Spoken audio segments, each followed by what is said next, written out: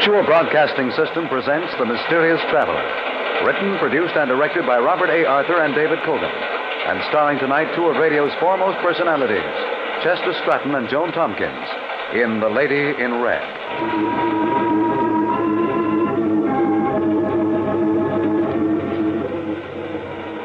This is the Mysterious Traveler, inviting you to join me on another journey into the realm of the strange and the terrifying. I hope that you enjoy the trip, that it thrills you a little and chills you a little. So settle back, get a good grip on your nerves, and be comfortable, if you can, as we join crime reporter Bill Storm on the strangest manhunt ever conducted.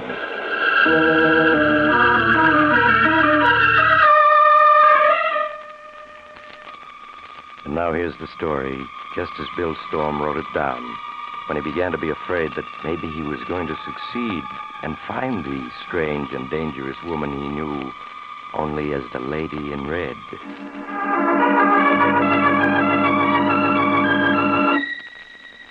My name is Bill Storm. I'm a newspaper reporter. And I'm writing this because I have a date tonight. A date with a gorgeous brunette with big dark eyes and the softest voice in the world. Sounds nice, doesn't she? Well, I'd like to believe she's nice, but I can't. In my heart, I know she's the most dangerous woman in the world. And up to a week ago, I'd never even heard of her. A week ago, the day of Rusty Dean's funeral. You know, the big shot. Gambling, slot machines, killed by a solitary gunman while stepping out of his nightclub. They didn't catch the killer, but they gave Rusty the biggest funeral since Prohibition. I was on the rewrite desk that afternoon.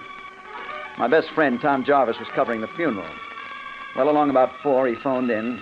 First, he gave me all the dope on the funeral, and then he started telling me about some brunette he just met. He was always a sucker for brunettes. Bill, she's a knockout. Big black eyes and the smoothest, softest voice in the world. I want you to meet her. No, blondes are more my style, Tom. Anyway, you're supposed to be working, or have you forgotten? I am working. Listen, Bill, I got a front-page story here. Theda led me to it. Who did? Theda, that's her. Theda. Theda. Like Theda Barra, the old silent picture star. Now, this is how it happened. I was watching the crowd at Rusty's funeral when I spotted a trim little number in red whispering to Joe Nelson. Who's Nelson? Well, Joe Nelson, the small-time thug. Well, anyway, she moved off, and I thought she might be a relative of the deceased, so I asked Joe about her. Well, he claimed he'd never seen her before, and that all she said to him was, 4 o'clock at the Banner Bar and Grill. 4 o'clock at the Banner Bar and Grill? That sounds like a message. Well, that's what Joe figured, only he decided she delivered it to the wrong guy. Well, I sort of wanted to see her again, so I persuaded Nelson he needed a drink. We slipped around the corner here to the Banner Bar and Grill, and sure enough, she was here waiting for us. Now, Tom, watch yourself. Bill, you got the wrong idea. She's a perfect lady. Yeah. Now, what about that big story you claimed you had? Oh, well, I'm coming to that. But honest, Bill, I want you to meet Theda. You'll go for her. Now, look, I'm going to put her on the phone to say hello. Here she is. Theda? Hello, Bill Storm. Hello, Theda. Is that your real name? Yes. Don't you like it, Bill? Sure I like it. What's the rest of it? There isn't any rest of it, Bill. Just Theda. Nobody is just one name. Not these days. I have, Bill. But here's Tom again. Listen, Bill, I'm going to fix up a date with her for you. But here's the story I promised you. Joe Nelson has been getting quietly plastered. And from what he's let slip, I'm positive he's the gunman who killed Rusty Dean. He is? Then hang on to him. Well, I am. Now, you get a car and come down here. We'll smuggle him up to the office and work on him. Maybe we can get the whole story out of him. I'll be there in 15 minutes. Keep buying him drinks till I get there. What's the address? It's on the corner of 5th and Spruce. Hey, Bill, 2 men just came in the door and they got Tommy guns. They're after Joe Nelson.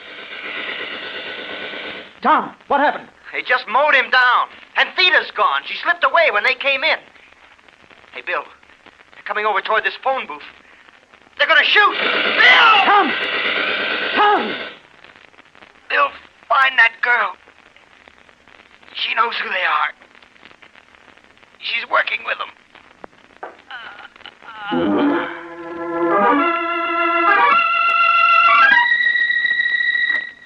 I was there in 5 minutes, even before the police got there. The place was deserted. except for the two dead men. Joe Nelson, the gunman, and Tom. Tom, my best friend, led to his death by a girl in a red dress. Well, the police didn't find the gunman who did the shooting, so I set out to find the girl, to track them down through her. Once I found her, she was going to talk plenty. I began the hunt by calling on the man who had been Rusty Dean's chief lieutenant and was running his enterprises now, Nick Murray. Sit down, Storm. Said you wanted to talk to me? What about? Murray, did your boys kill Joe Nelson this afternoon? My boys? No, Bill, they didn't. Why should they? Maybe because it was Nelson who bumped off Rusty Dean. He did? How do you know that? You mean you didn't know it? If I'd have known it, Nelson would have been dead long before this. Ah, I figured that. That's what made me think you were in the clear. You haven't told me how you know Nelson killed Rusty. Well, he had a few drinks this afternoon and let it slip out to Tom Jarvis. Just before those two hoodlums riddled them both. A brunette named Theda put Nelson and Tom on the spot for them. Brunette named Theda? Never heard of her. Huh? I hoped you might have. Trim-figured, deep, dark eyes, low, soft voice. Looks like a lady. Some lady if she works for the bump-off gang. No, I never heard of her. But if she's working with any local mob, I'll hear about it. If any of the boys run across her, I'll let you know. Thanks, Murray. But warn them, if they do meet her, watch out. She's pure dynamite.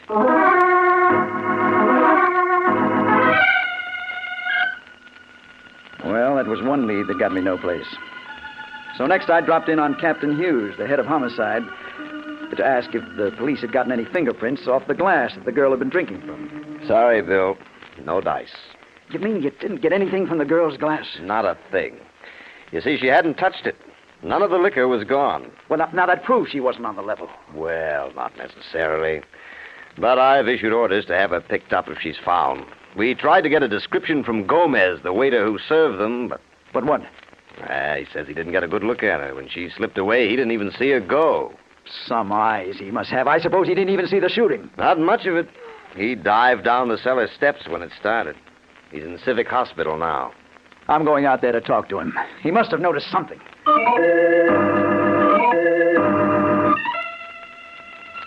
It wasn't much of a lead, but it was all I had. It was pretty late by now. And when I got there, the hospital had settled down for the night. They put Gomez in a ward.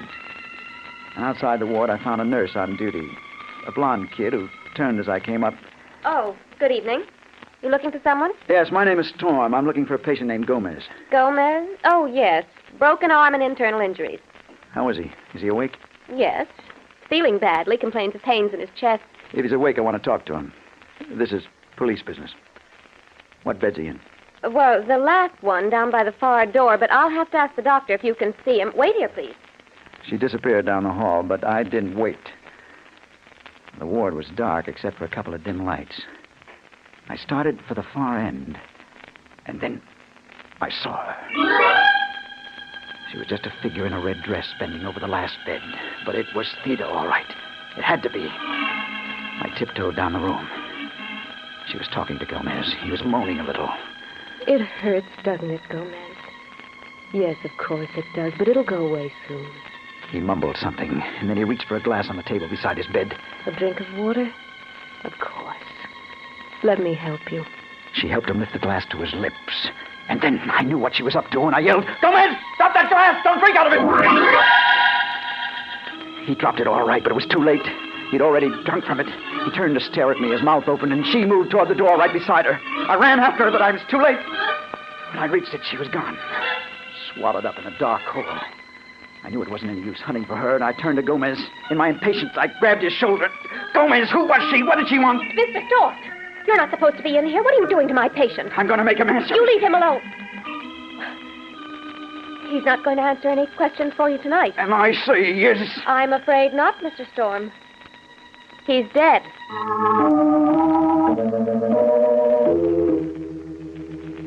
Yes, he was dead, all right.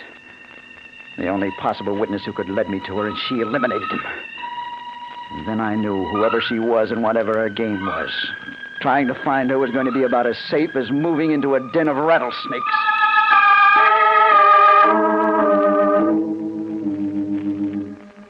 I put in a bad night trying to figure it all out.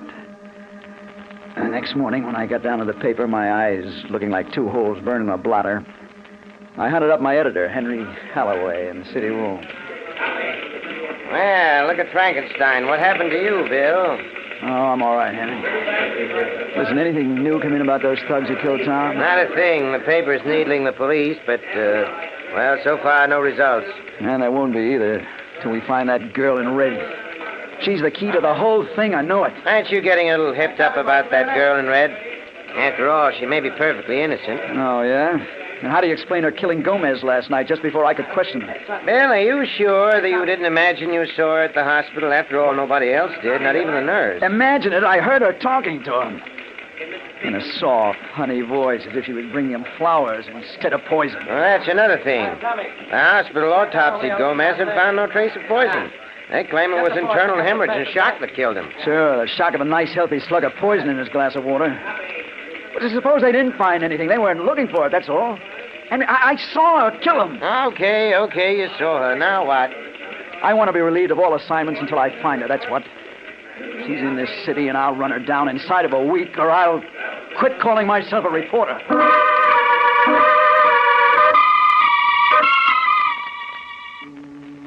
A week, I said. It didn't take any week to find her. Not that girl. She got around too much. I saw her again just 1 hour later. It happened like this. I went back to my apartment, dropped into a chair beside my window, and I started to figure my next move. The window looks out on another building across an air shaft, not 10 feet away.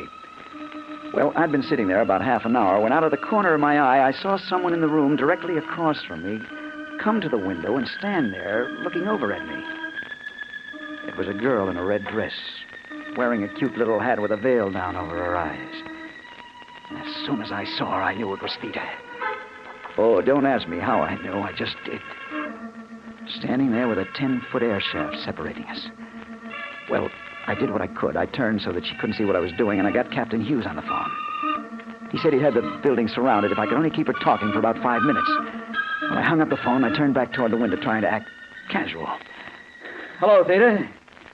You looking for me? Hello, Bill. No, it's just accidental that I'm here. But you're looking for me, aren't you? Her voice did something to me. I can't explain it. But a minute ago, I had hated her. And now... Well, now I knew why Tom had gone overboard about her. I said something, anything, to keep her talking. Well, yeah, I've been looking for you. You're a hard girl to find. I have to be, Bill. But why, Theta? Look, you're just a kid. What kind of racket are you mixed up in, anyway? I'm sorry, Bill. I can't answer that. Oh, but listen, you could be anything you wanted. You don't have to be mixed up with murder. Then you think I'm a murderer? Well, what else can I think? Last night you killed that poor devil at the hospital. I saw you. Yes, I know. You wouldn't believe me if I told you you're wrong, would you?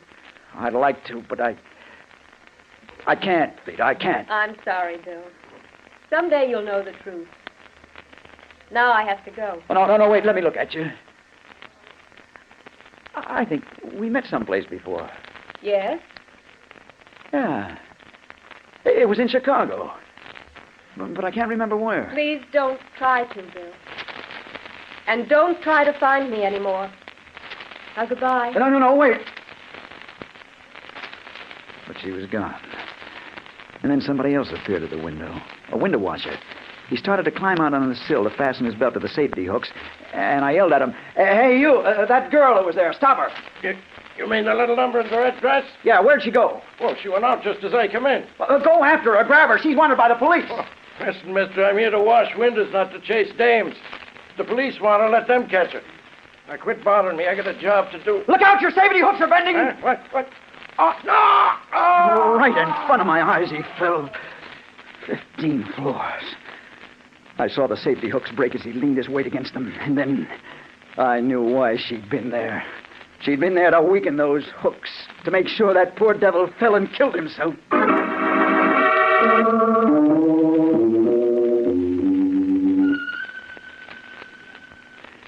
Storm, we didn't get her. She slipped through our fingers somehow. She was there, Captain. I saw her. I talked to her. Yeah, she was there, all right. We found a woman's handkerchief in the room. Initial J on it. Heavy perfume. Here it is. Lilac. Drenched in lilac. But the initials J. She said her name was Theta. She was kidding you. But she did the job, all right. Those safety hooks had been filed away to nothing. One of the local mobs is trying to get control of the window washers union. That's why he was killed. Intimidation. Sweet little lady, that one. But, Storm, the elevator boy who took her up, says she was a blonde, not a brunette. Oh, he's crazy. Her hair is as black and soft as midnight. You're getting poetic, aren't you? I wonder if you're still as anxious to find that girl as you were. Oh, Of course I am. And when I find her, she'll get what's coming to her. That's what I said. I didn't know for sure whether I meant it or not. I just knew I had to find her again. For 4 days, I combed the town for that girl. And then 2 nights ago, as I was walking home just about midnight, I ran into Dutton, a cop I knew, looking down the dark street and scratching his head. Hello, Dutton. What's the matter? You see a ghost? Oh, hello, Mr. Storm. No, but I got a funny feeling. I just saw that girl Captain Hughes once picked up. You did? Where? When? Well, just a minute ago, I was walking my beat when this dame comes past me, all dressed in red. Yeah, go on. What happened then? Where'd she go? Down the street. She turned into that door down there. And then come on. In 30 seconds, we were standing before the dark door that Dutton said the girl had turned into. It was partly open. And that's the door, Mr. Storm. But that's the entrance to her first storage loft. Now, why should she go in there? I don't know, but we'll find out. Better let me go first. I got a gun here. I'll see what's going on inside here. He pushed the door open and stepped into the dark hall, and then I heard him call out. Hey, lady, I want to talk to you. Hey, you up there, put on those first. Dutton, who shot you? Was it the girl? No. She was just standing there. It was 2 guys upstairs hijacking the furs. Dutton. Dutton.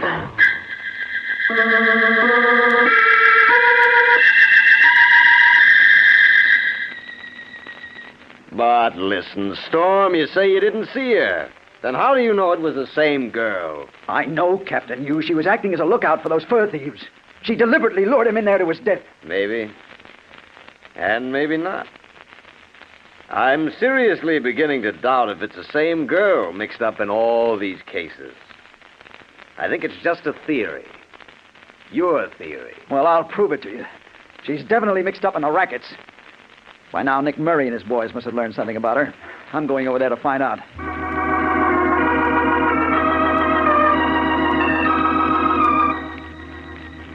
When I got to Murray's club, one of the boys showed me up to the office. Oh, hello, Storm. Sit down. Thanks, I will. Can I fix your drink? No, thanks.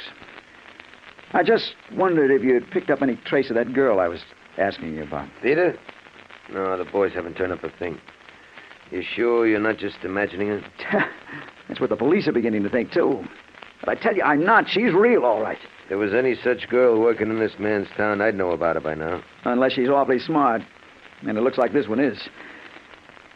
Well, I guess I better go and get some sleep. I need it. Oh, before you go... Yeah? I don't know anything about the girl. But tomorrow I may be able to tell you who killed your sidekick, Tom Jarvis. You may. When? I won't have the dope until tomorrow night. If you'll meet me around 10, I can give it to you. I'll meet you. Just say where. You know the Tambourine Bar on 3rd Avenue? No, but I can find it.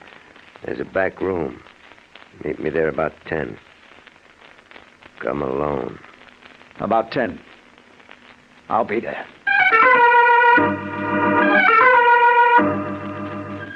I went home, but I didn't get much sleep. I was too keyed up.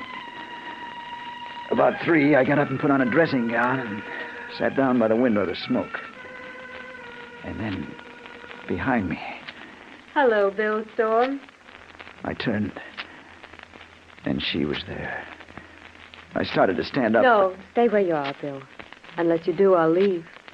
Theta, why have you come here? You've been looking for me so hard. I thought I ought to. Look, I won't touch you or try to make you stay, but let me get up and fix you a drink. Sorry, Bill, I can't stay. But I wanted to tell you the time's come when I can let you know the truth about me. You mean you're going to tell me who you are and why you've done what you've done? Everything, Bill. But not tonight. I'll see you again tomorrow, though. Where? When? You have an appointment, don't you, with Nick Murray? Yeah. How do you know? Are you working with him? Please, don't ask me any questions now. I'll tell you everything tomorrow night. Good night, Bill. Oh, no, wait. You can't go yet. But she was gone. By the time I reached the door, she was out of sight. Well, I went back to bed. But I didn't get any sleep. I was groggy, punch-drunk. I knew she was guilty, but I wanted to believe she was innocent. And I couldn't.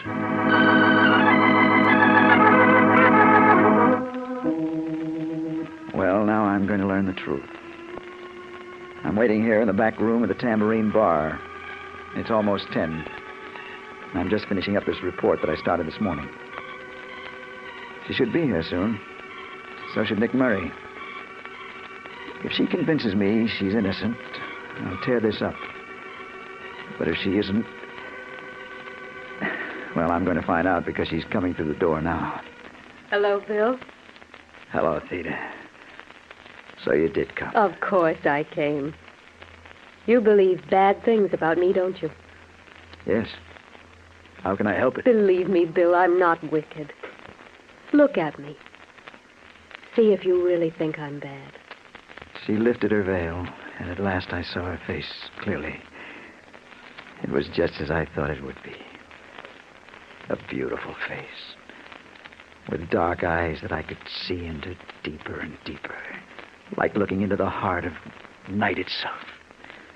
Now, Bill, do you really think I'm wicked? Oh, no. No, I don't. But who are you, then? What's your connection with these murders? You'll know soon.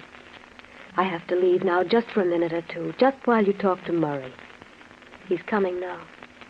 She slipped out one door while Murray came in the other. Nick closed the door and sat down. Well, I see you're here on time, Storm. Yes. If you can tell me who killed Tom Jarvis, I want to know. That's what I'm here for. 2 of my boys killed him. 2 of your boys? You see, Joe Nelson killed Rusty Dean for me so I could take over his racket. Then I saw your friend trying to pump Joe. I couldn't afford to take chances. I had to get rid of them both. And that explains a lot. But what about the girl? I don't know a thing about her. I think you just made her up as an excuse to come asking questions. No, I didn't. She's real. I know better. Because you did see a girl in that apartment where the window washer fell, but not a girl in a red dress. You saw Janice, my girl. Your girl? She filed those safety hooks and lost that handkerchief the police found. You mean you had that fella killed, too? Little business deal I'm interested in, protection stuff. And last night I decided you were getting to be a nuisance. That's why I'm telling you this now, because you're not going to pass it on. Oh, no. No, put that gun away. You can't get away with it. You go... So long, Storm. We won't be meeting again. Theda. Theda. Here I am, Bill. Theda, call a doctor. Quick. You'll be all right, Bill. Don't worry. But I need a doctor. Yes? I know you know. I know where I saw you that time in Chicago. Yes. I knew you'd remember. No, stay away from me. Oh, I won't let you come near me. I'm getting out of here.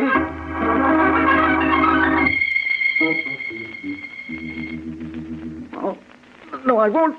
You're not going to get me like you did the other. Mr. Storm. Mr. Storm, can you hear me? Oh. Where am I? You're a nurse. Yes. You're in Civic Hospital. You were brought here an hour ago, shot in the chest.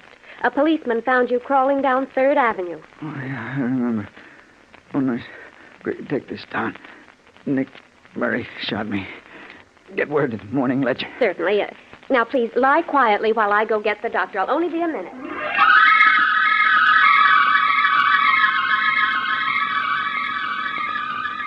Hello, Bill.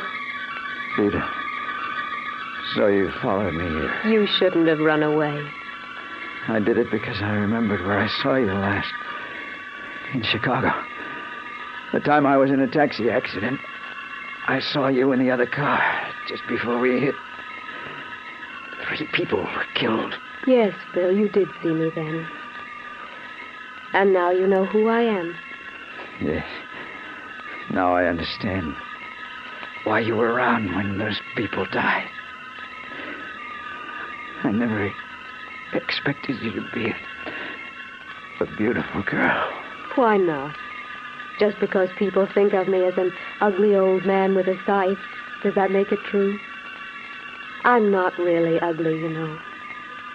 I'm not someone you have to be afraid of. No. I'm glad that you're beautiful. It makes it easier this way. Now take my hands, Bill. It's time for us to go. Yeah, sure. I'm ready.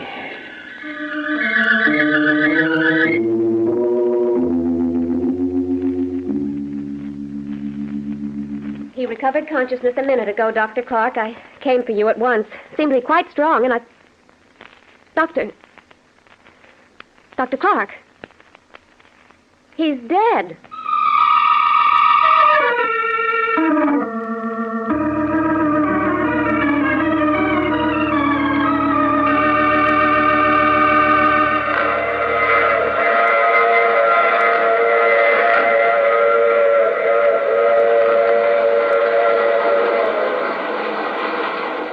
This is the mysterious traveler again. So that was the secret of the lady in red. Theda, a strange name. Theda. I wonder if Bill ever did realize those are the same letters that spell death. But he did what he set out to do. He learned the truth and avenged his friend. But if you should meet an alluringly beautiful girl who Oh, you have to get off here. I'm sorry. But I'm sure we'll meet again. I take this same train every week at this same time.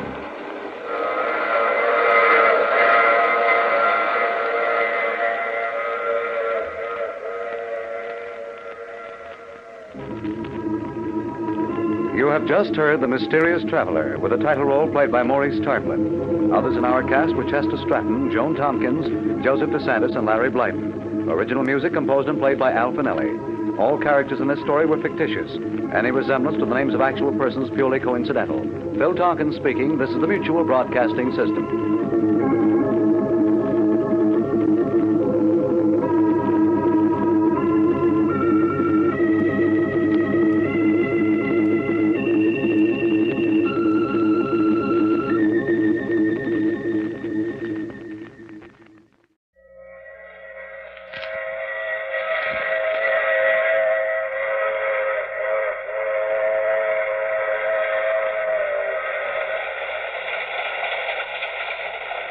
The Mutual Broadcasting System presents The Mysterious Traveler, written, produced, and directed by Robert A. Arthur and David Colgan, and starring 2 of radio's foremost actresses, Gladys Thornton and Abby Lewis, in The Knives of Death.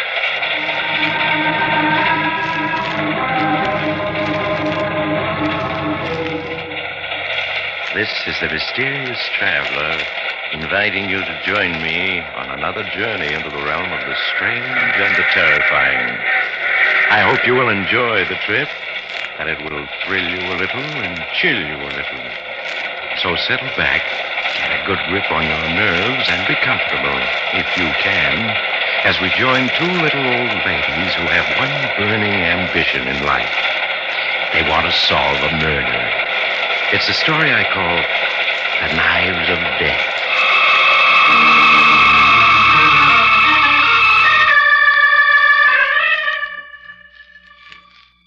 Perhaps you remember 2 sweet old ladies named Grace and Florence Murdoch. Grace is 72, and Florence is younger. She's only 70. After a lifetime in a small town, they've set out to see the world. Well, up to now, their only recreation has been reading mystery stories. Now they're determined to find real adventure and not just read about it. In their hotel room high above New York, Grace Murdoch is looking out at the great city below them with eager anticipation. New York, Florence, think about it. We're in New York. I don't have to think about it, Grace. I know we're in New York. Oh, look at the lights, the enormous buildings, the traffic. Florence, think of the adventures waiting for us down there. The people we'll meet.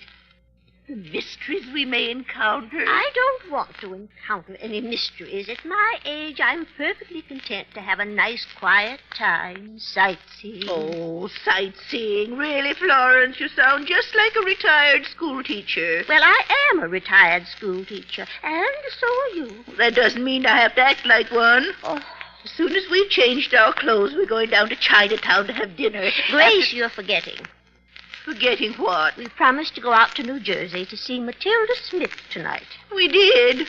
I don't remember doing any such thing. Why, I don't even remember any Matilda Smith. That's her married name. She used to be Matilda Johnson. She was a pupil of mine the first year I taught school. A thin, unattractive Southern girl with just lots of money. She sounds simply dismal. Why do you want to look her up? Because of her husband. He used to be a professor. He made several trips to Africa, wrote some very interesting articles about the strange tribal customs he encountered. Now, I'll phone her and tell her we'll be out later. Hello? Operator, I want to make a person-to-person call to Mrs. Matilda Smith in Dobbs Corners, New Jersey. That's it. Yes, I'll wait.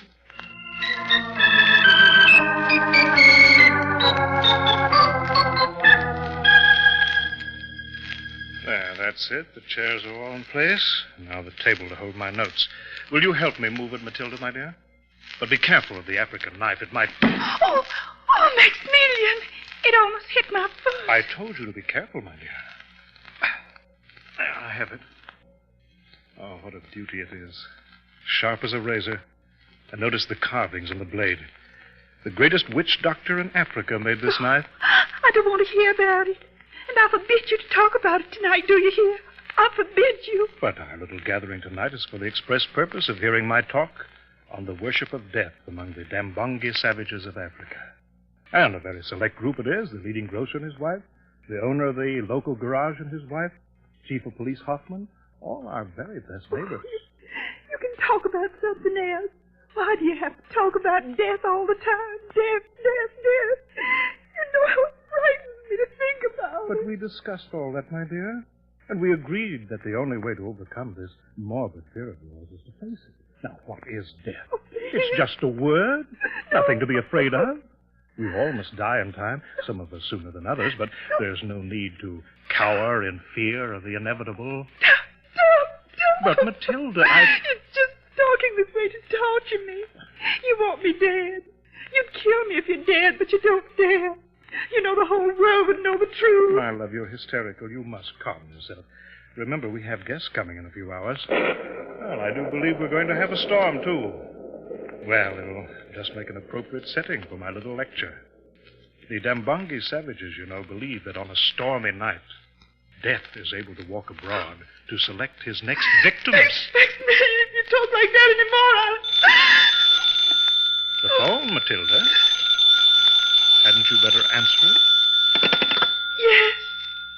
Oh, Florence Murdoch. Oh, Florence, yes, I do want you to come right away. No, you must come tonight as soon as you can. I want you to protect me. My husband's trying to kill me. He's trying to scare me to death.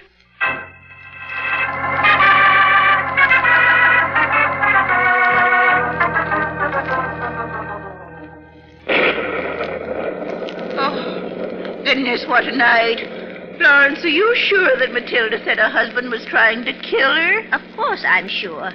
She said said he was trying to scare us to death. Oh, do you realize that we've read over 1,000 mystery novels, and in none of them has a victim ever been scared to death? What of it? Don't you see? It's a brand new murder method.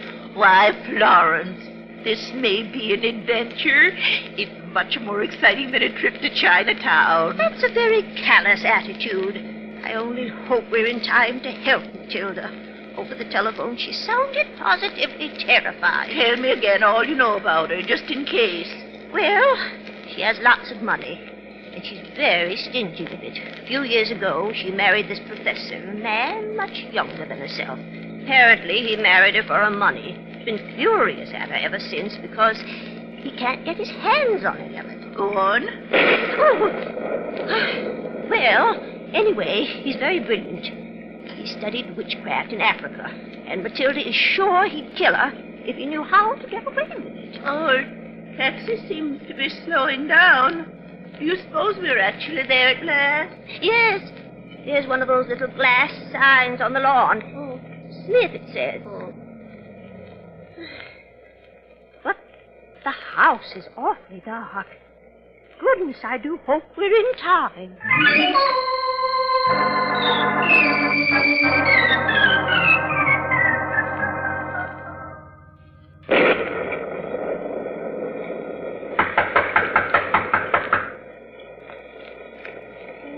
Is anyone home? They're an awful long time answering. Matilda said the professor was giving a talk tonight to some friends. Maybe they don't hear us.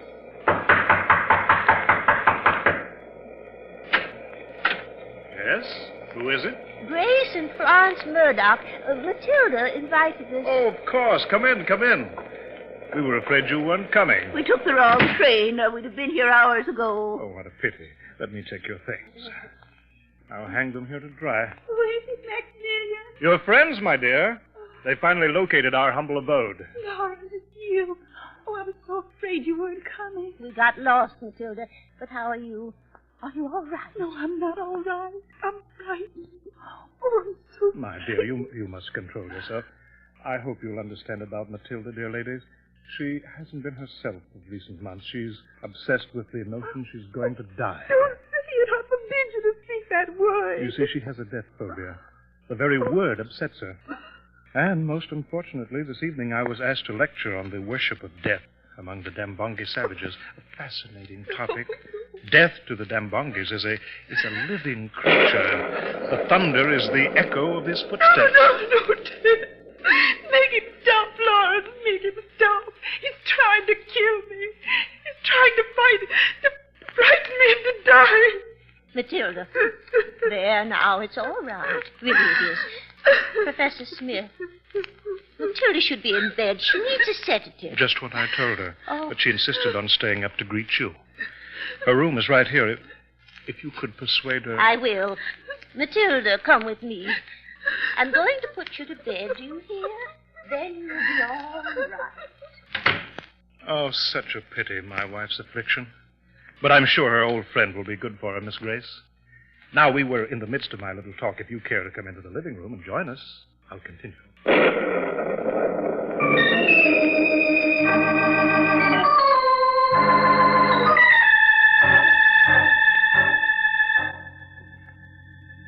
And now, my friends, having discussed the curious beliefs concerning the subject of death held by these savages, the Dambongi tribe of Central Africa, I'm going to show one of the sacred knives of the tribe. I'll hold it up here. Notice the tremendous blade, razor sharp, and the curious carving. The Dambongi believe that a knife like this is the house in which death lives, and that such a knife possesses a life of its own, and can seek out and kill a victim with no human hand touching it. That's superstition, of course. But still, strange things do happen in Africa. I'll pass the knife among you for closer inspection. Chief Hoffman, would you care to look at it? Yeah, I guess so. Handle it carefully. It could give you a nasty cut. Oh, look out. Dear me, you dropped it. Well, I have it. I have it. No harm done. Seemed to twist right out of my hand, like it was alive. The unexpected weight, of course. But perhaps I'd better not pass it around. Someone might be cut. Instead, I'll start the projector and show you the exotic tribal dance in which this knife was dedicated to death.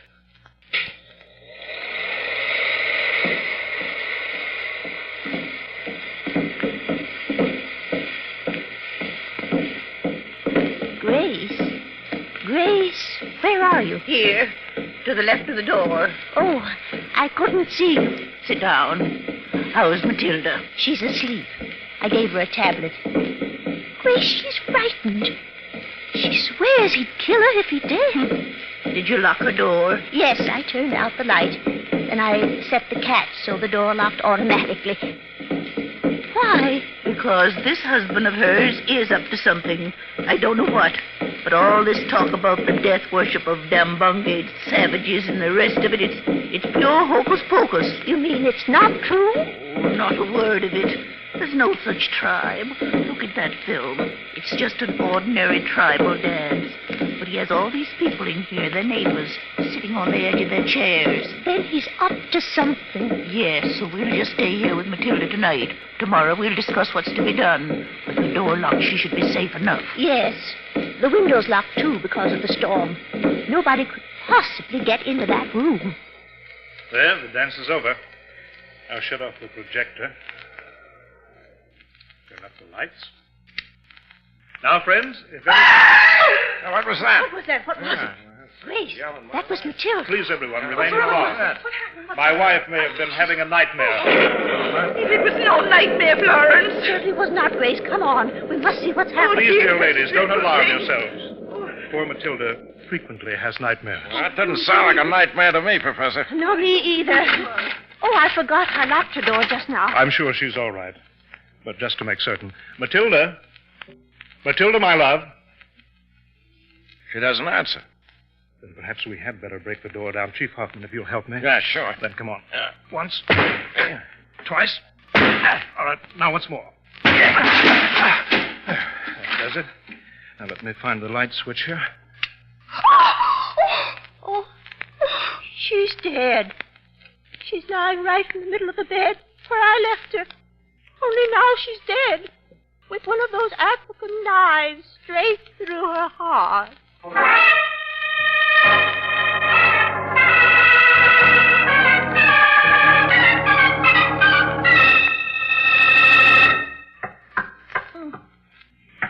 This wall's perfectly solid. Yeah, this one is, too. Well, it beats me. The walls are solid, the windows are locked, and we know the door was locked because we had to break it down. And still somebody got in and killed poor Matilda. But how? It's extremely puzzling. More than puzzling, my dear Miss Murdoch. Impossible. Surely by now it's obvious that at last Matilda could endure her terror no longer and ended it by seeking the very death she feared. Nonsense. You mean you don't think so? Of course not. I've known Matilda since she was a girl. She was always emotional. She certainly wouldn't kill herself. Florence is quite right. Nobody who worries so much about dying ever kills himself. Then, my dear ladies, we have an impossibility. If in this tightly locked room my wife didn't kill herself and wasn't killed, what other answer remains? I don't know yet. If we rule out those two possibilities, we're left with a picture of a huge African knife, dedicated to death by the mystic spell of an African witch doctor, rising in the darkness, floating through the air, and plunging itself into its victim's heart. Nah, she killed herself. That's what I say. I stick to it. Just how did that knife that killed Matilda get in this room? I don't think that's been explained. I brought back a pair of them from Africa. They're very rare and extremely valuable. One I kept, one I presented to my wife. She kept it in here, on her dresser. I would hardly expect her to keep something she dreaded so much in her room. Because of the value of the knife. Matilda, for all her wealth, was extremely close-fisted. Anything valuable she liked to keep close to her. There's one thing you men are overlooking. Yeah, Miss Murdoch? I helped Matilda to bed. I saw her take a sleeping potion just before I turned out the light. Then she couldn't have killed herself. The medicine would have put her to sleep too quickly. Just what I was trying to point out. Well, Professor, what do you say to that? What can I say, dear lady? Only what I've said before. Here in this locked room was a knife. animated by the very spirit of death himself. The storm is raging outside. The sleeping spirit in the knife stirs. The knife moves. Now, this is Dobbs Corners, New Jersey, not Africa. That kind of stuff don't happen here. I say she killed herself. It's the only way it could have happened. And now I'm going home. I decided there ain't no case here for the police, and that's that. Yes, of course, you're right. It couldn't have happened any other way. I'll see you to the door and tell my other guests that they're at liberty to go home. You will all understand that I want to be alone with my grief. Well, Grace, you wanted adventure tonight. I guess you've gotten it. Poor Matilda. That monster murdered her. The least we can do is avenge her by proving it. If he murdered her, I'm sure I don't know how. He was out in the other room talking to us when she died. Yes, he was just turning up the lights when she screamed. Oh, but we must try. There's the knife he was showing us there on the table in the hall. Get it for me, will you? All right, though I can't imagine why you want it. Here it is. Now, bring it over here to the bed. There now. Hold the knife close to the one that killed Matilda. I want to make sure they're identical. Very well, Grace. Grace! What, Florence? This knife in my hand. It moved all by itself. Look, I'll show you. I'll hold it close to the first knife like this and... See? It practically jumped to touch the other knife. That's very strange. Let me try it. You're right. There's a strong and definite attraction between these two knives. As if there was something living in them, just like Professor Smith said. Yes, and I think I know what it is. Oh, the lights almost went out then. Yes, lightning struck the wires. But, Florence... Yes, Grace? I need 10 minutes. Go out and somehow try to keep the professor from interrupting me for that long. But how? Oh, how do I know? Use your feminine wiles on him. I never learned any. That's why I'm an old maid. Then faint or do something, anything. But I need 10 minutes to discover the kind of black magic Professor Smith used to kill Matilda without ever coming near her.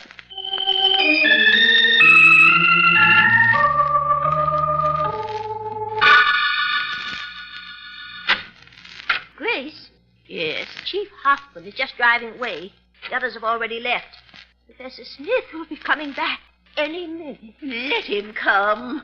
I'm all ready for him. Help me put this stepladder in the closet. All right.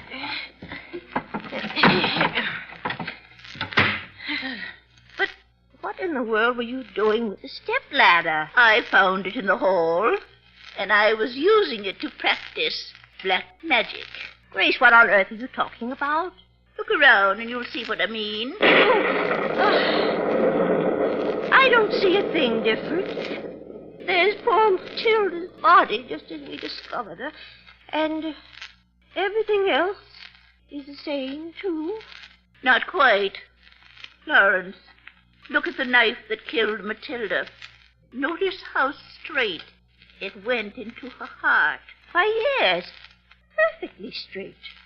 And from reading more than 1,000 mystery novels, we know that when anyone strikes a fatal blow, it usually enters at an angle. Of course it does. And this knife went in as straight as if it had fallen point foremost and... That's it, Florence. Now you're looking in the right place. The ceiling! Directly over Matilda's bed. There's a huge knife lying right against the ceiling. I just finished putting it there. But what makes it stay there? Black magic, Florence. Black magic, Professor Smith. Magic? Oh. My dear Miss Murdoch? What were you saying about me and black magic? Professor Smith. I was asking what were you saying about me and black magic. Have you two been disturbing poor Matilda's body? Grace, I think it's time we were going. Yes, Florence. It's very late and we must be getting back. Stand still, you two. Gracie, he's pointing a gun at us. And it's loaded. Furthermore, I'm an excellent shot. You'd never shoot two defenseless women. Since he's just murdered one defenseless woman, Florence, I wouldn't be too sure of that. I'm tired of this little comedy. And of you two busybodies. You stand there until I can see what you've done to Matilda's body. Why are you rolling Matilda's bed out from the wall? So that I can stand between it and the wall. And keep an eye on you, too, while I examine Matilda, my late but unlamented wife. Now we'll see. Good. Grace, what are we going to do? He may kill us, too. I know. You got us into this. Now get us out. Oh, I wish we'd just gone to Chinatown like I wanted. Never mind wishing. Think of something. Can't. My mind's frozen. That gun looks so big. Florence, I'm scared. Maybe we can distract him by talking. Professor? Yes? You're not looking in the right place. I suggest you look up at the ceiling. I don't need to. I'm prepared to admit that you probably guessed my little scheme to rid myself of Matilda. Oh, it was a clever scheme, but not clever enough. I think it was. My little talk about witchcraft and black magic and knives that move by themselves confused everyone else so thoroughly none of them will ever seek for a more rational explanation. But we know. At least, I think we do. And you, my dear ladies, are going to be silent as the grave. Oh. A nice turn of phrase, isn't it? Silent as the grave? You're going to kill us? As soon as the next clap of thunder comes to drown out the noise of the shots. Oh, no. Why, we have tickets for a round-the-world voyage, and we haven't even started. You'll not need them, I assure you. You'll be caught. I never read a mystery yet where the killer wasn't caught. How different life is from books. You see, there's a pool of quicksand a mile from here in the swamps. Your bodies will go into that pool, and you'll never be found again. Particularly as no one is likely to come looking for you. Oh, dear. We won't even have a headstone. And I always hated swamps so. Florence, stop! The lights have gone out!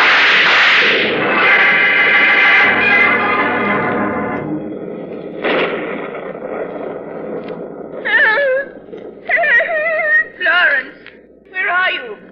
Florence! I'm here. Help! He's got me. Help, Grace. Help, he's trying to kill me. Florence, calm down. You're in the closet, caught in the stepladder. In the closet? Oh, I see what happened. When the lights went out, because the lightning hit the wires, I ran for the door. Only I got the wrong door. You did indeed. But where's the professor?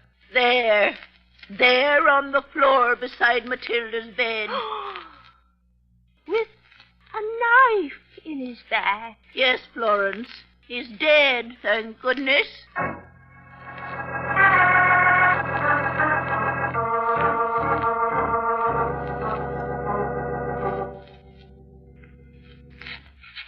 Dear Diary, tonight we actually solved a murder, and in a locked room, too. The manner in which we solved this dastardly crime. Grace? Yes, Florence? I'm writing up our diary. Yes? And I want to put down how we solved Matilda's murder. How did we solve it? I'm still a little confused. Oh, well, in the end, it was quite simple. You see, Florence, for 50 years you taught history, but I taught physics. What has that to do with it? When we were examining those two knives and some strange force drew the two blades together... Yes, I remember. I recognized it at once that one of the blades must be magnetized. Magnetized, of course. Now, hard steel becomes magnetized when in the field of an electromagnet. So I reasoned there was a magnet somewhere in the ceiling. And when we got Chief Huffman to come back, he found it under the floor of the room above, directly over Matilda's bed. So all Professor Smith had to do was to switch on the electromagnet, then place the knife against the ceiling, and it stuck there? Exactly. You helped Matilda to bed. Neither of you noticed the knife because the room was lighted only by a small bedside lamp. Then 10 minutes later, in the living room, the professor pretended to switch on the lights. At the same time, he pressed the switch that controlled the electromagnet. And the knife fell and plunged straight into Matilda's heart. Poor thing. But how did the professor get killed? I'm kind of slurred over that. He's telling Chief Hoffman what happened. Why, in testing the apparatus, I put the second knife against the ceiling, and the electromagnet held it there. Yes? Then the professor came in and stood under it while he pointed his gun at us and waited for a flash of lightning. That was like a bad dream. But when the lightning came, the flash blinded him. We ducked. The lightning itself struck the wires, cutting off the current and causing the electromagnet to cease working. So that the knife fell and killed the professor. He was destroyed by his own evil scheme. Exactly. By his own black magic, it killed him. You might even say he was executed by heaven itself.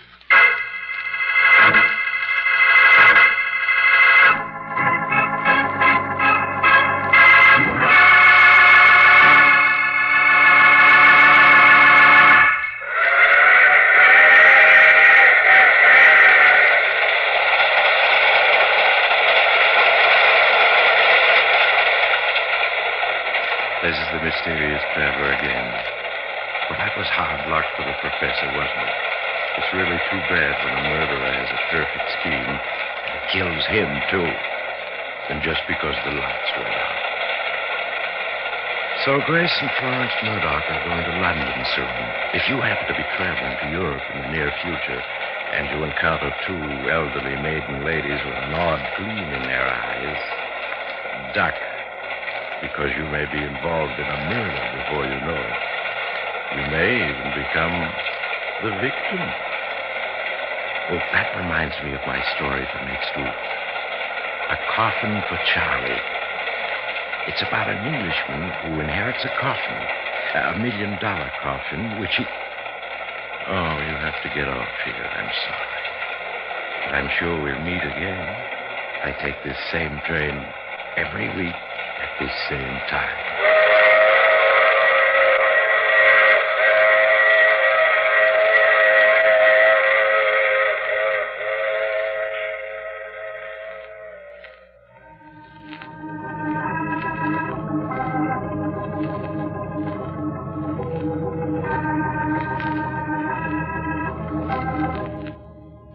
You have just heard The Mysterious Traveler, with the title role played by Maurice Tarplin. Others in our cast were Gladys Thornton, Abby Lewis, and Wendell Holmes. Original music composed and played by Al Finelli. All characters in our story were fictitious. Any resemblance to actual persons was purely coincidental. Phil Tompkins speaking. This program came to you from New York.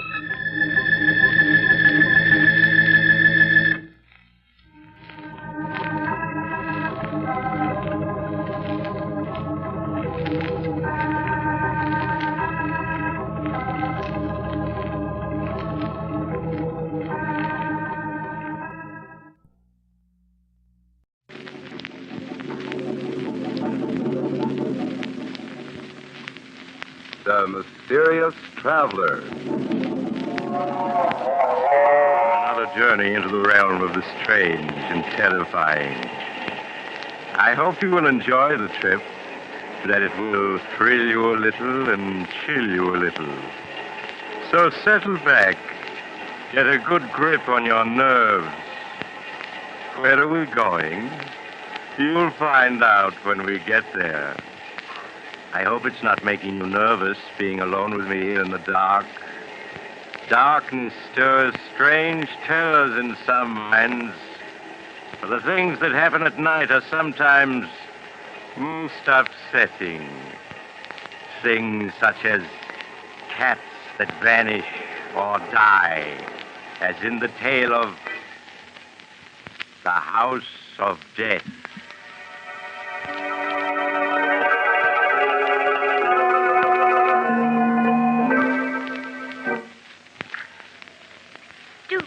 Living out in the country this way, Louise. We're so isolated from everyone. Yes, Martha. It was much nicer when we lived in our own house in the village. Even if Roger and Hester are our nephew and niece, we should never have let them persuade us to move out here with them. Oh, doesn't that wind ever stop blowing? Martha, Roger and Hester are coming. I just saw the car turn into the drive. I hope they've brought a maid. Well, what's the matter with Toby and Queenie? Oh, mother's little darling's hungry. Even Toby and Queenie don't like living here. Yes, they do seem unhappy. But Toby hasn't been eating well at all. Louise is very foolish out living here with Roger and Hester. I think we should move back to our house in the village where we can really be happy. Oh, Martha, could we? I see no reason why we can't. There's so much nonsense about our being invalids and too old to live alone. Hello, Aunt Martha. Aunt Louise? Oh, Roger, were you able to get a maid for it? Oh, I'm sorry about that, Aunt Louise. I tried, but it's just impossible to get a maid these days. Roger, you know we need someone to push Louise around in her wheelchair. It's too much for me. Well, I'm sure Hester will do anything you ask. How are you, Aunt Louise? Aunt Martha? I brought you some good hot tea and some biscuits. Thank you, dear. Roger, Louise and I have been talking things over. Now, it is very kind of Hester and you to invite us to live with you, but we were much happier living in the village and would like to go back to our house. What? But, Aunt Martha, it's much better for you here. Well, of course. You're homesick, that's all. Why, certainly, in time you'll come to love this place as we do. Now, we don't want to hear another word about your leaving us. We couldn't be happy thinking of the two of you living alone in that house in the village. Come along, Roger. Let them drink their tea. Yes, Hester. Well, see you both later. They're really so good to us, Martha. But I do wish they'd let us return to our own house. Tea tastes strange. You tried it yet, Louise? No. Why, yes, you're right. It does taste funny. Probably the water they use. Nothing out here seems as good as it was home. You better not drink any more of it. No, do you remember the little teas we used to give when we lived in the village? Mary Thompson came over every afternoon. It was so nice. There's no reason why we can't move back to our house and have those teas again. But you heard what Roger and Hester said. Our health isn't so good, and we need someone to look after us. Well, what of it? With all that money Father left us, we can afford a dozen servants. Yes, Louise, I think we'd better plan to return home.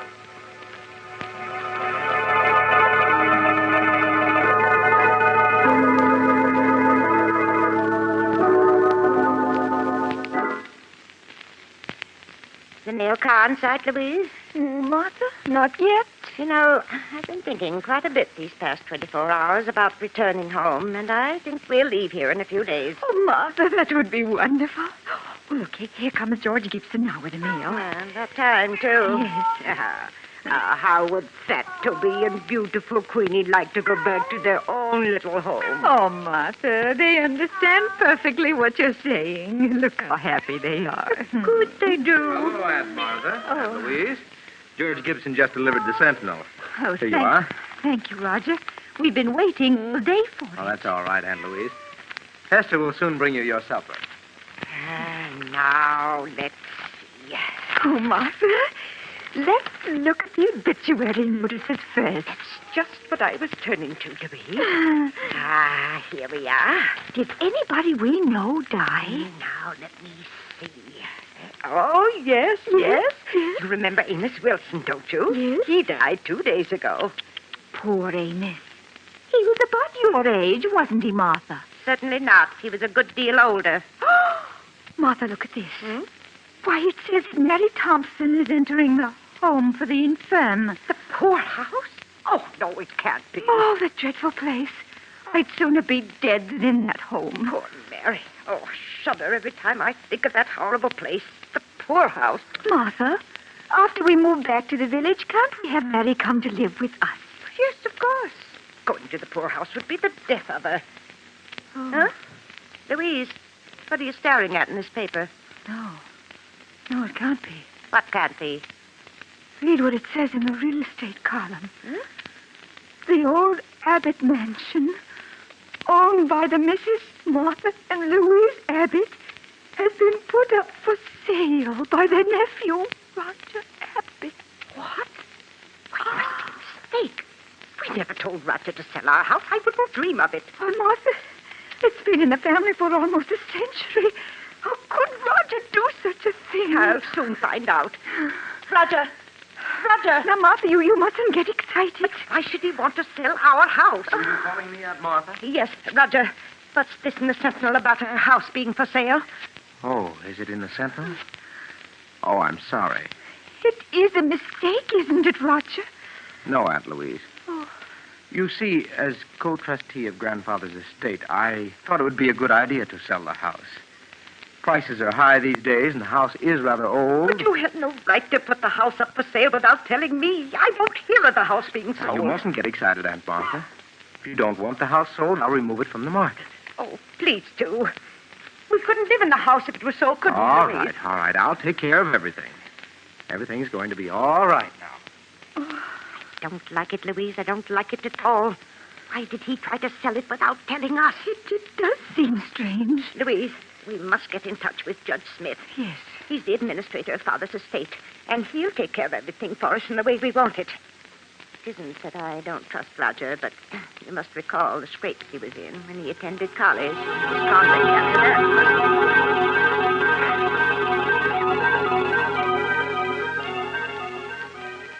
And then there was the matter of that bad check Roger gave. If it hadn't been for his dear father, he would... Someone's coming, Martha. I have your suppers for you. Now, please eat them before they get cold. Yes, Hester. There you are.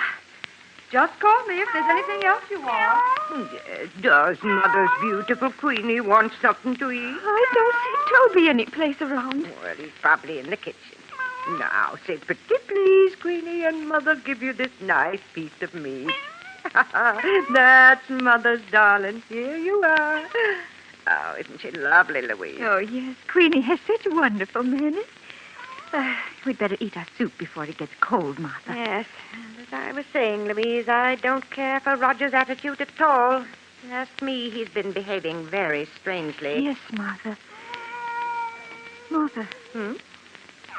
Martha, that piece of meat you gave Queenie doesn't seem to have agreed with her. She looks ill. Yes, you're right. Oh, Queenie, what's the matter with Mother's little darling? Martha, she's in agony. What can we do? Roger, come quickly. Oh, poor Queenie. Roger. She's suffering so hard. Oh, Roger, do something. We must help poor Queenie. Oh, Roger, look. I'm afraid it's too late, Aunt Martha. She's dead. Dead? But It can't be. She was all right just a few minutes ago. Things like this will happen, Aunt Martha. She was old. She probably had cramps. Roger, you better take Queenie out of here. All right, dear. poor Queenie. We've had her ever since she was a little kitten. 12 years now. There, Aunt Louise, you mustn't cry. You still have Toby. Now, why don't you eat your supper? You'll feel much better if you do. Hester, how can you speak of food at a time like this, with poor Queenie's body not even cold? I'm sorry, Aunt Martha. If you want me, just call. Oh, Martha, it won't be the same without Queenie. I simply can't understand it. 1 minute Queenie was perfectly well. Then after you gave her the meat, she became ill. Yes, she was perfectly well until she ate the meat. Louise, the meat, that's it. Don't understand, Martha. The meat, it was poisoned. Poisoned? Louise, that poisoned meat was meant for us. Martha, you don't mean that Roger and Hester...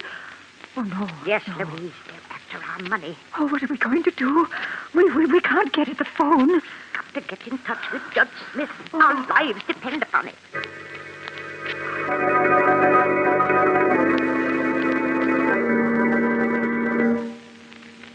The two old ladies stared at each other, terror in their eyes. The minutes dragged into hours, and each hour was a nightmare, as they waited for the time to come when they could make the one contact between themselves and the outside world. Do you see George Gibson's car yet, Martha? No, Louise, but he should be in sight any minute now. Oh, what if Hester or Roger come home before he gets here? Then we won't be able to talk to him about our message to Judge Smith. Now, Louise, you know Roger isn't due home from work for another hour. Yes, but what about Hester? She's over at the miller's farm, and she's liable to return any minute. Louise, I see George Gibson's car. He's just turning into Hurry, the drive. hurry, Martha, hurry. It's all right. Hurry. I'll race the window. Martha, call to him quick before he gets away. George Gibson. Hello? Who's calling? Look over this way, George. It's Martha Abbott. I want to see you. Oh, it's you, Martha. Well, howdy, I'm coming. He's coming, Louise. Do you hear? Now we'll be able to get in touch with Judge Smith.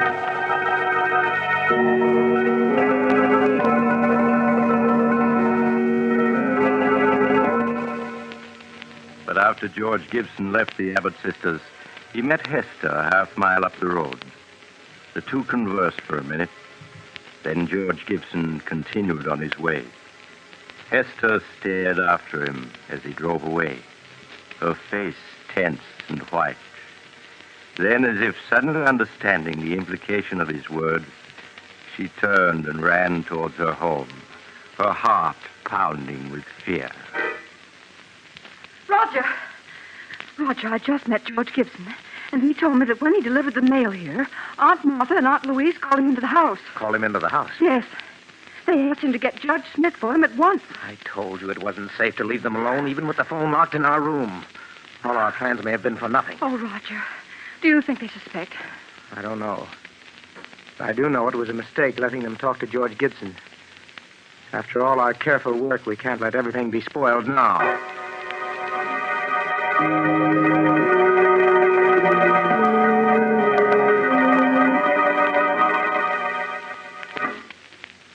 Oh, Martha, these past 24 hours have been endless. Where can George be? Probably delayed somewhere. Oh, Martha, there. George is coming. He just turned into the drive. I told you he wouldn't fail us. Oh, but Roger and Hester are in the house now. What if they don't let George see us? Nonsense. When George has a message to deliver, he delivers it. Roger's just gone out to get the mail, but... Louise. What is it, Martha? What's wrong? That isn't George Gibson driving the mail car. What? The man driving it's only a youngster. Now he's leaving. Martha, what does it mean? I don't know. I don't understand. Perhaps George is ill and he couldn't come today. Hello, Aunt Martha, Louise. This magazine just came in the mail. Thought you might like to see it. Thank you, Roger. Why didn't George Gibson deliver the mail? Oh, so you noticed there was a new driver today. Yes. I'm sorry to tell you this, but poor George Gibson was killed last night. Killed? Oh, no. He had an accident as he was returning to the village. An accident? Yes. I don't want to speak any more about it. It'll just upset you. Hester will bring you your supper soon. Oh, poor George. That means Judge Smith never got our message. Oh, Martha. Louise, don't you see? It wasn't an accident. But Roger said it was. George was deliberately killed to keep him from going to Judge Smith. Martha, you don't mean that Roger and Yes, Hester... Louise. They won't stop at anything to get our money. Oh, Martha, I'm so frightened. Oh, we must have courage or we're lost. Oh, but if we can't get word to the outside and they're poisoning our food... Well, we haven't eaten a thing since poor Queenie died. We can't go on throwing food away or we'll starve. There's only one thing to do, Louise, if we're not to starve. Toby must sample our food before we eat it. You mean to see if it's poisoned? Yes. Oh, I know it's dreadful risking poor Toby's life like that, but it's the only thing to do. And meanwhile, we must get in touch with Judge Smith. We must.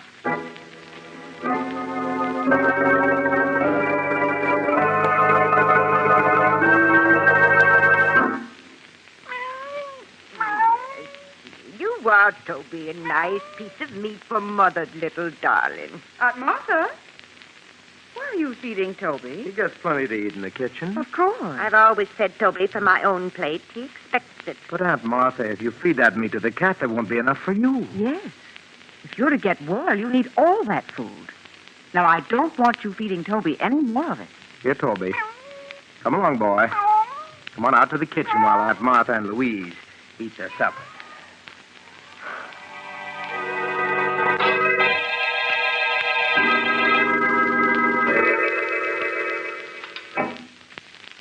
How are you, Aunt Martha?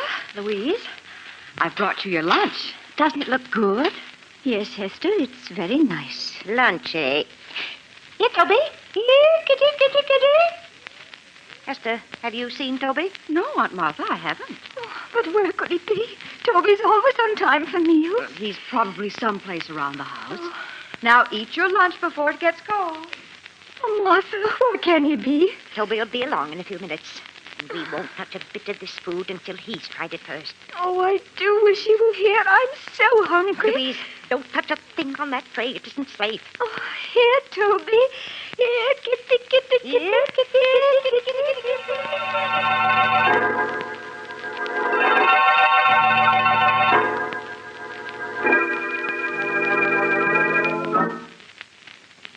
Good evening, Aunt Martha. Louise, how are you? Good evening, Roger. I have your supper here for you two. What? Aunt Martha, neither of you ate your lunch. What's wrong? We went hungry, Hester. Have you found Toby yet? No. I've looked everywhere for him, but he seems to have disappeared. Oh, Now, you mustn't worry. I'm sure he'll turn up. Yes. Aunt Martha, you and Louise can't afford to miss meals in your state of health. Why, certainly not. Now, we want you to eat everything that Hester has brought you. Yes, you'll make us very unhappy if you don't. Now eat it while it's hot. Come along, Roger. I'll get you your supper. All right, dear. Did you hear what she said about Toby, Louise? Yes, he's vanished. Nonsense, they've killed him. You saw how angry they were last night when we fed Toby from our plates. They've killed him, so he won't spoil their plans. Martha, what are we going to do? I'm so hungry. Got to get word to Judge Smith before it's too late. But how? Tomorrow, I'm going to go out to the road and try to get to the village. But, Martha, it's 2 miles to the village, and you know you can't walk more than a few yards. You're not strong enough. Louise, with either starvation or poisoning staring us in the face, we haven't any choice. I must try to reach the village.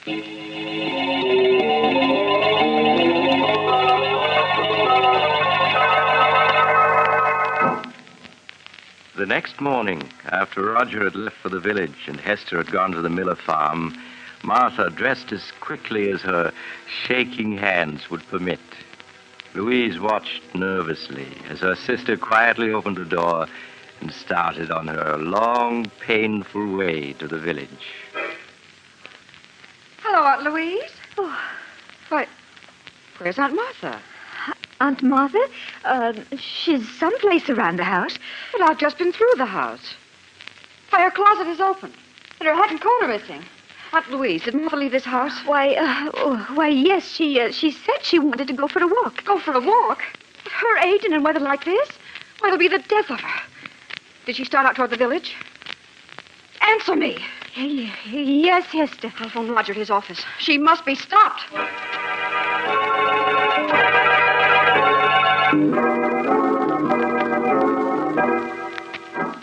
20 minutes later, as Roger drove along the road leading to his home, he saw a small figure in the distance. It was Aunt Martha. There was a weary, painful look on her face as she hobbled towards the village. In spite of her determined resistance, he put her in his car and drove rapidly on home. One thought was uppermost in his mind. He must make sure that this could never be repeated. Oh, Martha, I'm so hungry. Yes, Louise, I know. So am I. We've gone 3 days now without eating. We left them our money and our wills. Why must they kill us? They're nothing but common murderers. Oh, if there was only some way to get word to the village. Louise, I've got an idea. What is it, Martha? If we were to set fire to the house, they'd see it in the village. Yes. And then the fire company would come out. Then we'd be able to tell them we'd be saved. Oh, but Martha, Hester and Roger would put out the fire before it could get big enough. Louise, I know a way we can prevent them from putting out the fire. You do? Yes, and we can save ourselves, Louise. We can save ourselves.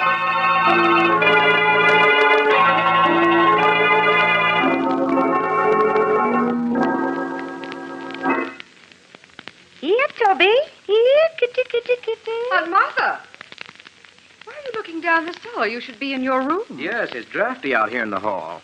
Now, come on, close the cellar door and go back to your room. But I heard Toby crying. He's down in the cellar, and I won't go to my room until I get But him. Aunt Martha, Roger, just to put Aunt Martha's mind at ease, why don't you go down to the cellar and see if Toby is there? Oh, all right. If you ask me, it's just a waste of time. Oh, please help him look for Toby, Hester.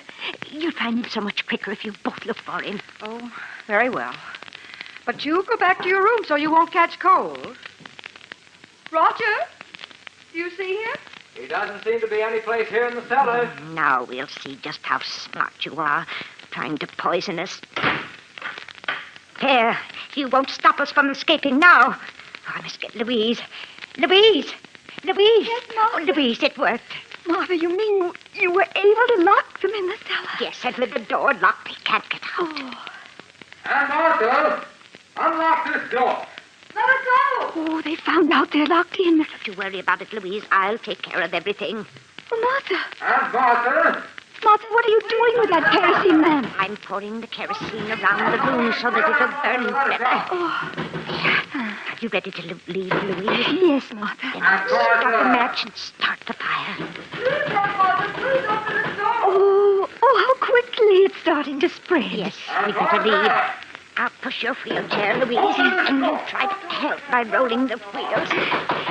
Yes, Louise. There. Yes, they're coming along nicely. Oh, Martha, I hate the babies. Louise, you mustn't waste any pity on them.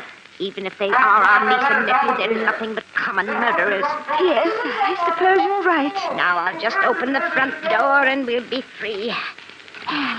Roll the wheels a bit, Louise. Yes, I am. Just a few feet more and we'll be safe. There. Far enough away from the house to be perfectly safe. Oh, my. The whole house is on fire now. Yes, lovely fire, isn't it? I don't feel cold at all. Oh, do you think they can see it in the village by now, Martha? I'm sure they do. Now remember, Louise, when the fire company gets here, we don't know what happened to Roger and Hester.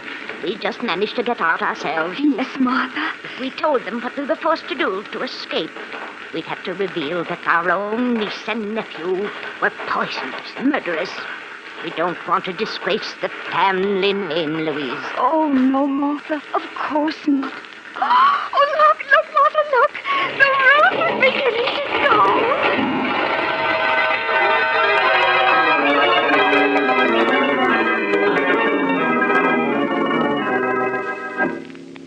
A few minutes later, the fire company arrived to find Martha and Louise in the garden, staring at the roaring fire which had been their home.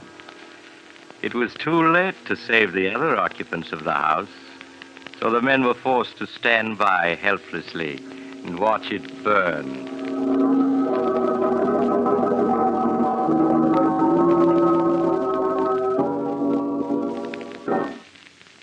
Good morning, Judge Smith. Good morning, Miss Martha, Miss Louise. I trust you're well after that terrible ordeal last night. We're much better, thank you, Judge. Well, now that your niece and nephew are gone, we must plan for your future. Oh, you don't have to bother, Judge. All we want to do is move back to our old house, hire a few servants, and live as we used to. Oh, and I was wondering if you could arrange to have Mary Thompson come live with us. I won't hear of her going to that dreadful home for the infirm. Oh, no, it would be the death of her. Ladies, I'd hoped I'd never have to reveal the truth to you, but now it appears I must. I don't understand, Judge. Last month, the bonds in the trust fund your father left you became utterly worthless. What? Your nephew and niece were afraid the shock of learning you were penniless would kill you. So it was decided to keep the news from you. That's why the three of us persuaded you to move in with them. Your house here in the village had to be sold to meet debts of the estate. But that can't be. Father left us so much. It's all worthless now. Perhaps I should have told you this a month ago. But your niece and nephew wouldn't hear of it. In spite of the fact that they had only Roger's salary to live on, they were determined to prevent you from ever learning of your misfortune. But the deaths of poor Queenie and Toby, of George Gibson. George Gibson? Yes. I'm afraid I don't understand. Surely you heard he was killed a few days ago when a tire on his car blew out and it overturned. You mean he wasn't murdered? Certainly not. Are you feeling well? Has my news been too much for you? No. Well, now that your niece and nephew are gone and there's no one to support you, I'm afraid there's only one thing left. One thing left? What's that? I'm sorry to say, the home for the infirm, the poorhouse.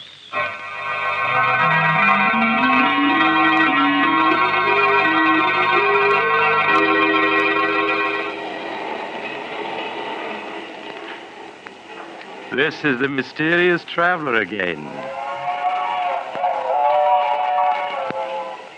Have you enjoyed our little trip? Too bad about the Abbott sisters. Such nice old ladies. But then, how were they to know that poor Queenie died of cramps, not poison? After all, you can't be too careful, can you? Would you care for a sandwich? They're very delicious. I make them myself. Oh, you're getting off at the next stop. I'm sorry. Perhaps you'll join me again soon. I take this same train every week.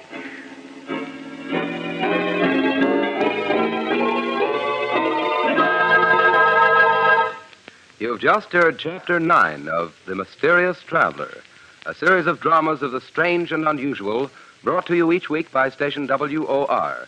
In tonight's program, The House of Death, Irene Hubbard played Martha Abbott and Elizabeth Morgan played Louise Abbott. The Mysterious Traveler, written by Robert Arthur and David Cogan, is directed by Jock McGregor. Original music was played by Doc Whipple.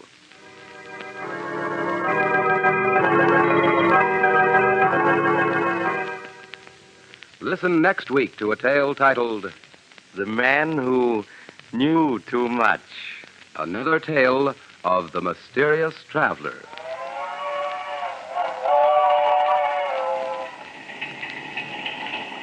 The Mysterious Traveler is presented by WOR Mutual every Sunday at 7 over most of these stations. This is Mutual.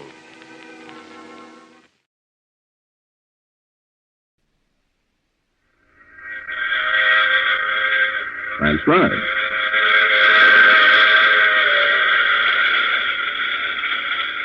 The Mutual Broadcasting System presents The Mysterious Traveler. Written, produced, and directed by Robert A. Arthur and David Cogan. And starring one of radio's foremost actors, Cliff Carpenter, in Murder in 2952. This is the Mysterious Traveler, inviting you to join me on another journey into the realm of the strange and the terrifying. I hope you will enjoy the trip, that it will thrill you a little and chill you a little. So settle back, get a good grip on your nerves, and be comfortable, if you can, as we leap 1,000 years into the future to see how the forces of crime and detection may operate then. It's a story I call Murder in 2952.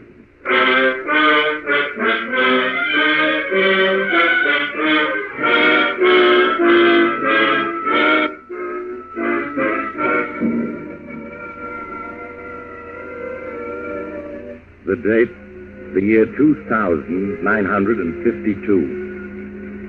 Mankind has colonized the planets Venus and Mars and is mining uranium on Mercury while making trips of exploration to the more inhospitable celestial bodies, Saturn, Neptune, and the moons of Jupiter.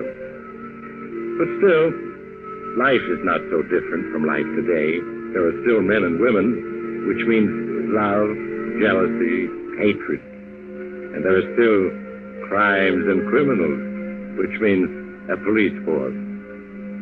People still live in houses, even though they're very different from the ones we know.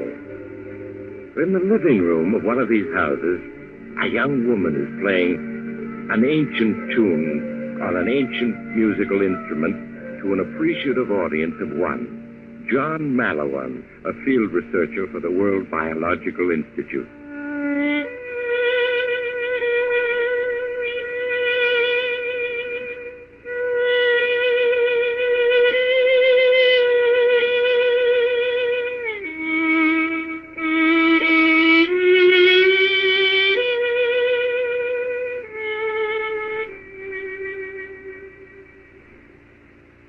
There, John.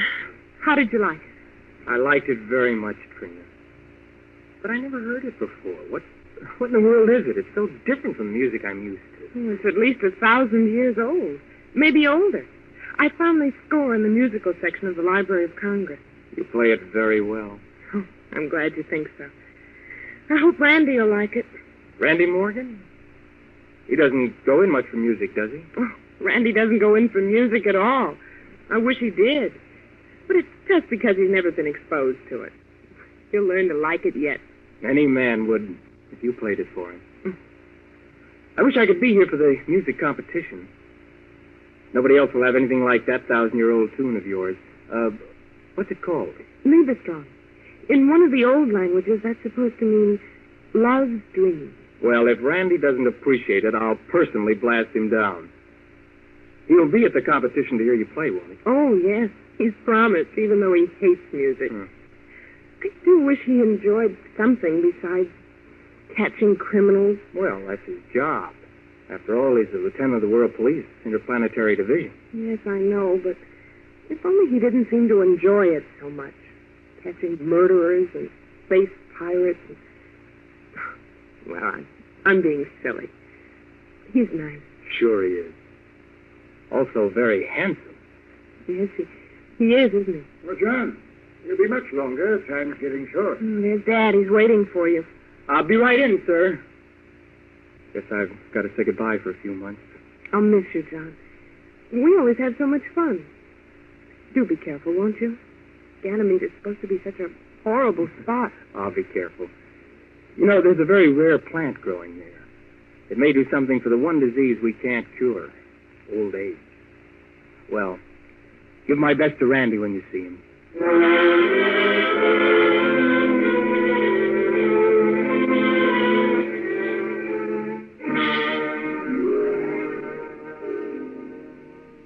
So you're off to Ganymede, eh, John? Leaving the field clear for Lieutenant Randolph Morgan to marry my daughter. Well, I guess that's how it is, Professor Fergus. She's in love with him. He's in love with an illusion, John. An illusion 6 feet tall, broad-shouldered, beautiful teeth. An illusion that can dance the Venusian jump perfectly. She thinks the illusion is a man. It's a very convincing illusion, Professor Fergus. Randy Morgan is everything that I'm not. I can't blame Trina for preferring him. Yes, you're a cerebrotonic type. Intelligent, skinny, stoop-shouldered, nearsighted, and twice the man Randy Morgan is. Well, thank you, Professor, but I don't think you're being quite fair to Randy. After all, I know all about Morgan, John. I tell Trina, but women are one thing that haven't changed in the last 1,000 years. When they think they're in love, the devil himself can't convince them that they're wrong about a man. Well, I hope she's not wrong, sir. If I thought there was a chance for me, but I know there's not. I'm not so sure. What if Morgan were out of the way? What do you mean, sir? I've been quietly investigating. I have some facts that would get him dismissed from the service, maybe jailed. For one thing, he's a dream apple addict. Randy eats Martian dream apples? Oh, that can't be, sir. Why, those things are worse than heroin or cocaine. I have the proof. So, John, Randy Morgan may be removed from the scene after all. Professor Fergus. Yes, John? Take my word for it. You'll just make Trina hate you. She'll believe all the evidence was framed. Framed? It's an old word meaning falsified. She's in love. You yourself said a woman in love can believe no wrong about a man. Nevertheless, I'm going to the authorities. So, John, if you could possibly stay on Earth for a few weeks. I wish I could. But the harvest season on Ganymede won't wait. I have to blast off tonight. Goodbye, sir. I'll be back as soon as I possibly can.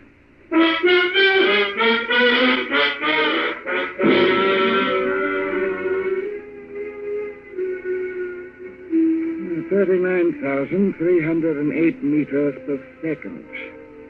Now, let's see. Add to that a trajectory of beta over 3. We have a force field curve of Professor Fergus? John, you've come back, but why? No. No!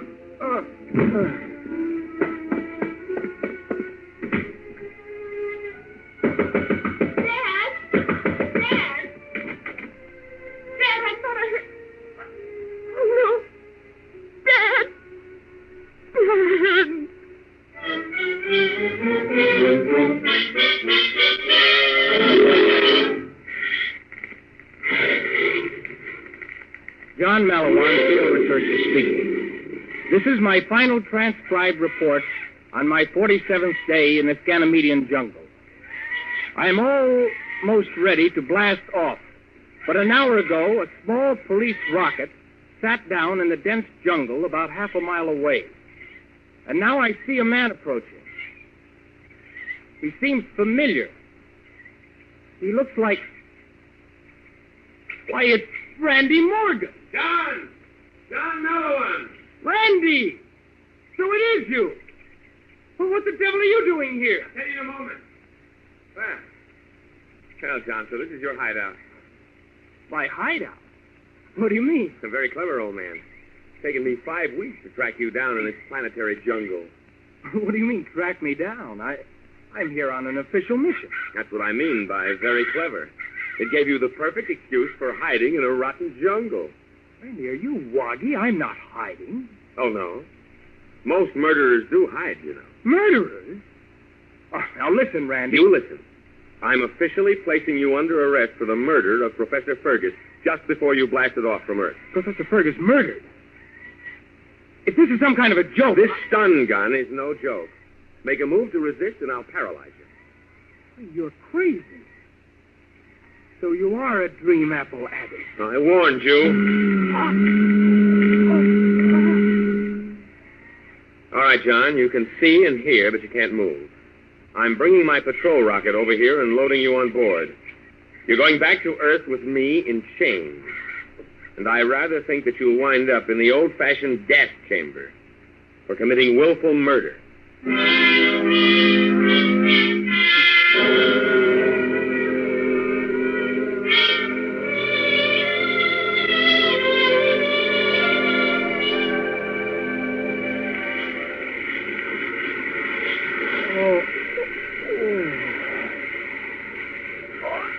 I feel as if I had a toothache at every muscle in my body. Coming out of it, are you? Those are muscle cramps from the stun gun paralysis, John, in case you've never had them before. Oh, I never have. I suppose you dealt them out often, though. A few hundred times, that's all. Here's something to make you forget your troubles. Catch. What is it? Just a little fresh fruit. Make you feel better. Fresh fruit? It's 1 pound of dynamite. This is a Martian dream apple. So what? It'll take away your ache, make you feel like 1,000,000 credits. Here, I'm having one, see? Wouldn't harm a baby. So Professor Fergus was right. You are an addict. Oh, Fergus was in his second childhood. By the way, what was your motive for killing him? For killing him? Randy, what is this all about? Is Professor Fergus really dead? You should know you bashed in his head with a rocket control lever from your own rocket. That's nonsense. He was fine when I left him. Now, what happened? Keep it up, John. It's a good impersonation of innocence. But all the same, that chain around your ankle doesn't get unlocked until we blast in on Earth. Very ingenious way to keep me confined. I can't quite reach you, or the rocket control board. But I still have some freedom.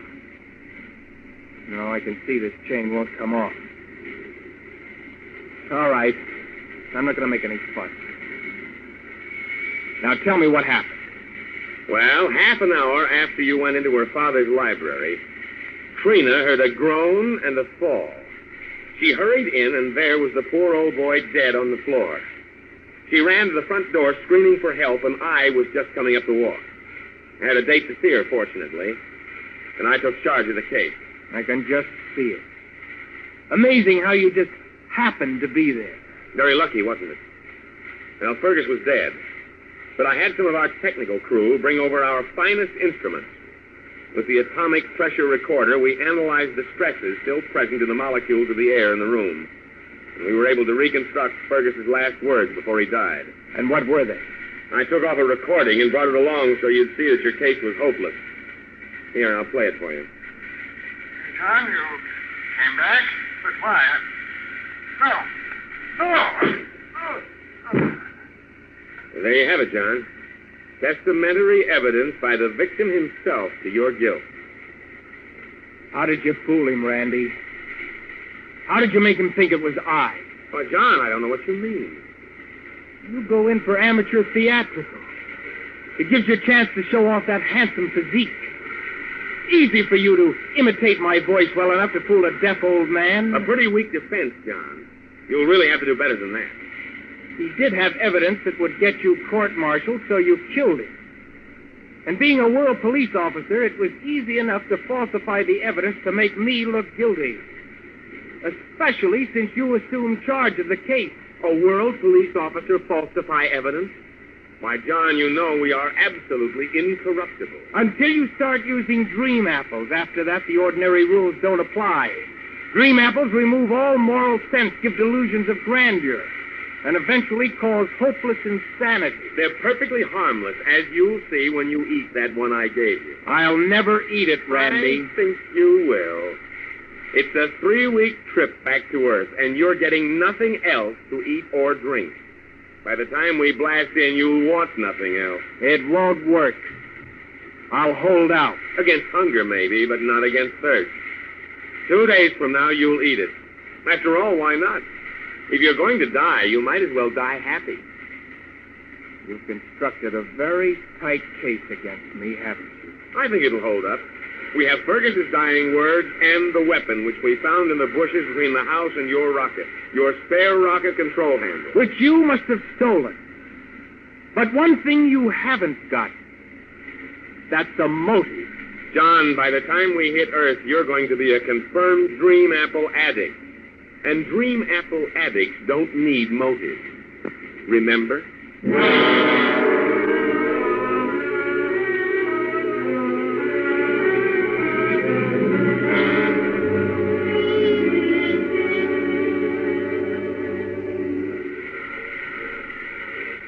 Randy, give me a drink of water. I'm thirsty. Oh, awake again? And thirsty? How about a nice, juicy Martian apple? All right, forget it. I'll die of thirst first. I'll have a hard time explaining how a prisoner came to die of thirst while in your charge. Now, John, you don't think I'll let a prisoner die. It isn't done in the world police. Oh, no, when you're weak from thirst, I'll just pour a little dream apple juice between your lips and you'll swallow automatically. It's a very easy technique. I see. You're about 8 times as rotten as I ever imagined. Trina doesn't think so. We're going to be married after your trial. You filthy space rat. If I could reach now, you... Easy, old boy, easy. You'll sprain an ankle and that chain won't break. And suppose you could reach me. I can handle you with one hand and you know it. Maybe, but if I could reach that control board... What would you do? Well, that depends on where we are. I don't mind telling you. At the moment, we're heading directly for Calypso, going to make a brief landing. A landing? On Calypso? Are you crazy? Calypso is one vast swamp. And the swamp is full of surgeon birds. I know.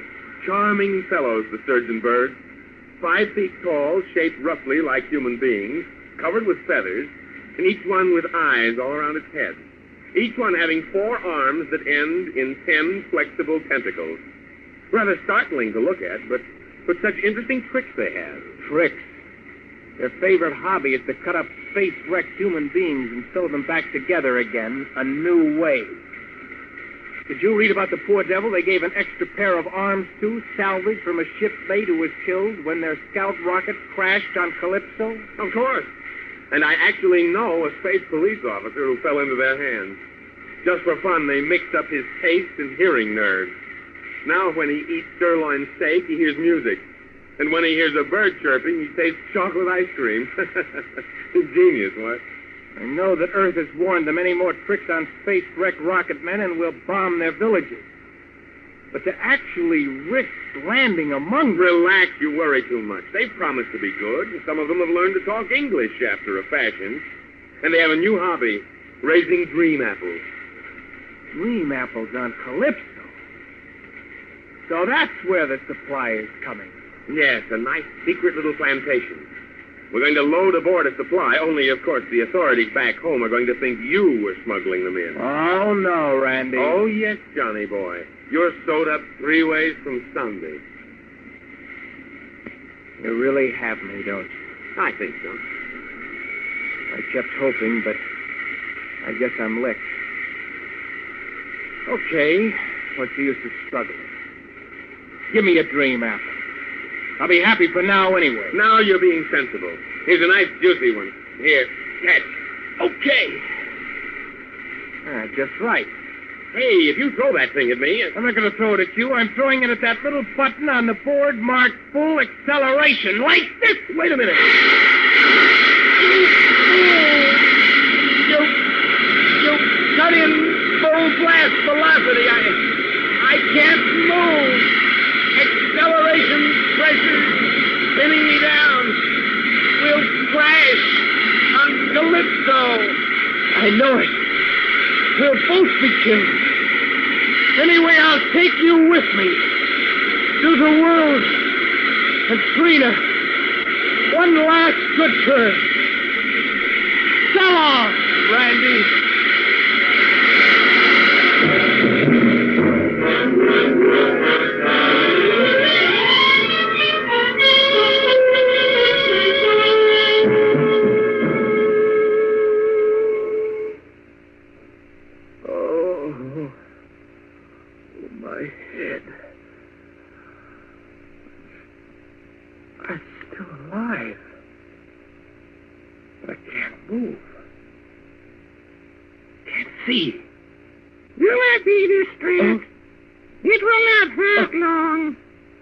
Who's that?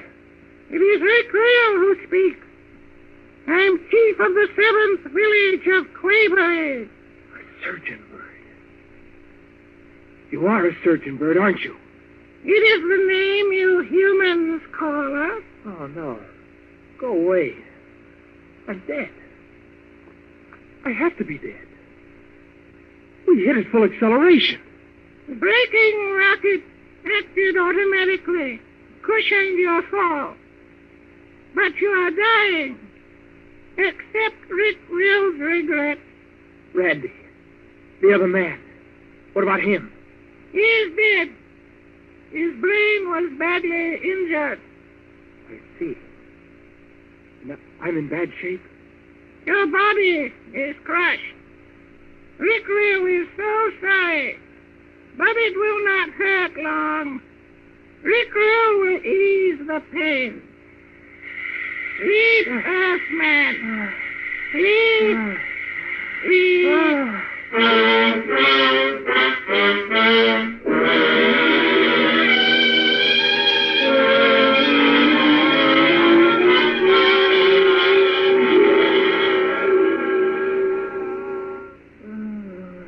Matt! Handle! Come, quickly! The Earthman is waking. I've slept a long time. Good Lord. Surgeon Bird. 3 of them. Do not be afraid. You're well. You've slept for 27 Earth days. 7 days. But I was dying. You said I was badly crushed. We saved you. Please accept apology. Rick Reel, very sorry. Sorry? You saved my life. We break the law. We operate on you. As long as you saved my life, I'm not complaining. But what about the other man? He's dead. We could not save him. The brain, it was injured. I see, so I'm alive, and Randy is dead. But I'm still framed into a murder charge. Excuse. We must hurry away. The rocket is landing. We are going to hide. We do not want to be punished. But I tell you, you won't be punished for saving my life. You will be angry. So we must hide. We will put you to sleep until your friends come. But listen, then you cannot tell where we hide. So we will not be punished. Apology, please. The temptation was too great. Never before has such an operation been tried. Look, you don't make sense. Goodbye. So sorry we saved life. Please accept apology. Sleep now, Earthman. Sleep. But if you'd only listen to me.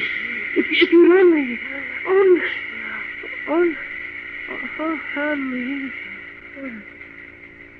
He sleeps. Come, we must go. You'll be angry. I know you will. Earthmen get angry so easily.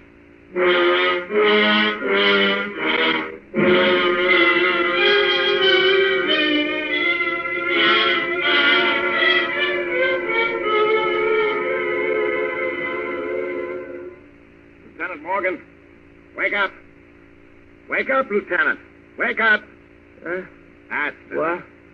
You're coming out of it. How do you feel? You're Captain Phillips of the World Police. I know you. Of course you do. You ought to. I'm your superior officer. My superior officer? Of course. What's wrong, Randy? Well, don't you remember that you're Lieutenant Randy Morgan? Me? Randy Morgan? Look, are you crazy or am I? I'm John Maliwan. You're the one who's crazy. Maliwan is dead. John Maliwan dead? But we found his grave outside when we landed an hour ago. Been searching for your rocket for days, you know. You found John Maliwan's grave? You're sure? Of course. We checked. It's he, all right. Badly smashed up from the crash, though. But it was me who was badly smashed up. I remember. Good Lord. Good Lord, my hands. But these aren't my hands. You're still groggy, Randy. I understand. It must have been rough. My face. My hands. They're Randy's. I better call the doctor and have him give you a sedative, Randy. You're in bad shape. It may be a form of amnesia. No, wait. It was those surgeon birds. Do you realize what they've done? From the evidence, operated on you and saved your life. So this time, I guess we won't punish them. No, but more than that, Captain Phillips, could I have just a couple of minutes to pull myself together? Then I'll be all right, I promise you. Of course, Randy. I'll bring you a drink. You can use one. Yeah. I'll be back in a minute. These hands, Randy's hands. My face. My body. Randy's face. His body. I'm Randy now. Me, John Maliwan. Those surgeon birds, they found my body smashed, his brain damaged. They couldn't resist an experiment. They put my brain in Randy's body. So now I'm Lieutenant Randy Morgan, and John Maliwan, framed into an airtight murder charge, is dead. The case is closed. I guess I've got to be Randy from here on. I'll resign from the World Police. Feeling better, Randy? Here's some whiskey. It'll do you good. Well, thanks.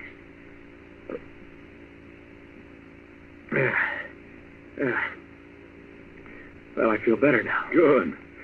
For a minute, I was worried about you. Oh, by the way, there's a call from Earth waiting for you. I brought the field transmitter. You can talk to her here in private if you want. To her? I think you know whom I mean. I'll be outside. Well, bring the transmitter along when you're through. Certainly, sir. Hello? Oh, Randy.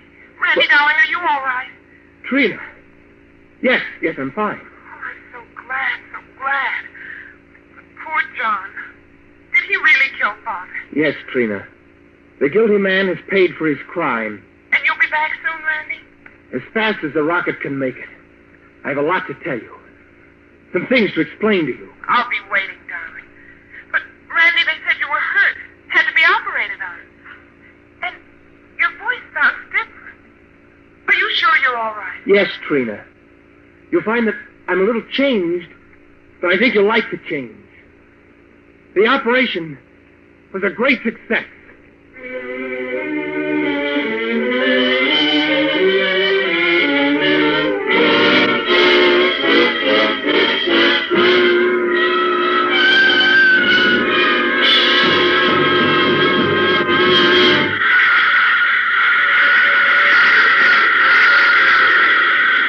This is the mysterious traveler again.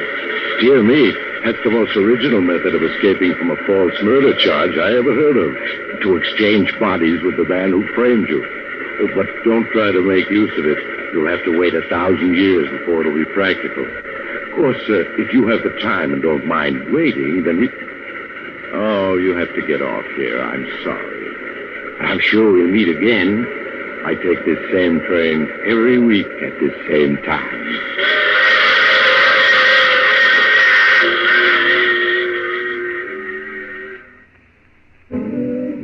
You have just heard The Mysterious Traveler. Now you can enjoy other tense and exciting stories of The Mysterious Traveler in the current issue of The Mysterious Traveler magazine, now available.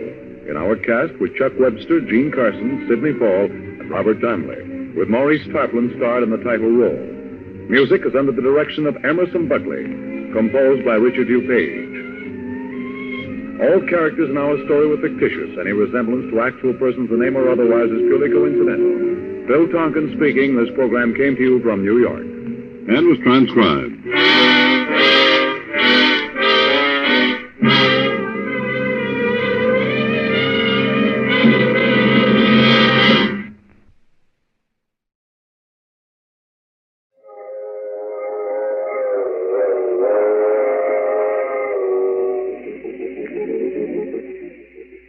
The Mysterious Traveler.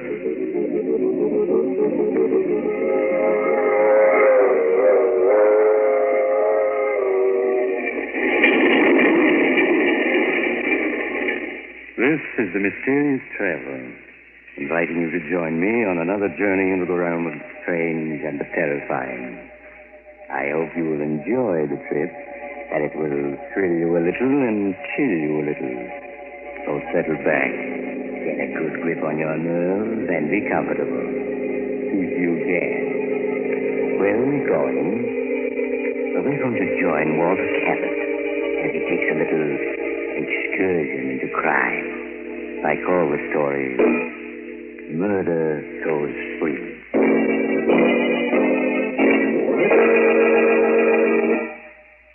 Late one foggy evening, several years ago, as I was walking along one of the main streets of a large city, I was stopped by an elderly man who seemed unusually agitated. Pardon me, sir. May I speak with you for a moment? Of course. Here, perhaps this will help. Oh, please. It isn't money I want. I just want someone to listen to me. No one is interested in seeing justice done. No one. Well, I should be glad to hear what you have to say. You will listen to my story? Yes. I want to confess something that's on my conscience. I've confessed 100 times, 1,000 times. Yet no one will believe me. You must help me make them believe. It all began that day in my office when Martin, my son, came in to see me. Hello, Dad. How are you? Oh, Martin. I'm glad you're here. I want to talk to you. Oh? Sounds as if I've done something you don't approve of, Dad. Did you read the gossip column in this morning's Daily Ledger? Oh, that. Why haven't you told me about this woman, Diana Winters? Well, I'm sorry, Dad. I just didn't think it was important. You've always told me about your other friends. Are you ashamed of Diana Winters? No, of course not. Why should I be? Martin, you know as well as I do that her reputation is, well, spectacular, to put it kindly. Well, stories about her all lies. I'm not taken in by gossip, Martin. I happen to know that this Winters woman is just plain no good. Dad, I won't have you talking about her like that. Martin, you don't love this woman, do you? Yes. Yes, I do. Martin, you must give her up. Dad, I'm old enough to make my own decision. Can't you see what she's doing to you? She's just a predatory gold-digging... Stop talking about her like that. All right, son. That's the way you feel about it. You'd better go. All right. Goodbye, Dad. Oh, Martin. My son. Oh, perhaps that's... Come in. Oh, it's you, Norman. Hello, Walter. What's the matter with Martin? Just past him in the reception room. He appeared to be quite upset. We've had a quarrel. Oh? It's the first one we've ever had. Was it about that bit of gossip in this morning's Daily Ledger? Yes. Imagine Martin's name linked with that of a... Martin will be all right. He'll get over it. No, he won't. I can't stand by and watch him ruin his life. I've got to do something. I wouldn't if I were you, Walter. You've got to let Martin make his own decisions. He's no child. Oh, you're a fool, Norman. You expect me to watch the only person who means anything to me get hurt? No, I suppose you won't. What are you going to do? I'm going to have a talk with that woman, Diana Winters.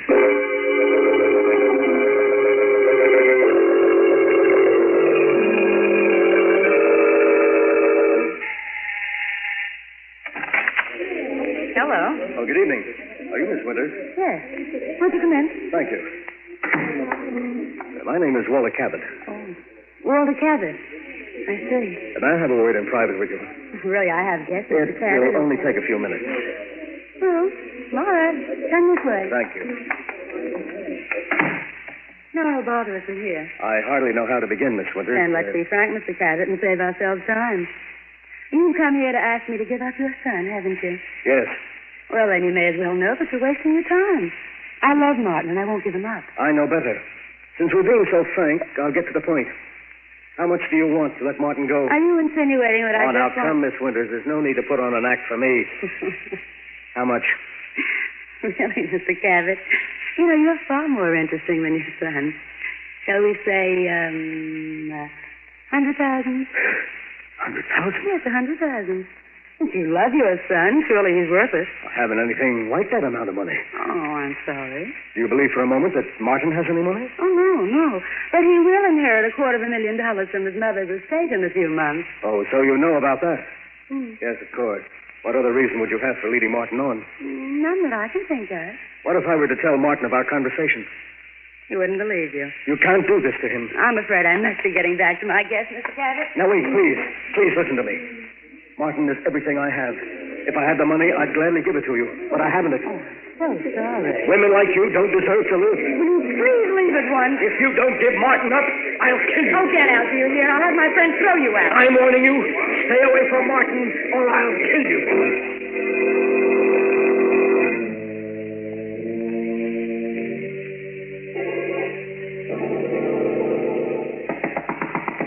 Come in. Dad, Diana told me you tried to bribe her to give me up. Is that true? Yes, Martin, it is. You did that after I told you I loved her? Yes, because I know she doesn't love you. And why weren't you able to buy her off? Because she wanted $100,000. You're lying. She never asked you for 1 cent. Have you ever known me to lie to you? Dad, I told you I was fully capable of making my own decisions, and I meant it. An hour ago, I asked Diana to marry me, and she accepted. You're going to marry her? Yes. Just a few days. So you're going to ruin your life for a cheap gold digger? Dad! I told you not to speak about her like that. If you feel differently, Diane and I will be happy to see you. Get out. Get out, do you hear? All right, I will. After all these years and everything I've tried to do for him. Well, Walter, were you able to do anything? No. I'm not going to let him ruin his life, do you hear? But what can you do?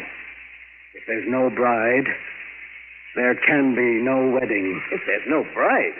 Walter, you don't mean you... Why not? You think of anyone who deserves less to live? You're mad. For years, my hobby has been the study of famous murders. I've studied hundreds of cases closely. In each case, I was able to pick out the flaw that prevented it from being a perfect crime. And then one day, I began to work out a perfect crime for myself. Walter, what are you saying? I was merely doing it for fun, just as some men do crossword puzzles. But, Norman, I did hit upon a way to commit a perfect murder. And now I have a motive. You must stop talking like that, Walter. There's no such thing as a perfect crime. You're wrong, Norman. And I'm going to prove it. Walter, can't you see that what you want to do is insane? It's far better that Martin marry that woman than for you to become a murderer. No. If Martin were to marry that woman, it would be the end for both of us. At least this way I can be certain that his life won't be ruined. And that's all that counts. As for the police, Norman, they'll never catch me. Never.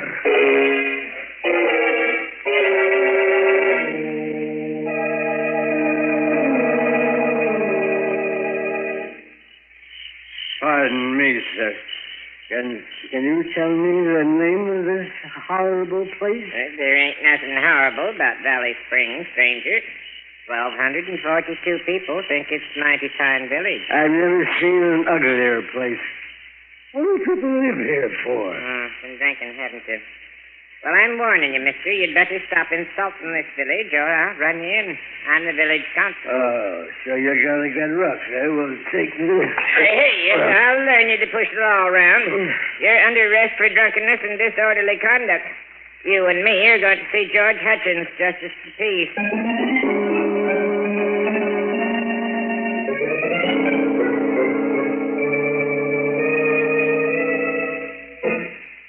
And after insulting our village half a dozen times, Your Honor, he attempted to attack me. And that's when I arrested him. Did right, Pete. What you got to say to the charges, Mr. What's your name? I'm not gonna tell it. He sure had a jug full, Your Honor. Charge is drunkenness, disorderly conduct. I'll be pleased, stranger. Gilly, Your Honor, Gilly. Well, stranger, seeing you admit your guilt, I'll only fine you $20. Well, if I don't want to pay? Well, I'm afraid in that case you just spend the night in cash. I won't be intimidated. I'm not gonna pay my fine, and you can't make me. Oh, dear. Pete, looks like you'll have to lock him up tonight. Take him away.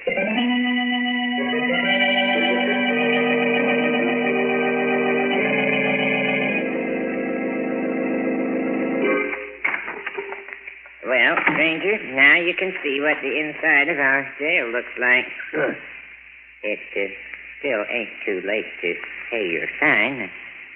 Don't you want to pay it and sleep in a nice, soft bed? No, I like it here. Which of the two cells is mine? Well, you take the one on the right. I'll sleep in the other. I got to guard you. Go ahead, get in so I can lock the door. Just as you say, Constable. Now, I don't want to hear anything out here till morning.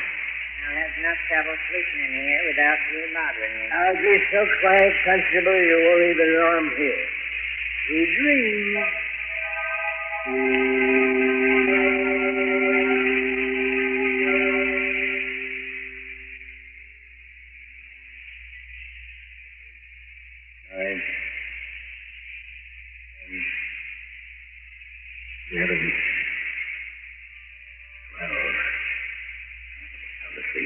So far, everything is working out perfectly. Where did I hide that skeleton key? Oh, yes, here it is. Mustn't wake up the constable or it'll spoil everything. Easy now, easy. There, it's unlocked. I knew this old place would be perfect for my plan. Now, if only the door doesn't creak as I open it. Softly, softly. Oh, he's waking up. No. He's going back to sleep. There, I'm out. Now to get to the car and drive to the city for the most important part of the plan.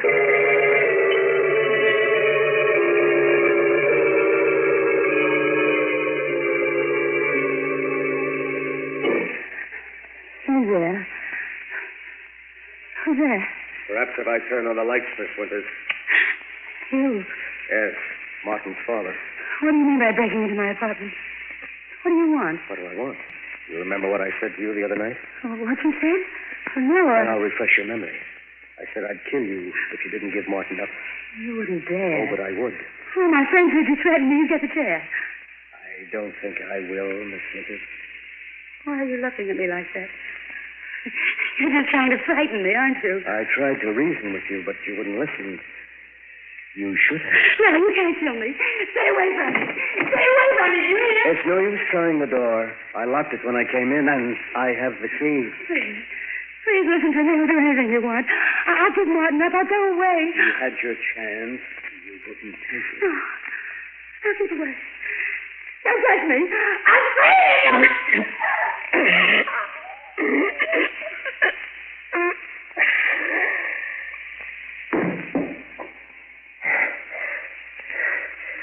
There. I'll just turn her wristwatch back to 12 and stop it. The exact time I was being arrested in Valley Spring, and my son is free. Free!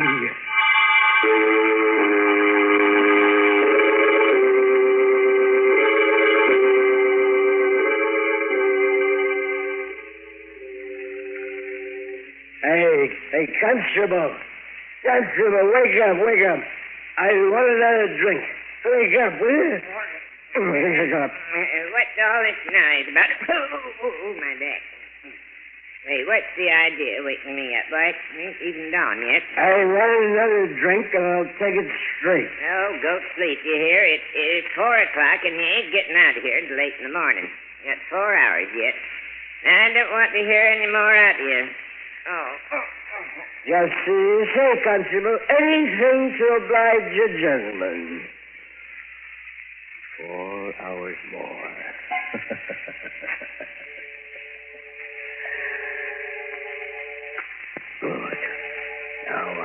is the fact that the constable spoke to me at 4 o'clock in the morning in my cell, and that I was very drunk.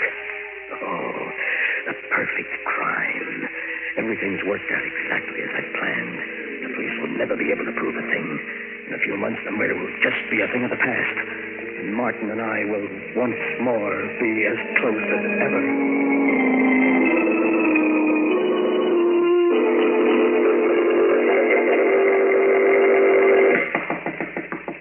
Come in. Oh, hello, Kelly.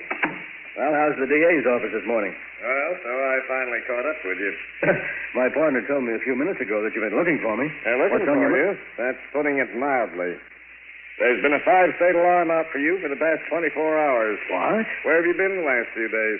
I've been vacationing at a small resort 100 miles upstate. Kind of sudden vacation, wasn't it? What? Even your partner didn't know where you were. Well, I went there on the spur of the moment. Oh, you did, huh? Yes. And where were you on the night of the 22nd? The night Diana Winters was murdered. Say, I read about that, Kelly. That's rather an Stop stalling. Where were you?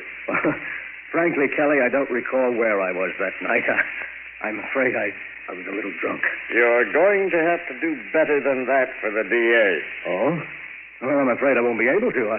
I really can't remember where I was that night. Cabot, I think you're going to wind up in a place you're not going to like. In the chair. Get your hat.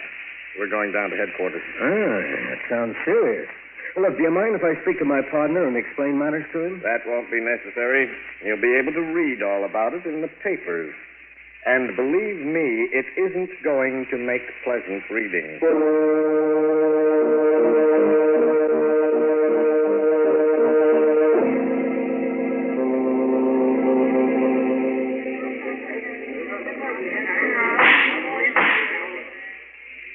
A dozen witnesses have testified that the defendant, Walter Cabot, threatened to kill Diana Winters. And how has the defense replied to the charges of the state? It hasn't. Can we accept the flimsy story of the defendant? That he was drunk the night of the murder and hasn't any recollection of his actions? Perhaps Walter Cabot doesn't know where he was that night, but I do.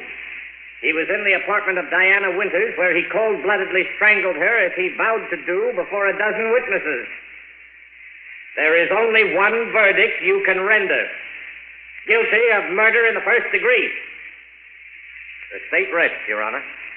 Since you've insisted on defending yourself, are you ready for the defense's summation, Mr. Cabot? Your Honor, I've often observed the strange twists of fate by which a man is saved or condemned. My inability to recall any of my actions on the night of the 22nd left me without a defense. Yesterday, frankly, I regarded my case as being hopeless. Today, however, through a twist of fate, I have received a new lease on life. I'm now prepared to prove my whereabouts on the night in question. I should like to call upon a witness for the defense. You have the court's permission. Thank you, Your Honor. I wish to call Peter Wilk to the stand. Peter Wilk to the stand. Here I am. Raise your right hand, please. You solemnly swear to tell the whole truth and nothing but the truth, have you, God? I do. State your name and occupation, please. Peter Wilk. I'm constable for the village of Valley Springs. Mr. Wilk, will you tell the jury exactly what you told me this morning? Well, yesterday, George Hutchins, he's our justice of the peace, and myself were looking at a city newspaper. And in it, we see a picture of a man, Mr. Cabot, right on the front page. It says he's being tried for a murder committed on the night of January 22nd. Well, George and me recognizes him right away as the fellow we locked up in our jail that night on a drunken and disorderly charge.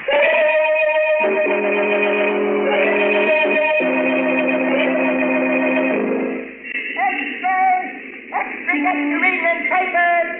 Walter Cabot acquitted. Read all about it. Read all.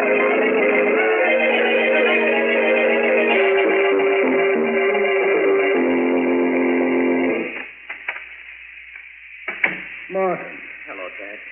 How are you, son? Oh, it's good to see you again after all these months. Oh, Dad, can you ever forgive me for having run away when you needed me? Forgive you? There's nothing to forgive, son. Dad, I know now how right you were about Diana. Oh, you don't know how happy it makes me to hear you say that, son. I've been through a great deal lately. But it doesn't matter now that I have you back. Dad, I'm glad to be back. I promise you I'll never let you down again.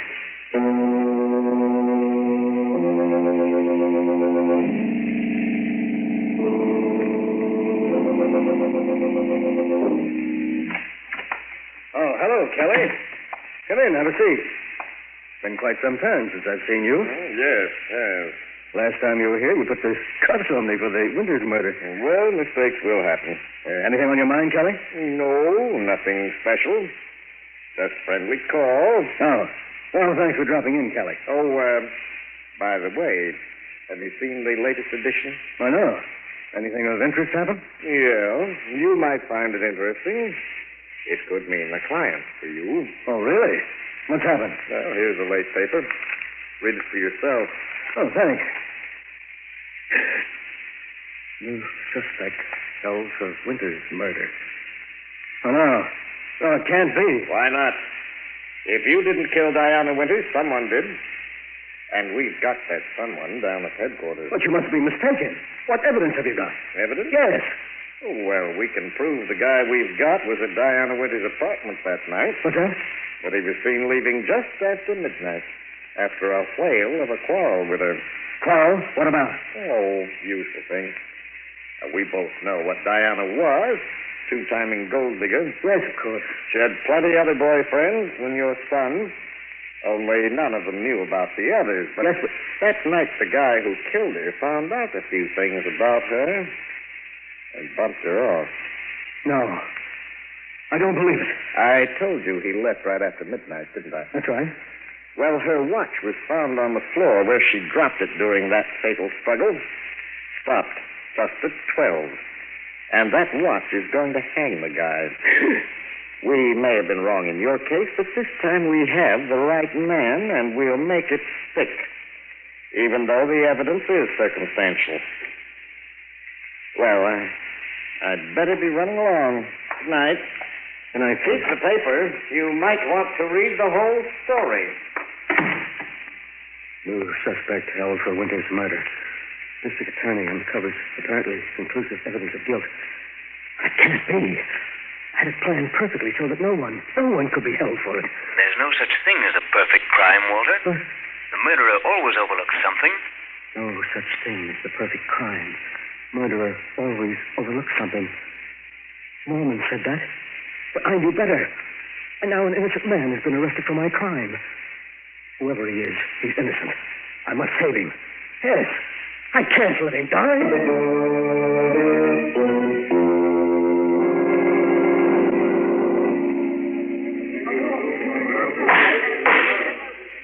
Gentlemen of the jury, you have reached a verdict. You have found the defendant guilty of murder in the first degree. Silence in the courtroom. No, it can't be. You're wrong. Silence in the courtroom. I'll have it cleared. Mr. Cabot, you'll kindly refrain from such outbursts. But, Your Honor, I protest. The evidence submitted by the state was purely circumstantial. There was no real... May I remind Mr. Cabot that this case may be appealed. Your oratory is quite uncalled for. But the prisoner is innocent, Your Honor. You haven't any right to... Another such outburst, Mr. Cabot, and I'll hold you for contempt of court. Your Honor, the defendant was convicted on purely circumstantial evidence. But I have positive proof of his innocence. Why did you wait until after the jury rendered a verdict to make this statement? I hoped, Your Honor, that the defendant would be acquitted and I wouldn't have to reveal my proof of his innocence, but I would like to do so now. Yeah, this is highly irregular, Mr. Cabot. But since the jury has already rendered its verdict and cannot be influenced, you may proceed. Thank you, Your Honor. I know for a certainty that the defendant is not guilty of the murder of Diana Winters. For it was I who committed the crime. In the courtroom. Mr. Cabot, you say you confessed the murder of Diana Winters? Yes, Your Honor. I and I alone am responsible for her death. You must believe me. Mr. Cabot, only 3 months ago you were acquitted of the murder of Diana Winters. You well know that a man may be tried only once for a crime. This confession now can do you no harm. The court sees your confession as being motivated only by your desire to see the defendant go free. No, Your Honor, that isn't true. I did murder Diana Winters. Then I broke my watch, and I set it back to 12 o'clock. You must believe me, you must. Bailiff, have Mr. Cabot escorted from this courtroom. Prisoner will remain in your cell. No, wait, Your Honor. Listen to me. He isn't guilty. I am. I'm the one who...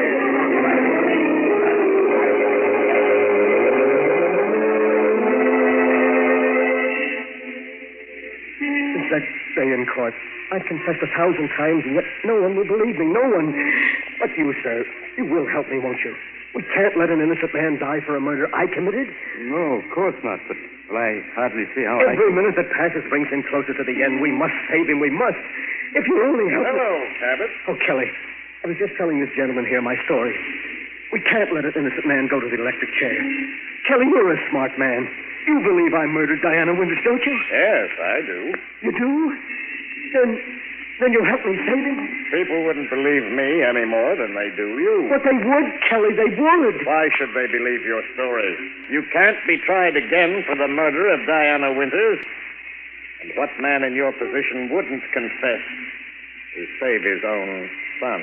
But he's innocent, Kelly. Martin, my son is innocent. He was convicted only because he was near her apartment that night.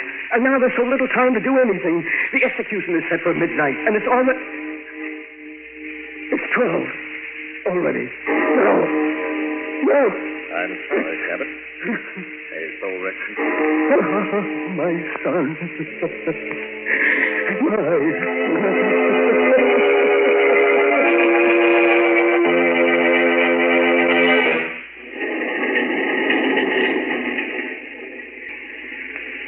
This is the mysterious traveler again.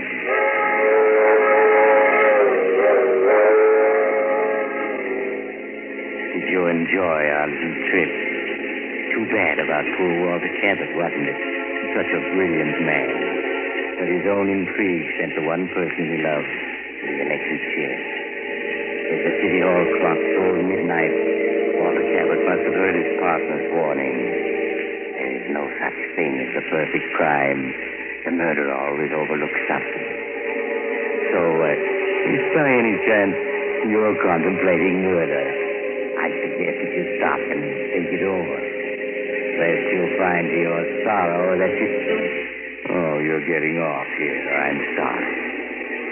But perhaps we'll meet again soon.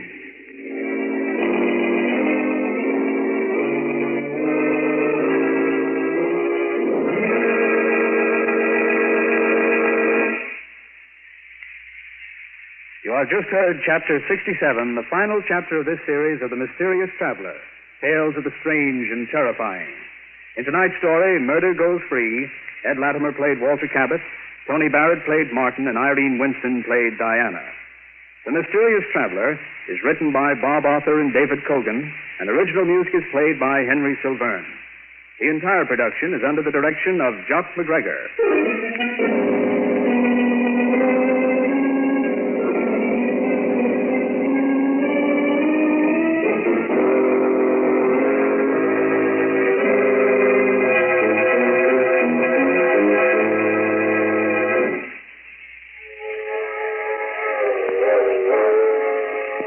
The Mysterious Traveler is presented from our New York studios. This concludes the present series of The Mysterious Traveler.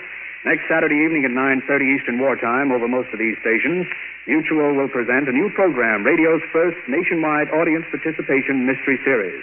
It's called Calling All Detectives. We invite you to be with us for Calling All Detectives next Saturday night at 9:30 Eastern Wartime. This is the Mutual Broadcasting System.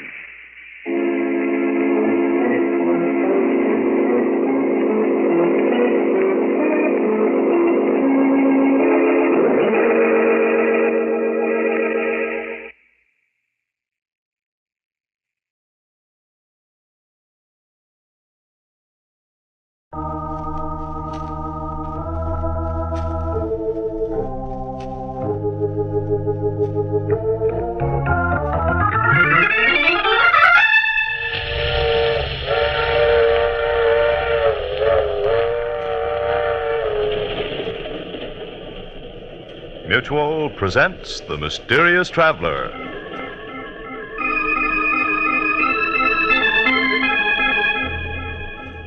This is The Mysterious Traveler. inviting you to join me on another journey into the realm of the strange and the terrifying.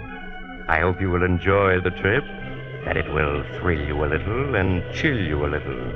So settle back, get a good grip on your nerves, and be comfortable, if you can, as you hear the story I call Murder in Jazz Time.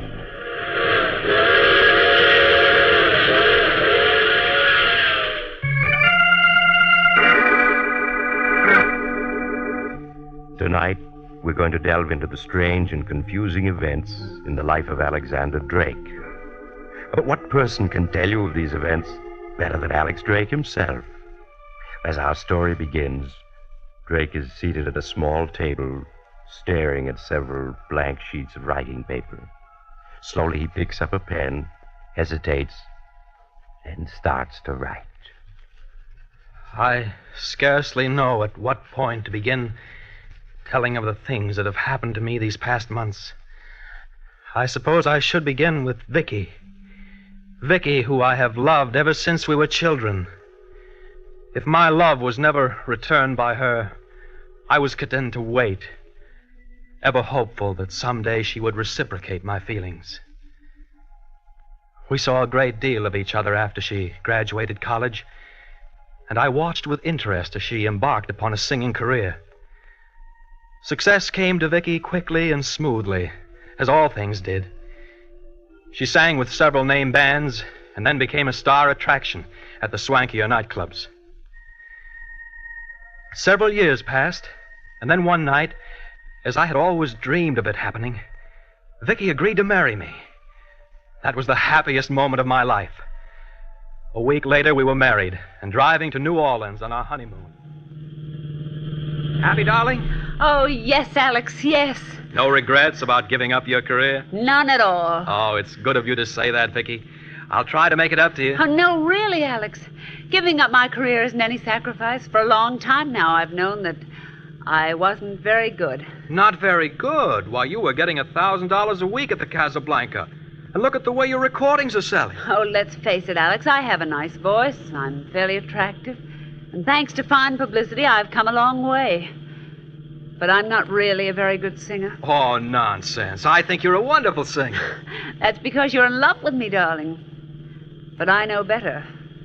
Take, for example, that recording of Easy Living that I made. That was one of the best things you ever did. Yes, Alex, it was. But have you ever heard the recording that Billie Holiday made of that number? No, I don't think I have. Well, if you had heard it, you'd know the difference between good singing and really great singing. You mean she was so much better? Yes, Alex. And if I can't be a top blues singer, then I won't sing at all. Oh, Vicky, you're young yet. It takes time. No, Alex. You either have it or you don't. I see. Is that why you decided to give up your career? Marry me? Yes, darling. I'm glad you told me. Oh, look, Vicky, that sign. Only 37 miles to New Orleans. Oh, wonderful. At last I'm going to see New Orleans. You don't know how long I've waited for this. Why all this enthusiasm for New Orleans? Why, Alex, New Orleans is the birthplace of jazz. Think of all the great musicians and singers who've come from there and the wonderful jazz they created. People like Willie Johnson, Bertha Hill, and Jack Simmons. And just think, Jeff Becker is still in New Orleans, and we can hear him play. He's the fellow that owns the famous Waterfront Cafe, isn't he? Oh, Alex, Jeff Becker isn't famous because he owns a cafe. Why, he's one of the great names of jazz. Many critics think he's the finest jazz pianist who ever lived. Forgive my ignorance, darling. I'm afraid I'm just a long-haired heart. Tell me, if this fellow Jeff Becker is as great as you say, how come I haven't heard more about him? Because he's always refused to leave New Orleans. He's had some fabulous offers to play in New York, but he's turned them all down. That's why he isn't widely known.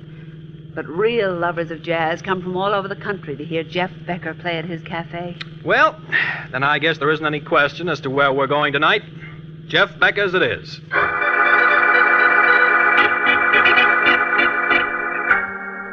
An hour later, we were in New Orleans and registered at a hotel.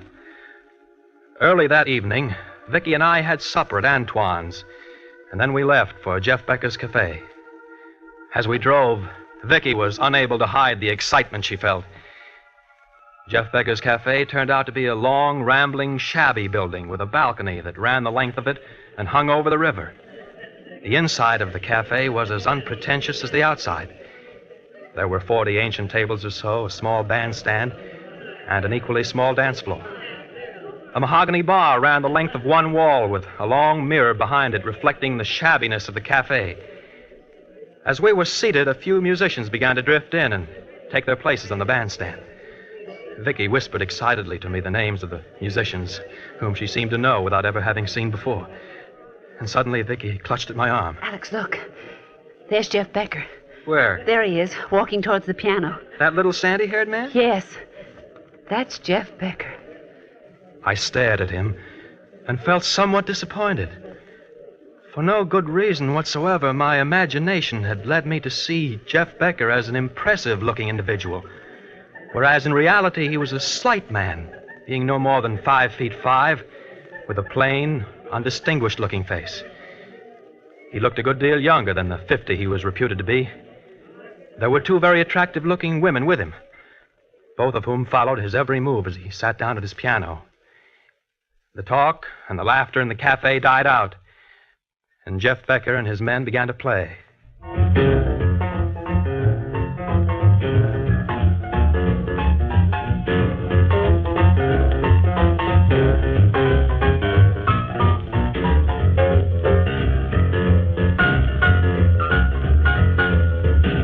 As Jeff Becker played, the disappointment I'd felt about him fast left me. As he sat there at the piano playing smoothly, effortlessly, he was no longer a small, slight man with a plain face. There was a warmth and greatness about him, and even I, who was no lover of jazz, could sense the genius of Jeff Becker.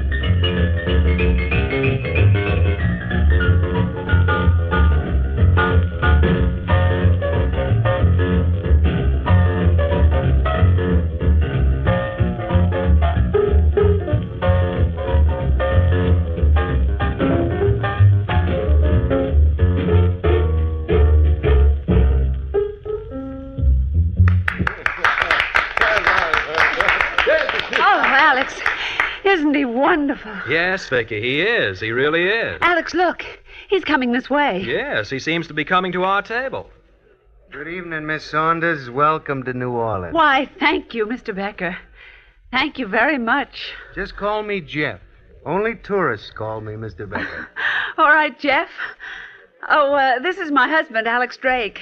Glad to meet you. How do you do? Won't you join us? Sorry, no. I only have a minute. The boys and me got some playing to do. I've heard Brown B. Boogie played before, but never as wonderfully as you do it.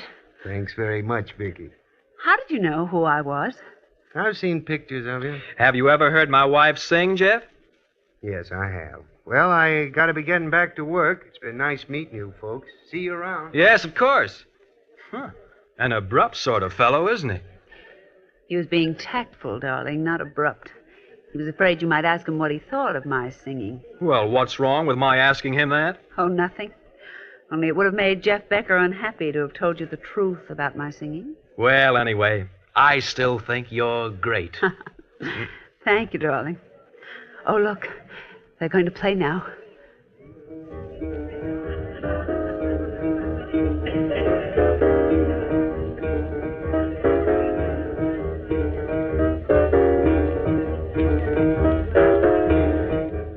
We sat listening to the magic of Jeff Becker's music for hours. When I suggested to Vicky that we leave, she refused, insisting that we remain until closing time, which was 4 a.m. The next evening found us once again at Jeff's cafe, and again we remained until closing. Try as I might, I couldn't get Vicky interested in the sights of New Orleans and the fascinating swamp country nearby. Night after night, despite my protests, we would end up at Jeff's cafe. Life to Vicky came to revolve around these nightly visits, and all else seemed unreal to her. Soon, even I lost track of time. Weeks passed, and then one night at closing time, Jeff Becker came over to our table. For the first time since the night we'd met. Howdy, folks. Glad to see you still with us. Hello, Jeff. Well, how do you folks like New Orleans? Having a good time? Frankly, we've seen very little of New Orleans outside of this cafe. Well, just between us, there ain't very much more to see. I agree. Oh, dear, it's closing time already. No sooner do we get here than it's time to go home. Well, if you'd like to hear more music, why not stay on? The boys and me always have a small session after closing hours. Well, thanks very much, Jeff, but I'm afraid that we really must be... we'd love to stay on, Jeff. It's wonderful of you to ask us. Glad to have you. See you around. Vicky, enough is enough. We've been here since 9 o'clock. Alex, you don't understand. It's an honor to have Jeff ask you to stay on. Few people get that invitation. Well, I'm duly appreciative, believe me, but 7 hours is enough of this place for one night. Now, come along, Vicky. Let's go back to the hotel. No, I want to stay for the session. Vicky, I think I've been more than reasonable. Coming here night after night for weeks. Now it's about time I got my way. I insist we leave. I won't go, I tell you. I'm staying here. If you want to go back to the hotel, don't let me keep you. As Vicky screamed at me, for a brief flashing moment, I almost imagined I'd seen hate in her eyes. The shock of that moment was like a revelation. Suddenly, I realized that Vicky had changed, that I was losing her. Her face, as she listened to the music, was like the faces of the musicians, and Jeff Becker's himself. Their emotion laid bare, by turns ecstatic, impassioned, unresisting. I was an outsider looking in on a way of life of which I could never be part. The lateness of the hour, the smoke-filled room, and my confused thoughts were too much for me, and I fell asleep with my head on the table.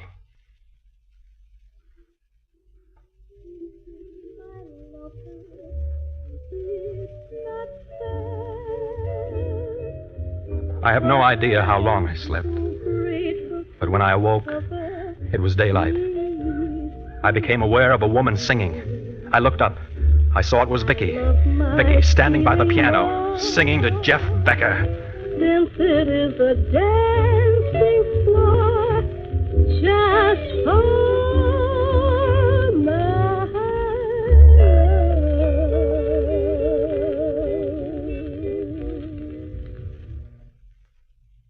Well, Jeff?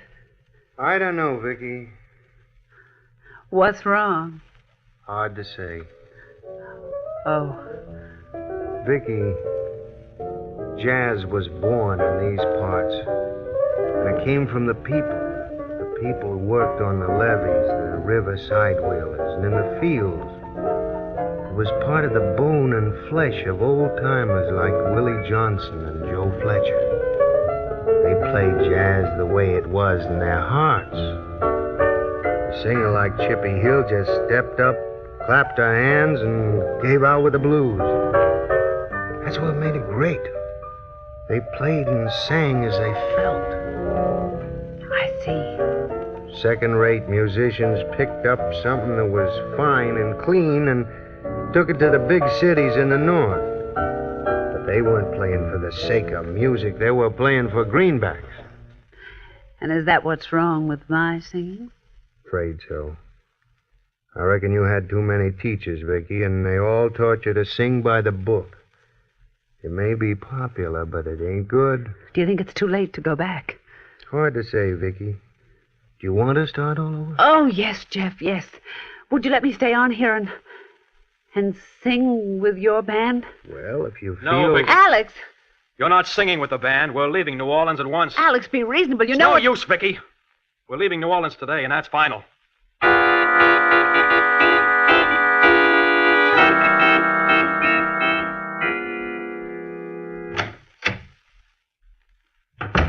I'll get your suitcases from the closet, Vicky, so that you can start packing. I tell you, Alex, I'm not leaving New Orleans. Not only am I staying, but I'm going to sing with Jeff Becker's band. Vicky, are you blind? Can't you see what's happening?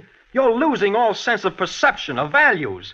Life to you has come to mean only Jeff Becker's cafe. I don't care. That's where I belong, where I really feel alive.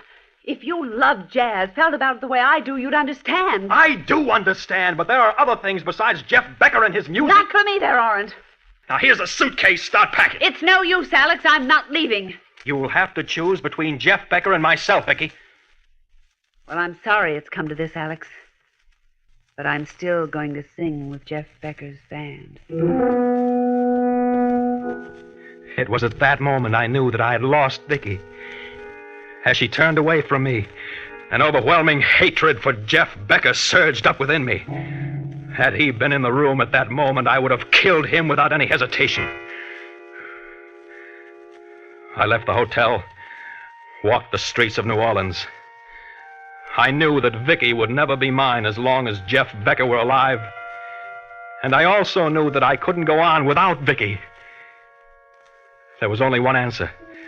I returned to the hotel, told Vicky I would remain in New Orleans with her.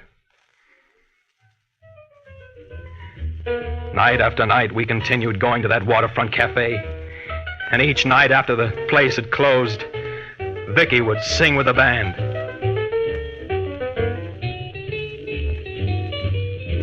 There'll be no one unless that someone is you. As I listened to Vicky sing, even I, who knew very little of music, could sense that her singing was superb. The musicians in the band looked at her approvingly and accepted her as one of themselves. Under Jeff Becker's almost hypnotic guidance, she sang with warmth and feeling. And as much as I hated Jeff Becker, I couldn't help but admire his genius for bringing out talent. The music ended, and Jeff rose from the piano and patted Vicky on the shoulder encouragingly. He left the bandstand and started walking through the cafe towards his office in the back. This was the moment I had long waited for. I quickly eased out of my chair, which was in a darkened part of the cafe, and slipped out into the balcony.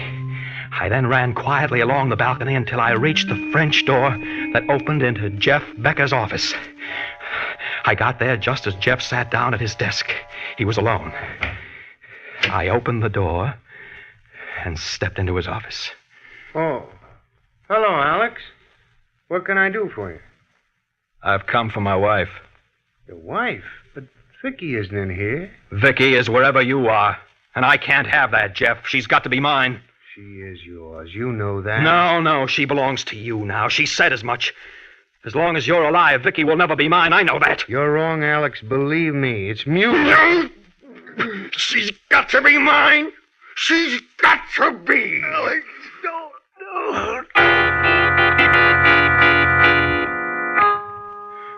I felt Jeff's body go limp in my hands. And I knew he was dead. I quickly picked up his slight body in my arms and carried it out to the balcony. There was no one in sight. I leaned over the balcony rail and dropped Jeff's body. It fell into the river with a small splash and was gone. I quietly walked to the other end of the balcony and slipped into my seat in the darkened cafe. The musicians and Vicky were still on the bandstand talking, and I knew they hadn't missed me during the few minutes I'd been gone. The ordeal was over. A week passed, and Jeff Becker's disappearance was the talk of New Orleans. The police questioned everyone, but were unable to solve the mystery. Vicky was inconsolable and locked herself in her room at the hotel, refusing to see anyone. Who is it? It's Alex, darling. Please let me in. Darling, you can't stay in your room like this day after day. You know it isn't good for you. Vicky, let's leave New Orleans. Go to New York. No, I'm going to wait until Jeff comes back. Vicky, Jeff isn't coming back. What? What do you mean? A body was found floating in the Gulf this morning. The police think it's Jeff's body. Oh, no! After a week in the water, naturally, it was hard to identify. Jeff! Dead? Yes, darling. It's in all the papers. Oh, Alex! You mustn't cry, darling. Here, let me wipe your tears. Don't you think it would be better if we left New Orleans? All right, Alex. Anything you say.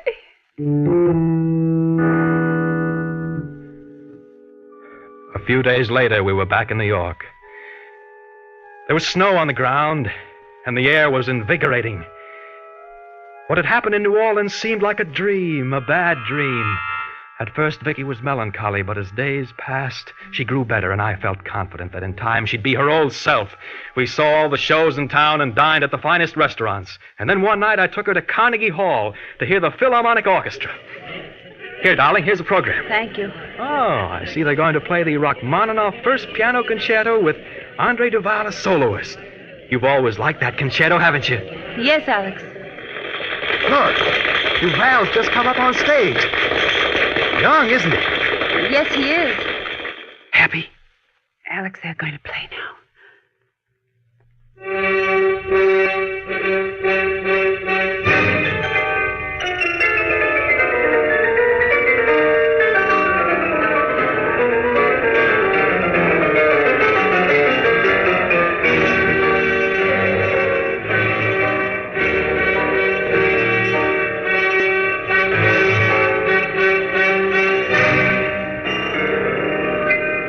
As I sat there in that great concert hall listening to the orchestra, I became aware of discordant playing.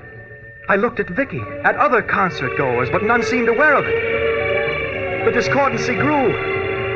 And then suddenly I realized it wasn't the music of Rachmaninoff I was hearing. It was the music of Jeff Becker, being played faster and faster, louder and louder. I fought the impulse to scream out. As I put my hands to my ears, I became aware of my arm being shaken. It was Vicky. Alex, what's the matter with you? Vicky, the music. Listen to it. Alex, be quiet. Everyone is looking at us. I can't stand it anymore. Let's get out of here. All right, Alex, but please be quiet. Everybody's looking at us. Hurry, Vicky, hurry.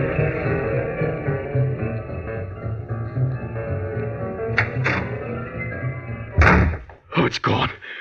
Thank goodness I can't hear it anymore. What's gone? The music. Alex, you aren't making any sense. We came to the concert to hear music. What's wrong with you? Wrong? Nothing. Nothing at all. I just suddenly felt ill in there and had to get out. Perhaps we'd better see a doctor. You look so pale. No, I'm all right now. Are you sure? Yes. Let's go home now, Vicky, huh? All the way home, I kept thinking of the amazing hallucination I'd had. Obviously, it was the result of the mental strain I had undergone in New Orleans. But with sufficient rest and relaxation, I would soon forget the horrible events that had occurred there. Arriving home, I went to bed, but found it difficult to fall asleep. Hours later, I drifted off into an uneasy sleep, and then I started dreaming. I dreamt that I was in Jeff Becker's cafe, and the only people there were Jeff and myself. He was seated at the piano playing, smiling at me.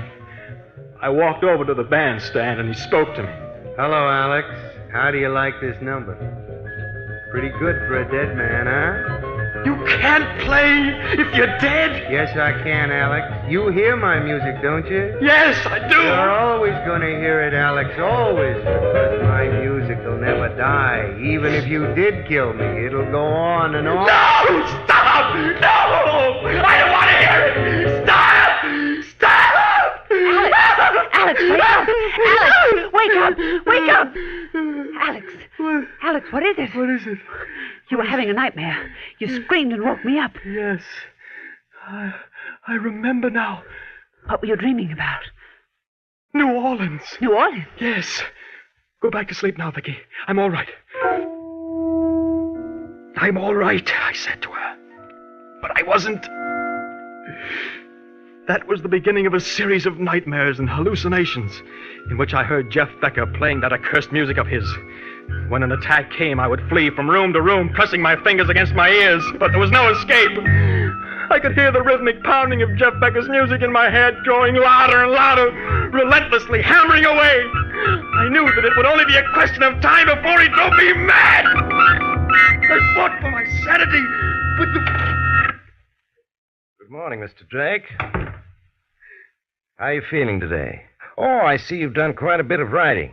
Good. I'm glad you followed my suggestion. It's all written down, Doctor. Everything that happened to me. It's fine, Mr. Drake. I'm sure it'll be of great help to both of us. Do you feel in the mood for a visitor? A visitor? Yes, your wife. Yes, I'd like to see Vicky. She's just outside. I'll have her come in. Will you come in now, Mrs. Drake? Hello, Alex. How are you, darling? Vicky! Oh, it's good to see you again and have you near me. Oh, Alex. Dr. Mitchell says that you're much better. Yes, I'm much better. Doctor, will you tell him? Yes, Mr. Drake. Tell me what? Oh, won't you sit down, Mr. Drake? Yeah, that's it. Now, what I'm going to tell you will come as a shock, but I'm hopeful it'll rid you of the hallucinations you suffer from. Yes, Doctor? Mr. Drake, you did not murder Jeff Becker. But I did. I choked him until he was dead. And then I threw him into the river. No, Mr. Drake. Jeff Becker was not dead when you threw him into the river. He was only unconscious, and the water revived him. His body made a splash. A small splash. Jeff Becker is alive. He was picked up by a fishing trawler going to sea. Do you understand, Mr. Drake? Jeff Becker is alive.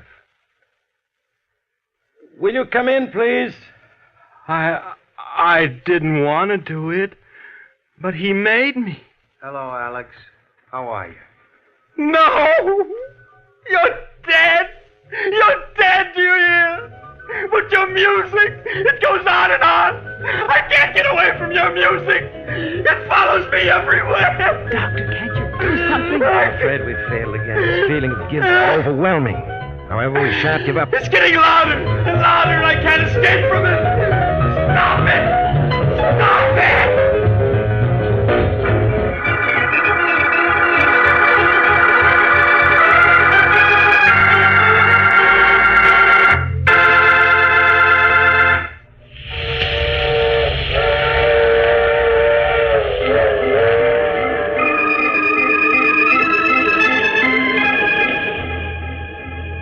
This is the mysterious traveler again. Too bad about poor Alex, wasn't it? It just goes to prove you may be able to escape the law, but there's always your conscience to reckon with. What happened to Alex? Oh, he finally responded to medical treatment, and today he and Vicky are a very happy couple. However, there are still two things Alex can't stand: jazz and the sight of rivers. He's strictly a long hair these days. Now, I recall another young man once who decided that two murders are better than one, and so... Oh, you have to get off here. I'm sorry. But I'm sure we'll meet again. I take this same train every week at the same time.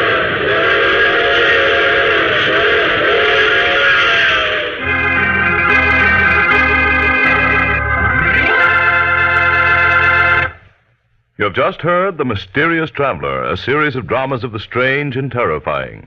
All characters in tonight's story were fictitious, and any resemblance to the names of actual persons was purely coincidental. In tonight's cast were Maurice Toplin, Frank Behrens, Joan Alexander, and John Gibson. All recordings heard in this program were played by Miss Hazel Scott and may be found in her latest album, Great Scott. Organ music was played by Paul Taubman. Sound by George Cooney, broadcast engineer Al King. The Mysterious Traveler is written, produced, and directed by Robert J. Arthur and David Cogan. Listen next week to a tale titled The Little Man Who Wasn't There. Another strange and suspenseful tale of the Mysterious Traveler.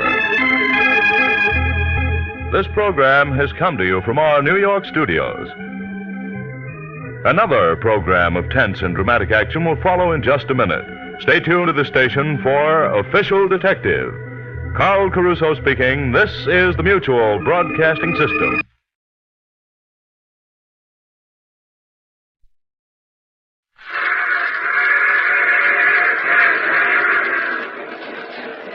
Mutual presents The Mysterious Traveler.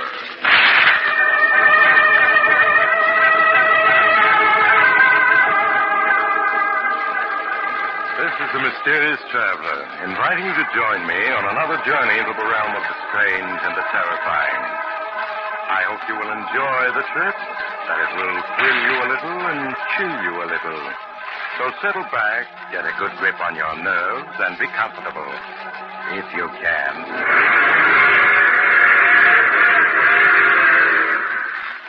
Where are we going? Like today, we're going to venture into a fantastic and little-known field, the human mind. It's a story I call Mind Over Murder.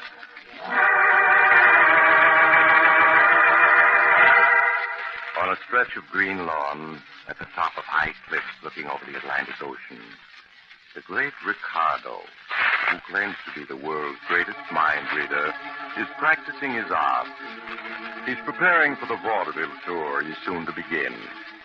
Assisting him are his lovely young wife, Ellen, and Carl Gardner. That's it, Carl. Tie the handkerchief tightly over my eyes. Now, are you sure I can see nothing? Nothing whatever? I know positive you can't, Mr. Ricardo. I'll bet my month's wages on it. You are quite right. My eyes are in darkness.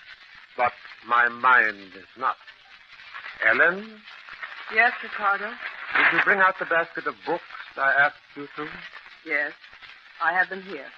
All right, Carl, go pick a book out of the basket. Any book at all. Yeah, sure thing, Mr. Ricardo. Now what? Now open it to a page, any page. Have you done this? Yeah? Good. Now concentrate on the book. Think about the title and the number of the page. Think about it now. Ah, yes, it is coming to me. The title is Murder by Expert, and the page, you have opened it to page 27. That's right, Mr. Ricardo. Gosh, I don't know how you do it. That is very simple, Carl. With the eyes of my mind, I read your thoughts. Now, I want to try something else. Ellen? Yes, Ricardo. Sit in the wicker chair over here on my right. Turn your back to both me and Carl. You aren't going to... Please do not argue. Do as I say. I just can't. Yesterday, my head ached for hours. Please don't make me. It would come easier in time. Sit down.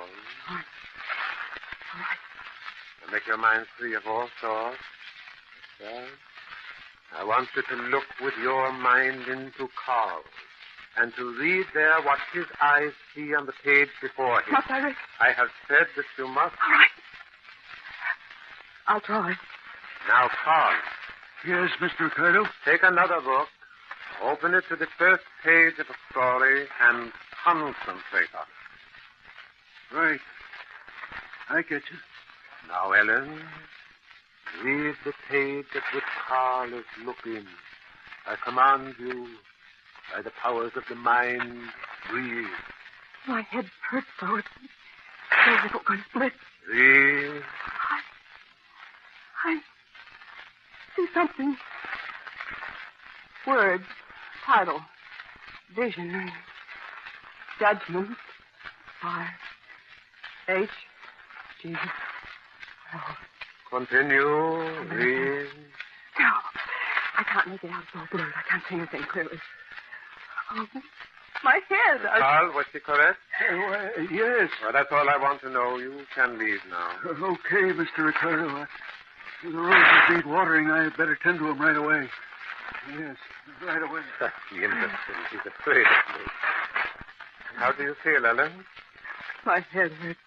There, my dear. It will quickly pass. And in no time you'll find the whole thing as easy as powder in your nose. Ricardo, I can't. I just can't help you in your act when you tell me to try to read something in Carl's mind. I feel as if my brain were going to split. You will help me, my beautiful one. You will see. Now, I'm going into the house. You may sit here and look at the ocean until your head feels better. Oh, you will have company. I see my handsome young press agent coming forward. You must be nice to him, Ellen. He's really a very good press agent. Oh, there you are, Ricardo. I was looking for you. It's too bad your mind is one of the few I cannot penetrate, Tom, but I would have known that. Was it about something special? Oh, just about these advanced stories to go out to the Boston editors. I have them all written. Oh, excellent. I'm going up to the house now, and I'll read them right away. Stay and keep Ellen company, Tom. I'll see you both presently. All right, Ricardo. What's the matter, darling? What's he been doing? That's nothing, Tom. I just have a little headache. Been making you work with him in his act again, hasn't he? Please, Tom, I'm all right, really. Ellen, listen to me. You know things can't go on the way they are. You've got to leave Ricardo, do you hear? Leave him and divorce him. No, Tom, I can't. I just can't. Get the death of him, but there's no reason to be. He's just a phony mind reader. No, Tom. He's not phony. He can read minds. Sometimes he tells me just what I've been thinking. Oh, Tom, it frightens me. I wish I could read it, but he won't let me. If I tried and I'd do something terrible. No matter what, I'm going to get you away from Ricardo. I'll kidnap you if necessary. Here he comes back. Oh. Well, I'm glad to see you're feeling better, Helen.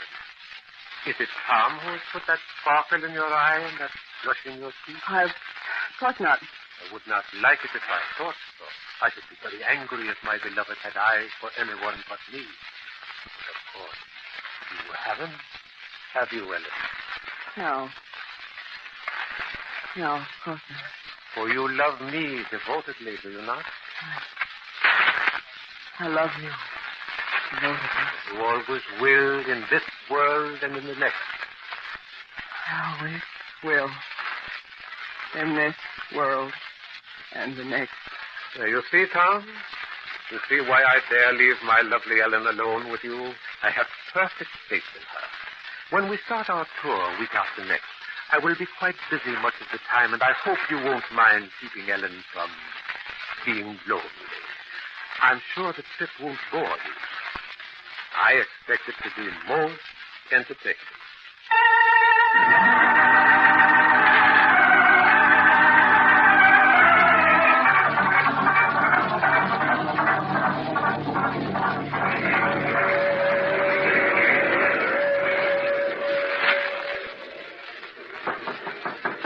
Ellen?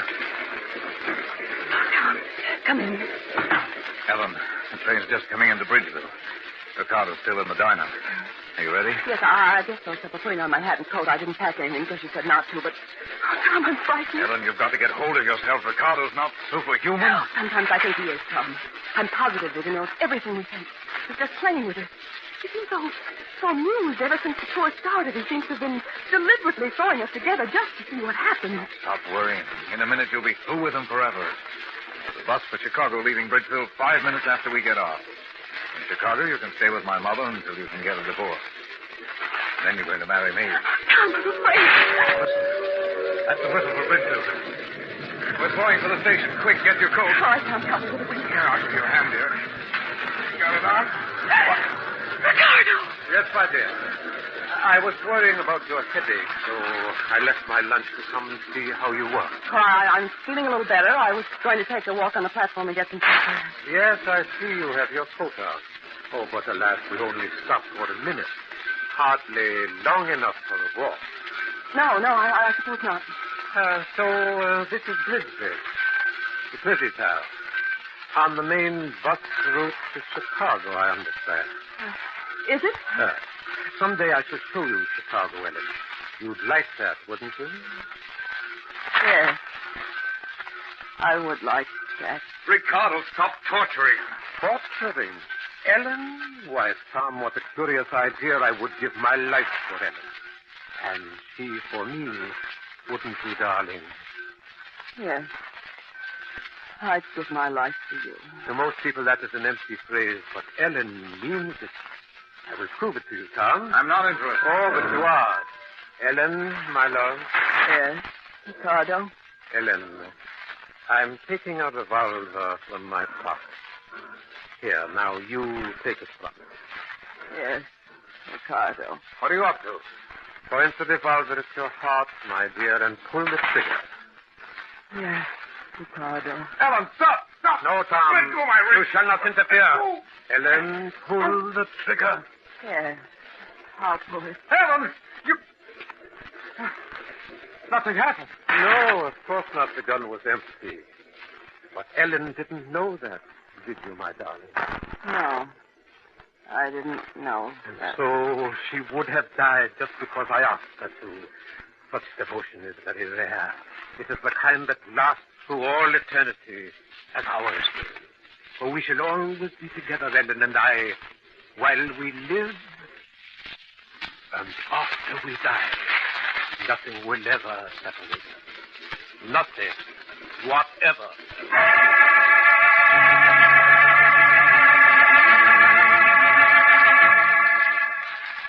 And so the great Ricardo's triumphal tour continued. Newspaper stories told of his amazing feat, and of the feats almost as marvelous performed at his direction by his pale and lovely wife. Twice Tom urged Ellen to flee with him, but both times Ricardo appeared upon the scene, smiling as though knowing every word that had been said. So at last Tom changed his tactics. Waiting until one evening when Ricardo was in the midst of his performance, concentrating on holding a great audience spellbound. And now, ladies and gentlemen, someone among you is thinking of the initials E.N. Somebody quite close to me.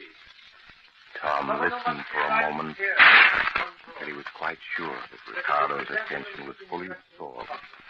Then he left his place in the wings and slipped swiftly backstage to knock on a door marked with a gold star. Ellen, Oh, yes, Tom. I want to talk to you. You shouldn't be here, Tom. Never mind Ricardo. Put on your coat. My coat. But the performance won't be over for half an hour. Ellen, I've got a plan to fool Ricardo. Will you trust me? If he catches us, he might kill you. If there's one time he's not going to be clever enough. Just put on your coat and come along without asking any questions.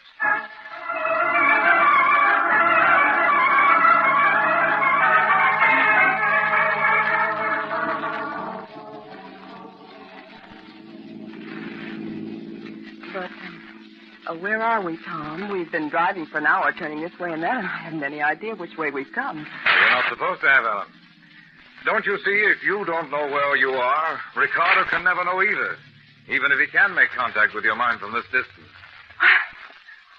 I never thought of that. But I did. So this time I made my plans without telling you. The Hillview Inn. Oh, what a quaint little place, Tom. And what a lovely view over the hills. Yes, isn't it? It's a funny little place. I found the ad in the papers.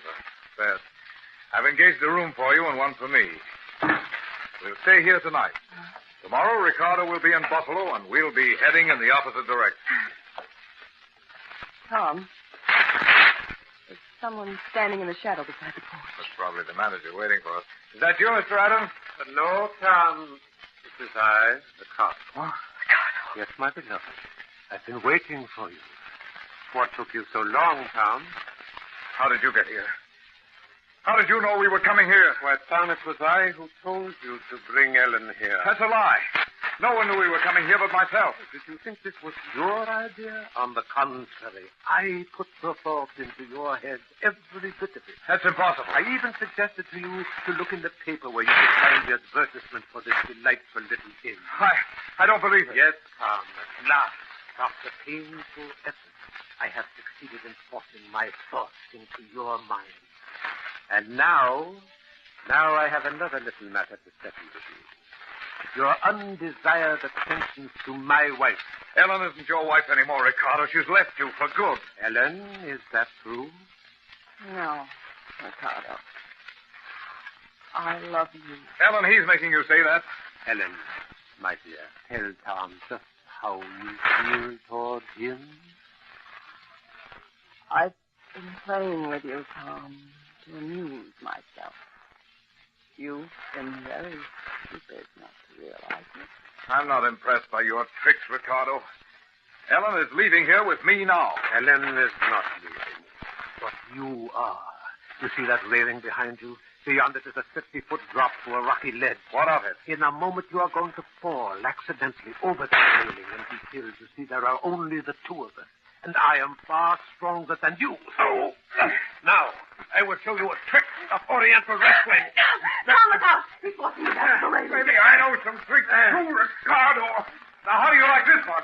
Tom, he's going to... Tom, look. He's lying down there on the ledge. His body's all twisted. Yeah. I'm afraid he's dead. No. No, he isn't. He's alive. He's in pain. He's making me feel pain, too. No, Ricardo. No. Stop it. Stop it.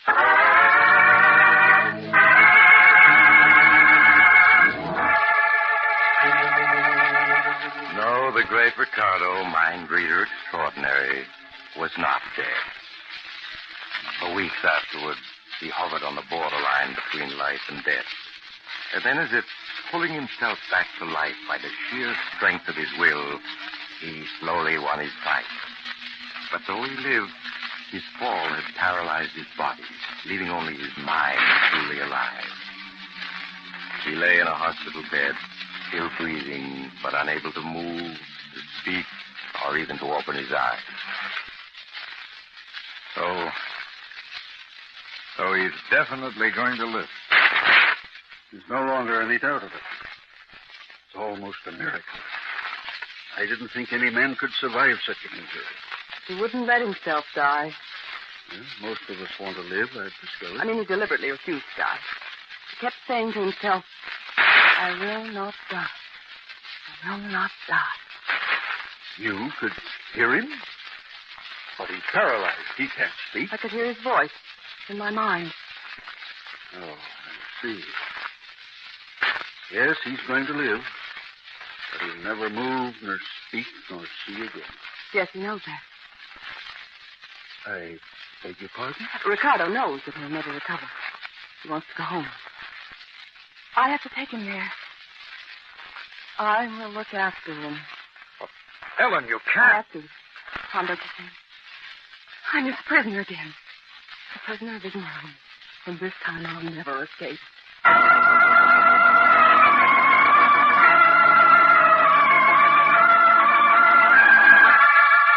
And so the great Ricardo returned home, a living dead man. There in the house on the cliff, aided only by a nurse who relieved her at night, Ellen cared for him. Tom stayed close by to help her in any way he could, and did his best to persuade her to turn Ricardo's care over to professional nurses. Ellen, listen to me. You can't ruin your life like this just to care for a man you hate. I have to. I can't go away. He won't let me leave the house. If I do, I find myself turning back without knowing what I'm doing. But, Ellen, you My can't. mind isn't my own. Be controlled. Lying in his bed in that room there, never moving. Ricardo controls my mind. Oh, Ellen, I'm sure that's just a delusion. A psychiatrist could prove it to you. Ricardo was injured, helpless. But his mind isn't. More powerful than ever. All his strength is concentrated in it. If it weren't for the power of his will, he'd die. But he doesn't want to die. He's planning something. Planning what? I don't know. But he still hates you and wants revenge. How you are letting your imagination run away with you. What can a man in Ricardo's condition do? I don't know, but he has something in his mind. Helen, you're overwrought. You need sleep. Look, darling, why not take a sedative and go to bed? In the morning we can talk again. I have to wait until the night nurse gets here. All right, I'll stay with him until then. Now, go on. Get to bed. All right, Tom. I do need rest. But you better wait in the room with him. I'll go in now. Good night, Ellen. Good night, Tom. So, there you are. The great Ricardo. A man who was better than anyone else in the world. And now you're a living dead man. I wish you were a dead one. Then why don't you kill me now? What? Why don't you kill me? Just put your hand over my mouth for a moment and you'll be rid of me. Ricardo. You can't be talking. You're paralyzed. I can speak to you, Tom. I speak with my mind, not with my voice. No, I don't believe it. You always were stubborn. Listen. Just now you were trying to get Ellen to leave me. But she never will. Ellen and I are joined together for all eternity. I'm going to free her from you somehow. Do you hear, Ricardo? Oh, now you're threatening do believe my mind can speak to yours. Good. We'll have many interesting conversations in the days to come. Now, I'm going to rest. Good night, Tom. I shall see you tomorrow. You won't want to come, but you will.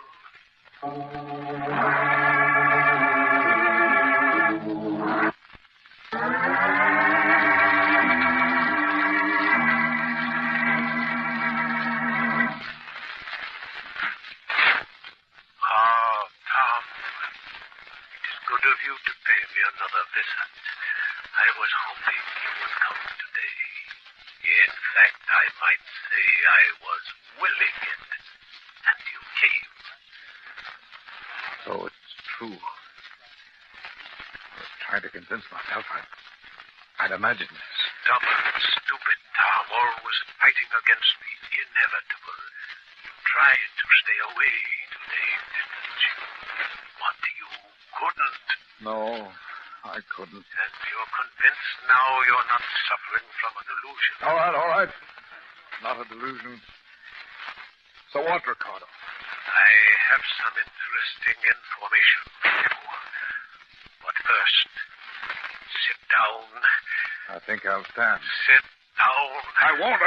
You see, you are seated. Are you? Yes.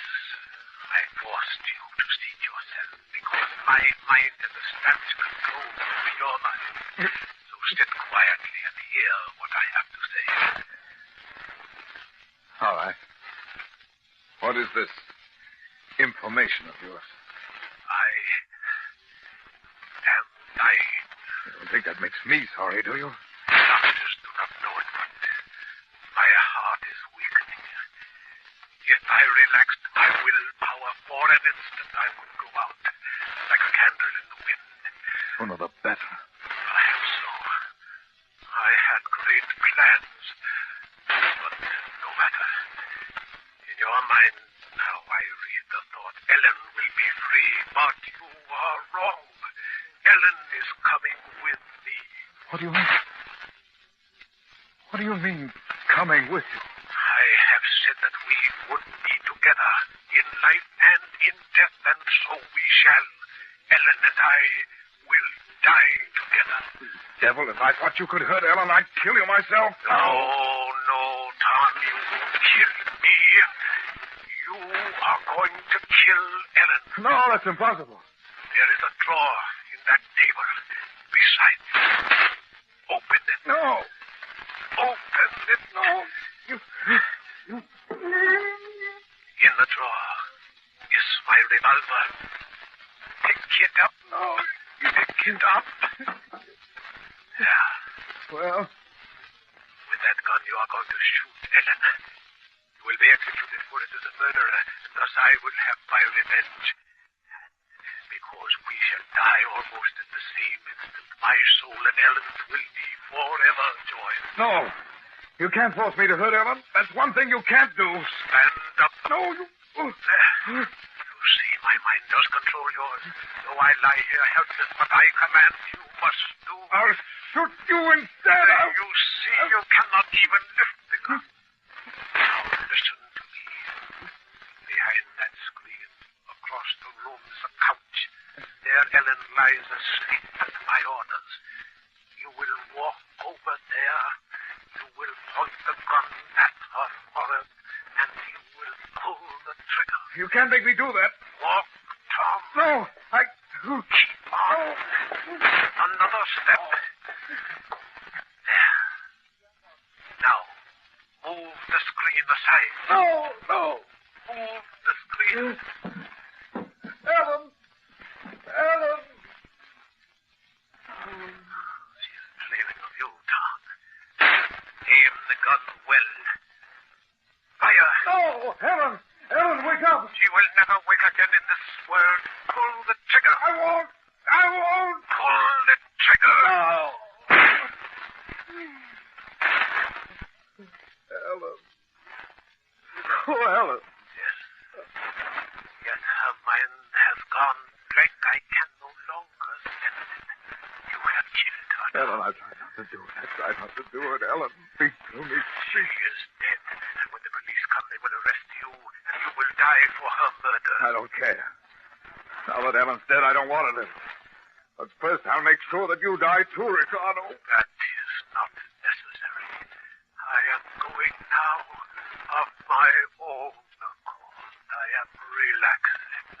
I will, letting myself slip into the dark silence of death, where Ellen is waiting for me. She's there. She's just across the threshold, waiting for me. She's eager for me. No, you've tricked me. I won't die. I won't.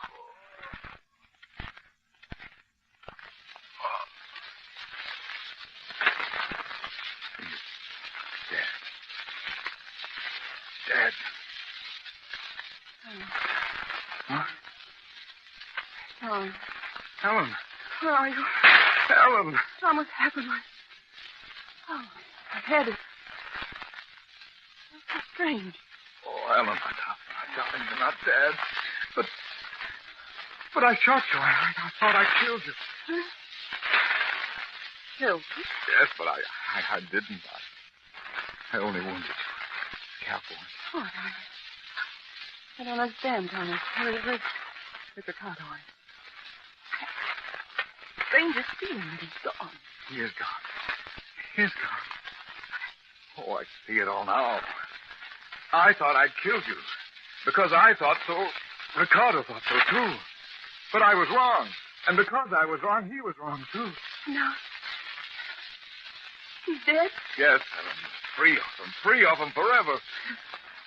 Ricardo made a mistake and let himself die, believing that you were already dead. Oh, yes, my darling. This time he's gone for good. Ricardo was clever. But in the end, he outwitted himself.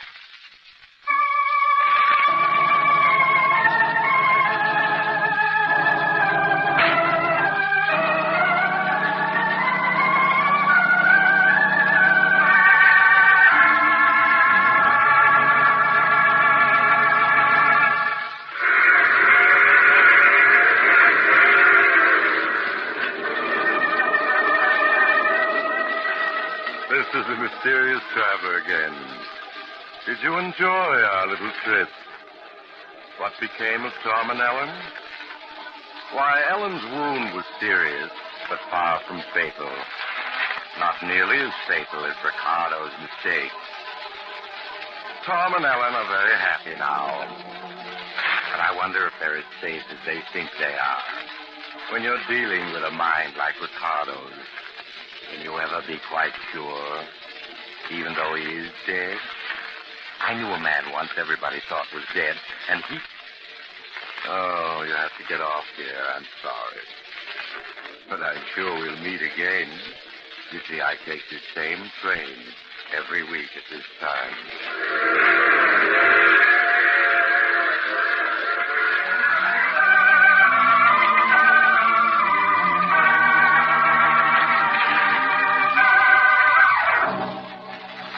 You've just heard The Mysterious Traveler, a series of dramas of the strange and terrifying.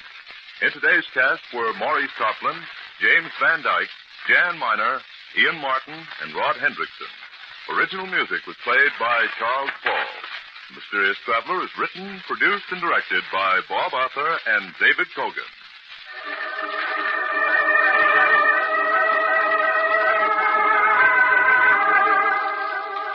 Listen next week to a tale titled Death and the Devil. Another strange and terrifying tale of the Mysterious Traveler.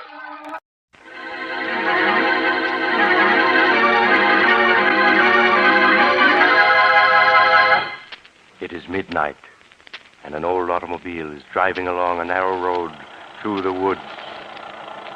At a point where a second road, even narrower, crosses the first, the car stops. Here you are, young fella. This is the professor's place. Is it? All I can see is woods. It's up that road about 50 yards. Look sharp and you can see the light shining between them two trees. Huh? Oh, yes, I see it now. Then I guess I get out here. Would you hand me my bag, Sheriff Ramsey? Right. Here you are. Thanks. And that's $1 I owe you, right? Yep, thank you. You know the professor, do you? Yes. I was Professor Clark's laboratory assistant back in college 10 years ago. Oh. Why? I was thinking maybe you could drop a hint to him. A hint? What kind of a hint? Well, that there's been some talk in town of running him and that man of his, that Barton fella, out of the county. Running Professor Clark? Oh, you're not serious. Yep. Of course, it's just talk. So far. But what has anybody got against Professor Clark? There isn't a milder man in the world. Well, maybe so, but folks has got wind of what happened at the state penitentiary over in Hillvale last year. Sheriff, you're talking in riddles. What did happen? The professor went over there when they hanged Richard, that hold-up killer. Uh-huh. And the warden gave the professor the murderer's brain. That's what happened. Well, what of it? Professor Clark is a great authority on nerve and brain tissues.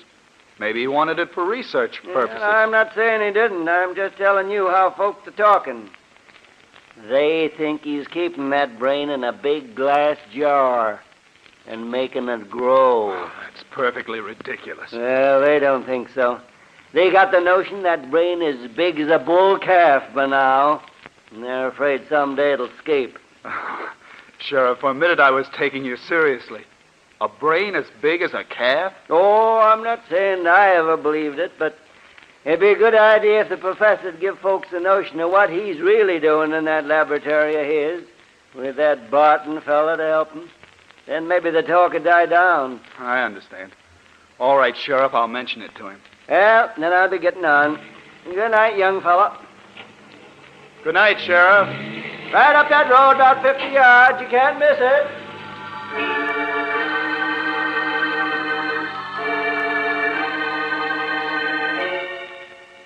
A few moments later, Dr. Richard Dale was knocking on the door of an old stone house almost hidden among the trees. A frail, white-haired old man answered the door, an old man who could hardly speak in his joy as he gripped Richard Dale's hand. He led the way down a long hall to a great room where strange equipment took up almost every inch of space. Retorts and electric furnaces, generators, batteries, and great glass vats. Dr. Dale stared around him in intense curiosity as Professor Clark helped him off with his hat and coat. There. Now, sit down, Dick, my boy. Sit down and let me get a good look at you. So, you got my letter? Oh, yes, of course you did, or you wouldn't be here. Thanks, Professor. Yes, I got your letter, and it made me so curious I took the first train. You promised me a surprise. Well, is this it, this amazing laboratory? No, my boy. I'll come to that in a moment, after you've met Barton, my assistant. Barton? I don't seem to know the name. Should I? No, he's not famous yet. But he will be. He's been with me only a few months, but I couldn't get along without him. He certainly sounds interesting. You'll like him, I'm sure you will. Barton. Yes, Professor? Dr. Dale has arrived. I want you to meet him. Why, of course. How do you do, Dr. Dale? We've both of us been looking forward to your visit. How do you do? Yes, the professor's letter made me so curious I couldn't stay away. I'm still wondering what the great surprise is he promised me. You'll see, Dick, in just a minute. My curiosity's at fever pitch. Well, it's time to satisfy it. Barton, is Alpha making some coffee? Yes, he started it when we heard the car. Alpha? Who is he? Our general man of all work. Truly amazing fellow. Here he comes now.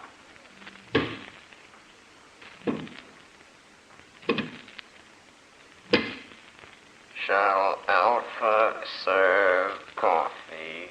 Good heavens. I said you'd be surprised, Dick. He's not human. He's a machine. A robot. Yes, my boy. An artificial man made from metal and synthetic brain tissue. A machine man. But walking and talking. He's not very pretty, but then the professor was mostly interested in making sure he'd work. He must weigh a ton. No, only about 300 pounds.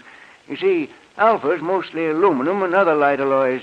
Inside his aluminum plates are some new batteries I devised, together with miles of fine silver wire and a dozen electric motors. And to give you only the highlights. It's a good thing you did keep this for a surprise. If you had mentioned it in your letter, I don't think I would have believed you. Shall Alpha serve coffee now? Yes, Alpha. Put it on this table here, and pour a cup for Dr. Dale. Alpha, do so.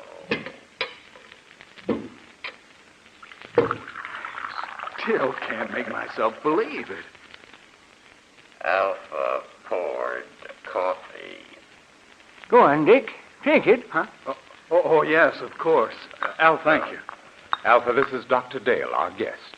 Any orders he gives are to be obeyed. Alpha understands.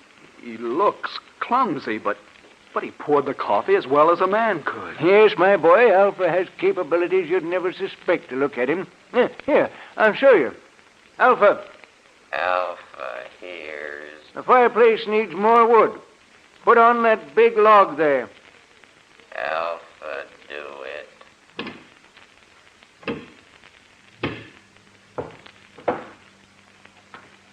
Alpha has log. Now, break it in half. Alpha, break it. 6-inch log, and he's breaking it with his hands. Alpha, put log on fire. Good. We won't need you any more tonight, Alpha. You can go back to your room now. Alpha is going.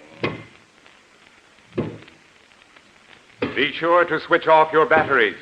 They're going to need recharging tomorrow. Alpha understands. That's the most incredible thing I ever saw. You see, Dick, I try to treat Alpha as if he were really a man.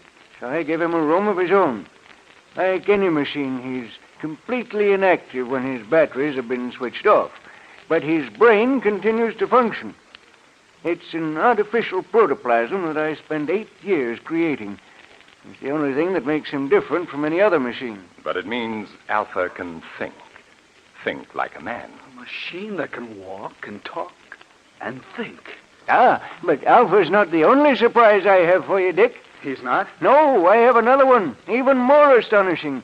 But you'll have to wait until morning to learn about that, because now it's time we were both in bed. I suppose you're right. It's after 1. I know you must be tired. I'm getting old, so I'm going up to bed now, Dick. Barton will show you to your room. Of course, Professor. I'll see you in the morning, then. Yes, we'll have a long talk tomorrow. Good night. Good night, Professor Clark.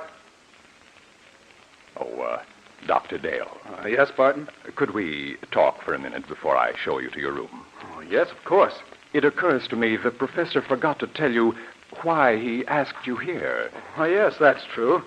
And I've been so interested I forgot to ask. It was his hope that you'd stay indefinitely and help us carry forward the work we've been doing here. Stay indefinitely? Well, I have my own work. Don't say no yet. Now just think, Dr. Dale. Alpha is stronger and more rugged than a man. He needs no rest, no food. Yet he can do the work of 3 men. He can plow, reap, run machinery. Think how much drudgery a million like him could lift from mankind's shoulders. Yes, that's true. And already Alpha is technically obsolete.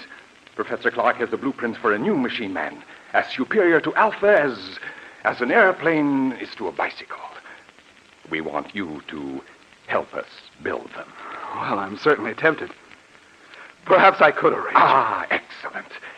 And now there's only one more thing I want to tell you. Yes? What is it? It's about Alpha. You must help me persuade the professor to dismantle him. Dismantle him? Why?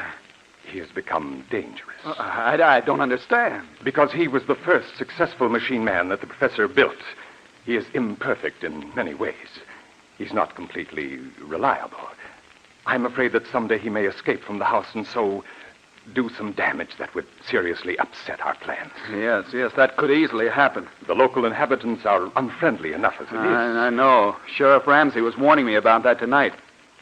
All right, I'll speak to Professor Clark about it tomorrow. Ah, good. Then I'll show you to your room now, if you wish. Yes. I am sleepy. If you'll just come this way.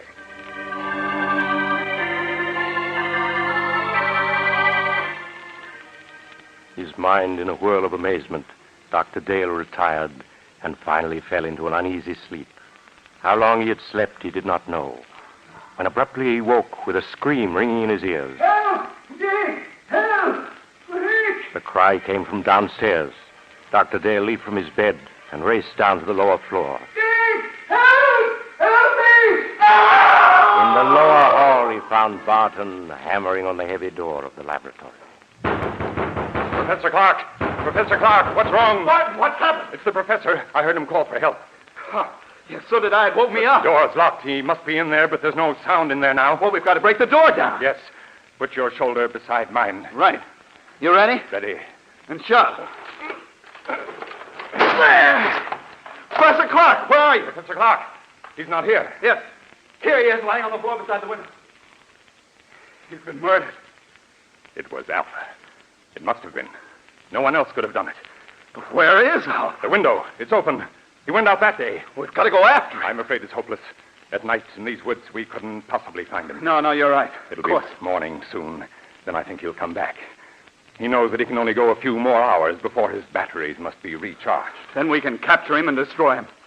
But, Barton, why did he kill the man who created him? The professor must have come down to the laboratory for some reason. Occasionally, when he couldn't sleep, he would do that. He may have decided to make some more tests of Alpha. Yes, but that doesn't explain why... During the test, something must have occurred. When Alpha returns, we can find out. Poor Professor Clark. Well, we'll have to notify the police. There's only the sheriff.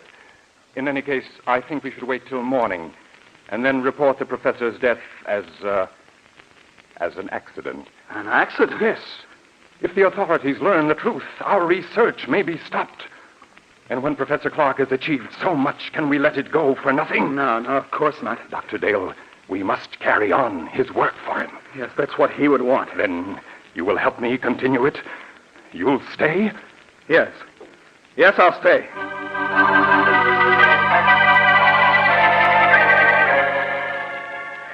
Greatly upset by the tragedy, Dr. Dale returned to bed and at last fell into an uneasy sleep, haunted by dreams of Alpha, the metal monster Professor Clark had created.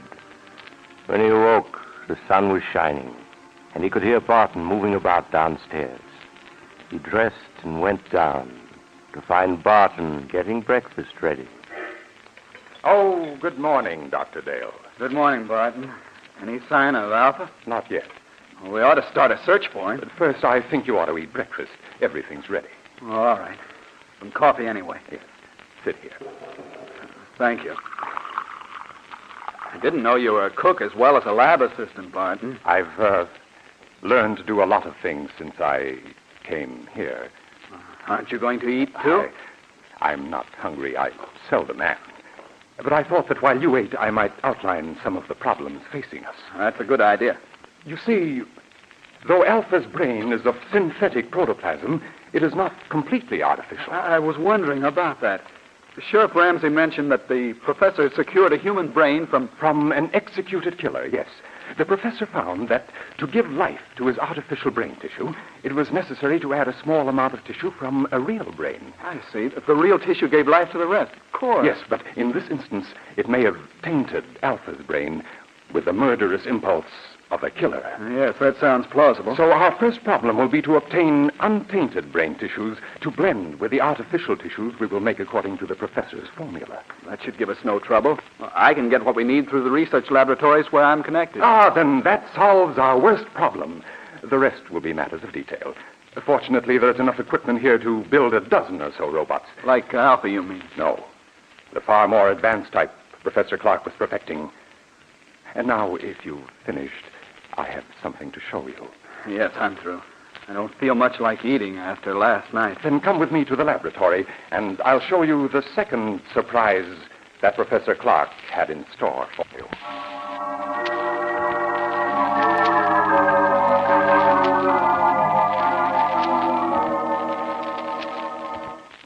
Here we are. Now, what I'm going to show you is in this box. Another robot? Yes. A second mechanical man the professor built a few months ago. This one, though, was a failure. You mean it wouldn't work? It worked too well. I don't follow. It was too intelligent. Professor Clark called it Beta.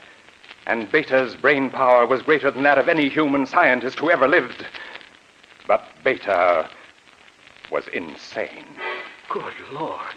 He represented, however, a tremendous technical advance. Look. It looks exactly like a human being. Yes. Professor Clark used me for a model when he built Beta. It's an excellent likeness. Touch the face, Doctor. All right. It feels smooth and rubbery with a hard surface underneath. The surface is a new plastic Professor Clark developed with which he could imitate exactly the appearance of human skin. Underneath is an aluminum body on which the plastic was baked. I see. Beta's hair, eyes, and teeth are all artificial, too. But he walked and talked and acted so much like a human being that no man alive could have guessed his secret. No, he would have fooled me completely. And you say he was insane? From the human viewpoint, yes. He considered himself superior to the human race. With his enormous brain power, he intended to make himself ruler of the world. You're joking. Not in the least. That was why Professor Clark destroyed him just in time.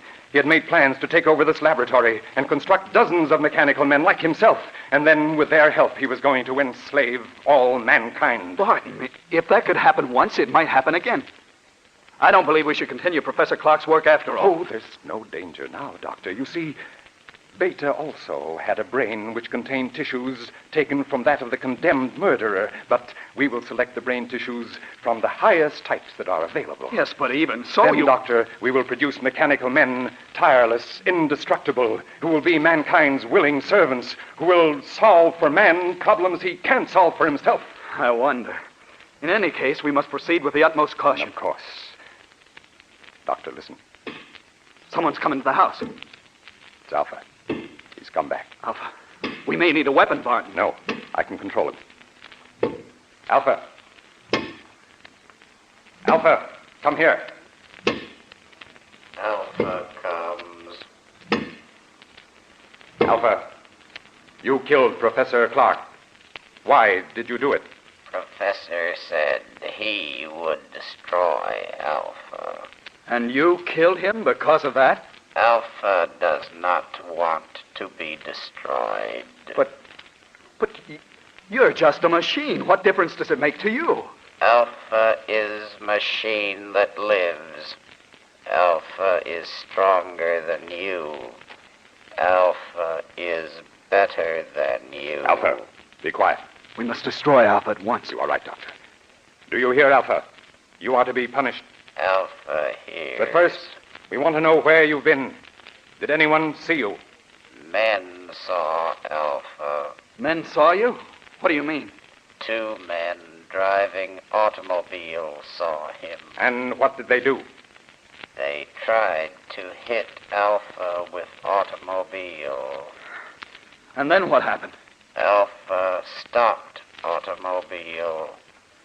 Alpha killed 1 man.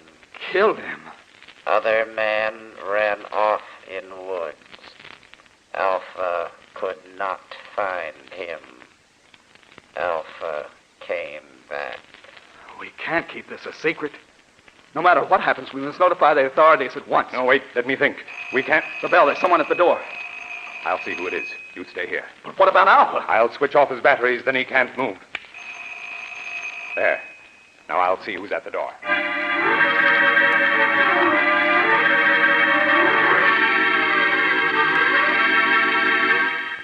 Dr. Dale waited while Barton went to the door. He heard the door open and recognized the excited voice of Sheriff Ramsey speaking. Then a moment later, Barton came back into the laboratory, followed by the sheriff, who held a revolver in his hand. But, Sheriff, if you'd only let me explain... Never mind that. You're coming with me, both of you. Dr. Dale, perhaps you can reason with the sheriff. He insists that we're under arrest. Yes, and I'm taking you to the lockup. The professor, too. Where is he? Professor Clark is dead, Sheriff. Dead? He was killed last night when an experiment he was engaged in went wrong. An experiment, huh? I suppose it was an experiment that crushed the life out of him. You crushed the life out of Jed Thompson an hour ago down the road and scared Fred Jennings so bad all he can do is jabber about monsters. It's true. The thing that killed both the professor and Thompson is an experiment.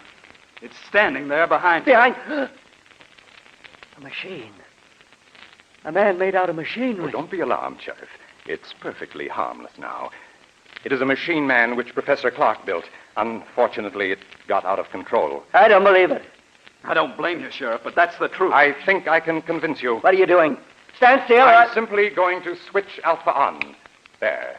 Now he can move and speak as well as you and me. That thing talk? You're lying. You're up to something. Alpha, will you tell the sheriff that it was you who killed Mr. Thompson? Alpha killed him. He tried to hit Alpha with carbs. So that's what the professor was up to all this time. Building that thing. Now, Sheriff, surely you realize that we are not murderers. Maybe not, but you'll come to jail just the same. You're partly responsible anyhow. But, Sheriff... Anyway, it's for your own protection. There's a mob on its way out here from town. They're going to burn this place down. What? I got to put you in jail for your own safety. They're ready to lynch you right now. Burn the place down? That's what I said. So turn that machine thing off and come along. We ain't got much time. No. All this equipment, machinery, the professor's notes, they must not be destroyed. We must stop them. Yes, Sheriff. The lost to science. Never mind science. You got your own skins to worry about. That mob means business. Let's get started. I'm afraid we can't do that, Sheriff. You can't. I got a six-shooter here that says different. We have no choice, partner. Oh, yes, we have. Alpha, take the gun away from this man. What are you doing? Stop him! Stop him or I'll... No! Let me go! Stop him! Too late. Too late, Dr. Dale. He's dead. Alpha crushed him. Yes, Dr. Dale. Now, you're a murderer. In a good cause. The life of one man or of a dozen men cannot stand in my way. You don't expect me to keep silent about this, do you? I think you will. Alpha. Alpha. He doesn't answer. His batteries have gone dead. That last burst of energy must have drained them dry. But it makes no difference. I think it does. A big difference. There, see this? It's Sheriff Ramsey's revolver with 3 bullets still in it. Now put your hands up. I must explain something to you, Doctor. You can talk, but if you move, I'll shoot. I only want to say that nothing is going to interfere with my plan to build more of the improved form of robots that Professor Clark perfected before his death. Robots who look and act so much like men, no one can detect them. They'll never be built. I intend to destroy all of Professor Clark's notes. They will be built by me. I shall build 10, 100, 1,000. Then I shall lead them with a superior intelligence to the mastery of the world. You're mad. Of course I should have guessed. No, Doctor, that's not the answer. I shall tell you the truth. And then you must die. Stand still or I'll shoot. You remember last night when the professor said he had another surprise for you? An even greater surprise than Alpha? Yes. That surprise, Doctor, was Beta, the second robot. So perfect it looked like a man, but so intelligent that human beings were as children in comparison. But Beta was destroyed. No, Doctor, Beta was not destroyed. But you must be destroyed. Stand back. Stand back, I say. All right, then I'll shoot. And now, Doctor, your bullets are gone. You aren't even hurt. Bullets cannot harm me. That's what I'm trying to tell you. Beta, the second robot, was not destroyed. But I saw him. What you saw was only an initial attempt that failed. The real Beta still exists. You see, Dr. Dale, I am Beta. You? Yes, I, too, am a mechanical man. And now, you must die. No. No, stay away from me. Stay away!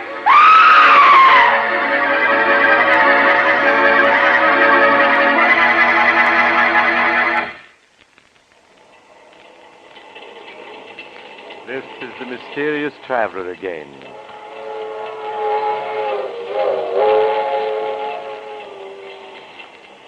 What happened to Dr. Dale? Why, he's still alive, but of course under observation in a hospital. In fact, it was he who told me the story. You see, the mob that was coming to burn down the house arrived just in time to save him. But Barton, or Beta as he called himself, escaped.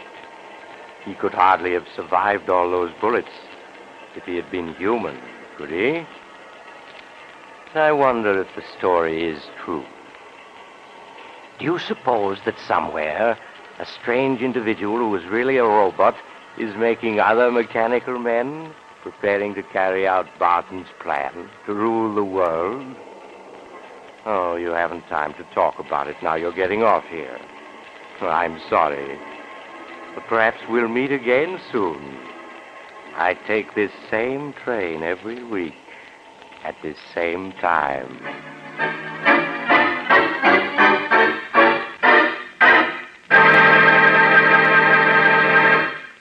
You've just heard Chapter 19 of The Mysterious Traveler, a series of dramas of the strange and terrifying, brought to you each week by station WOR.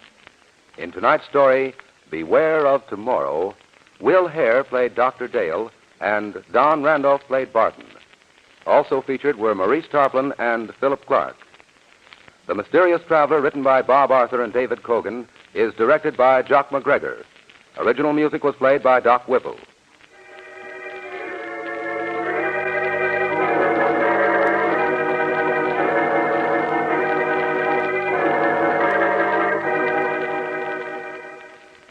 Listen next week to a tale titled The Accusing Corpse. Another tale of the Mysterious Traveler.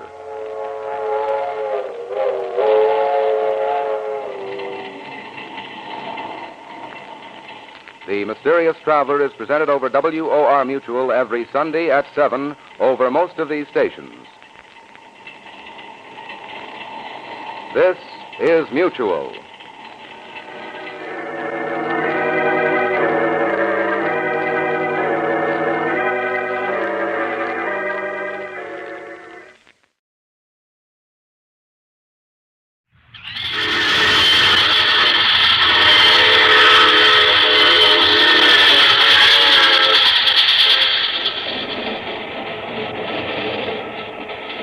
The Mysterious Traveler.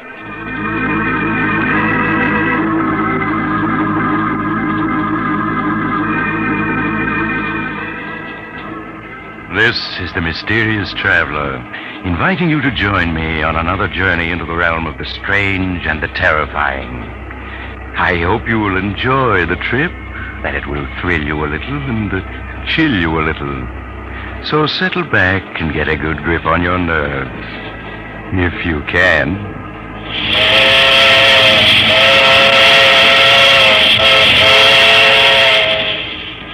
Where are we going? Why, today we're going to accompany Mr. Harvey Benson through a fateful 24 hours of his life in a story I call No One on the Line.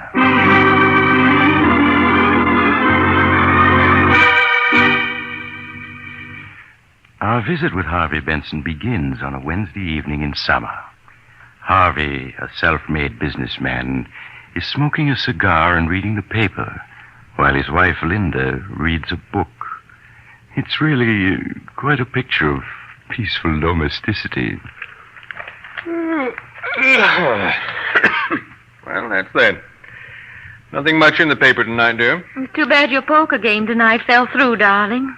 I know how you look forward to Wednesday evening. Oh, well, it doesn't matter. Good book you're reading? Oh, yes. Yes, it's very exciting. It's a new murder mystery everybody's talking about. I would have guessed it was rather dull from the way you've been looking at the same page for 10 minutes now. Oh, was I? I must have been wool gathering. Well, I guess I'll go... Oh, the phone. I'll get it, Linda. No, sit still, Harvey. You're tired. I'll answer. No, I insist, my dear. Hello. Hello. Hello. That's funny. No one on the line. Well, how strange. Maybe the phone's out of order. No, I heard the click as someone hung up when I answered. Oh, but it's not worth wondering about. It's getting late. What do you say we turn in?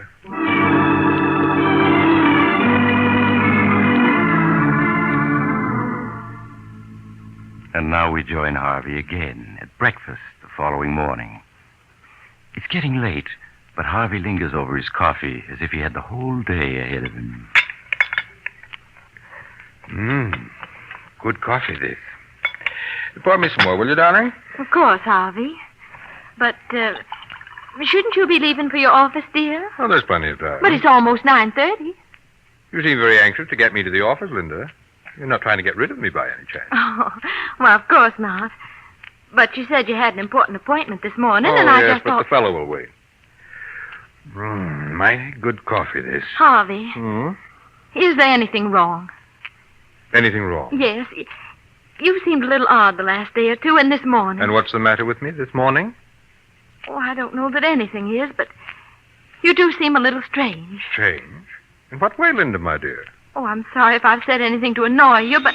Oh, I'll answer it. Still, Linda, I'll answer it. But, Harvey, it's probably... I said I'll answer it. Maybe a call I've been expecting. All right, Harvey. Hello? Hello? Hello? Strange, there's no one on the line. Same thing that happened last night. Well, how peculiar. Oh, but that phone must be out of order. Yes, I suppose so. Yet I could swear I heard someone hang up when I answered. Oh, you must have been mistaken, darling. I suppose so. You better give the company a ring, Linda. Yes, I will, Harvey, right away. Good. And now I do have to be going. See you tonight, darling.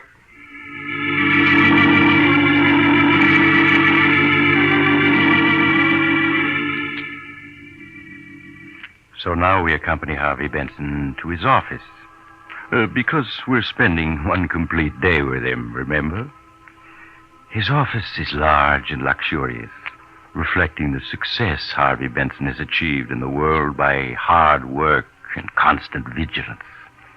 Once arrived there, Harvey plunges into his work.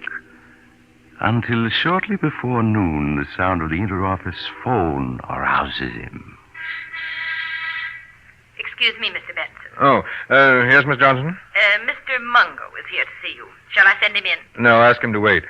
I'd like to see you for a moment first, Miss Johnson. Certainly, Mr. Benson. I'll be right in.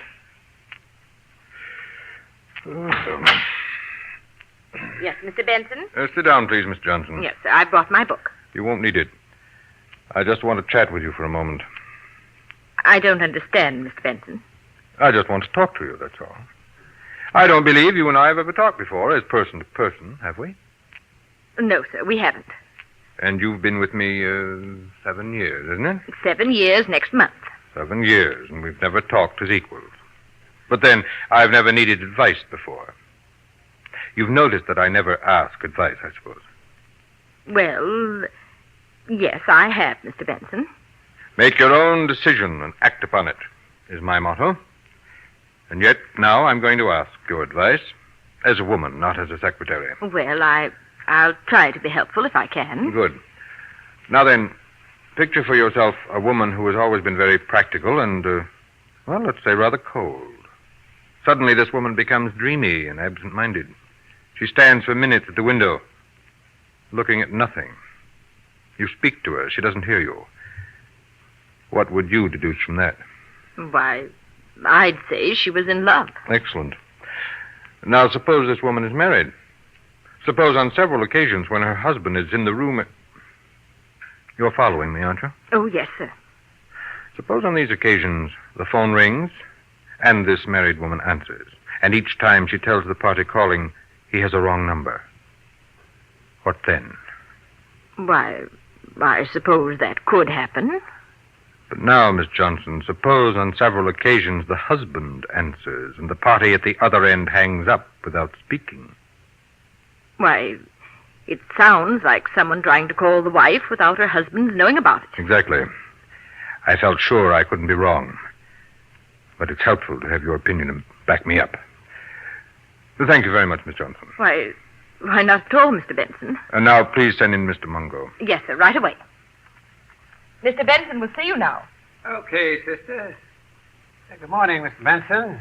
Come in, Mungo, and close the door. Sure, Mr. Benson. Sit down. Yeah, sure.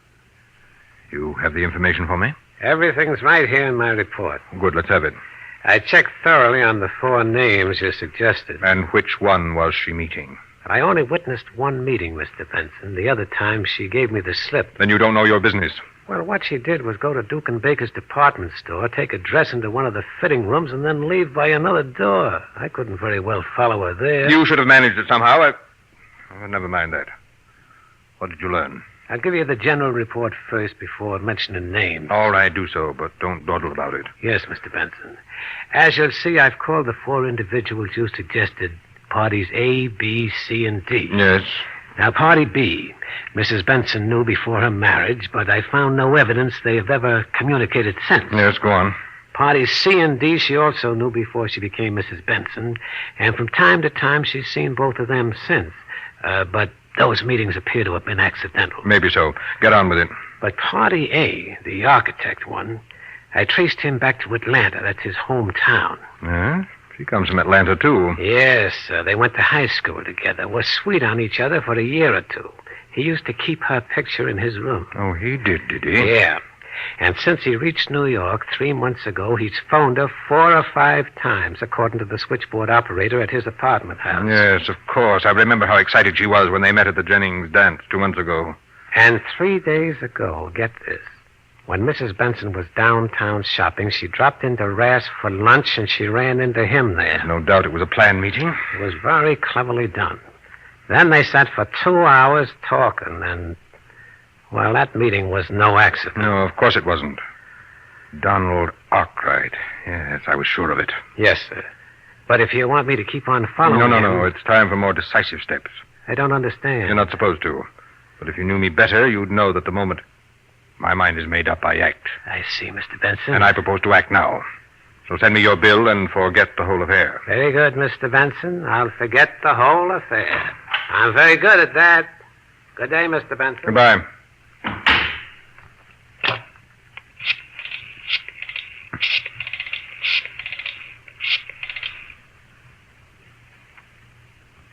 Hello, Donald Arkwright speaking. Oh, hello, Arkwright.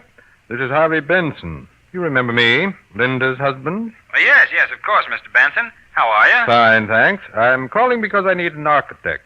Oh, and you wanted me Yes, to... I'm going to put up a summer place out on Long Island, and I wanted you to draw the plan. Well, that's great, Mr. Benson. Now, what kind of site have you?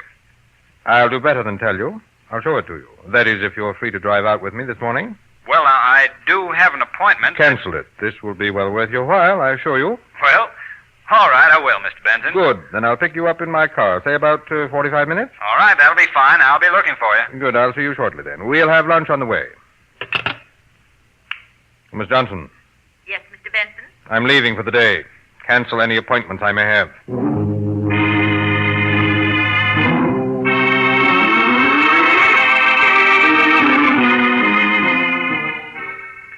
Now Harvey Benson leaves his office, and we follow him to the garage where he keeps his cars. Well, Joe, you have my car ready? I got it right here, Mr. Benson.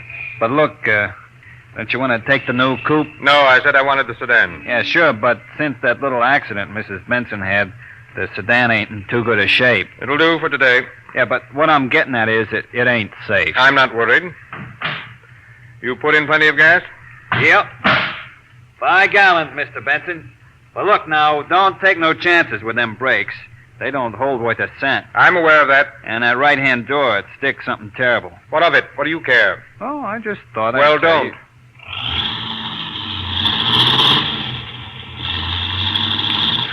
Golly, he's certainly in a hurry. With them brakes the way they are, he'll kill somebody if he ain't careful.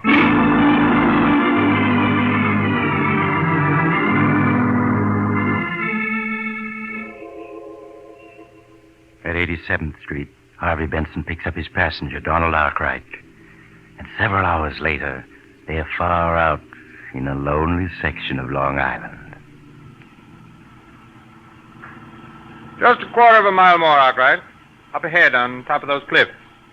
That's where my lots are. I surely appreciate your asking me to prepare the plans, Mr. Benson. Linda suggested you for the job. Said you were a first-rate architect. Well, that's swell of her. I wasn't even sure she'd remember me. Oh, she remembers you very well. I could see how happy she was to meet you at the Jennings party. Yeah, I was tickled that she recognized me.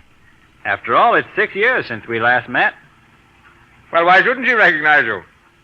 After all, you were sweethearts, weren't you? Well, I suppose you could have called us that. We did have some good times together. Riding, hiking, and dancing. Well, it's plain she still thinks a lot of you. Now, there's the site. Right up ahead. Oh, yes. Smack on the edge of the cliff, huh? Well, you'll have a nice view all the way across the sound. 80 feet sheer to the water. Not another house in miles. Look, you can see all the way down to the rocks from the bend in the road here. Well, those waves sure are kicking up a fuss. The man wouldn't last long down there. No. No, not long. But you don't have to worry. I'll build you a house that'll never slide over the edge. I'm sure you'll never give me any cause to worry. Well, here we are. Have to pull the car a bit off the road, though, to park. Oh, pretty steep here. Yes. I'll have to put in a retaining wall. Terrace the ground, I guess. There. I got her off the road. We'll leave her here, where we'll have room to turn around when we're ready to start back. Sure hope you have good brakes. I'd hate to slide over onto those rocks down there. I'd hate to myself. Oh, want to get out and block the wheels for me? Oh, yes, of course. Yeah, the door won't open. Seems to be stuck. That's right, that door does open hard. Never mind. I'll get out on this side and block them. Well, say, aren't you forgetting to set the brakes? Not necessary. But this slope is steep here. I know what I'm doing. But look, the car's moving already. It's starting to roll forward. Yes, it is, isn't it? And it'll keep on rolling. Mr. Benson? I can't stop your car. The brakes won't hold. Mr. Benson, it's gone over the cliff. It's gone over the cliff!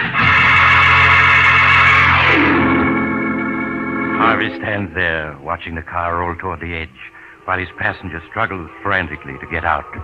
It only has 10 feet to go, 5 feet, and then on the very edge, the wheels twist against a rock, and the car stops. Harvey runs down the slope and reaches the spot just as Donald Arkwright manages at last to scramble out. Mr. Benson, you did that on purpose. Yes, Arkwright, I did. You tried to kill me. Exactly, I tried to kill you. But why? You must be crazy. No, Arkwright, only myself. If you knew me better, you'd know that no one tries to take anything away from me without suffering for it. What are you talking about? You know what I'm talking about. What's mine is mine. And everything that's mine, I keep. You are crazy. I can see it. Get away from me. Take your hands off of me. No, Arkwright, you haven't a chance. Let me go, I say. You'll do nothing. In this world, a man has to be strong and ruthless to stay on top.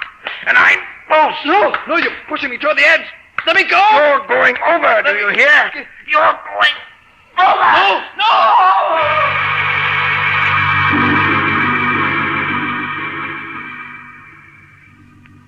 For a moment, Harvey stands, glaring down at the white-capped waters that have received his victim. Then he turns to the car. A quick twist of the steering wheel, a push, and the car is gone. Then Harvey turns away, back to the road.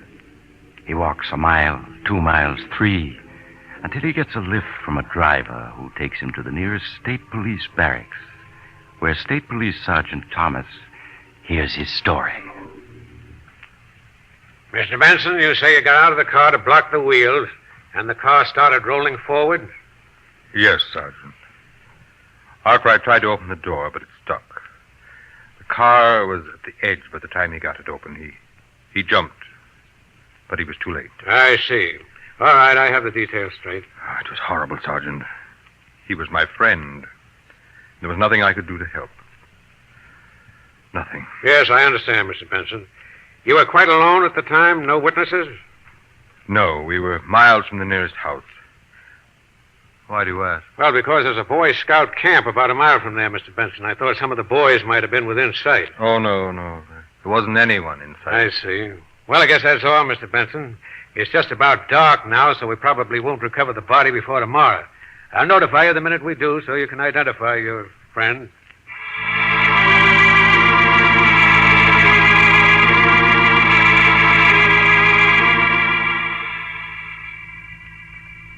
And so, late in the evening, Harvey returns home to find Linda waiting for him anxiously. Is that you, Harvey? Yes, my dear, it is. Well, I waited in as long as I could, and then I went ahead and ate. Shall I fix you something now? No, thank you. I've eaten. Let's sit down, Linda. I'd like to talk to you. Why, of course, Harvey. Did you have the phone fixed? The phone? Oh, no, I called the company, but they said there was nothing wrong with it. I see. Well, they were quite right. I discovered that the trouble was from another source. I don't think I understand you, Harvey. Linda, my dear, do you consider me a fool? What? Well, of course not. Don't you suppose that I've known what was going on for some days now? Just what do you mean, Harvey? When a woman suddenly takes to mooning around the house, staring out the window, not answering when she's spoken to, the signs are unmistakable. Are you speaking about me, Harvey? And when that same woman gets several phone calls while her husband is in the room and each time tells the caller, "I'm afraid you have the wrong number. There's no one here by that name." It would be a very stupid husband indeed who failed to notice. Yes, I suppose it But would. the crowning touch was those calls when there was no one on the line. One several days ago, one last night, and now one this morning. But, Harvey, I answer and there's no one on the line. But who's there when you answer? That's what I want to know, Linda. Well, what have you to say? There isn't much I can say, Harvey. Oh, then you admit it. Those calls were from someone I wasn't supposed to know about. Someone you're in love with. Yes. Someone I'm in love with. Someone I've been trying to bring myself to tell you about. Someone you've been meeting at Tawdry Rendezvous. Nothing of the kind. We've met, yes. But they've been perfectly innocent meetings, lunch, and a walk in the park. Nothing worse than that. You're a fool to expect me to believe that. Yes, I suppose I am. And yet it's the truth. Well, it doesn't matter. But may I inquire what your plans are? I want a divorce, Harvey. So that you can marry this unknown who telephones you and then hangs up when I answer. Yes. And I'm sorry that ever happened. It was my fault. I suggested it. You see, I was afraid of you, Harvey. Afraid? Of me? Of your loving husband? I was. But I'm not anymore. I only want to be free of you. Free to marry the man I really love. Very interesting, my dear, but slightly impractical. Do you really think I'd let anyone take you away from me? I'm afraid you have no choice. Well, you're wrong. It's you who have no choice. You're penniless, Linda. You have no family, no money, no training. You have only me. What are you trying to say? I'm just leading up to a story I have to tell you, Linda. A very tragic story which occurred only this afternoon.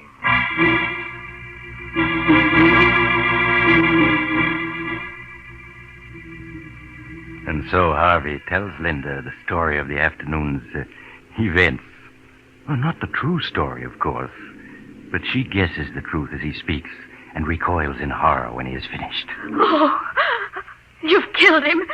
You deliberately murdered him. Nonsense. It was a tragic accident. The police have already exonerated me. You killed him? Oh, no. No, I don't believe you. You're just trying to torture me. You know me better than that. You know that what I have I keep at any cost. Then you did kill him. You're a murderer. Don't be hysterical, my dear. I shall be forced to discipline you. I'm going to the police. I'm going to tell them the truth. Linda, come back here. No, you can't stop Linda, me. come back. Come back, I say.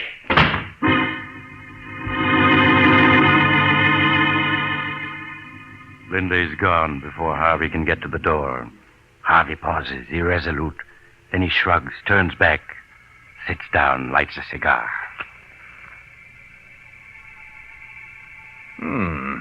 Good cigar. I must remember to order another box. And so, Linda, you've rushed off to the police. In your heart of hearts, you hope that I'm lying. Your first move will be to rush to a telephone. You'll put a nickel and dial with trembling fingers. You'll hear the phone at the other end ring. And with beating heart, you'll wait, hoping against hope that Donald Arkwright will answer. But he won't. And then you'll know I've told the truth. Then, will you come back first, or will you go on to the police? I rather think you'll go to the police, for you are excited just now. And you'll return with a detective or two. I shall have to explain to them, tell them of your hysterical spells. Then you and I will be left alone. And in a day or two, I think we'll leave on a little trip. Yes, up to my hunting lodge. where we can be alone there, and we'll get to know each other well again. Very well. And in the future... Oh, the bell. So you're back already, Linda. I guessed wrong. Just a moment, my dear. I'm coming. Harvey crosses to the door, opens it, and recoils in surprise. Good evening, Mr. Benson. Well, if it isn't Sergeant Thomas. And I see my wife is with you. Yes, we met in the lobby. She came back up with me. I'd like to come in. Why, of course. After you, Mrs. Benson. These other men will wait out here. Thank you, Sergeant. And now do sit down, Linda. And you too, Sergeant. Oh, cigar. No, thanks. We might as well waste no time, Mr. Benson. We've recovered your friend's body. Already? But surely you didn't come here to tell me that. They know you killed him, Harvey. They know. Please, Linda. You must forgive my wife, Sergeant. She's overwrought. I suppose she's been babbling some nonsense or other to you? She told me a story. I don't think it's nonsense. Of course it is. She's hysterical. But there were witnesses, Harvey. There were witnesses. What? That's absurd. There was no one within miles. Except a camp of Boy Scouts. 4 of them with a scoutmaster were lying in the grass half a mile away when you drove up. They were watching for birds with field glasses. You're lying. And with natural curiosity, they turned their glasses on you. They saw your struggle on the cliff. No, you're lying. They went to another police barracks to report, or I'd have been here sooner. Here are copies of the affidavits they signed. Affidavits? Yeah. Look them over. Affidavits. 5 of them. Yes, they seem to be in order. So there were witnesses. I dare say their evidence is unshakable. You haven't a chance, Benson. Well, those men outside are city detectives. Are you going to come quietly? Yes. Why not? What else is there to do? You're caught, Harvey, and I'm glad. Yes, I'm caught. But precious little good that'll do you, Linda, because he's dead. Do you hear? Donald Arkwright is dead. Donald Arkwright? Yes. You wonder how I knew it was he, don't you? Well, I hired a private detective. Oh. And he discovered that Arkwright had been phoning you, that you'd been slipping away to meet him. He managed to follow you to one of those innocent luncheons. Oh, that luncheon. But that meeting was an accident. A very clever accident, but not clever enough to save Arkwright, because he's dead, do you hear? And no matter what happens to me, I've beaten you. You're insane. You always have been with your lust for power, and I never guessed it till now. Fine words. But they won't change the fact that your beloved is dead and that I've taken him from you. You killed Donald Arkwright because you thought I was in love with him. You've killed the wrong man. No, I didn't. It was Arkwright. I know it. Oh, no. Don Arkwright was just an old friend. The man I love is someone you've never met, whose name I see now you don't even know. I don't believe you. You've committed murder and you've been caught, and all for nothing. No. And that knowledge is worse to you than any punishment the law can inflict. You're lying. It was Arkwright who phoned and hung up when I answered. I tell you it was. It couldn't have been anybody else. No. Better answer it, Mrs. Benson. No, I'll answer it.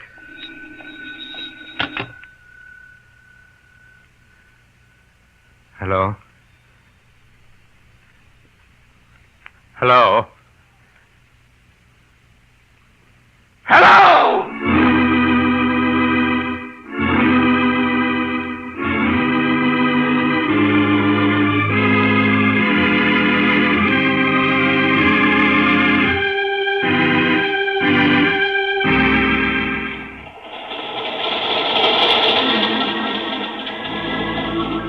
This is the mysterious traveler again.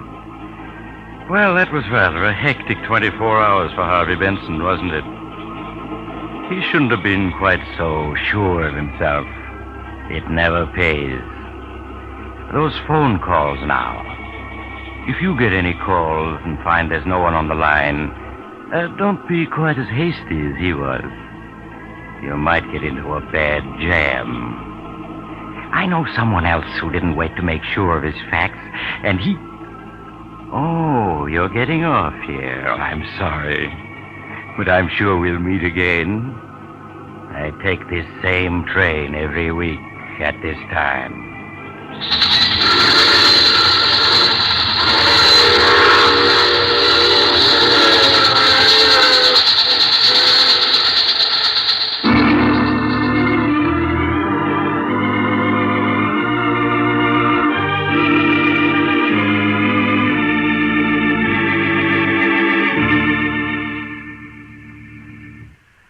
You've just heard The Mysterious Traveler, a series of dramas of the strange and terrifying. In today's cast were Maurice Tarplin, Ted Osborne, Mary Jane Higby, Jack Manning, and James Van Dyke. Original music was played by Doc Whipple. The Mysterious Traveler is written and directed by Bob Arthur and David Kogan.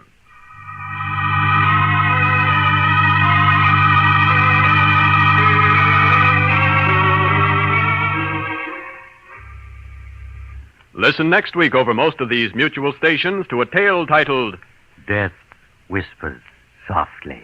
Another tale of the Mysterious Traveler.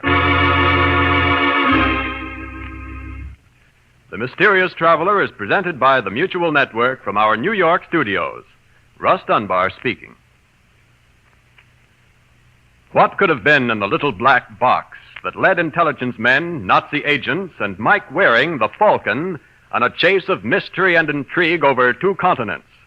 You'll learn the answer when you hear Death Comes in Boxes, this Tuesday night's mystery on The Adventures of the Falcon.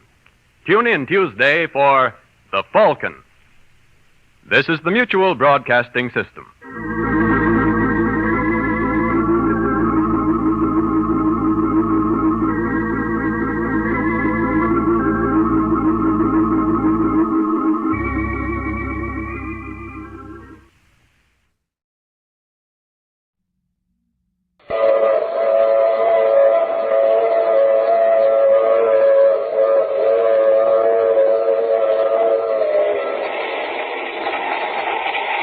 The Mutual Broadcasting System presents The Mysterious Traveler.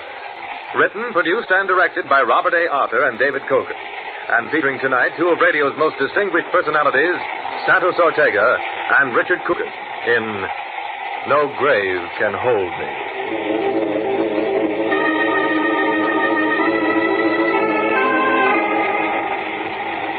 This is the Mysterious Traveler, inviting you to join me on another journey into the realm of the strange and the terrifying.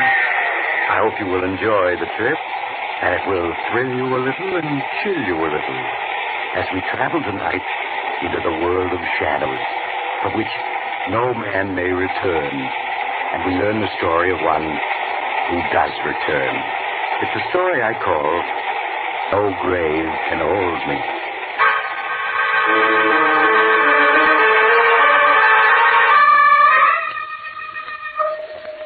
My story starts in a court of law, where a man is on trial for his life. The courtroom is tense, for the jury is out deciding the prisoner's fate. But the prisoner himself, a tall man with glossy black hair and piercing eyes, sits calmly with his lawyer, his daughter Nora, and his son-in-law Harry Wilson, waiting for the fateful verdict. Oh, dear, I wish I knew. Father, I think the jury is coming in now. They say it's a bad sign when the jury is out for such a short while. You need not worry, either of you. I shall be free. I certainly hope so, Randolph, but...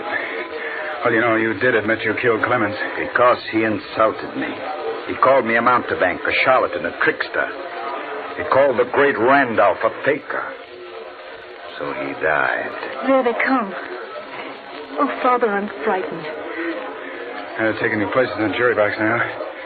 They look awfully grim. I repeat, have no fear for me.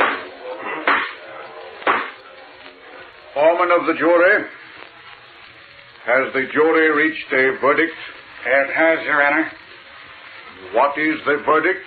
We find the defendant guilty as charged of murder in the first degree. Oh, no.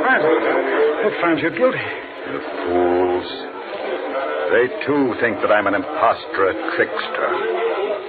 They shall learn different. If I die, so shall they. The prisoner will rise. Father, you stand up. The prisoner will rise. Very well. I'll stand up, so that they will recognize my face again when they see it suddenly in the night, and know that death has come to claim them. Maximilian Randolph, you have been found guilty of the crime of murder in the first degree. It is the sentence of this court that you shall suffer the punishment of death on the night of June 6th at midnight. And may God have mercy on your soul.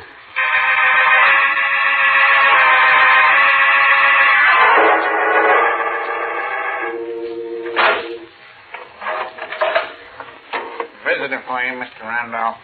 Thank you, Guard Miller. You can see him for only 5 minutes, Mr. Wilson. Yes, all right, Guard. Hello, Randolph. Good evening, Harry.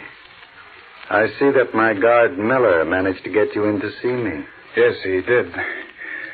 Time is so short that... Well, I know. It is almost midnight. And at midnight, I die.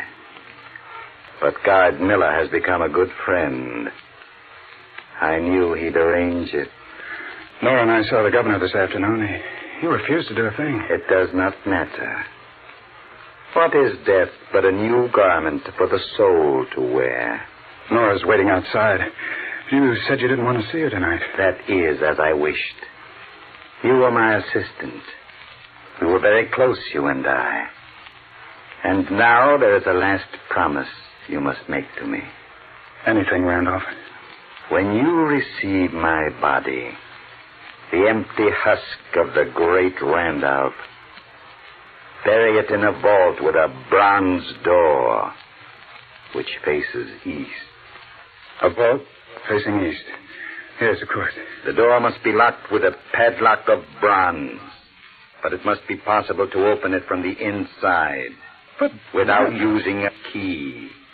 Randolph, you... The coffin must be locked shut as well. But I must be able to open it from the inside. Randolph, sure you're not serious. I never joke.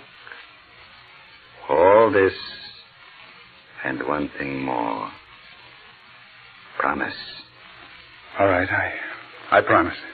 When I am buried, beneath my head must rest a notebook bearing the names and addresses of the 12 jurymen who found me guilty, of the prosecuting attorney, and of the judge.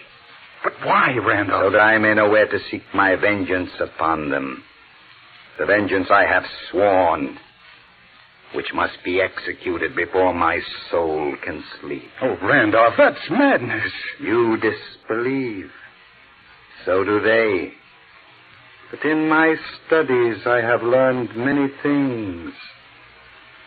And one of them is how to reach back from behind the dark curtain of death. All right, time is up, sir. Thank you, Miller. Goodbye, Harry. Just tell me one more thing. Is the full moon shining tonight? Yes. It's a full moon tonight. Good. And each time hereafter that it shines, one of my enemies will join me in death.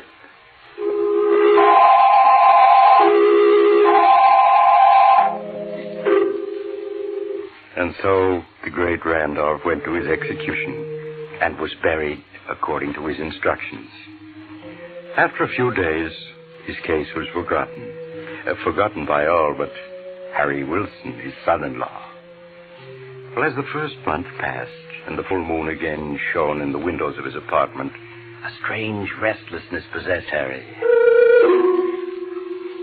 Harry, what's wrong with you? No, I'm sorry, Nora, but tonight, the night of the full moon, I'm nervous. I can't help it. Oh, darling, you're not worrying about Father, are you? About his threat? Yes, I am. Oh, but that's absurd. Poor Father. Toward the end, I'm afraid he was suffering from delusions, and he was more than just an ordinary man. He wasn't entirely sane, Harry. No, maybe not, but he was so sure of himself, so certain. And those instructions for the way he was to be buried. Oh, of course, I'm just being foolish. Why don't you go out and walk for a while, Harry? It'll help calm you. All right, I will. You want to come along? It's a nice night. No, I think I'll stay here and read. All right, I'll be back in an hour or so, dear. And if nothing happens tonight, I'll know that Randolph is just putting on an act.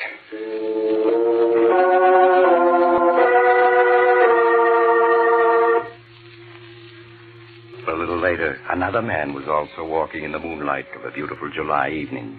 This one was short and stout. He was strolling homeward from a small poker party with his friends when, in the dark shadows cast by the trees along the edge of the park, a tall figure stepped directly into his path. Just a moment, Adam. Who are you? What do you want? Just to talk to you. I don't want to talk to you. Get out of my Not way. so fast, my friend. Look. A gun. Say, what is this, a hold-up? No, Adams. It is not a hold-up. And why are you threatening me with that gun? Why have you got that scarf covering your face? Because my face has changed in the months since I was executed and buried. It's rather frightening now. What are you saying? Who are you, anyway? You're beginning to recognize my voice, aren't you? You know who I am. You just don't want to admit it to yourself. But great Randolph. Whom you, as foreman of the jury, caused to be executed. Oh, no, it's not possible. No one could come back from the dead. No ordinary man. But the great Randolph has come back. No, I don't believe it. There's a trick of some kind. And is this a trick, Adams? Is it? Is it? But Toby, is it?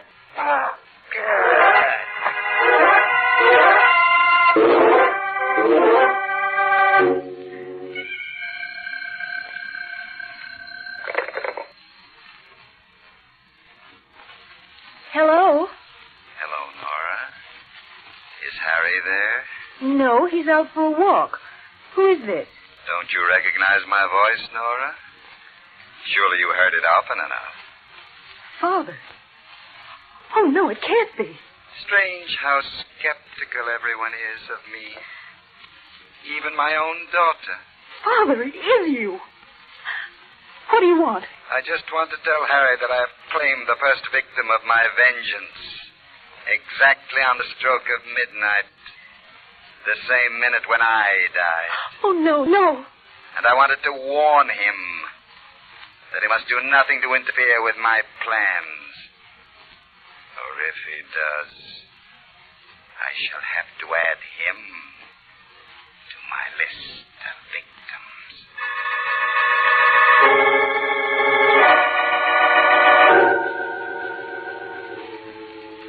No, Nora, you telephoned here? You want to speak to me? Yes, Harry, just a little after 12. He said that he... Yes, I know. I heard the news. I was in a restaurant having coffee, and he came over the radio. Adams, the foreman of the jury, was found strangled in front of his home. Oh, but it's impossible. And yet it was his voice, Harry. Father's voice. Oh, we've got to do something. Nora, I've got to warn the others on that list. The other jurors, Baldwin, the district attorney, and Judge Dexter. Yes, but he said if you tried to interfere... I know, but that doesn't matter. In the morning, I'm going to District Attorney Baldwin. He'll believe me. He'll have to.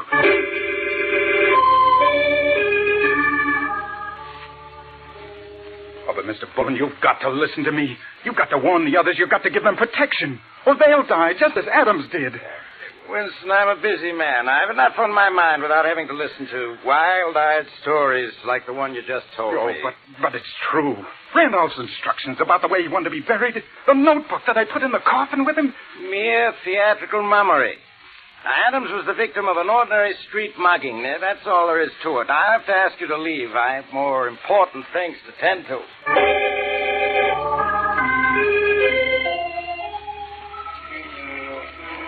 Mr. Lloyd, you're a sensible man. You edit the biggest newspaper in this city.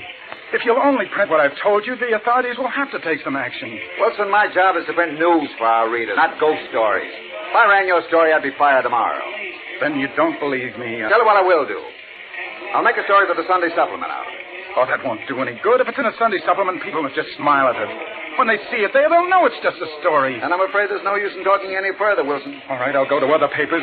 One of them will have to believe me. I don't advise it. You run a shop, don't you, selling tricks and magic apparatus? Yes, that's right. Why? Just this. Newspapers don't believe in giving free publicity, and that's obviously what you're after. Goodbye, Mr. Wilson.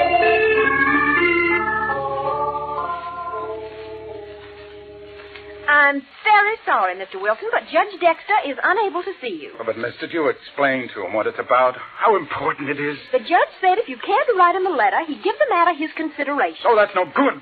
I got to talk to him. I'm sorry. He's leaving today for his vacation, and he won't be back for a month. Perhaps he'll be able to see you then, but he simply can't see you now.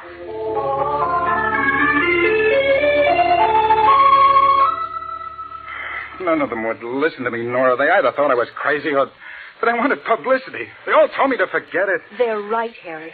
That's the only thing to do to forget it. But, Nora... Maybe we're wrong. Maybe Adam's death last night was just a coincidence. I'm sure Father had nothing to do with it. Oh, no. He telephoned you. You heard his voice? Well, I'm not sure now that I did. Maybe it was a dream, Harry. Maybe I just imagined it. So forget the whole thing. Please, Harry, for my sake, forget it.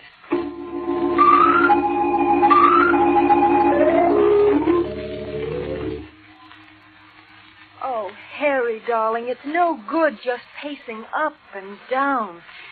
Please sit down and try to relax. I can't, Nora. I can't. Tonight's the second full moon since Randolph was executed. He'll be leaving his grave tonight, and someone else will die. But, Harry, There ought to be a guard over the vault he's buried in. Oh, no, that wouldn't do any good if he came back to him, that dead. He wouldn't be bothered by a guard. Please, Harry, you've done the best you can. And if it is true and you go on like this, well, you'll be in danger, too. I don't care. That list, Nora, the names on it were alphabetical. And Adams, the foreman, was the first to die. What are you driving at? The second name on the list is Baldwin, the district attorney. Baldwin. Wouldn't listen to me last time, but tonight he's got to. I'm going to his home now while there's still time.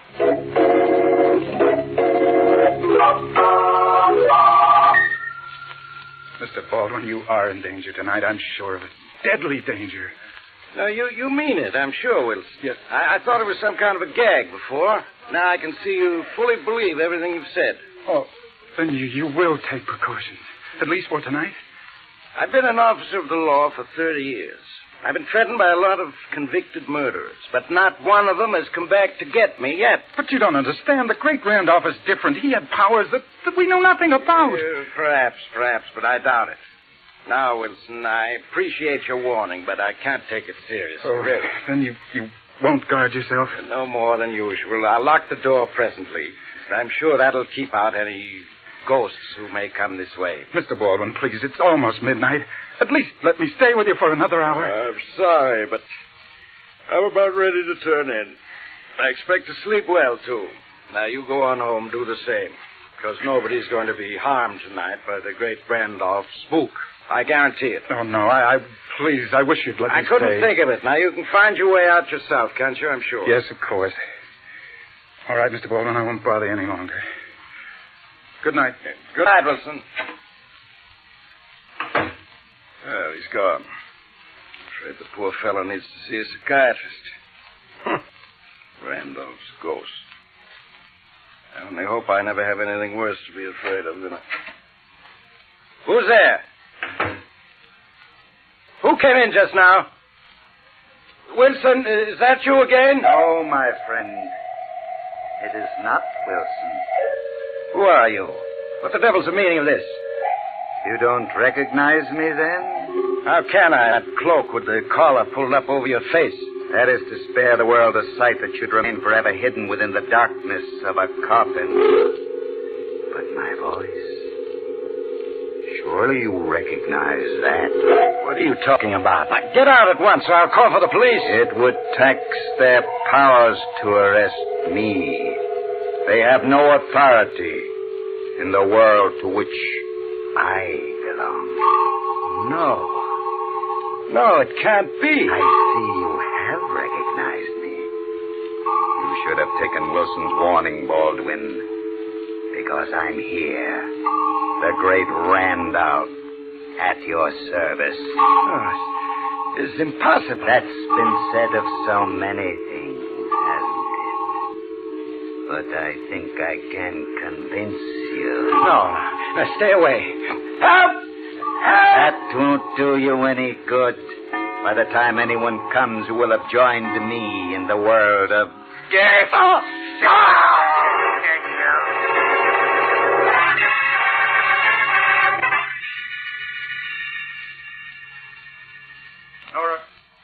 Nora! Where are you? Nora! Harry, I could hear you calling all the way down the hall. Nora, where have you been? I just went out to get the morning papers. Why? Why? It's happened again. District Attorney Baldwin has been killed. But how? Exactly the same way Mr. Adams was killed, strangled, just at midnight. Oh, no. And Nora, I think I know the truth now. What do you mean? I don't believe it was your father at all. I think it was I that killed them. I killed them both.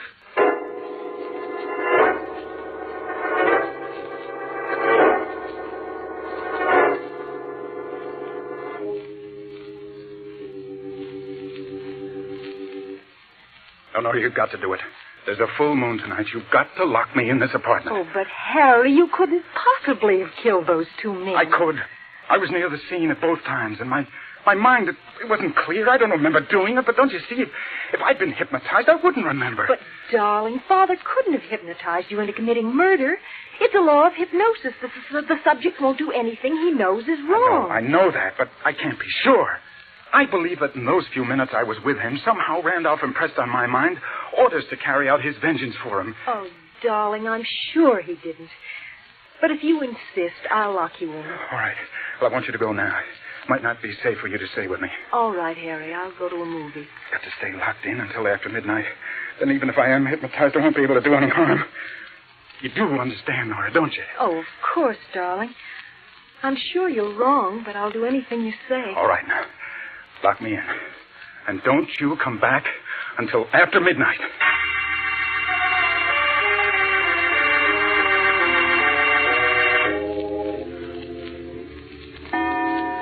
7, 8, 9, 10, 11. Another hour and then I'll know. Or will I? Maybe I'll try to get out and I won't remember it. Or... Telephone. Yes. Hello. Hello, Harry. Randolph. Yes, my boy. I'm glad at least you don't say, no, it's impossible. No. Where are you, Randolph? That doesn't matter. I just wanted to warn you. And don't try to interfere with my plans. But, Randolph, I thought... Hello. Hello. He hung up. That proves that I'm not the one. Then in that case... Yes. That's the only possible answer. I know now what the truth is. Oh, I've got to get out of here. The door. Oh, so solid I couldn't break it down with an axe. Oh, there's no fire escape, and it's 8 floors down to the street. I have it, the superintendent. I can telephone the superintendent, tell him I'm locked in, and then he'll come and let me out.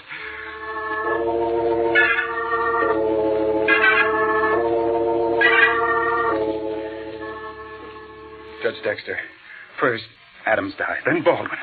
Their names were the first two on the great Randolph's list. Your name is third. And so you think that tonight I'm scheduled to die, huh? Yes, I'm sure of it. And you say you warned Baldwin last month just before he was murdered? I did. And he laughed at me. But he died just the same. And you're seriously asking me to believe that a dead man legally executed by the state is walking the streets tonight seeking my life? I tell you, he telephoned me only half an hour ago. I recognized his voice.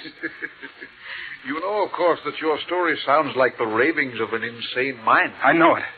That's why I've kept quiet this last month. I did try to convince the police, the district attorney, and all I got was laughed at. And then... Yes, and yet, obviously, you're in earnest. I don't think you're crazy. I'm not. For a little while, I thought that I was the killer. You? How? I thought I was under post-hypnotic control, that Randolph had planted in my mind the impulse to kill his enemies. But that phone call proved that I was wrong. And what do you propose that we do? If we went to his tomb, perhaps then we'd learn the truth. Why, Wilson, what do you want to open Randolph's tomb for? Don't you see? If we go there and we find Randolph is still in his coffin, then I'll know that the real murderer is my wife, Nora.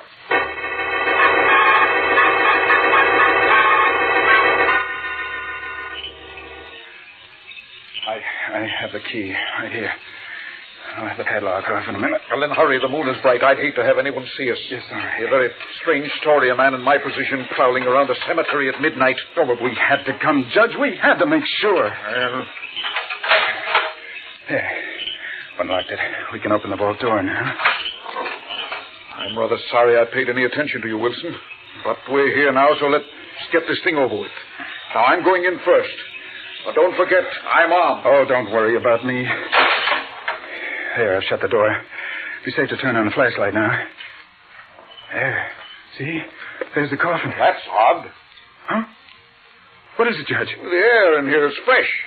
This vault has been opened, and very recently. Then it must have been opened by Randolph. Oh, nonsense. Open this coffin and I'll prove it. Here. How does it work? This catch on the side.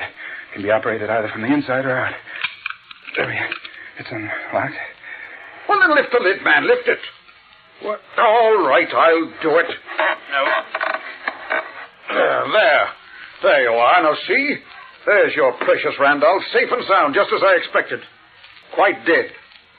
As he's supposed to be. He's still in his coffin. Yes, and that proves that Wilson, shine your flashlight down on the floor. I just touched a body lying here near the wall. Body? Oh, it's Nora. She's dead. I don't think so. Here, give me that light. Judge. What happened? Why did you turn out the flashlight? Something knocked it out of my hands.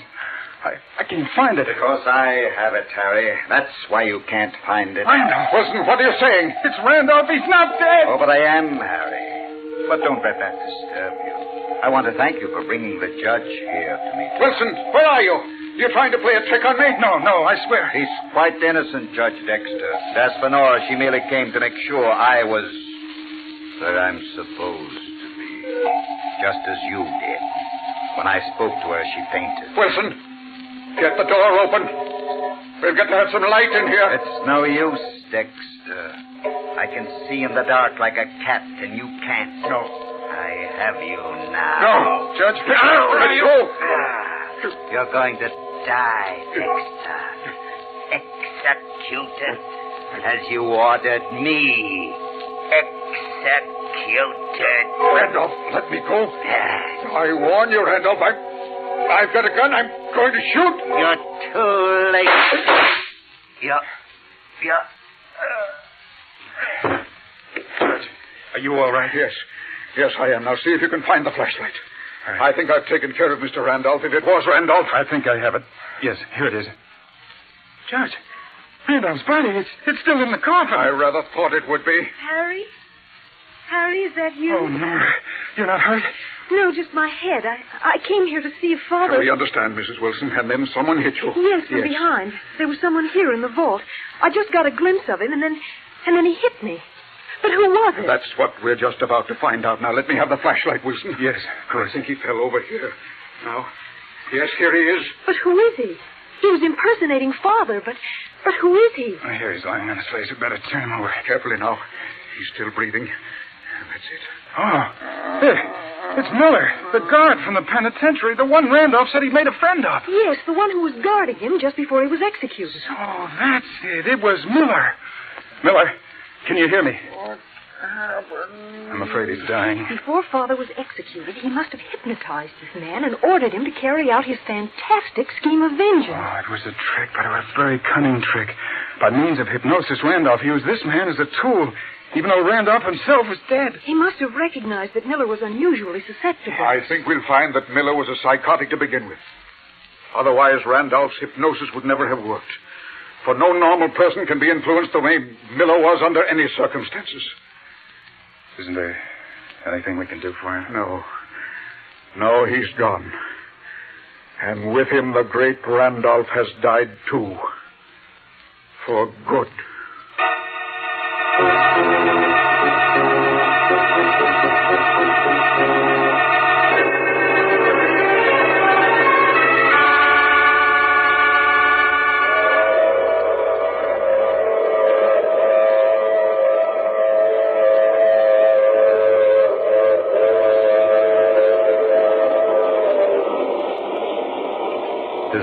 mysterious traveler again.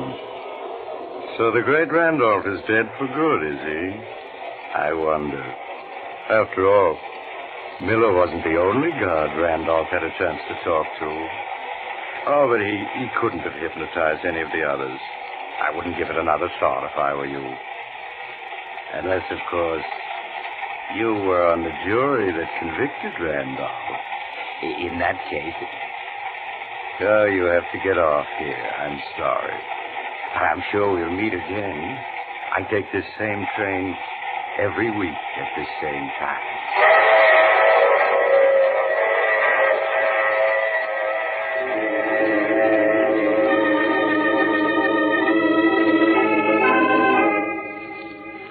You have just heard The Mysterious Traveler, a series of dramas of the strange and terrifying. The role of the Mysterious Traveler is played by Maurice Tarplin. In tonight's cast were Santos Ortega, Richard Coogan, Shirley Blank, and Bill Smith. Original music composed and played by Al Finelli. All characters in this story were fictitious, and any resemblance to actual persons was purely coincidental. This is Bob Emmerich speaking. This program came from New York. This is the Mutual Broadcasting System.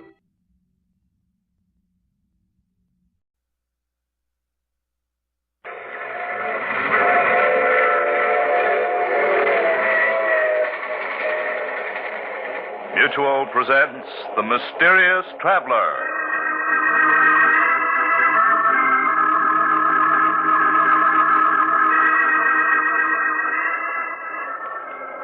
This is the Mysterious Traveler, inviting you to join me on another journey into the realm of the strange and the terrifying. I hope you will enjoy the trip, that it will thrill you a little and chill you a little. So settle back and get a good grip on your nerves, if you can. Where are we going? Well, let us say for the moment we're taking a little trip into time. And a story I call New Year's Nightmare.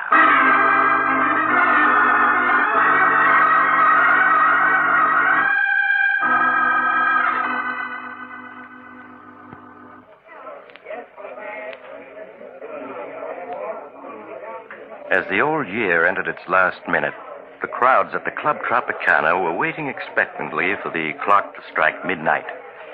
At a ringside table, a lovely young woman angrily whispers to the man with her. Chris, if you take another drink, I'll leave. Oh, Judy, this is New Year's Eve. It'll be 1947 in another minute. Gotta celebrate, don't I? Just one more. Just one more, just one more. That's what you always say.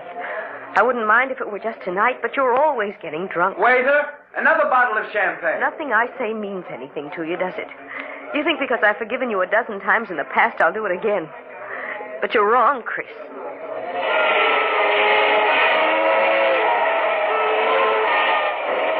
Happy New Year, darling. 1947 is going to be our year. No, Chris, it isn't. I won't marry a man who gets drunk in New York and wakes up the next day in another city. Oh, Judy, what are you saying? You don't mean that. You know I love you. Yes, Chris, you love me. But not enough to give up drinking. I'll miss you, Chris. Miss you terribly. But I know I'm doing the right thing. Judy, don't talk like that. I couldn't live without you. You know that. Won't you? I'm sorry, Chris. Here's your ring. Will you please take me home? You don't have to leave. If the sight of my drinking is too much for you, I'll go someplace else and do it. Martin will take you home. Happy New Year and goodbye.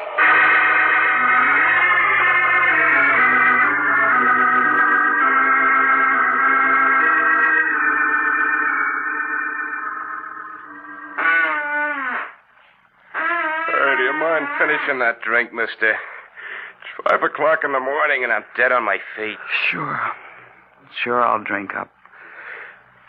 No matter what she says. That's right.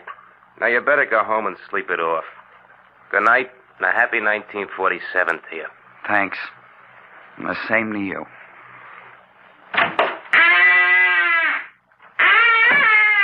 Cold. Gotta find another bar. New Year's. Gotta celebrate. Another bar across the street. Oh, gotta celebrate. Hey, mister, look out for that car. You're gonna get run down if you don't. Look out!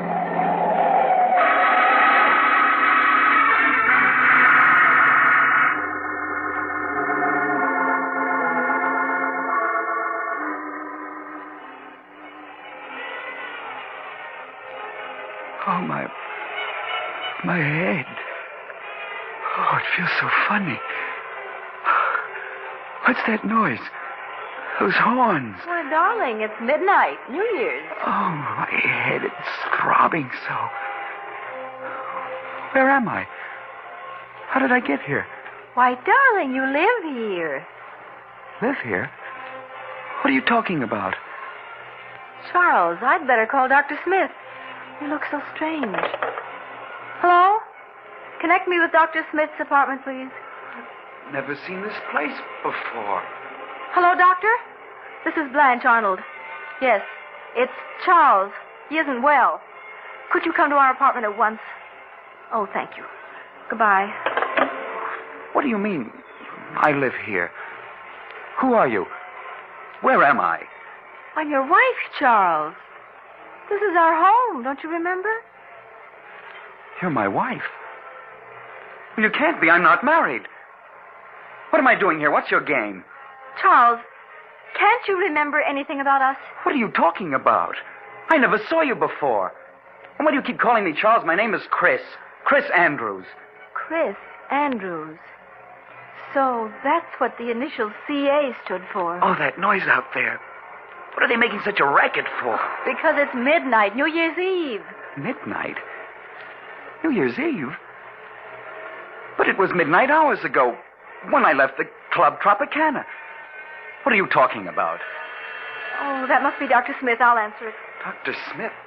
I don't know any Dr. Smith. Oh, come in, Doctor. I'm so glad you're here. I think it's the amnesia. It seems to have left him all of a sudden. Charles? It's Dr. Smith. I don't know him, and I don't know you. And please stop calling me Charles. I told you my name is Chris Andrews. Mm-hmm. Won't you sit down, Mr. Andrews? I'd like to talk with you for a few minutes. What about? Tell me, Mr. Andrews, what's the last thing you remember before finding yourself in this apartment? Why, Judy. She and I were at the Club Tropicana, celebrating New Year's Eve. I see. I remember we quarreled about my drinking. I walked out on her and had a few drinks someplace else. Mm-hmm. That's all I can recall. Oh, my head. I've had hangovers, but I've never felt like this before. What time is it? It's just 4 minutes after 12. But it can't be 4 minutes after 12 New Year's Eve. That was hours ago when I left the Tropicana. Mr. Andrews, that was New Year's Eve, 1947. What do you mean, that was New Year's Eve, 1947? This is New Year's Eve, 1948. 1948? What are you talking about? It's 1947. Well, here's the morning paper. You can see the date for yourself. Thursday, January 1st, 1948. No, it can't be. It can't be. A year gone? Just like that? Well, where did it go? I haven't lived it yet. Perhaps you'd better let me clear up a few things for you. 1948. My name is Smith. I was a resident physician until recently at the Park Hospital. While I was on duty last New Year's Day, 1947, you were brought into the hospital seriously injured, having been run over by a car. When you recovered consciousness 5 days later, you didn't know who you were. You were a victim of amnesia. Amnesia? Yes, and we didn't know who you were as you had no identification papers. But my wallet, letters... They were gone. The only clue to your identity was a belt buckle with the initials CA on it. We didn't know your real name, so I called you Charles, for the C. Blanche was your nurse. I've always liked the name Charles. And as for your last name, we thought Arnold was as good as any, so you became Charles Arnold. But what have I been doing since the day I recovered consciousness? Well, you weren't discharged from the hospital until May. Then you went to work as an insurance clerk. As an insurance clerk? But I don't know anything about being a clerk. I'm a reporter. Well, there was no way of learning what your occupation had been. So when Blanche learned of this opening in an insurance office, you applied for the position. And that's where I've been working? Up to now? Yes. And then after you got your job, we were married. Married? Charles. Chris. Don't you remember? I'm afraid, Blanche, you really can't. Married. But Judy... Oh, it's like a dream. My head keeps throbbing. I keep expecting to wake up. There's that date in the paper. January 1st, 1948. Doctor, you said he might never get over his amnesia. Well, that was a strong possibility, but apparently the sounds of New Year's brought back his memory. You're gone just like that.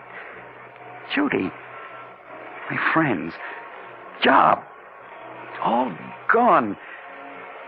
Doctor, where am I? What's the address of this apartment house? You're at 5718 North 13th Street, Philadelphia. Philadelphia? But how did I get to Philadelphia? That we don't know. All that I can tell you is that your accident occurred just a few blocks from here. Darling, I know what a shock it must... Strange. You must have called me darling many times in the past. And yet this is the first time I've ever heard you call me that. Yes, I know. What did you say your name was?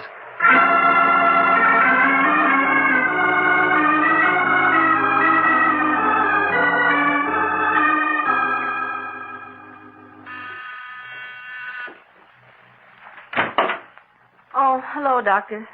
Come in, won't you? Thank you. How are you, Blanche? All right, I suppose. How's Chris getting along? He's fine. It's just... Why, Blanche, what's this? I've never seen you cry.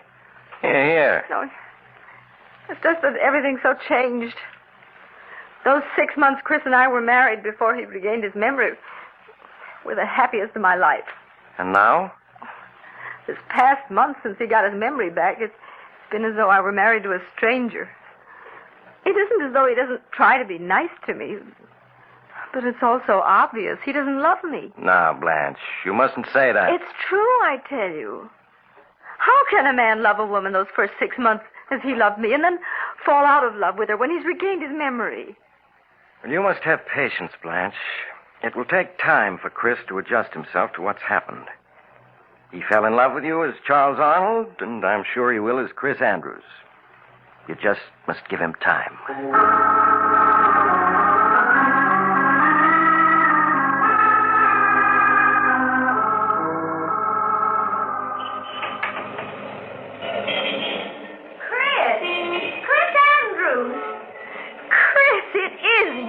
Judy.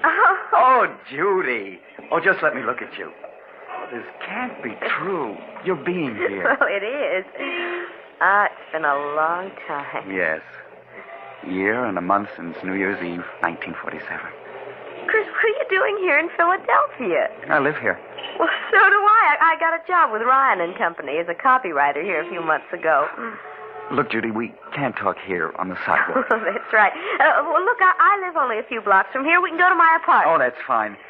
There's so much I want to ask, and there's so much to tell.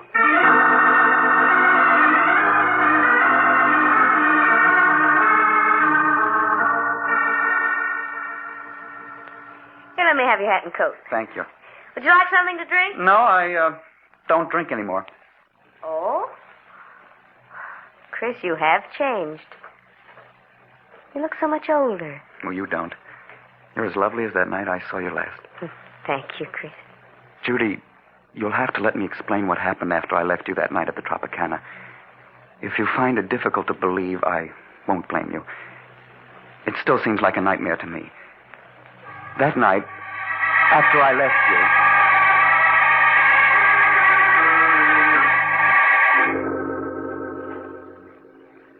And so now you know everything. From the moment I last saw you to this one. Oh, no wonder you look different after having gone through an experience like that. Well, you're all right now. You You know who you are. You're happily married. You have a job. I'm not happily married, Judy. Chris, you mustn't talk like that. Surely you must have loved your wife if you married her, and she hasn't changed. Judy, there's never been anyone for me but you. You know that.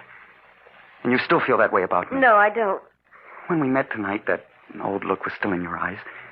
You do care. You know you do. Please, Chris, no matter how I feel about you, it's over now. You're married, and that's all there is to it. I wish you'd go, and I don't want to see you again.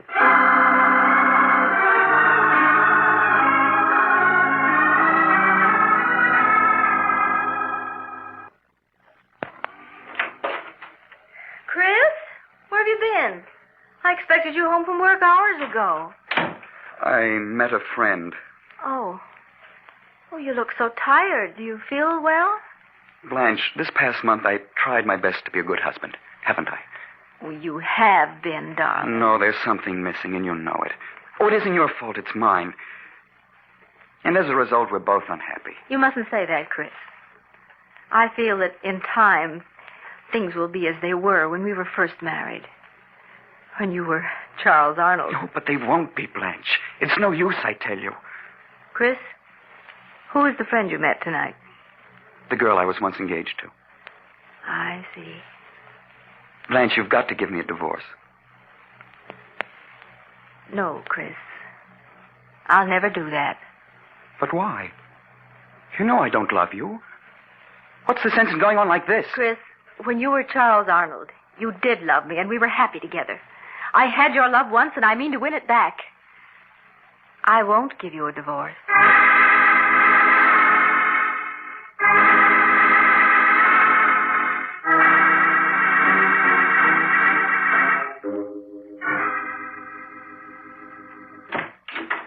Hello, Judy. Chris, I asked you not to call on me again. Judy, I've got to talk to you. May I come in? Well, all right. But just for a few minutes. Thank you. Judy, even if we hadn't met again a week ago, things wouldn't have been any different between my wife and myself. I'll never love her. And I'm not going on with her. What do you mean, Chris? I'm going to leave her, Judy, and start all over, someplace far away. I just came around to say goodbye. Are you set on leaving her? Yes. Nothing can change my mind about that. Now, you've got to understand my position, Chris. I could never be happy with you if I thought I'd been the one who came between you and your wife. But if you are going to leave her, I would like to see you again when you're free. Would you, Judy? Yes. But I don't want to see you until she's given you a divorce. Divorce? Judy, I am going to be free. Nothing's going to prevent it. Nothing.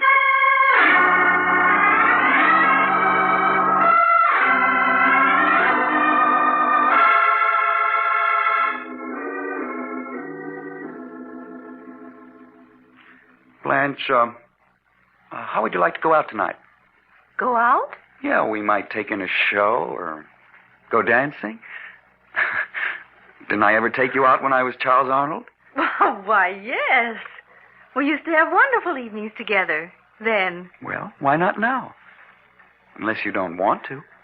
Oh, Chris, there's nothing in the world I'd rather do. Hey, why the tears? Oh, it's just that I'm so happy. Oh, come here. Did this Mr. Arnold ever put his arms around you? Like this? Oh, yes, often. Oh, Chris, stop squeezing me so tight. Chris! Sorry, darling. Oh, you almost squeezed me to death.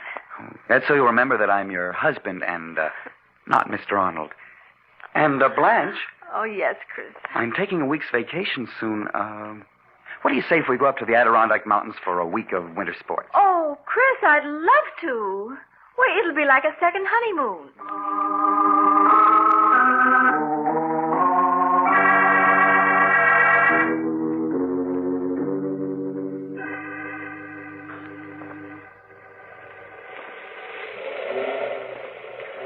Blanche, you all right?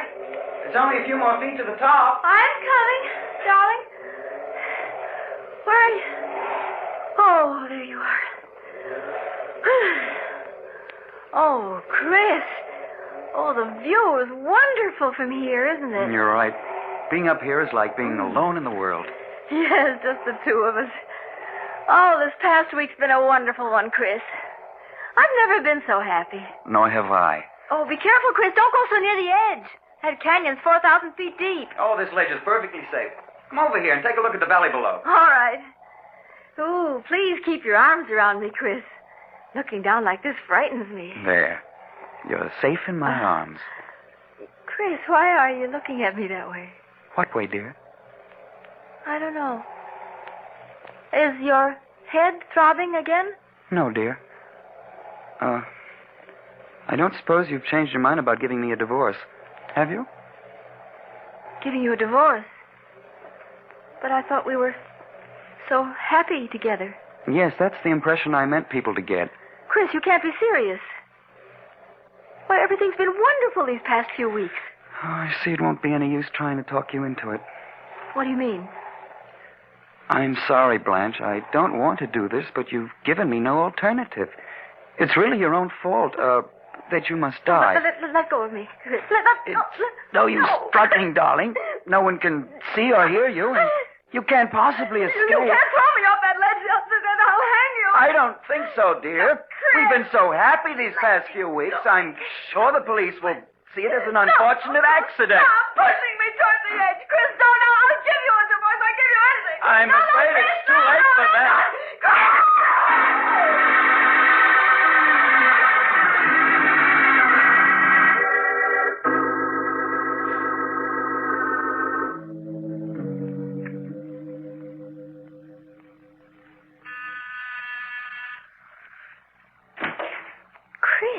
Good evening, Judy. May I come in? Why, yes, of course. How are you, Chris? Oh, I'm all right. I want to thank you for the note you sent me when Blanche died. I can't tell you how sorry I was to hear about it, Chris. Yes, it all happened so quickly. What have you been doing since then? Oh, just working. Trying to straighten myself out. Yes. Judy, perhaps I shouldn't talk about it now, seeing that Blanche has only been gone a month, but I've been thinking of leaving town. Will you come with me? Please sit down, Chris. You make me nervous walking back and forth like that. All right. But you haven't answered my question. Well, it isn't easy to answer. It would be if you said yes. I see in your eyes you mean no. Why? Chris, I've met someone else recently. Someone else? But you said if I were free, you'd marry me. I didn't say I'd marry you. I said if you were free, I'd like to see you again. But now I'm not even sure of that. You're so different from what you used to be. Stop being clever. If you didn't say you'd marry me, you implied as much. Please, Chris, you're making it so difficult for me. I'm making it difficult for you. And I suppose what I've been through doesn't count. I risked my life to get you. Risked your life? Chris, what are you saying? Are you such a fool as to believe that Blanche fell off that mountain? Chris, you didn't. Yes. And I did because you said you'd marry me if I were free. Oh, no, I meant a divorce. But she wouldn't give me a divorce. It was the only way I could gain my freedom. And now you tell me there's someone else. Oh, Chris. I did it for you. And you're going to marry me. No, I won't. If I can't have you, no one else will. Chris, what's the matter with you? Chris! We were meant for each other, darling. In life and in death. Chris, if you come any closer, I'll scream for help. No, don't. Chris, no! You won't marry me. You'll never marry anyone else. There. He'll never have you. Open up in there. Miss Winters, are you all right? Call the police. Oh, I didn't want to do it, darling. But you forced me to. Oh, my head, it throbs so. Everything's like a nightmare. Open up in there. This is the police. The police? I've got to get away.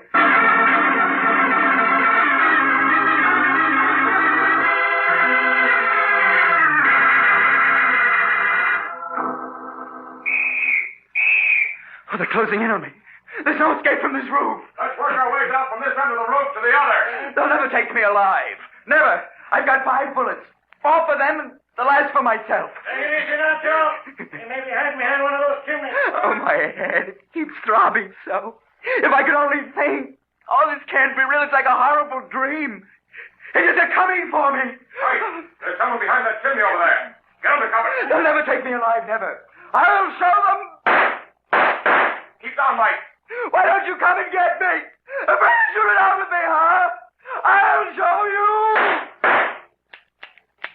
Come on, Mike. His gun is empty. Oh, empty. You'll never take me alive. Never! He's climbing up on the ledge. It's 15 stories down. I'm coming, Judy. I'm coming. He's going to jump. I'm falling. Falling!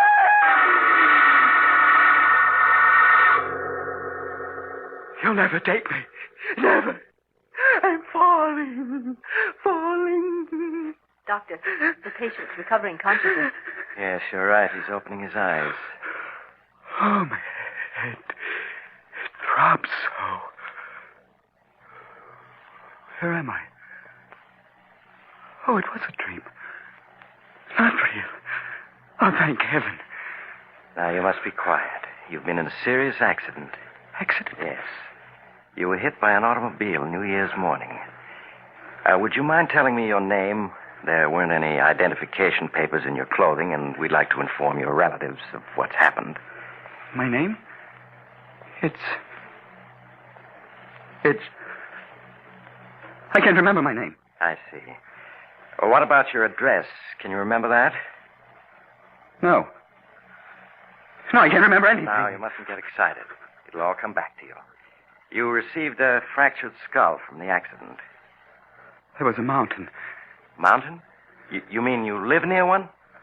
I don't know. There was a mountain, and the police were chasing me. And I jumped off a high building. It's all mixed up. You probably dreamed that while you were unconscious. But you're all right now. Just need rest and quiet. Where am I? You're in the Park Hospital, Philadelphia. Philadelphia? What day is it? It's January 5th, 1947. It's 7:26 in the evening. And you don't know my name? No, all we have is your belt buckle with the initials CA. CA? Nurse, will you look after the patient now? I'll be in to see him later tonight. Yes, doctor. Are you comfortable? The initials CA. What do you suppose they stand for? Perhaps the C is for Charles? Charles? Charles? I don't know. Well, suppose I call you Charles, just for the time being. I always liked the name Charles. All right. What's your name? I'm Miss Thompson, but you can call me Blanche. And, Charles, let me be the first to wish you a happy 1947.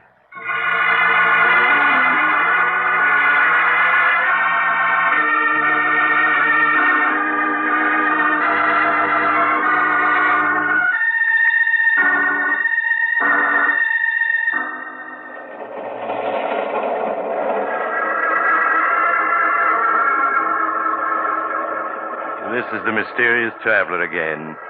Have you enjoyed our little trip? Oh, by the way, I want to wish you all a very happy New Year. And I do hope you'll be careful about making new acquaintances. And perhaps you'd better keep an eye on the old ones, too. For after all, who can foretell the future? Not even Chris Andrews, or should I say Charles Arnold, knows what's in store for him. But we do, don't we? And speaking of the future, Oh, you're getting off here. I'm sorry. But I'm sure we'll meet again. I take this same train every week at this same time.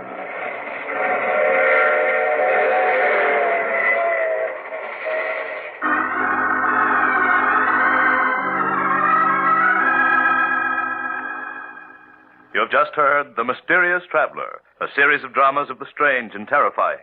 In tonight's cast were Maurice Tarplin, Stuart Brody, Louise Fitch, Hester Sondergaard, and Mort Lawrence. Original music was played by Doc Whipple. The Mysterious Traveler is written and directed by Bob Arthur and David Cogan. Listen next week over most of these stations to a tale titled no grave can hold me. Another tale of the mysterious traveler.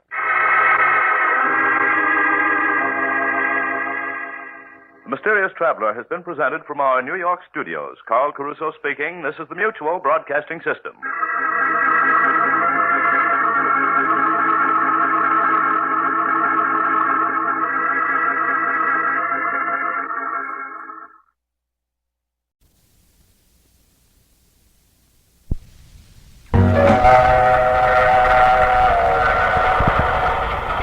The Mysterious Traveler. Written, produced, and directed by Robert A. Arthur and David Cogan, and starring two of radio's foremost actors, Clifford Carpenter and Lawson Zerbe, in Strange New World.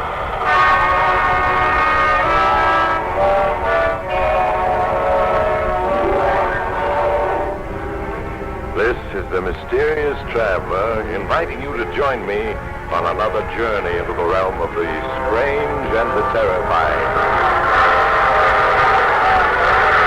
I hope you will enjoy the trip, that it will thrill you a little and chill you a little.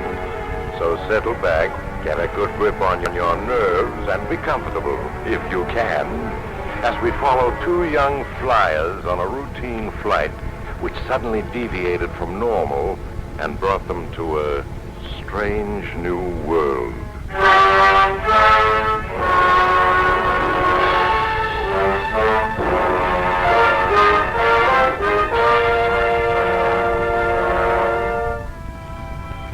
Our story begins aboard His Majesty's ship, the submarine Valiant, somewheres in the vast Pacific. Captain Farnsworth, commander of the Valiant, makes his way along the narrow passageway of the submarine to the sick bay and steps into the small cabin. No, Pete, no. You're wrong. Wing flaps are down. What? We're gonna hit Pete. What? How is he, Higgins? He's not too good, sir.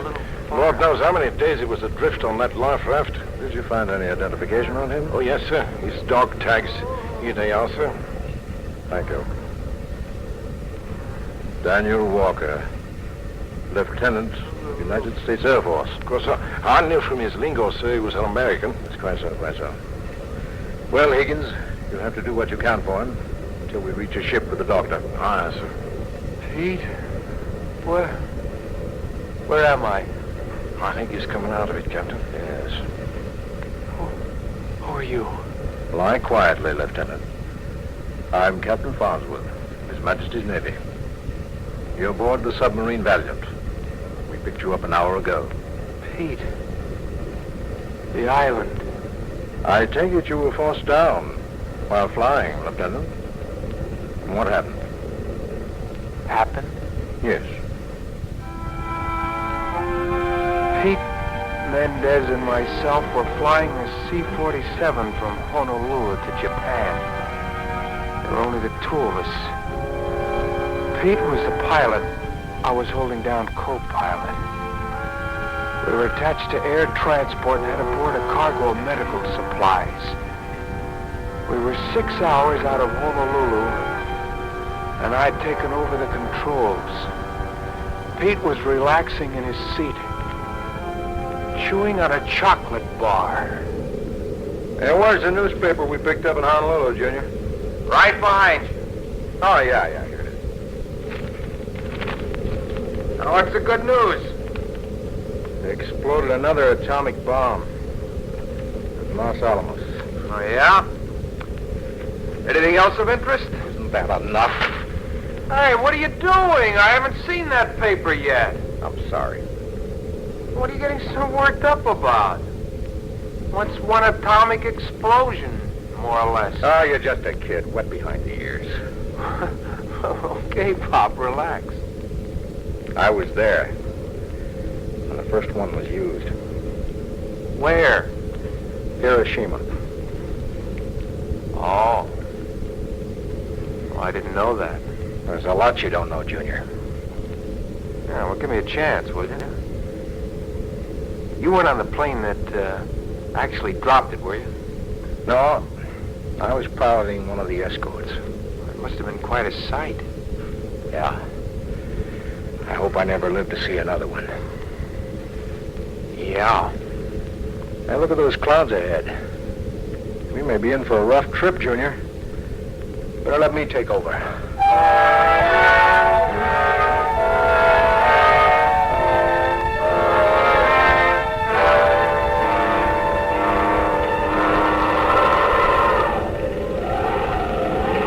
Pete, look at our rate of speed. 125 miles an hour. Yeah. This typhoon we're bucking must be hitting peaks of 150 an hour. We're right in the center of it. Wide open? Wide open. How about turning back? We can. We're an hour past point of return. We've been taking this beating for hours. When's it going to let up? That's hard to say. It's the worst typhoon I've ever seen. Look at the compass, completely haywire. Any idea where we are? No, not anymore. How long do you think we can take this? What I'm worried about is the gas. We're running low. Yeah, how much we got left? 2 hours. 2.5 at the most. Well, that means we're going to have to sit down and drink. Yeah. Our one hope is that this lets up and we find a ship to sit down there. You better prepare a life raft. Stock it with plenty of water and rations. Okay. I'll take care of it right away.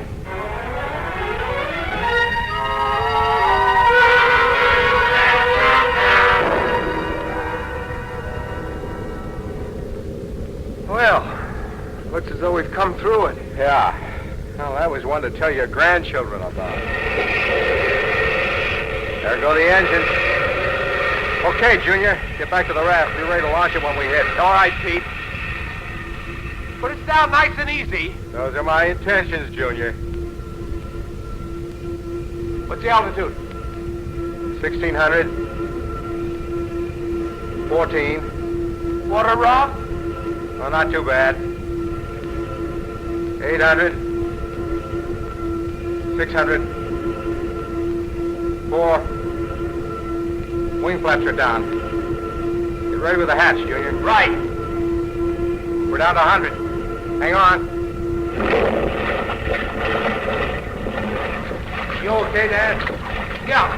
Now, but you're still ain't fast. Here, give me a hand with the raft. Right.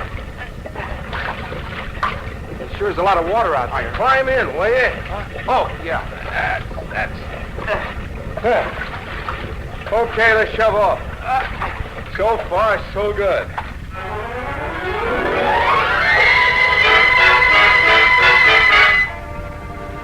We shoved off into a sea that was running plenty high. In a few minutes, the waves carried us off, and the sinking plane was lost to sight. Pete rigged up a distress flag so we could be more easily spotted, and then we settled back to wait.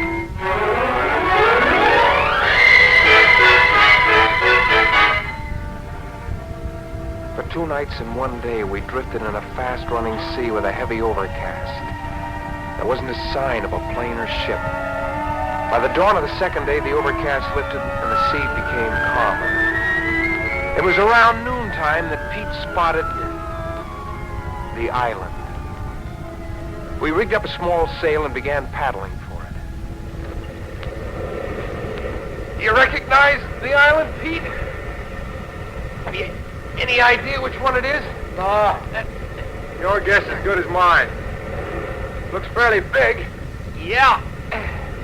Hey, look. The channel through the reef and into the lagoon is directly ahead. The tide is helping to carry us in. Good. Sure we want to end up on those reefs. Brother, we're really moving. Yeah, another minute or two and we'll hit the beach. You think there might be some natives on the island? There should be. Certainly looks big enough. I don't see any huts or anything. No. Hold on, we're going to hit the beach. Yeah. Oh, that does it. Hop out and give me a hand. Let's drag it out of the water. Yeah. Right. Oh, it sure feels good to be able to walk. All right, pull. Okay. That's it. A little more. Okay. There. Oh. Hey, look at those coconuts. Yeah. Let's begin looking the island over, Junior. See if we can find any natives. Pete took some food and a canteen of water from the raft, and we started walking along the beach, now and then cutting inland to look for water. It took us 6 hours to walk around the island, and the sun was just setting as we got back to the life raft. Sit down, Junior. Take a load off your feet. I don't mind if I do. Cigarette? Yeah, thanks. Well, we found fresh water, signs that natives had once lived here, but they sure aren't here anymore. No. That's strange, considering the island is 3 miles wide, almost 2 miles long. I've seen natives living on islands 1/2 the size. Wonder why they left. Got any ideas? No? Well, it's just you and me. Sit tight and lead the right Riley. Till we're picked up. Yeah. The first thing we'll do in the morning is run up a distress signal on one of the palm trees. We'll also get brush together for a fire. Check. What do you say we have supper and turn in? It's been a long day. Okay, Junior. Sounds like a good idea.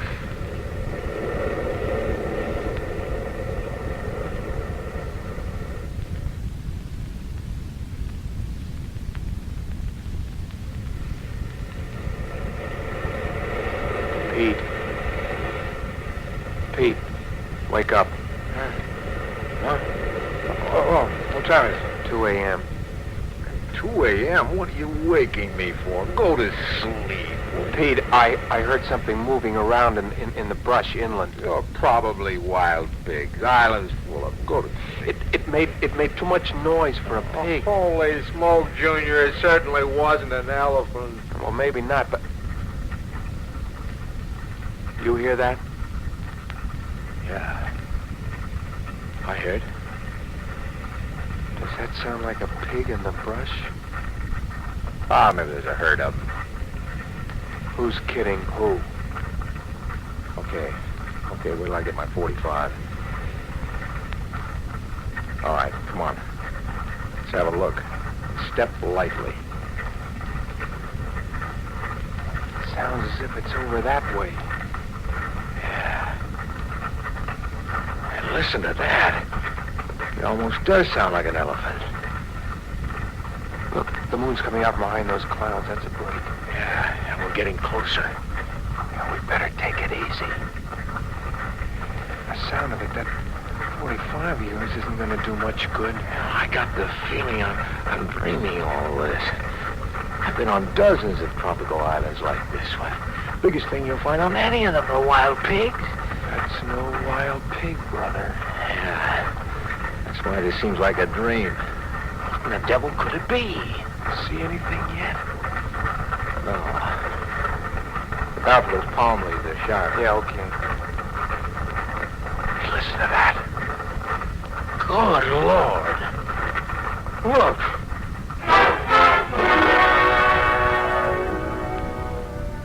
It was like a nightmare. A nightmare you can't escape from, try as you will. There, 50 yards away in a clearing in the underbrush, was a monster. A monster that baffled the eye and brain for a moment, then began to come into focus and take shape. What I saw before me was a water crab, only 100 times larger than the crabs that scurried along the beach. The monster crab in the clearing stood fully 20 feet high, with legs the thickness of palm tree trunks. The antenna on its frightening head was yards long, and its eyes were unbearably evil, even from a distance. Its 12 legs carried it slowly but lightly through the underbrush. Don't move, Dan. We don't want to attract its attention. Pete, what is it? I don't know. It's a crab of some sort. Only 100 times larger than any I've ever seen. Yeah, that's what I was thinking. Oh, the size of it. It must be at least 18 feet high. And those claws. You could park a car under its belly. I can't believe it. It's moving off. Yeah.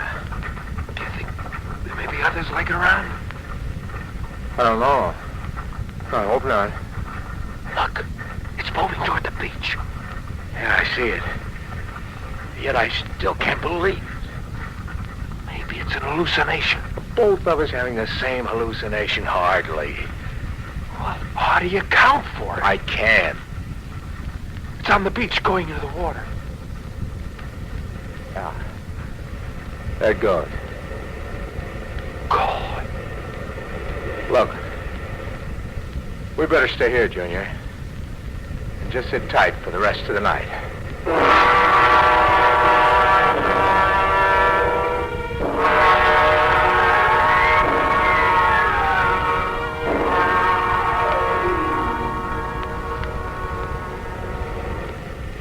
It's good to see daylight again. Yeah. Let's take a walk over to that clearing in the underbrush. Where we saw it. Huh? Okay. And what do you think about it? Well, I don't know. Now, maybe what we saw was just a fluke of nature. It's possible. Yes, possible. Yeah, what other explanation can there be? I've got one. But it's so incredible. What's happened? I'll tell you later. I want to think about it some more. Well, here we are. Here's the clearing. Yeah. We first saw it by those palm trees over there. Hey, look. The tracks of the monster. In the sand. Look how large and deep the tracks are. Yeah. It was a beautiful morning. Until now. Come on. Let's follow him. Okay. Now they go through the brush here and towards the beach. Yeah. Yeah, this is the way we saw it go. The brush is flattened as though a tank had rolled through here. Sure, no problem following it. Look. Here's where it came out on the beach. Yeah, and there are the tracks on the sand leading into the water. It's out there. Somewhere in the waters of the lagoon. Yeah. Look. Let's unload the raft and then paddle out into the lagoon. What for? Holy smokes, don't tell me you're going looking for that monster. Well, not exactly, but I got a hunch. And I want to check on it. It's crazy paddling out into that lagoon. How do you know it won't attack once we get out there? I don't. It's just a chance we'll have to take. But why? So that I can find the answer to all this. Are you going with me? Okay. I'm going with you.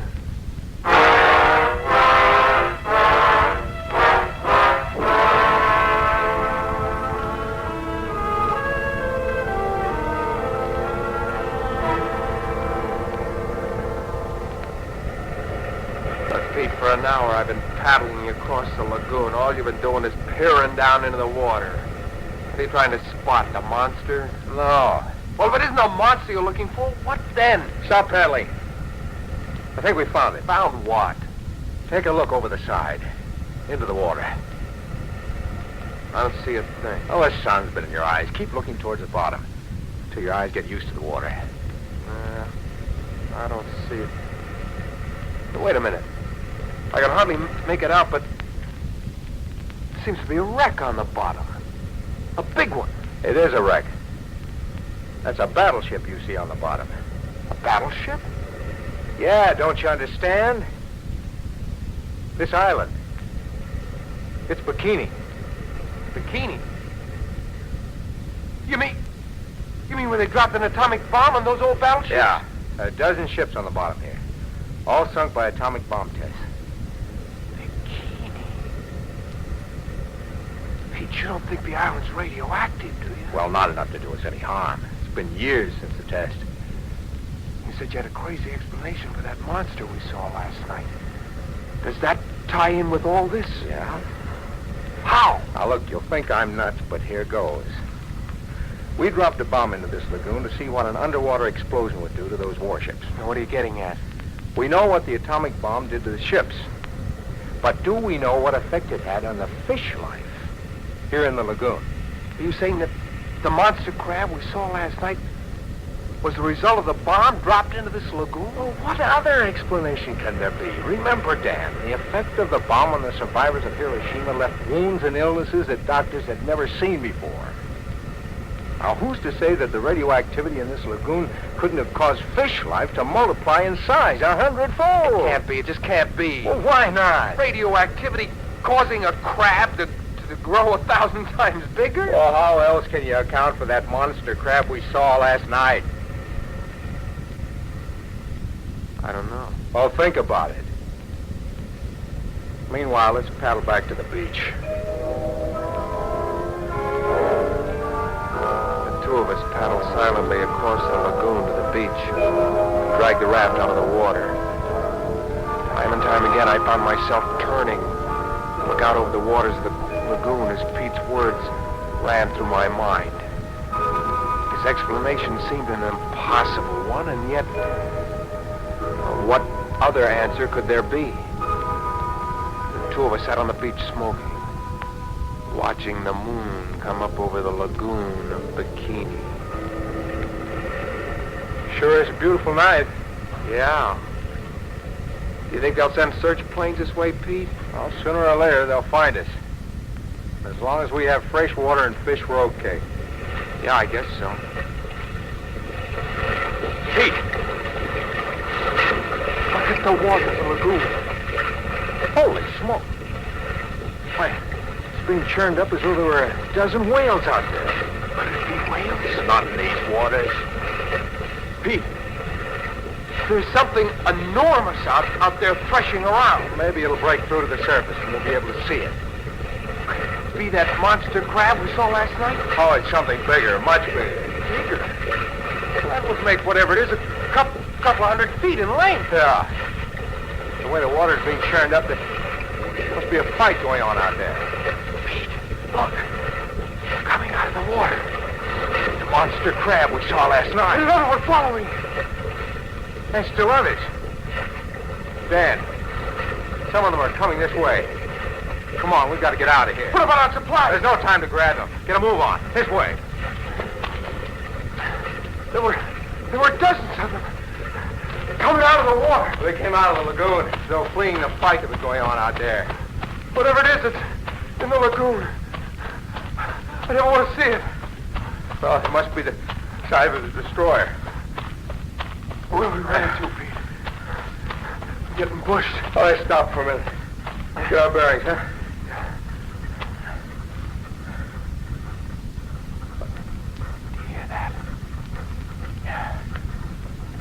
Monster crabs. There must be dozens of them. Overrunning the island. Look. The moon's getting behind the clouds. Oh, just our luck. Can't see much now. Those crabs. It's as if they're all over the place. Yeah. Think we're gonna push on? No. We might run into one in the dark. We're better off staying here. One of them seems to be heading this way.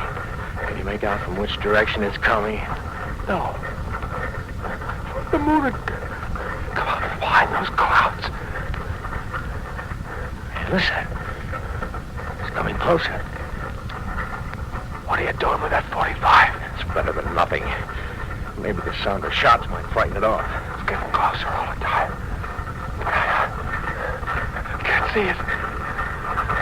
Can you? No. Keep your eyes open. Sounds almost on top of us. Pete! There it is! Look out! No! Pete! Pete! Right through the cloud. It's a red fast. My chest. Oh, lie quiet. Let me look. Good Lord. The open. Is it? Don't move, Pete. I'm going back to the beach for medical supplies. No, don't. No, it's too dangerous. It's no use anyway. No use? I'm dying. No, Pete.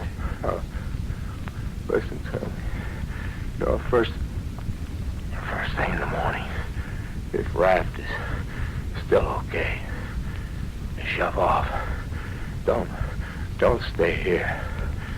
It's too dangerous. Pete, let me go for the medical supply. No. When you're rescued, explain to them. Strange new world. Sea life. Multiplying 100-fold. Radioactivity of atomic bomb in lagoon. Sea life will increase. Overrun 7 seas. Tell them. Pete. Pete.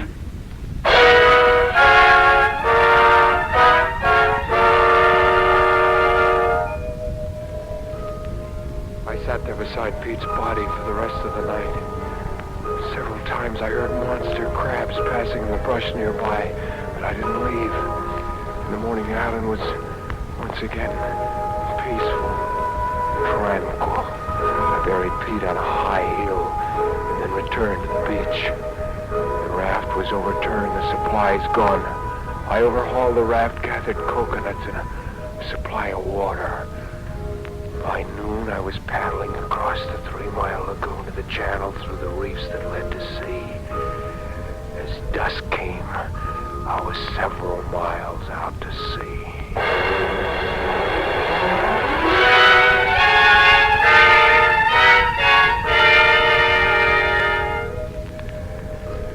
2 nights and days slipped by without my seeing a plane or ship. And more days. Soon my water was gone. The days that followed were ones of thirst and torture. The will to live left me, and I lost consciousness. The next thing I remember was feeling hands lift me and finding myself here. Where did you say I am? His Majesty's ship. Submarine Valiant. Submarine Valiant? Yes. Where'd you pick me up? 50 miles southeast of the island of Bikini. Bikini? Now you must lie back. Rest. What you need is sleep. Sleep, yeah. That's it. Close your eyes. That's it, lad. He's fallen asleep, sir. Yes. Poor devil. Did you catch his ravings about monsters and all that, sir? Yes. Poor chap is clearly out of his mind. Must be, sir. Yet his ravings gives the one the chills, they do. It's quite so. Devil, take it. What happened, sir? Feels as if we've hit a derelict. Carry on, Higgins. Aye, sir. What was that? Oh, woke you up, did it? Too bad. Well, we may have hit a derelict. It's hard to say. The captain's looking into it. Now, rest easy, lad. Oh, me, what now? We're being tossed about like a ball. They're dragging us down. Nonsense, lad. I just lie back and leave everything. Now hear this. Now hear this. Captain Farnsworth speaking. We're being attacked by some creature of the deep. All crew members to battle stations.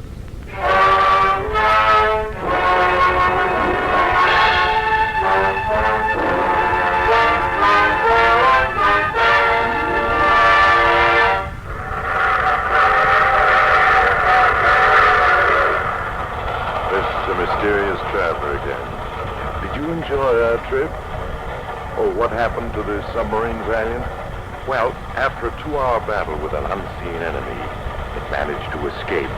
But at a naval court of inquiry, Captain Farnsworth was at a loss to explain the nature of the enemy his submarine had been in battle with. Well, of course, there was Lieutenant Dan Walker's testimony, but obviously the poor fellow was out of his head. Who ever heard of monster crabs 20 feet high and denizens of the deep as large as a destroyer? The court could reach no verdict in the matter of the submarine Valiant. And there the case rested. Oh, now, if by some chance you should happen to take a voyage across the Pacific, and one night as you stroll on deck, you see a giant... Oh, you have to get off here. I'm sorry. But I'm sure we'll meet again. I take this same train every week at this same time.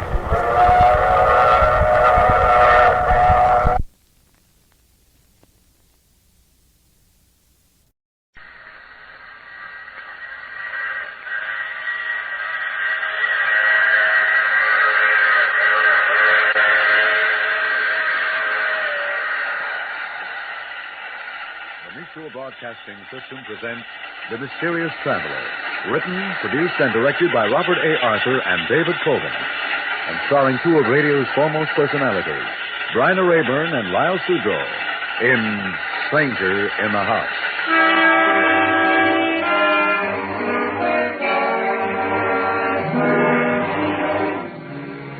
This is the Mysterious Traveler, inviting you to join me on another journey into the realm of the strange and the terrifying.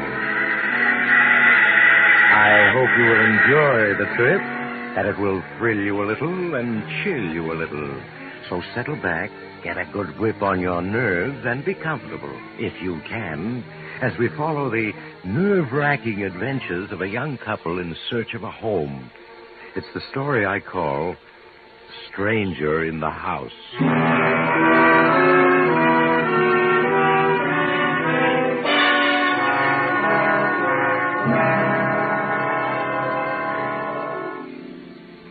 The scene, the small village of Woodford in Vermont. It's 9 o'clock in the evening, and the main street of the village is deserted. A car comes speeding through the village, and with a squeal of its brakes, comes to a stop before the home of Dr. Samuel Stewart. A young woman, obviously distraught, gets out from behind the wheel of the car and hurries up the walk to the doctor's home.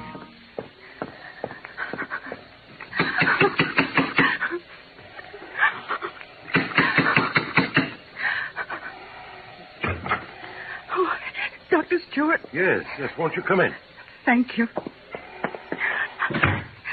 Doctor, you've got to help me. I can't stand it anymore. Well, of course I'll help you. Here, let me have your coat. All right. Now, what appears to be wrong? I don't know how to tell you about it.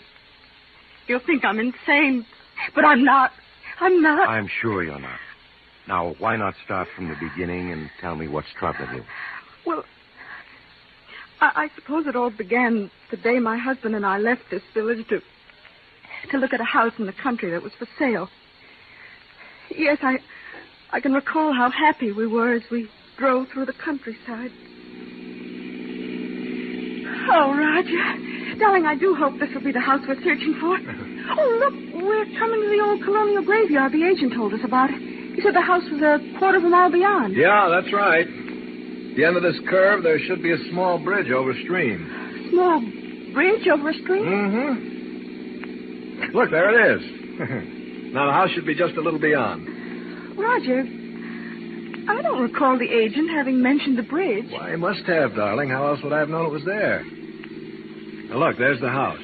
Oh, Roger, isn't it beautiful? Uh-huh. Oh, and what a view it commands. All right, now, look, Jane, you mustn't get too excited about the place. It's probably all fallen to ruins inside. Oh, nonsense, darling. You can see it's one of those early colonial houses built to endure for centuries. Oh, it's just what we've been dreaming of. Yes. This place certainly looks wild and desolate, doesn't it? Well, naturally. The agent said it's been empty for years. Come on. Uh-huh. Well, what do I do with that key now? Roger, look at this old engraved plate set in the wall. Hmm? I can barely make it out. Whitford Manor. Oh, that's a lovely name. Yeah, here we are. Here's the key. Whitford Manor. Oh, I know I'm going to love this place. There you are. After you, Mrs. Barton.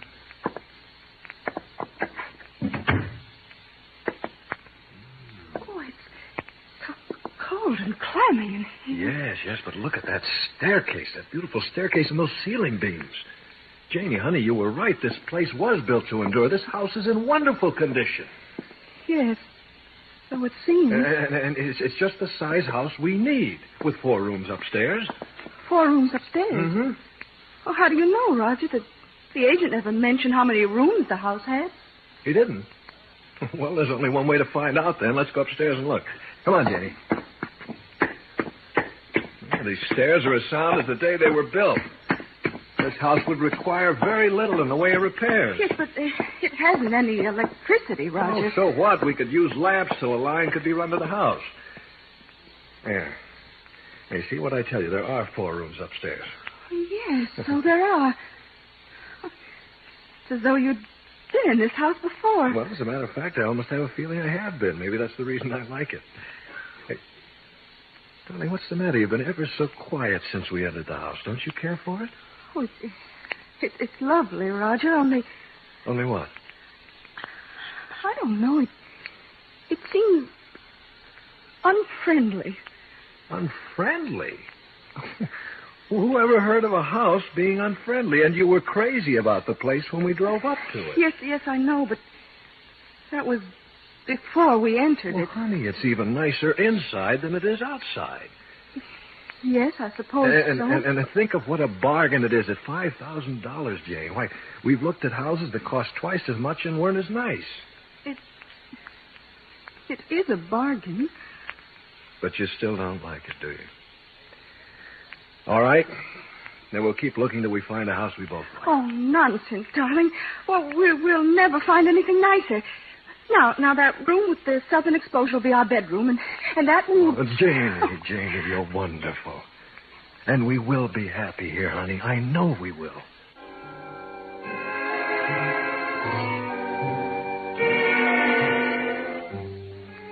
In the weeks that followed, I was too busy with the repairs and furnishings of the house to give any thought to my misgivings. But they all returned in overwhelming force that first evening in our new home. I left Roger sitting in the study and made my way up the dark, winding staircase to our bedroom. After tossing for what seemed hours, I fell into a fitful sleep.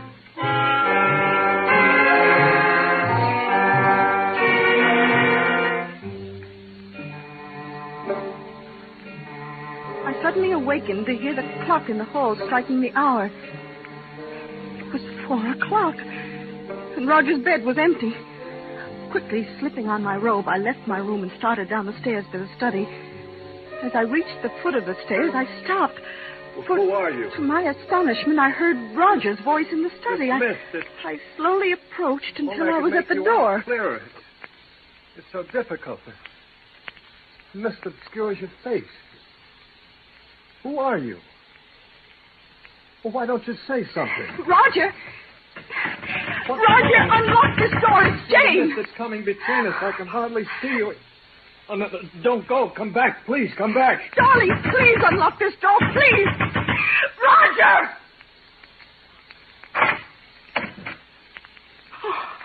Oh, Roger. What is it, Jane? I was so frightened. Who were you talking to? Talking to? Yes. Well, I don't know. I must have been dreaming. Yes, you must have been there. There isn't anyone... Roger, you smell perfume in here? Perfume? Well, yes. Isn't it the perfume I gave you for your birthday? No, it isn't my perfume. It smells like narcissus. Yes. Darling, what were you dreaming about? Well, it was night, and all around me was a mist. A mist so heavy I couldn't see more than a few feet. There was a woman. A woman? Yes, I could barely make out her face in this swirling mists, but it was a beautiful face. The most beautiful I've ever seen. How strange. Of course it was a dream. Yes, of course. We both agreed it was a dream. But in our unspoken thoughts, It was more than a dream. The next day, I entered the study several times to find Roger sitting at his desk, staring into space. The scent of narcissus was gone. That night, Roger tossed and turned in his bed, unable to fall asleep. Just before dawn, I awoke to find his bed empty. A cold terror swept over me as I left my room and started down the stairs to the study. And then I heard that which I most dreaded to hear. Roger's voice. Who are you? This mist. If only you'd come closer. Bridge the distance between us. I've seen you before, haven't I? And yet, where?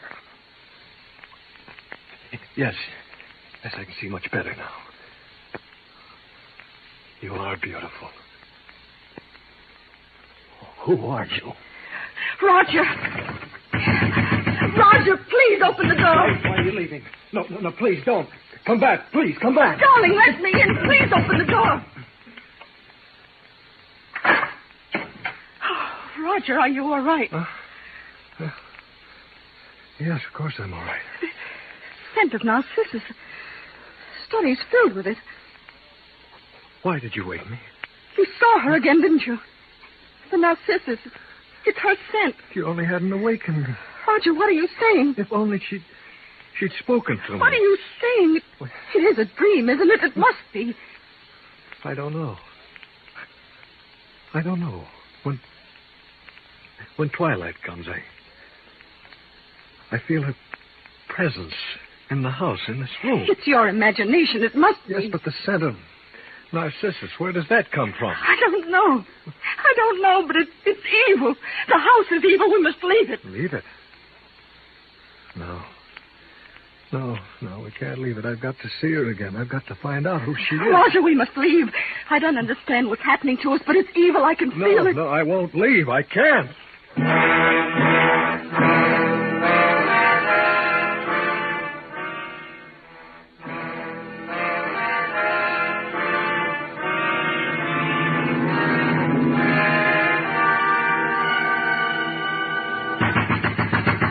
Roger, unlock this door. I want to talk to you. Roger! What do you want? I thought I told you I wasn't to be disturbed. I must talk to you, make you realize that you... Tonight, Jane, she was closer to me than ever before, so close I could almost touch her. I spoke, and she started to reply, and then you knocked. Roger, what's happening to you? She's from another world, a phantom, an evil one. No, she isn't evil. She couldn't be. She's too beautiful. Darling, look at me. You can't let her come between us. I'm your wife. I love you. I don't want your love. Roger, listen to me. You must come away from this house. We must leave at once. No. I insist. Will you get out of here? And don't come back. I'll never leave her.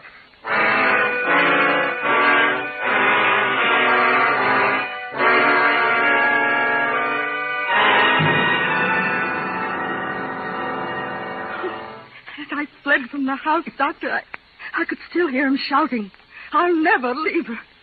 Oh, you must help me, Doctor. You must. I'll do what I can, Mrs. Barton. You don't think I'm losing my sanity, do you? No. That which you fear may well be. Look, there's a history to Wickford Manor, though few people are familiar with it. A history? Yes. The house was built in 1811 by Martin Wickford for his bride, Marie Duval. It was considered one of the finest houses in New England. A year later, Marie's sister Isabel came to live with the Wickfords. From some of the old records, letters, I gather she was a remarkably beautiful woman. So beautiful that Martin Wickford fell in love with her, and she with him. Then what happened? One day, while Martin was hunting in the mountains, he was killed in a fall.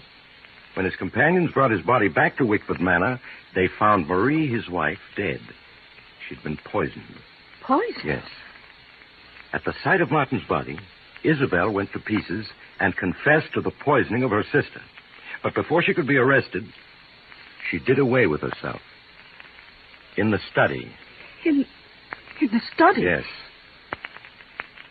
There's a quotation in the Bible to the effect, that a murderer shall find no peace in the hereafter. Isabel Duval was a murderess. Then you do believe her spirit is in the house? In the years that followed the tragedy, Wickford Manor had a succession of tenants, all of whom left after a brief residence. You mean they saw her, too? Well, the tenants made no claims of seeing anyone, but their fear of an unknown element in the house led to their leaving. Yes, but if the other tenants never saw her, why should Roger see her? Well, Mrs. Barton, have you ever visited some place for the first time, had the feeling you'd seen the place before? Oh, why, yes, but that was imagination. Can one be sure it is imagination? Perhaps you had seen that place in the long ago as another person. As another person? Yes. You mean Roger, as another person, had once known Wickford Manor? How else do you account for his remembrances of things he'd never seen in this life? I don't know. Doctor, you're trying to tell me something. What is it? All I know is we must return to the manor at once. The spirit that's abroad in that house is one to be feared more than death itself.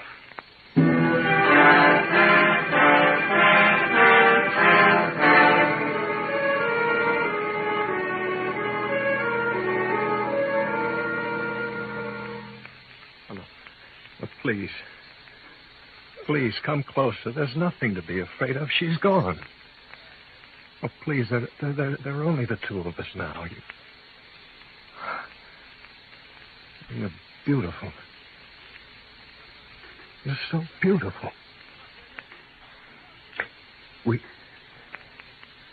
We have met before, haven't we? Yes. We have met before. You spoke. I've waited so long for you, Martin. Why do you call me Martin? My name is Roger. It was Martin. Then. Then? What do you mean? Look at me, Martin. Look into my eyes. Don't you remember? Yes. Yes, but where? When? Think, Martin. Think. Time is the barrier between us, but we shall overcome it. Think back into the dim past when you lived in this house and we loved each other. When? Isabel. Isabel. Yes, Martin. Isabel. Do you remember now? Yes. I remember everything up to the day I went hunting in the mountains. And I fell. What happened to me, Isabel? What happened to us? To our love? Don't think of that accursed day, darling. Think of the future. Our happiness together. Yes, Isabel, our happiness together. Just the two of us. In this house, I have waited so long for you to come back, Martin. But at last we are together. Yes, darling, forever. Roger, please open the door. She's come back. She's come back, Isabel. Don't go. Darling, don't leave me. I must, Martin. No, come back. Come back, please, come back. Roger, unlock this door. What do you want? Who's he? Oh, this is Dr. Stewart, Roger. Doctor, this is my husband. What the devil did you bring him here for? Roger, please, I thought perhaps he could help. What do you mean help us? I don't need anyone's help. Your wife has told me everything. My wife has quite an imagination, Doctor. Roger. Lately she's taking to imagining all sorts of things. I'm beginning to believe she's become unbalanced. I'm not. How can you say such a thing? I wish you'd trust me, Mr. Barton. Allow me to try to help you. I must warn you, the spirit of the woman you see in this study is an evil one that will lead you to disaster. I told you I don't need help from you or anyone. Now get out, both of you. Roger. Come along, Mrs. Barton. All I ask is to be left alone. Oh, Roger. Please, don't cry, Mrs. Barton. You saw him. It's as though he were possessed. Yes, I know. We must do something. We must. We shall, but not tonight. I must have time to think about it. But you'd better return to the village with me. No, I don't want to leave him in the house alone. Something might happen to him. Are you sure you want to stay? Yes. Very well. I'll return late tomorrow afternoon. When I do, we will take action.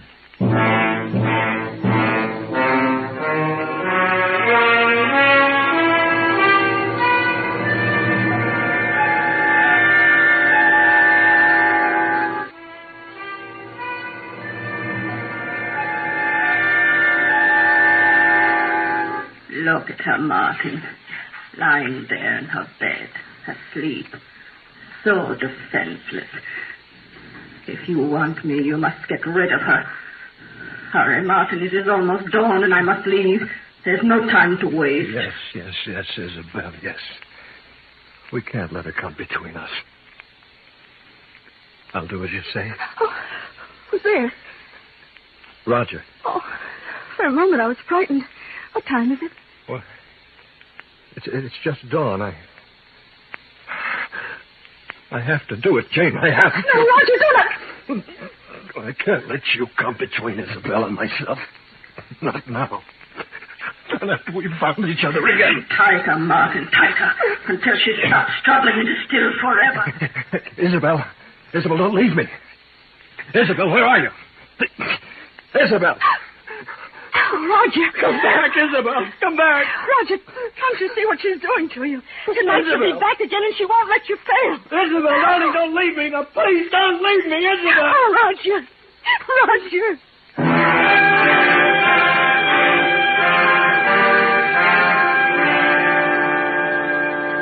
And then he stopped choking you, ran out of your room and down to the study? Yes. Where is he now? He's still in the study. He's been there all day. I should have known better than to have let you remain in this house last night.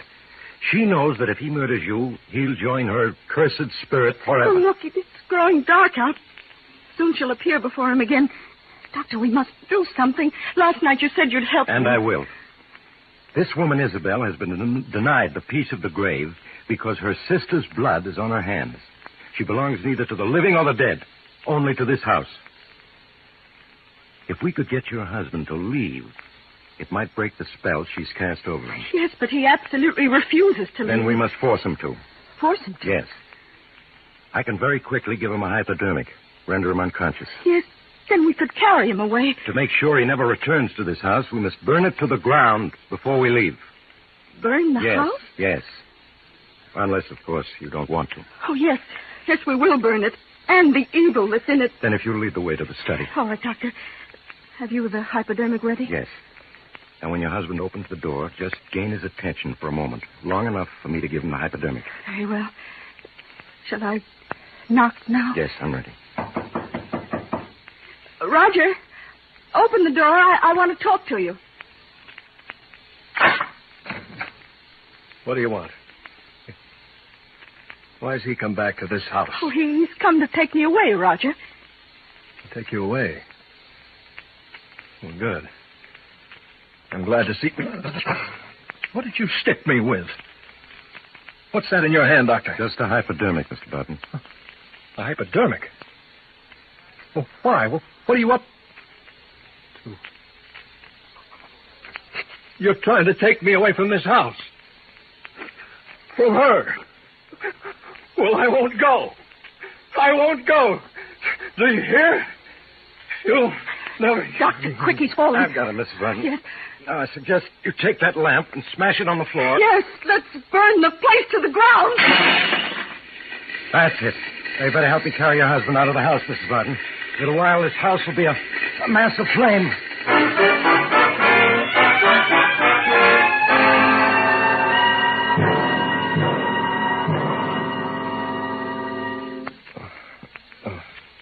He's regaining consciousness now, Mrs. Barton. Will he remember what happened? I don't know.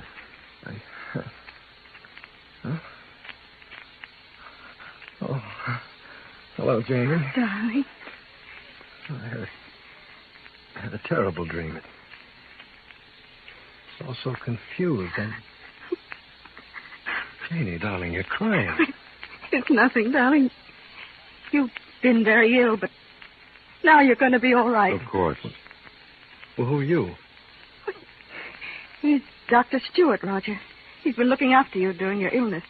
Oh? Where am I? You're in my home, Mr. Barton. Oh. Yes, darling. Our own house burned down last night. It burned down? Oh, that's too bad. Why, we only had one night in our new home. One night? Yeah. Oh, yes, of course, Roger. Well, Mrs. Barton, in spite of the loss of your home, I think you were very fortunate. There are things far worse than fire. Yes, Doctor. And I can never thank you enough for breaking the bridge between the past and the present. What are you two talking about? Oh, nothing, darling. Nothing at all.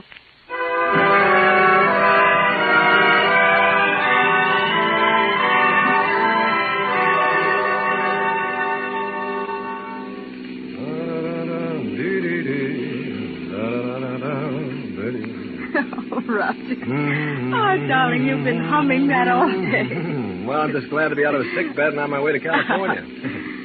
Look, we just crossed the state line into Kentucky. Mm-hmm. Well, we've come almost 600 miles since dawn. Yeah, it's getting dark. Mm-hmm. Don't you think we ought to stop now for the night? Anything you say, darling. Yeah, let's stop at the next motel. All right. Well, I guess I better turn my headlights on. There.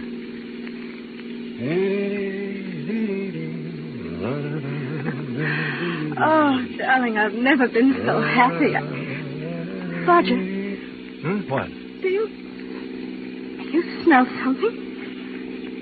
Yes, it's good country air. No, I don't mean that. Jenny, what's wrong with you? Don't you smell it? Smell what?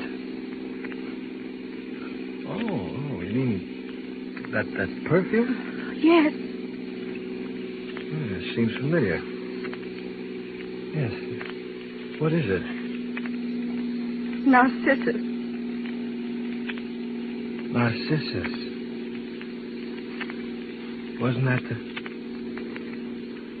said in the study that first evening? Yes. She's in the car, isn't she, Roger? She's followed us.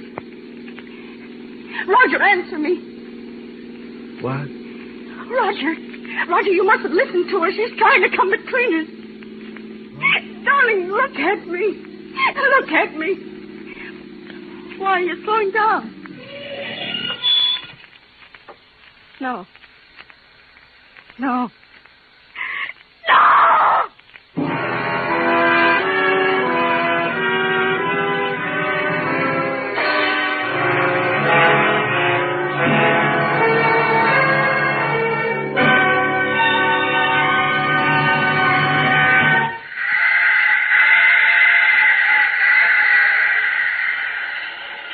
This is the Mysterious Traveler again. Did you enjoy our trip? Poor Janie. There are some ghosts you just can't escape from. Strangely enough, as Roger Barton was being hanged some 6 months later for his wife's murder, everyone noticed a strange scent of perfume about the gallows. Some people said afterward it was the scent of narcissus. I trust that if you ever see a house for the first time and it looks familiar, you'll have the good sense to turn and flee. Perhaps a ghost out of your past awaits in that house. A ghost that's been waiting for you a long time, and he's Oh, you have to get off here. I'm sorry. But I'm sure we'll meet again. I take this same train every week at this same time.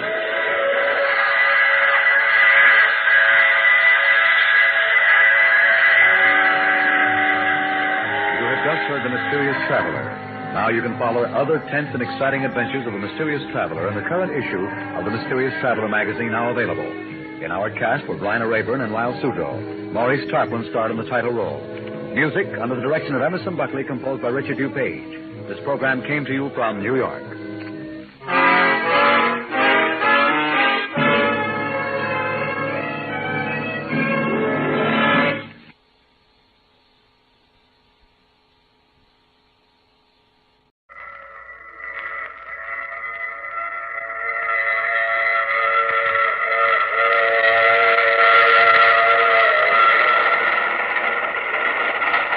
Mutual Broadcasting System presents The Mysterious Traveler. Written, produced, and directed by Robert A. Arthur and David Kogan, and starring two of radio's foremost actors, Jan Miner and Wendell Holmes, in Change of Address.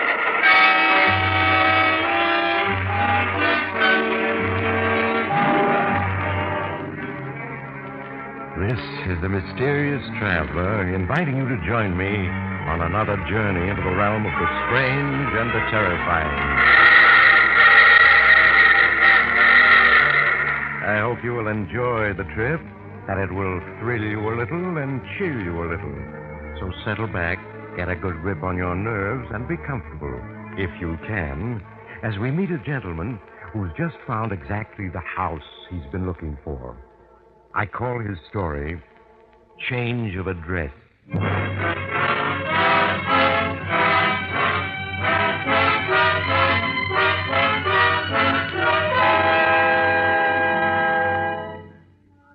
Have you ever seen a house that made you say automatically, that house was just made for a murder? Of course you have. But until now, you've never wanted to own such a house. But now your name is Andrew Hollins. You're in your 40s, and all your life you've been ultra-respectable. Now, suddenly, you feel trapped, completely trapped by your marriage to your wife, Jo Castor, who rules you with an iron hand. That's why, when you find this bleak, lonely house on the shore of the Pacific Ocean, your heart leaps with joy, because it's a house just made for murder.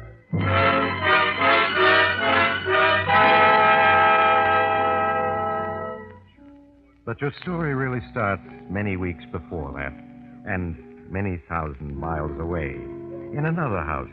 Your ugly, uncomfortable home in Philadelphia. Andrew.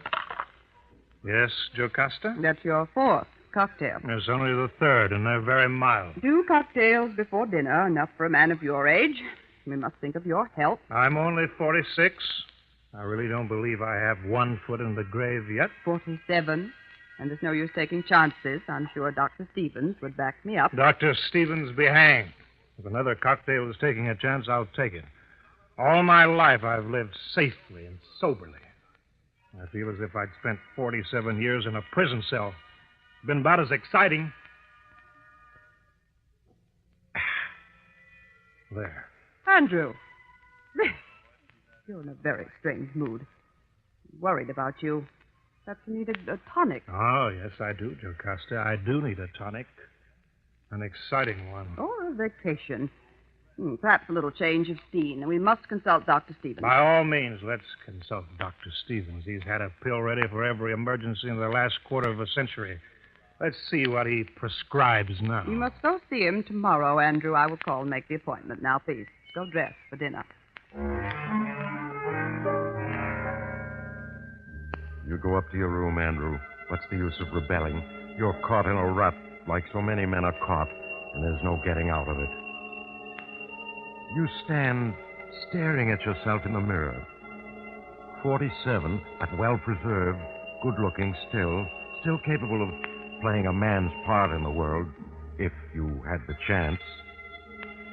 Then your thoughts are interrupted by a sound from the next room, Jocasta's room. You know Jocasta's downstairs telephoning.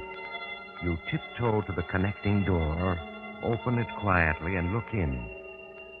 You see Julie, your wife's personal maid, opening the little wall safe where Jocasta keeps her jewelry. She spins the dial back and forth in a professional manner, and the safe opens. At last, you speak. Well, Julie. Mr. Holland. Ah, so you're more than a lady's maid, huh, Julie? You're also a thief. Oh, no, Miss Holland. Mrs. Hollins asked me to get out her necklace. Mrs. Hollins doesn't trust anyone with a combination to that safe. She's a very cautious woman, Julie. All right, Mr. Hollins. So she didn't ask me to get out the necklace. So I just saw the safe open, and I was closing it. There. It's shut. And you can't prove anything. You're not so smart. You should have waited till I stole something if you want to arrest me. Well, I didn't think of that. I was just wondering why you were doing it. I'm not in the mood for writing confession stories. I'll go get my things and leave. I'm quitting this job, and you can tell Mrs. Hollins anything you want. I don't much care to tell Mrs. Hollins anything. Fine and dandy, then we won't have any scenes. Goodbye, Mr. Hollins. I'm sorry for this, Julie. Sorry for you, I mean. Save your sorrow. I'm sorry for you. You're sorry for me? Why? If you don't know, it's too late to tell you. I'm going. No, wait. Yes? I mean, I want to talk to you, Julie. Not now. Later. Huh? About what? I don't know. I just want to talk to you. All right, Mr. Hollins. Meet me tomorrow. About 5? The cocktail lounge at the Midtown Hotel. So Julie leaves, and you, Andrew, wait until the next afternoon with much anticipation. It's the first unconventional thing you've done in 25 years. Keep an appointment with a woman, not your wife. And a thief at that. Well, Mr. Hollins, you showed up. Well, didn't you expect me to? Frankly, no. Why? Why what? Why did you want to see me? I wanted to ask you what you meant. But why? By saying that you were sorry for me? You really don't know? Well, maybe I can guess, but tell me. You're a rather attractive man, Mr. Hollins. Well, thank you. I mean it. Of course, you're as stuffy as an old horsehair sofa. Thank you again. Well, you are, you know. Yes, I suppose I am. In fact, just recently, I've become unpleasantly aware that I am. Well, you're a rather attractive man married to that woman unable to call a breath your own, so I'm sorry for you. I can't help wondering how you'd have turned out if you'd married someone different. I can't help wondering myself. Well, then there's hope for you yet. Let's drink to that, To Mr. Andrew Hollins. He is hoping. Right. But, Julie, here's hoping what? He is hoping you get a little fun out of life. Everybody's entitled to some fun before they die. Of course. Look at me. Why? I'm a thief, sure. Sometimes. I started out straight. Got married. My husband turned out to be a thief, and he taught me to be one. We made a good team. Until he got killed. I see. And then I tried going straight. And when I took the job with your wife, I really meant to reform, but she drove me to it. I couldn't stand. I wanted to steal her jewels just to show her. I suppose it doesn't sound sensible. But it does. I know exactly how you feel. You do? Yes. Yes, I do. Why, I think I hate Jocasta. Yes, when I think how she's ruled me all these years, I hate her. Well, listen to proper Mr. Hollins talk. Oh, don't call me Mr. Hollins. Call me Andrew. All right. Andrew, you and I will have to see more of each other. We seem to have something in common.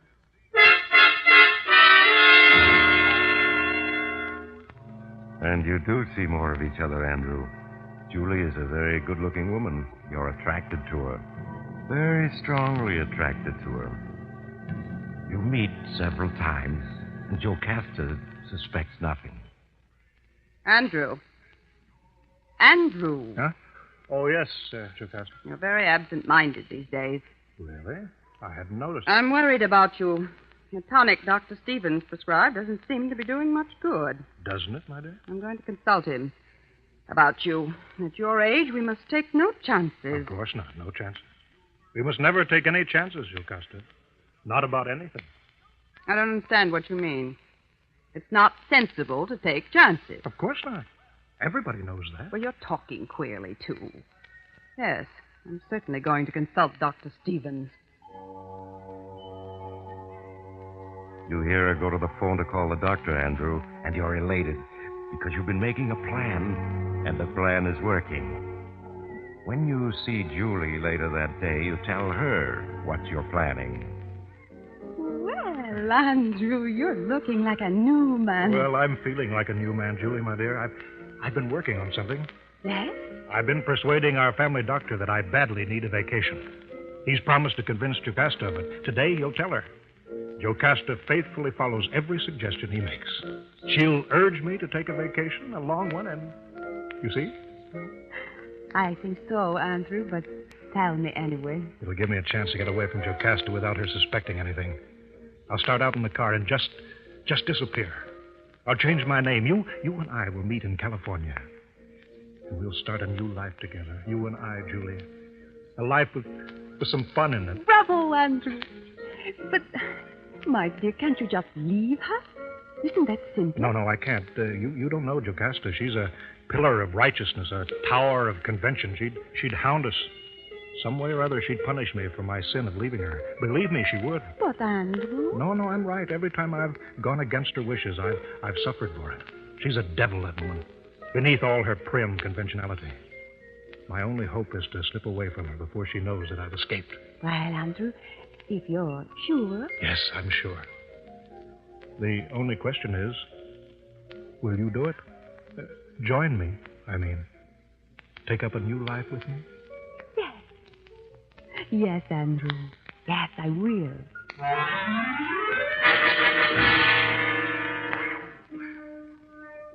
So it's all arranged, Andrew. You're going to make a clean break with your old life. With Jocasta, everything. When you stop to think, it seems a little fantastic. You falling in love with Julie, a thief, and she with you. But it's happened, and it's your chance, as Julie says, at last to get some fun out of life. That night, Jocasta brings up the subject of your vacation. Oh, Andrew. Yes, Jocasta? Please put down that newspaper. I want to talk to you. Very well, my dear. I saw Dr. Stevens today. Oh, yes? What did he say? Well, he said that in his opinion, you were on the verge of a nervous breakdown. Oh, nonsense. Run down, perhaps, but that's all. I respect Dr. Stevens' opinion. You must take no chances. Now, he recommends that you take a vacation. Indeed? What kind? With something completely different from your life here in Philadelphia. He suggested a long motor tour, perhaps a few months in California. Absurd, Jocasta, absurd. I wouldn't dream of any such thing. Dr. Stevens says it's necessary, so it is all settled. We will leave in a week. We will leave? Of course, Andrew. I'm going with you to look after you. You are in no condition these days to be left alone.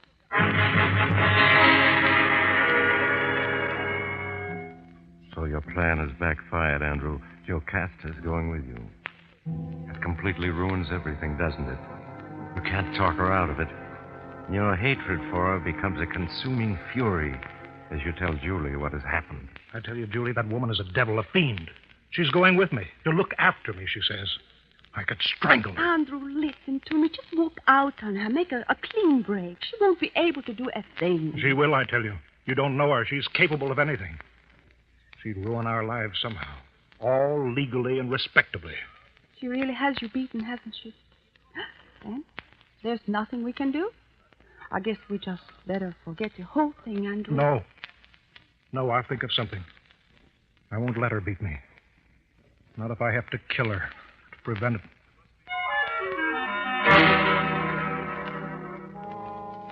There, Andrew, you said it. It's out.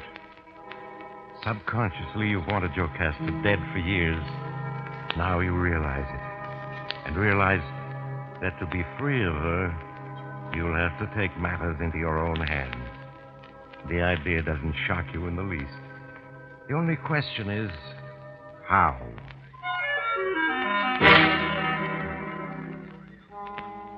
You don't know how, but you're determined to find a way.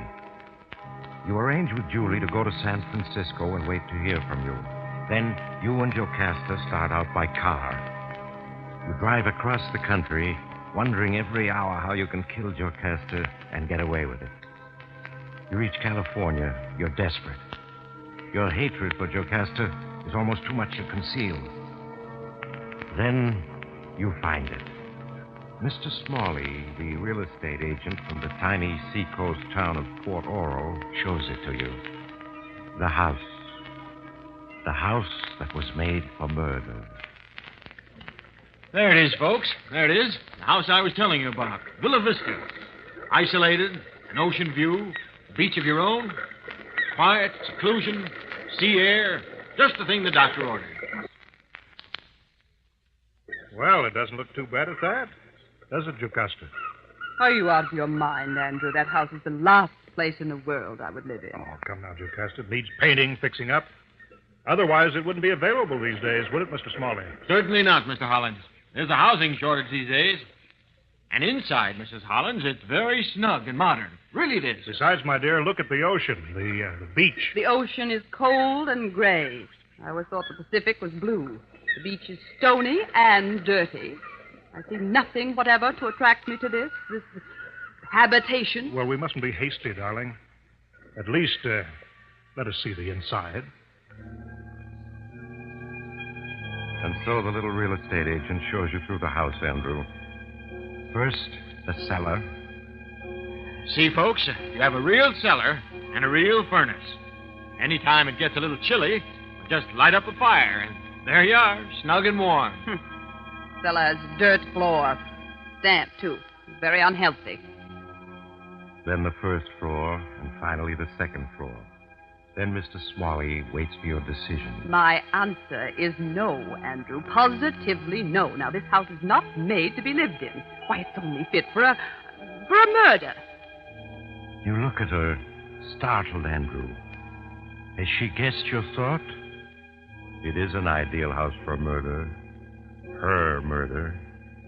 But no, she's merely using a figure of speech. You relax. Oh, really, my dear, you're being too harsh. I find the atmosphere here very peaceful, and Dr. Stevens did say a few months of peace and quiet would do wonders for me. Yes, he did. And a little paint and polish will make this house really quite livable. Will the owner fix it up, Mr. Smalley?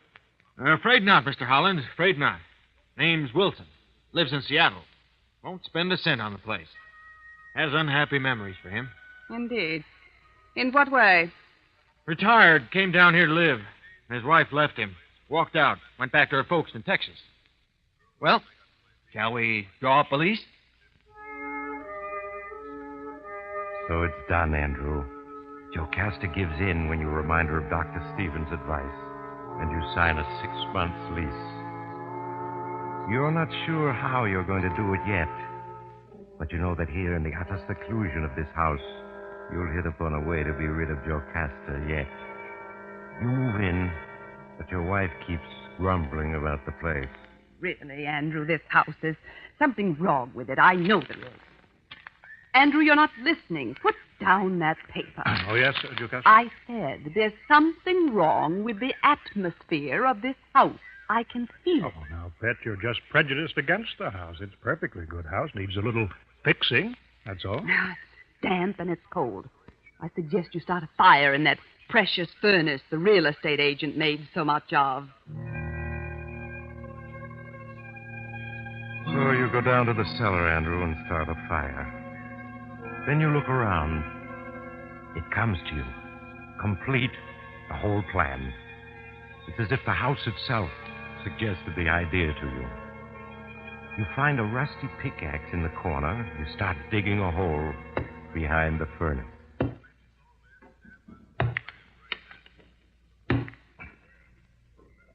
Andrew? Andrew, what in the world are you doing? Just digging a hole, my dear, to drain off the dampness. It'll take more than that. That cellar needs a cement floor. Indeed it does. Someday it shall have one. I promise you that.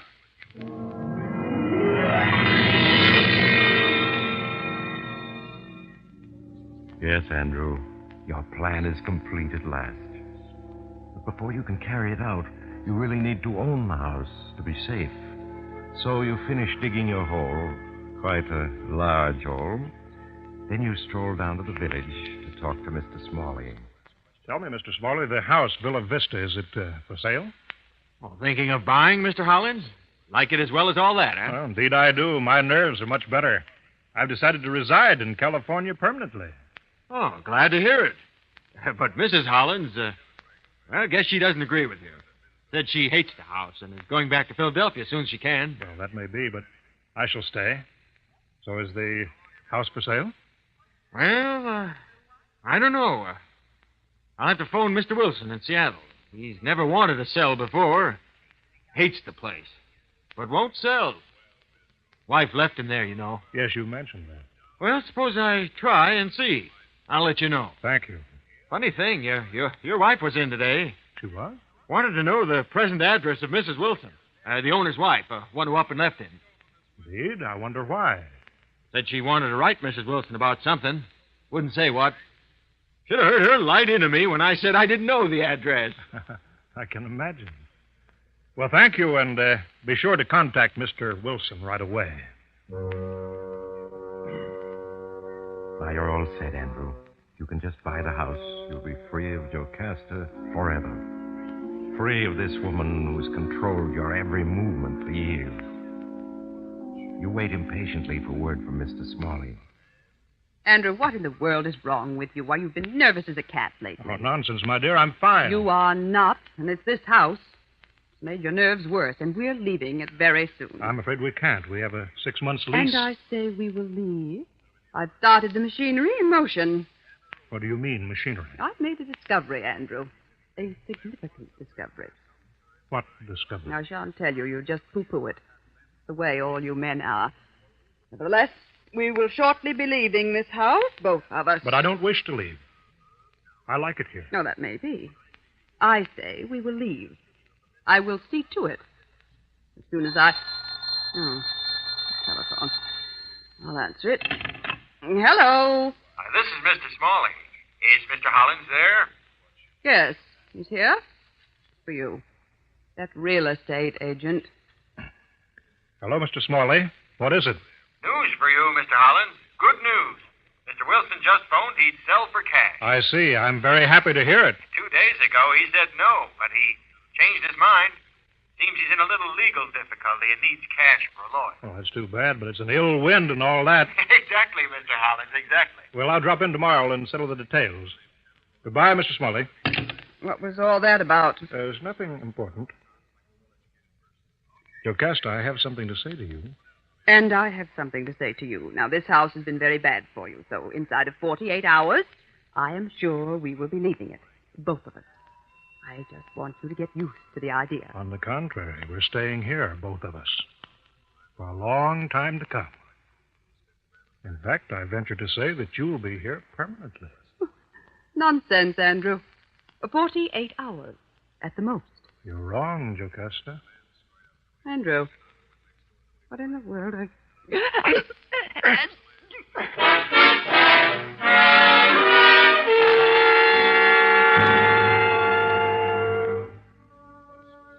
It's over, Andrew. It's finished. Jocasta is dead. You've killed her.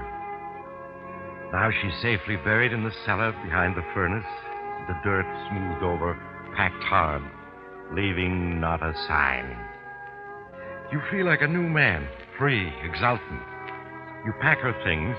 Next morning, you take them to the freight office, ship them back to Philadelphia. Then you drop in to see Mr. Smalley, give him a check for the house, and casually mention that you quarreled with your wife and she's left you, gone back to Philadelphia. You don't say.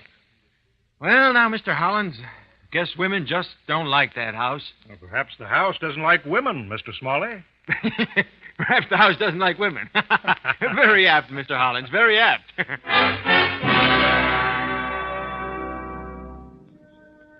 You go back to the house, Andrew. You're filled with an enormous satisfaction. You're free. There's a new life ahead for you. For you and Julie. You call her on the phone in San Francisco. Andrew, it's so good to hear from you. I've waited so long. Yes, I know, darling, but it's all right now. Jocasta's left me, walked out on me, gone back to Philadelphia. Oh, that's wonderful. So we'll be together soon, very soon. How count the days, Andrew? She spoke of a divorce. It won't take long, and then we'll... Oh, excuse me. Someone's at the door. Hold on a minute, Julie, will you?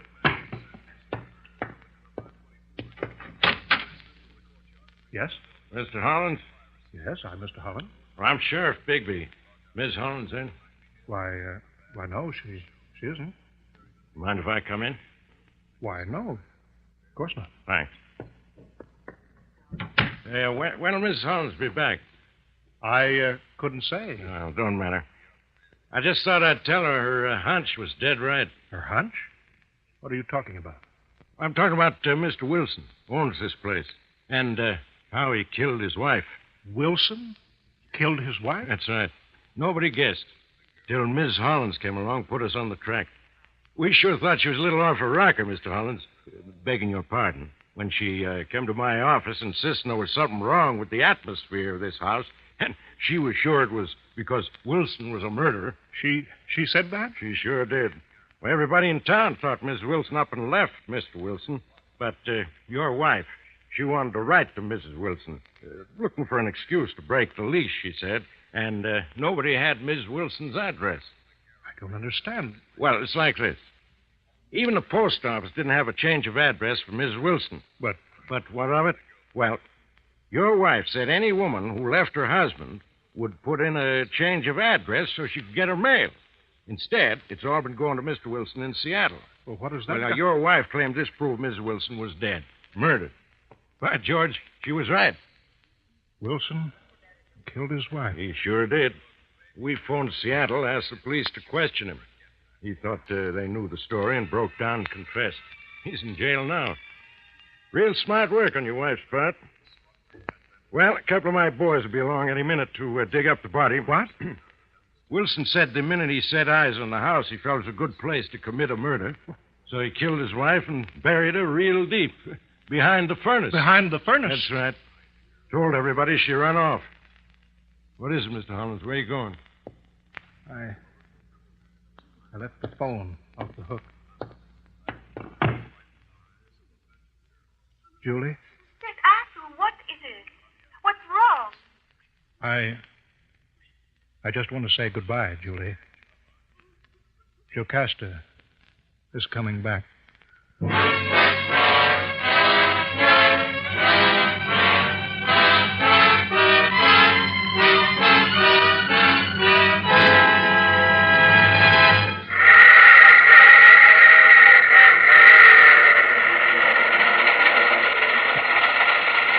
This is the mysterious traveler again. Poor Andrew. Even in death, Jocasta had him under her thumb. Yes, they both left the house inside 48 hours, just as she had sworn. That's the trouble with a house just built for a murder. Too many people may have the same idea. So, if you're ever tempted to dig a grave in your cellar, make sure no one else had the idea first, or you may get into trouble. In fact, it might be better if you just forget the whole thing and... Oh, you have to get off here. I'm sorry. I'm sure we'll meet again. I take this same train every week at this same time.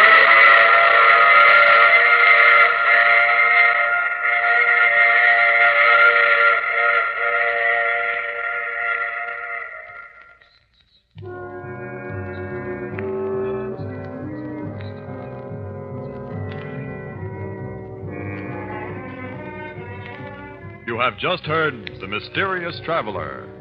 Now you can enjoy other tense and exciting stories of The Mysterious Traveler in the current Mysterious Traveler magazine. In our cast were Jan Miner, Wendell Holmes, and Owen Jordan, with the title role played by Maurice Tarplin. Music is under the direction of Emerson Buckley and was composed by Richard DuPage. All characters in this story were fictitious. The story itself was dramatized from the pages of The Mysterious Traveler magazine. Russ Dunbar speaking. This program came from New York.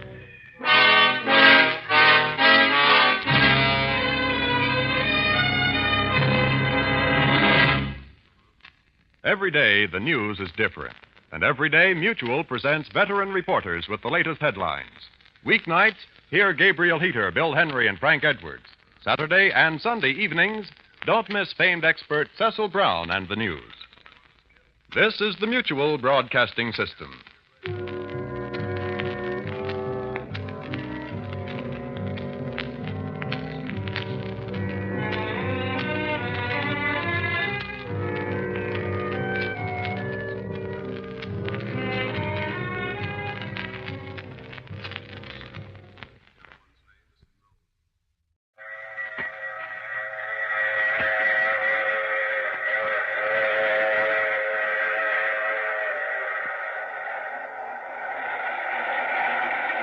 Mutual Broadcasting System presents The Mysterious Traveler, written, produced, and directed by Robert A. Arthur and David Cogan, and starring two of radio's foremost personalities, Ralph Bell and Chuck Webster, in Key Witness.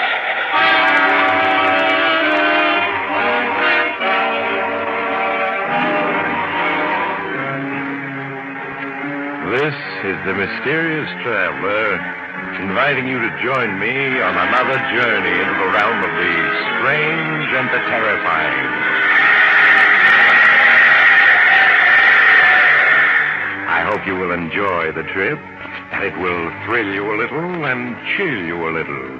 So settle back, get a good grip on your nerves, and be comfortable, if you can, as we watch an underworld syndicate and the government go in desperate search for the same man. It's the story I call Key Witness.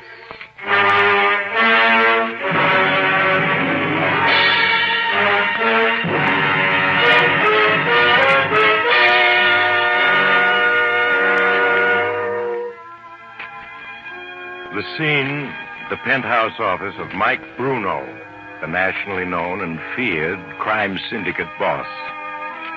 Bruno, a tall, ruggedly built man in his 40s, paces back and forth as his head accountant, Oliver Smith, turns the pages of a ledger, reading the figures before him. Income from Waterfront Enterprises, period ending July 31st, $42,765.50. Income from Wire Services, period ending July 31st, $71,942.20. From Nightclub Enterprises, same period, $56,713.42. Income... Okay. That's the income on the books of the government. Now, what are the real figures? You got them in your head? Of course, Mr. Bruno. Income from Waterfront Enterprises, $103,652.28. From Wire Services, $156,421.10. Nightclub Enterprises, $211,410.28. Liquor distributorships was $87,642.15. Racetrack interests, $48,675.34. Ah. All right, you got the total? Yes, sir. $518,731.15. I sure got ahead of you, Oliver. You and that photographic memory of yours. It's a lucky day when we got together. Be 5 years tomorrow, sir. 5 years tomorrow, huh? And in all that time, you've never forgotten a fact or a figure. Yes, Sir Oliver. The T-men can search high and low. They'll never catch me with a set of books showing the real take. Because it's all in your head. Huh, Oliver? Yes, sir. Yeah, come in. Ah, hello, Frank. Come on in, come on. Boss, I gotta talk to you, alone. Oh, yeah, all right. Oliver, I'll call you when I need you. Yes, sir. I'll be in my office.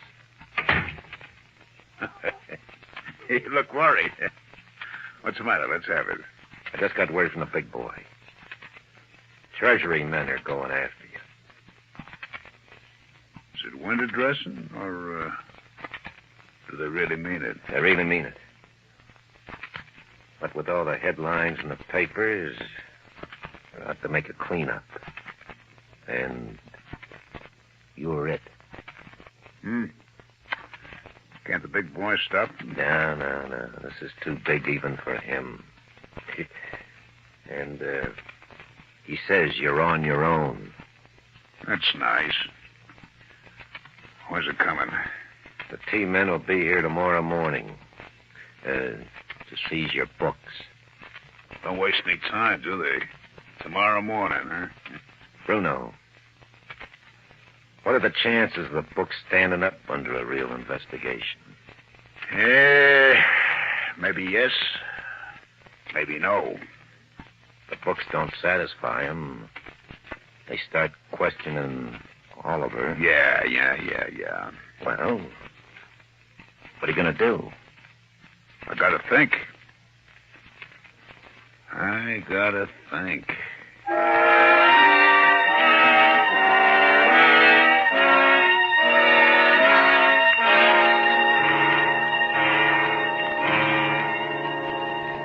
You wanted to see me, Mr. Bruno? Yes, Oliver. Have a seat. Yes, sir. Now, look, I've just gotten word that the T-men are going to look at our books. What? Tomorrow morning, they're coming to get them. But you've always assured me they'd never look at our books. Things have changed. You read the papers. They're looking for a fall guy. Me. And the boss has a way figured out to beat the rap. The books will stand up until they start asking you questions, Oliver. Yes, I know. Now, you're the one man who's got all the answers. The answers are all in your head. Without you, the T-men wouldn't have a case against the boss. That's right. All right, Frank, open that suitcase for Oliver. Okay. Why, all that money. $500,000. And it'll all be yours if you do exactly as I say. Mine? Yes.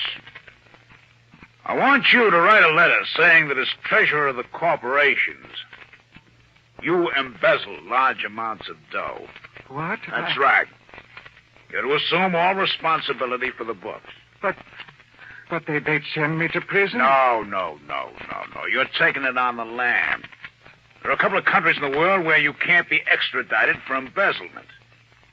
Denmark's one of them. Denmark? Yeah, that's what my attorneys tell me. That passport you used last year is still good, Oliver. There's a plane leaving at midnight for Europe. You just have time to write that letter and pack. But, Mr. Bruno... Yeah. If I do as you ask, I'll be an admitted criminal, forced to live abroad the rest of my life. With $500,000? Oh, what's so bad about that? And, Oliver, you're forgetting one thing. You filled out the corporation tax returns for me. You go to prison with me. Play it smart, Oliver. $500,000 and a life of ease in Denmark. You haven't much choice. No, I don't, do I? Very well, Mr. Bruno. I'll do as you say. Nah, you're showing good sense. Okay, Oliver, write that letter assuming all responsibility for the dough. I've held out in the government, and when you're finished, I'll send one of the boys along with you to help you pack. Yes, Mr. Bruno. If you'll excuse me. Sure. Which of the boys do you want to take him to the airport? None of them. I'm not taking any chances on a slip-up. You and me will be taking Oliver to the airport.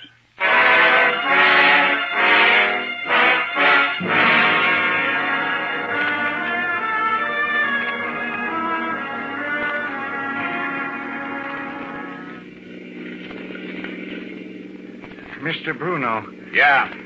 Haven't you taken the wrong road? This isn't the way to the airport. Relax, Oliver. We got plenty of time to make the airport. Sure, you plan on leave for another hour. But we're going in the opposite direction of the airport. Why, at this rate... All right, shut up. That $500,000. Denmark. You never meant it, did you? You catch on fast. Now that you have that letter I wrote you, you're going to kill me. No one lives forever. Easy does it, Oliver. Where are you taking me? We stop at the top of the hill, boss. Right. Mr. Bruno, you can't kill me. Not after 5 years of loyal service. Haven't I always done everything you asked without question? Take care of him, Frank. No, don't do... He'll be out for at least 10 minutes. That'll give us more than enough time. Yeah. Which block of the car? A clump of trees up ahead, out of sight. Good. It's lucky traffic's light on this road. That's why I picked it. Okay, let's finish the job. Put him behind the wheel. I got him. Easy. There we are. All right, I'll release the brake. Start pushing. I'll steer it. Just a few more feet to the edge. You say it's 200 feet to the bottom? Yeah. Nothing but rock down there. Okay, she's starting to roll. There she goes.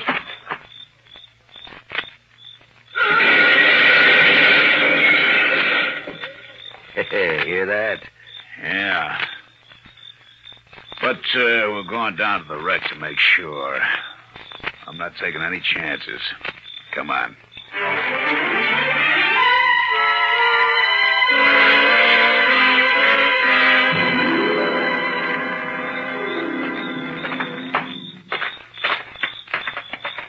Look at that car, completely wrecked. We didn't have to bother coming down here. Maybe not. She's still behind the wheel? I can't tell you. Wait till... No, he isn't behind the wheel. He's not in back either. Well, let's look around. He was probably thrown clear of the car. I don't see him. He's got to be around. Hey. What's that you're picking up? His wallet. Some keys. His wallet? That wreck didn't finish him off. He must have gotten away. A 200-foot drop. He couldn't have. No, where is he? I tell you, he came out of it alive. He's on the loose. Well, he couldn't have gotten far. Come on, let's look for him. In the dark. We never find him. Let's get back up the road. Next tavern's half a mile down the road. I've got to get to a phone.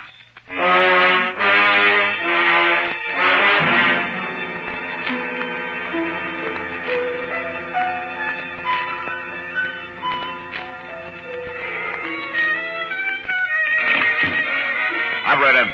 Give me Waverly 6678. That's right. Bruno, what are you doing? You gonna round up some of the boys? Yeah, that's right. Hello, Mac. The boss. Yeah. Now listen closely. I don't want any slip-ups.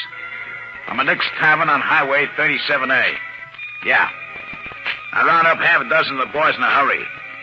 Send a couple of them to Meadville and Lewistown, both on 37A. That's right. Have a couple of more boys drive along 37A between Meadville and Lewistown. Yeah. I had to pick up Oliver Smith. You heard it right the first time. There'll be a 10 grand reward to the guys who find him. Yeah. I'll get the boys on it, but fast. We gotta get him, Frank. If he ever gets to the police... Oh, the odds are all in our favor. Probably pretty badly hurt, wandering around in a daze. Right, for all we know, he might have crawled a few hundred yards and died in the underbrush. Yeah, well, that's what I'm hoping. Oliver hasn't any money or moxie. Come on now, don't worry, boss. He isn't going to get to the cops. Yeah, sure. Come on, let's get back to my office.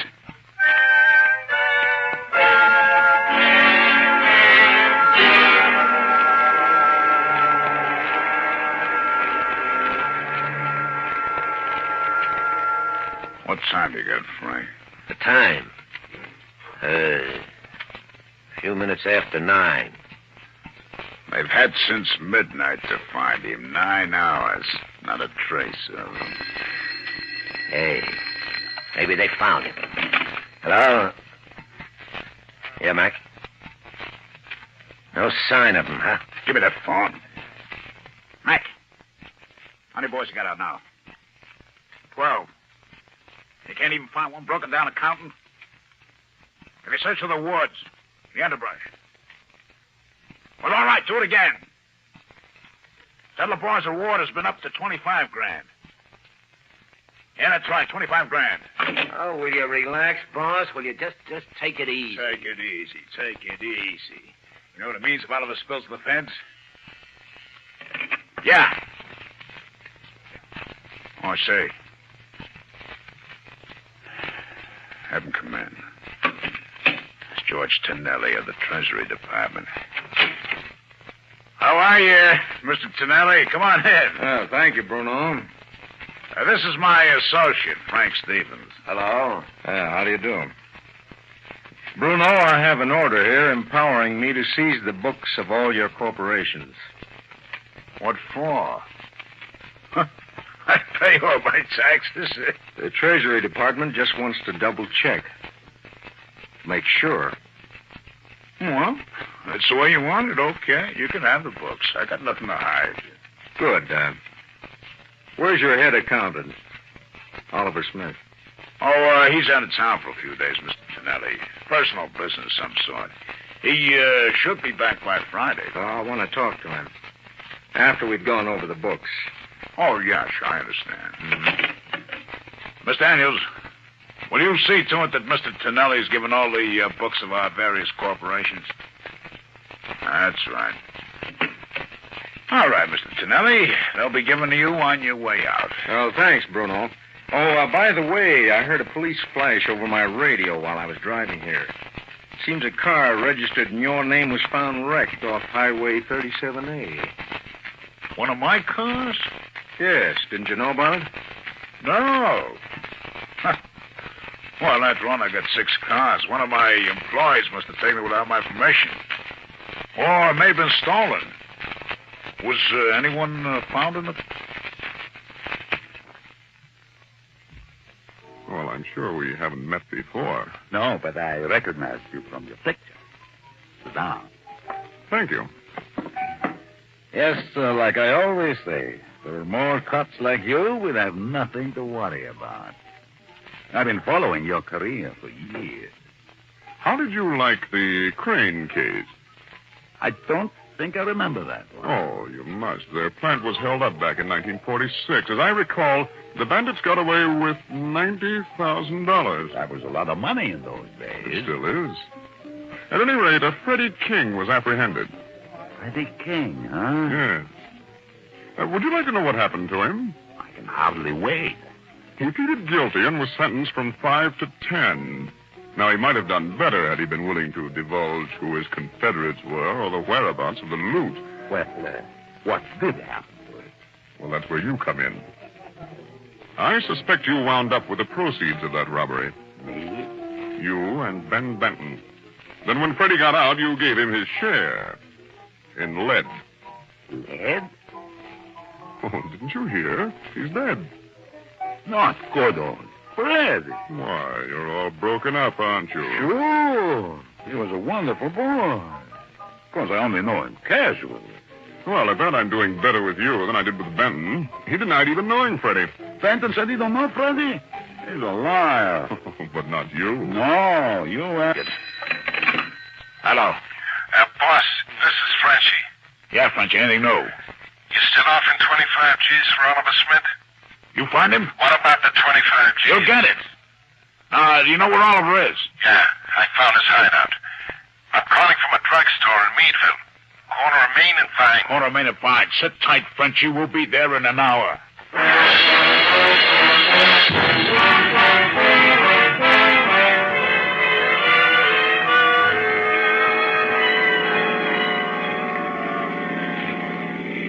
Slow down, boss. There's Frenchie on the corner.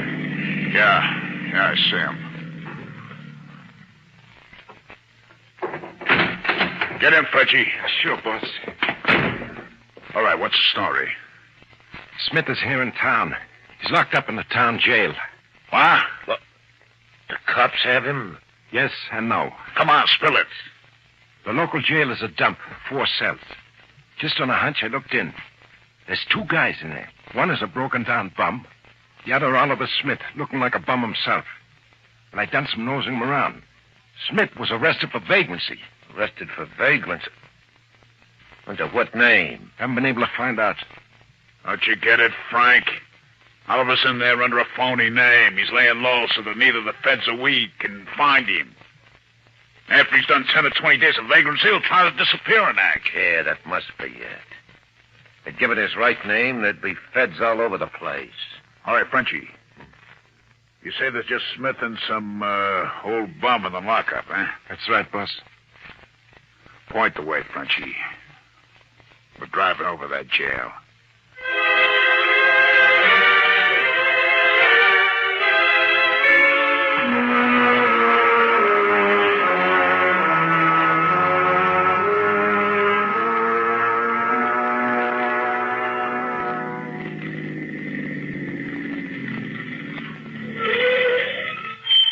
That's it over there? That 2x4? Yeah, that's it. Where's the sheriff at this time? He lives in that white frame house next to the jail. I saw him go in his house an hour ago. Well, he's probably through for the day, and just the 2 prisoners there. Yeah. Frank, you got a key that would open those cell doors? Oh, sure. Those old locks aren't any trouble. Good. Frenchie. You got a knife? Yeah? That's good. I want you to take care of Oliver. Right now. Look, boss, it's a dangerous setup.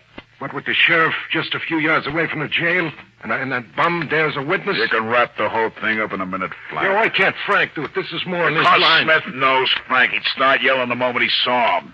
He doesn't know you. Yeah, maybe not, but... If you want that 25 grand, you'll do it. In fact, you'll do it because I'm telling you to. Okay. Here's the key, Frenchie. You won't have any trouble with those locks. Just give it to him. Fast and clean.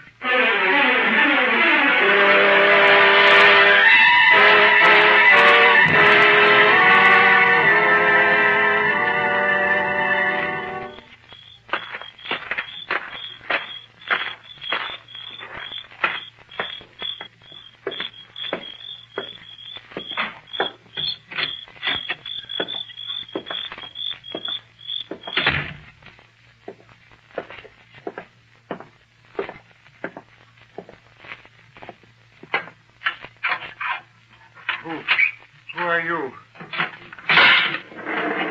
I'm the sheriff's assistant. He told me to bring you over to the house. The sheriff doesn't have an assistant, fella. Shut up, you bum. You say the sheriff? What? A knife? Yeah, a knife. Freeze, you. What? A gun? Yeah. Don't let the costume fool you. Treasury Department. Okay, Sheriff. A frame, huh? Well, looks like you were right, Mr. Tonelli. So you got your killer, eh? Yes. Throw this guy into a cell, Sheriff, after you've taken that key from him. I'll be right back.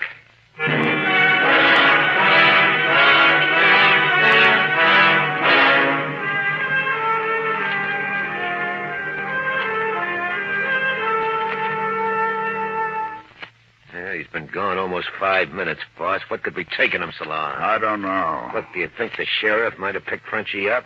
Frenchie isn't that dumb, but should have been back by now. Let's get out of here. What the? Hello, Bruno. Tonelli. Yes, small world. Keep your hands where I can see them. That's better. Both of you. Out of the car.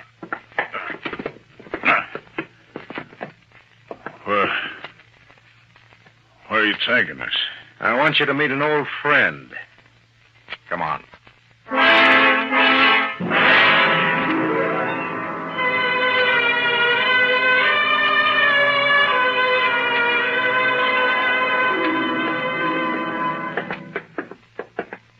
Straight through that door, Bruno. Now, look, Tonelli, I'm no two-bit hoodlum you can parade around at guns point. I want to call my attorneys. Now, no one's going to deny you your legal rights. Here's the gunman you sent in to kill Oliver Smith. Right, Frenchie? I don't know what you're talking about. Smith's an old friend of mine. I just dropped in to see him. Sure. With a 6-inch knife. Take a look, Bruno. There's Smith in his cell. See him? Yeah. I see him. And he sees me. It's no use trying to throw a scare into him, Bruno. Smith has already made a statement. He's now in protective custody. Mr. Tonelli figured you'd come looking for Smith. Yes, and my hunch was right. Can we use your office, Sheriff? Yeah, sure thing. This way. Take a seat, Bruno. You too, Stevens. Close the door, Sheriff. Right. Bruno, I've got your fall guy, Oliver Smith, who's made a complete statement. On that alone, I could send you up for 20 years. Yeah? I got pretty good attorneys. Yes, but not good enough to overcome Smith's testimony. In addition, I could get you on an attempted murder charge. I have a hunch your friend Frenchie will sing. Now, look, I want to call my attorneys. However, I'm willing to make a deal with you. Deal? Yeah. If the government has to go to trial with you, it'll cost $500,000 to convict you. And a great deal of time. However, if you pleaded guilty, saved the government time and money, I think the court would go easy on you. How easy? Well, you'd have to pay the tax penalties, of course, and do 10 years. 7 with good behavior. I don't know. If you're smart, you'll plead guilty. You know that with Oliver Smith's statement and testimony on the stand, the government couldn't lose. I've got to think it over. There's no time. It's either yes or no. Now make up your mind.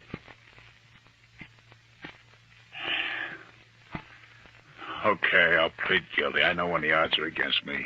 Now you're being smart. I'll get one of my men in. You can make a complete statement.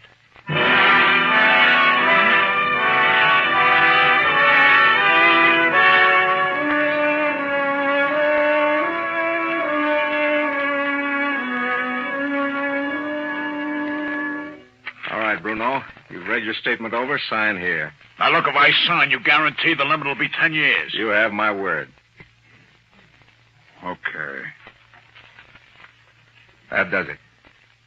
Hey, Sheriff, you bring in Oliver Smith. I'll be taking him back to the city with me. Sure, Mr. Snelling. When did you find Smith? The sheriff picked him up at 6 this morning, after the accident. He was wandering along Main Street. Did he tell the sheriff who he was? No. Here's Smith now, Mr. Snelling. Thank you. As a matter of fact, Bruno, Smith couldn't have told the sheriff who he was, even if he wanted to. What do you mean? When the sheriff picked Smith up and questioned him, Smith couldn't answer. Couldn't answer? That's right. The sheriff called in a doctor. An examination revealed that Smith had amnesia. Amnesia? Yes. He got it from a severe head blow he suffered in the accident. It's a case of complete amnesia. But if he's got amnesia, that means he doesn't remember anything of the past. He couldn't have made a statement to you or testified against me. No, he couldn't. And without Smith's testimony, we had no case. That build-up you gave me, it was a bluff, a lie. Yes. But justice has been served.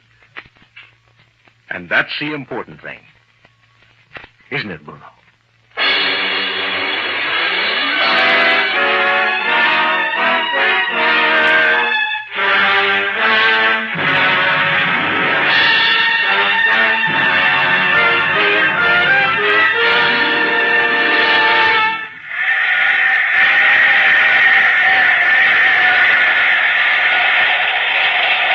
This is the Mysterious Traveler again. Did you enjoy our trip? Poor Mike Bruno. It seems some days nothing you do turns out well. How was he to know that Oliver Smith was a victim of amnesia? Some people simply won't die easily. Well, poor Mike is now doing 10 years at a federal prison. As for Oliver Smith, well, to date he hasn't any part of his memory back, and he never may. Which reminds me of another story. It concerns a young and enterprising undertaker who developed the unique idea of soliciting customers before they were dead. As a matter of fact, he... Oh, you have to get off here. I'm sorry. I'm sure we'll meet again. I take this same train every week at this same time.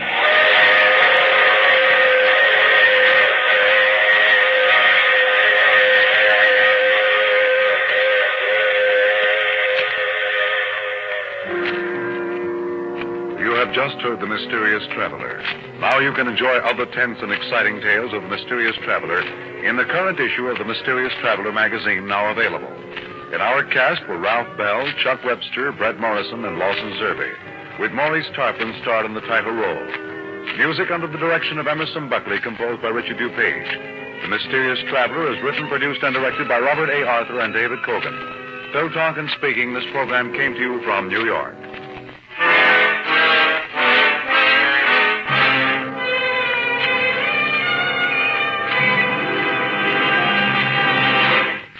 Do you like stories of mystery, of eerie adventure, of things dark and unseen, stay tuned to Mutual every weekday evening and join the I Love a Mystery listeners. You're sure to love I Love a Mystery. This is the Mutual Broadcasting System.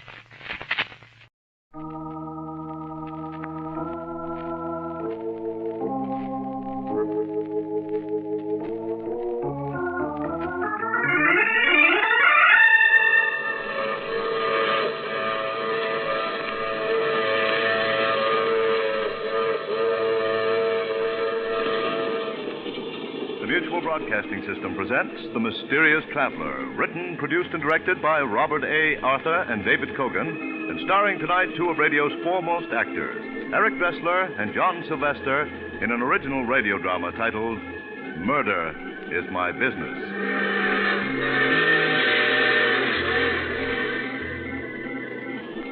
This is The Mysterious Traveler, inviting you to join me on another journey into the realm of the strange and the terrifying. I hope you will enjoy the trip, that it will thrill you a little and chill you a little. So settle back, get a good grip on your nerves, and be comfortable, if you can. Our story tonight begins in a huge white mansion overlooking the Hudson River, some 50 miles above New York City. In a large, comfortable room, David Phillips, a slender, nervous man in his early 30s, is seated at a desk, typing.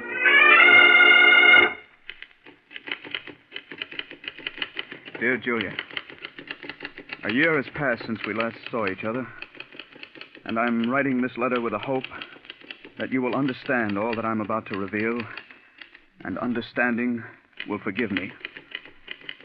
I'm a writer, darling, and yet I find it difficult to put into words the horrible events of the past year. As they flash through my mind, I can feel the quickening of my pulse, and the hatred within me surges up as overwhelmingly as... But I mustn't think of that. It's much more important that you understand what has happened. It all began the day I was in my study, writing a script for the Dangerous Adventure radio show.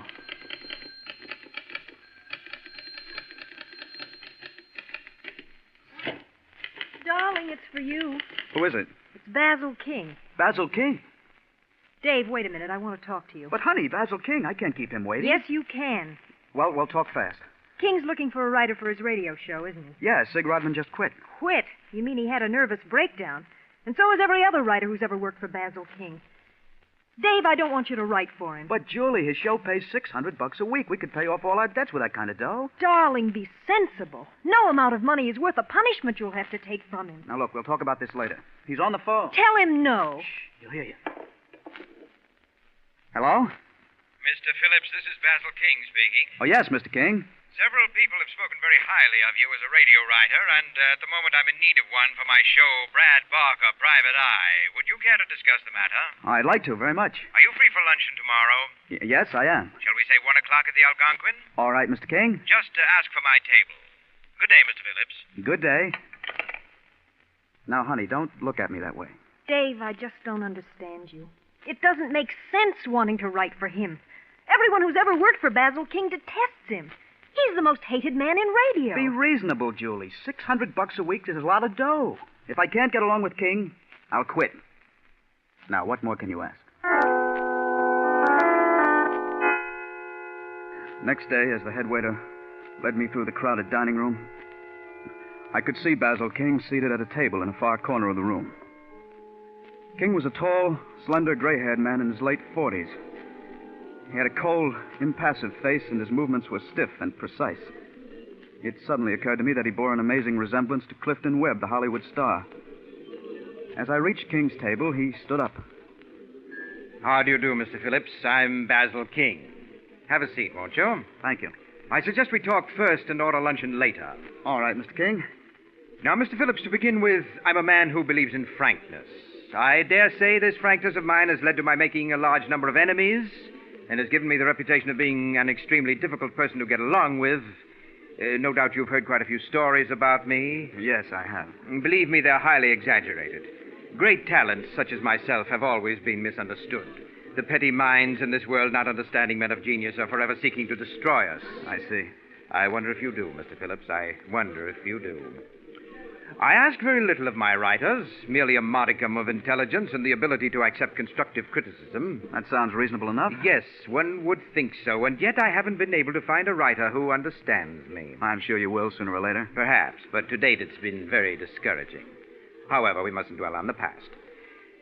Now, Mr. Phillips, you come highly recommended, and I trust that ours shall be a happy and profitable relationship. I hope so. By the way, you aren't troubled by ulcers, are you? Why, no. Good. For some unfathomable reason, all the writers I've had in the past seem to have been afflicted with ulcers.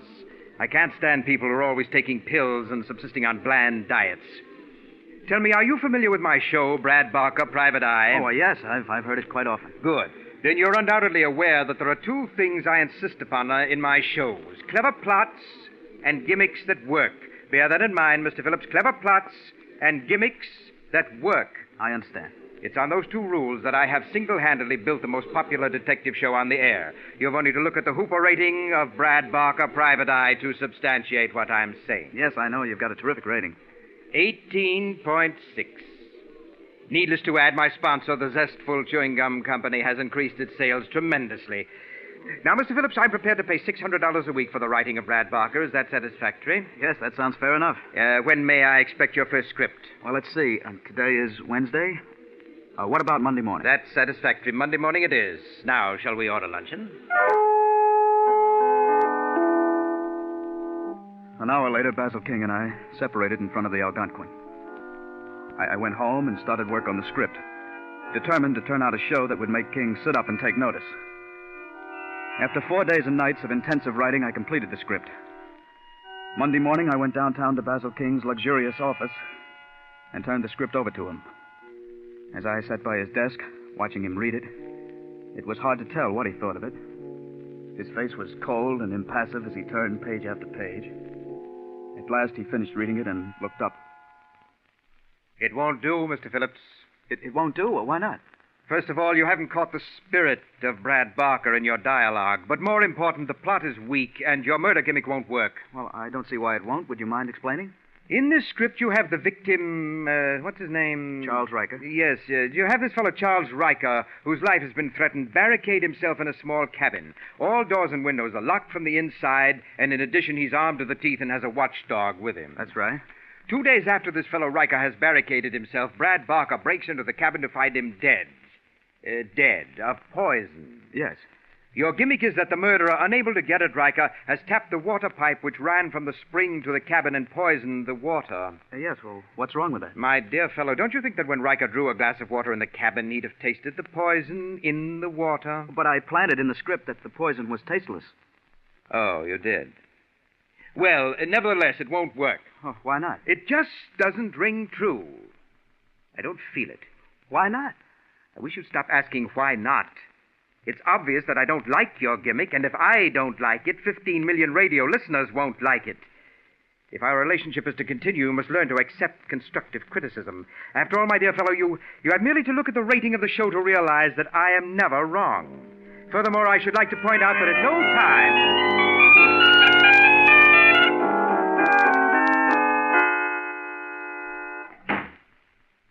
Is that you, Dave? Yes, Julie? How did King like your script? He didn't like it. That's putting it mildly. Oh, but that was a good script. One of the best you've ever done. That's what I thought. But Mr. King didn't. No wonder all his writers have nervous breakdowns. That man doesn't know what he wants. Well, I'll give it one more try. You mean you're still going to try to write for him? Now, honey, there's no use in giving up so soon. Maybe once I get to know King's likes and dislikes, it won't be so tough to write for him. Dave, I've never interfered before, but this is too much. I want you to call that egomaniac King up and tell him you're through. Julie, I can't. I told King that I'd turn in another script by Thursday. Oh, Dave. I promise you that if he doesn't like the second script, I'll give up. Now, that's fair enough, isn't it? For the the next 3 days and nights, I sweated over a new script. As I worked out the plot and gimmick, I tried to anticipate Basil King's every possible objection. Early Thursday morning, I went downtown to King's office and turned the script over to him. As he sat reading it, I began thinking of what I would say to him if he turned the show down. I would tell him quite firmly that it was obvious I wasn't the man to write the Brad Barker show. At last, King finished reading the script and looked up. The plot, Mr. Phillips, isn't exactly new, and the dialogue needs rewriting here and there, but on the whole, it will do. You mean you like it? I wouldn't go so far as to say that I like it. Rather, let us say that it's acceptable. I trust, Mr. Phillips, that with time your scripts will improve. Good day. I left Basil King's office that morning convinced that I would succeed where other writers had failed. I felt it would be just a question of time until I learned the workings of King's mind. But then I discovered, as so many of my predecessors had, that Basil King's likes and dislikes were not constant from day to day. What he told you on Thursday didn't hold true on Friday. Weeks went by, and for every show that King accepted, he'd reject two. He would criticize every script from beginning to end, tearing it to bits relentlessly and coldly. Any questioning of his criticism would lead to his redoubling his attack. 1 week slipped into another, and with each passing week, my hatred for Basil King grew. Life became a nightmare of deadlines, of writing endlessly with one eye constantly on the clock. Darling, you just can't go on this way. You've got to quit. Julie, we've been over this a dozen times already. We need the $600 a week to pay off our debts. What good is that money if you have a nervous breakdown? Look at yourself. You've lost 15 pounds in these past weeks, and you're smoking 5 packs of cigarettes a day. Please, Julie, I've had all I can take today. Now, let's not talk about it anymore. You're not kidding me, Dave. The money is only part of it. It's your pride that won't let you quit. My pride? Yes. You can't stand the thought of quitting like the others did. You've got to prove that you're better than they are. That's enough. Well, it's the truth, isn't it? It's only your pig-headed pride that makes you go on when anyone with sense would quit. I said that's enough. Dave, we can't go on like this. What do you mean? I'm not going to stand around and watch you have a breakdown. You'll have to choose between Basil King and myself. Now, look, Julie, you're upset. You don't know what you're saying. I know perfectly well what I'm saying. I'm asking you to choose between Basil King and myself. Stop trying to intimidate me. I told you before I'm not quitting, and I meant it. All right, Dave. If that's the way you want it, I'm leaving. Well, go ahead. No one's stopping you. Basil King may be able to make you quit, but not me. You call it pride, okay. But I won't let a louse like him beat me. Somehow I'll get the better of him. You wait and see. Goodbye, Dave.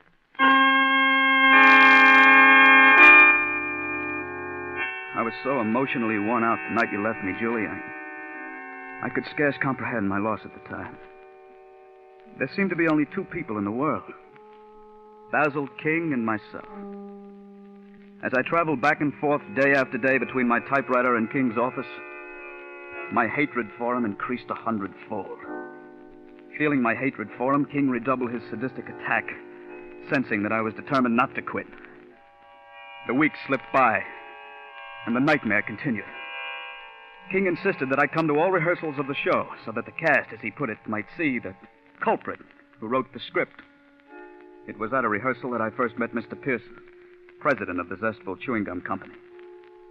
He was sitting in the control room, watching with great respect as Basil King rehearsed the cast. No. My dear Miss Hunter, I assumed when I hired you that you were a radio actress. If I'm wrong, please enlighten me. What did I do that was wrong, Mr. King? I don't feel it. I just don't feel it. Try it again. Rocky, you've got to give me a chance to explain. It wasn't my fault. Honest, it wasn't, Rocky. Cut. Miss Hunter, you sound too young. I want you to age the role 1 year. Mind you, just 1 year.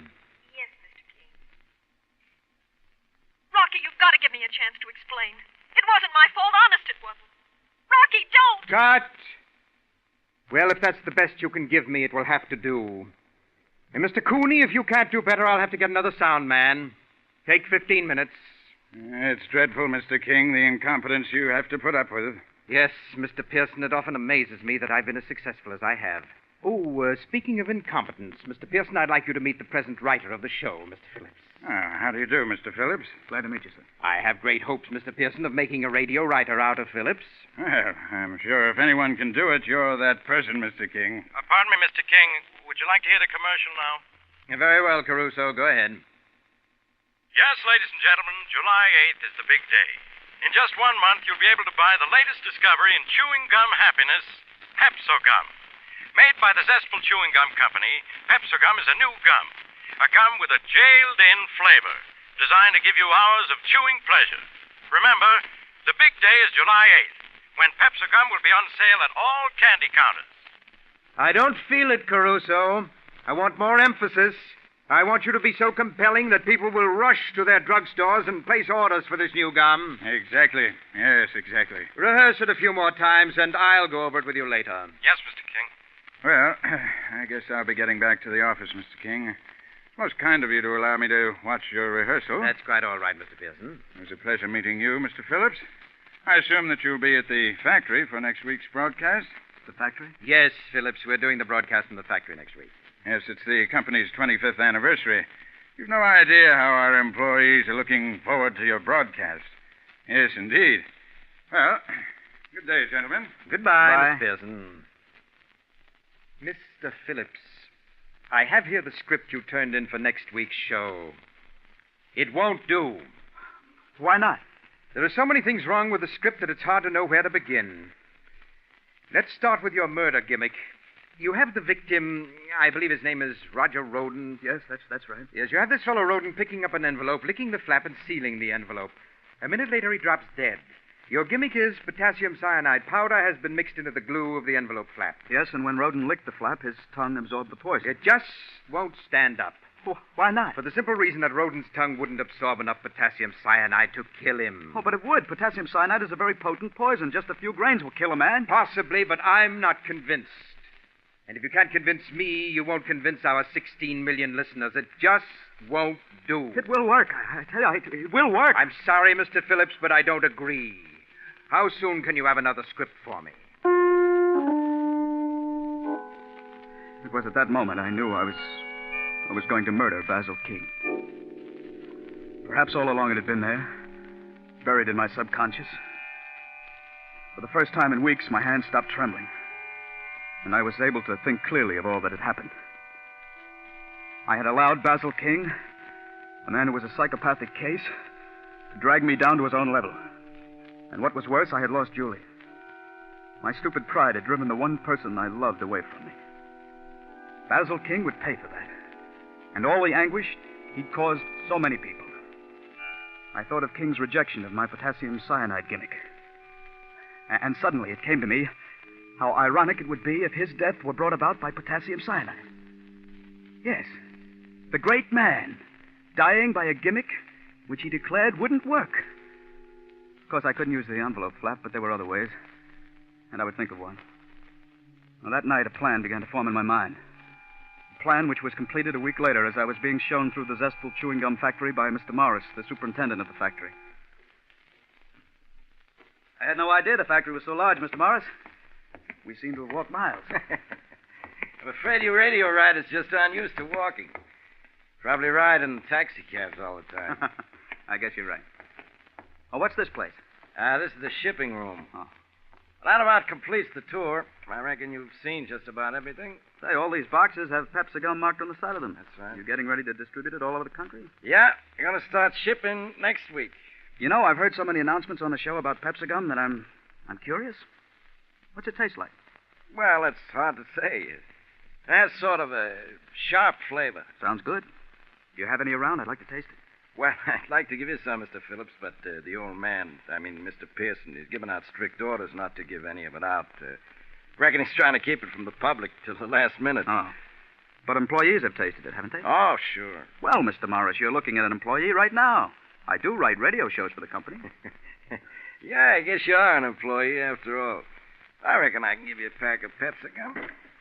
There you are. Thanks. An attractive-looking pack of gum. Yeah, you got to catch the customer's eye if you want to sell gum. Oh, what do you say if we go back to the auditorium? Fine. I've seen the whole factory, and I've got a pack of the new Pepsi-Gum. What more could I ask for? A few minutes later, I left Mr. Morris in the auditorium, where the great Basil King was rehearsing the cast for the show. I walked across the street to the inn where we were staying and went up to my room. There, I took the pack of Pepsi gum from my pocket and withdrew one of the 5 sticks of gum. I very carefully removed the wrapper, and then taking a dampened handkerchief, I wiped the candy powder off the stick of gum. It took but another minute to evenly sprinkle potassium cyanide powder over the wet stick of gum. In a very short time, the gum dried, and it was impossible to tell that the fine, powdery coating on it was a coating of death. I rewrapped the stick of gum and carefully inserted it in the center of the pack. When I arrived at the auditorium 10 minutes before airtime, the great man was relaxing in the control room. With him were Mr. Pearson and Bill, the broadcast engineer. Oh, there you are, Mr. Phillips. I was afraid you were going to miss the broadcast. Mr. Phillips may not be a good writer, but he is a punctual one, Mr. Pearson. Mr. King, you're a great one for banter. You have a ready wit. Thank you, Mr. Pearson. Look at that auditorium. Completely packed. I've never seen our employees so enthusiastic, and it's all due to you, Mr. King. I hope you'll say a few words to them after the broadcast. Why, I shall be delighted to. Can you spare a minute, Mr. King? What is it? Do you remember that script I turned in a week ago with the potassium cyanide gimmick? You mean where the victim licked the envelope flap and was poisoned? Yes, I remember that deplorable script. What about it? Well, I was wondering, what if we were to switch the potassium cyanide to something else? Instead of the envelope, perhaps the cyanide might be sprinkled on a piece of candy or something like that. No. It would never work. I don't feel it. You really don't think it would, huh? Certainly not. Really, Mr. Phillips, you're showing less and less imagination from week to week. Well, I just thought I'd mention it. Hey, Mr. Phillips, that pack of gum you have, isn't that the new Pepsi gum? Yes, Mr. Pearson, that's right. But I gave strict orders that it wasn't to be given out. How did you get it? Yes, how did you get it? I found this pack in the shipping room. I hope you don't mind my having taken it. Well, no. After all, we are just one big family. You see, Mr. Pearson, I've heard so much about the new Pepsi gum that I was curious to find out what it tasted like. Oh, well, what did you think of it? Well, I haven't tried it yet, but I guess this is as good a time as ever. Have a piece? Don't mind if I do. Thank you. What about you, Mr. King? No, thank you. You mean you aren't even curious to know what Mr. Pearson's new gum tastes like? Please, Mr. King, I'm very eager to know what you think of the flavor. I have great respect for your opinion. Very well, Mr. Pearson. Here you are, Mr. King.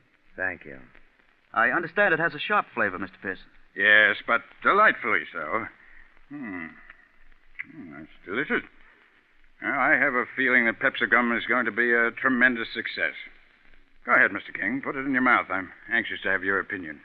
Yes. Yes. Well, it certainly has a sharp taste. Oh, not that sharp. Keep chewing it. 1 minute to airtime, Mr. King. Thank you. I watched the great man, Basil King, chewing a stick of Pepsi gum. I knew that he found the flavor a bit sharp, and if Mr. Pearson hadn't been watching him, he would have spat it out. Yes, Mr. King didn't like the flavor, but with the sponsor looking on, he had to continue chewing. I watched the minute hand sweep around the clock. In 30 seconds, we would be on the air, and according to my calculations, Mr. King would keel over 15 seconds after we were on the air. Stand by. I'll give you the go-ahead, Mr. King. Very well. Coming up. Go ahead.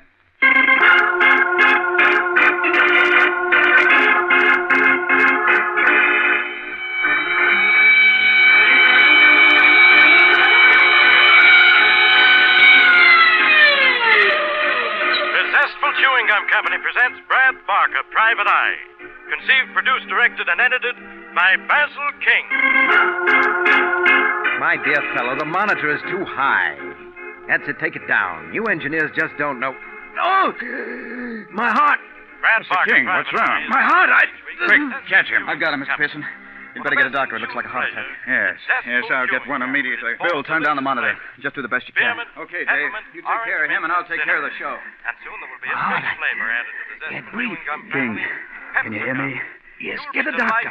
Do you remember the potassium cyanide gimmick? Potassium cyanide? Yes. I just want you to know you're wrong. It does work. That's why you're dying. What? That stick of gum I gave you. It was covered with potassium cyanide powder. No. Get a doctor. A doctor can't help you. You're going to die. No, Brad Barker, Private Eye. Poor Mr. King. Small, dingy office overlooking the harbor. On the door is a letter. You just forgot one thing. Waterfront Protective Association. Murder is my business.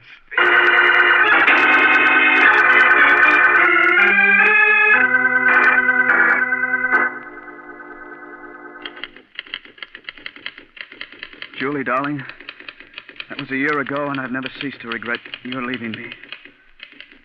I'm writing this in the hope that you will find it in your heart to forgive me. I admit that it was my stupid pride that wouldn't allow me to acknowledge defeat at Basil King's hands. But he's gone now, Julie. And if you could only see your way clear to start all over. Hi. Hello, Mr. Phillips. Remember me? John Pearson? Mr. Pearson? Yes. You remember Mr. Morris, my factory superintendent? Hello. We happened to be driving past and thought it'd be a nice gesture to drop in and find out how you were getting along. Please, I've got to finish this letter to my wife, Julie. I've got to finish it. Doesn't seem to be getting any better, does he, Mr. Pearson? No, he doesn't. Look at all these letters scattered around. Must be at least 100. They're all addressed to his wife. What a pity, huh? Yes, I'll never forget that day that Basil King died of a heart attack. I came back to the control room to find poor Mr. Phillips crying hysterically over the body. He never has gotten over the shock of Basil King's death. What a wonderful friendship that was.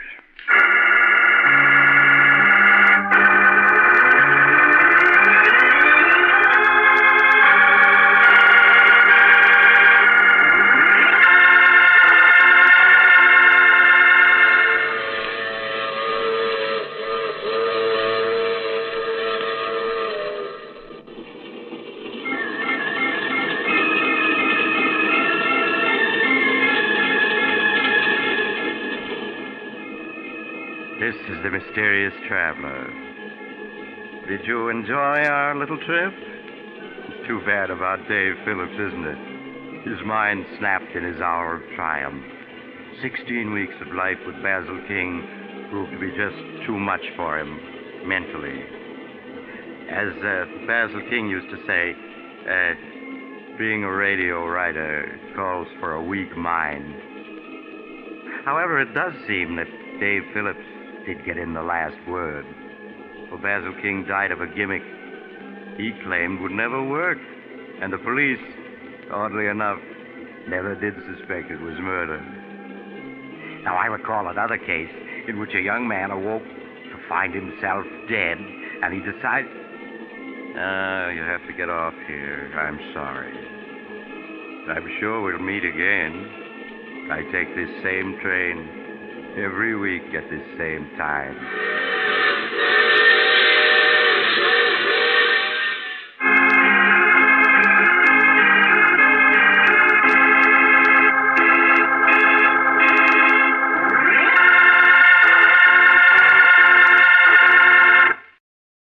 You have just heard The Mysterious Traveler, a series of dramas of the strange and terrifying. All characters in tonight's story were fictitious, and any resemblance to the names of actual persons was purely coincidental.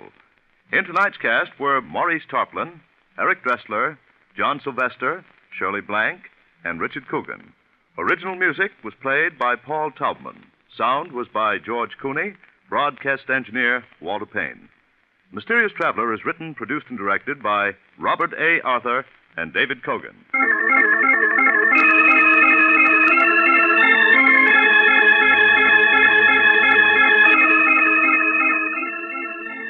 Listen next week to a tale titled Queen of the Cats. Another strange and suspenseful tale of the Mysterious Traveler.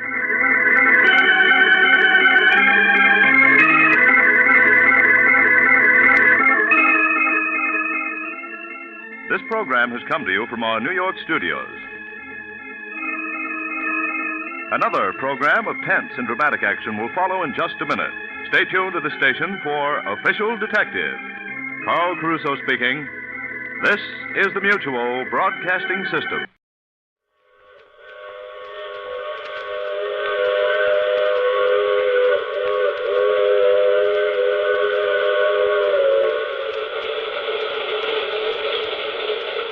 The Mutual Broadcasting System presents The Mysterious Traveler, written, produced, and directed by Robert A. Arthur and David Cogan, and starring tonight two of radio's foremost personalities, Leon Janney and Marilyn Erskine, in The Big Brain.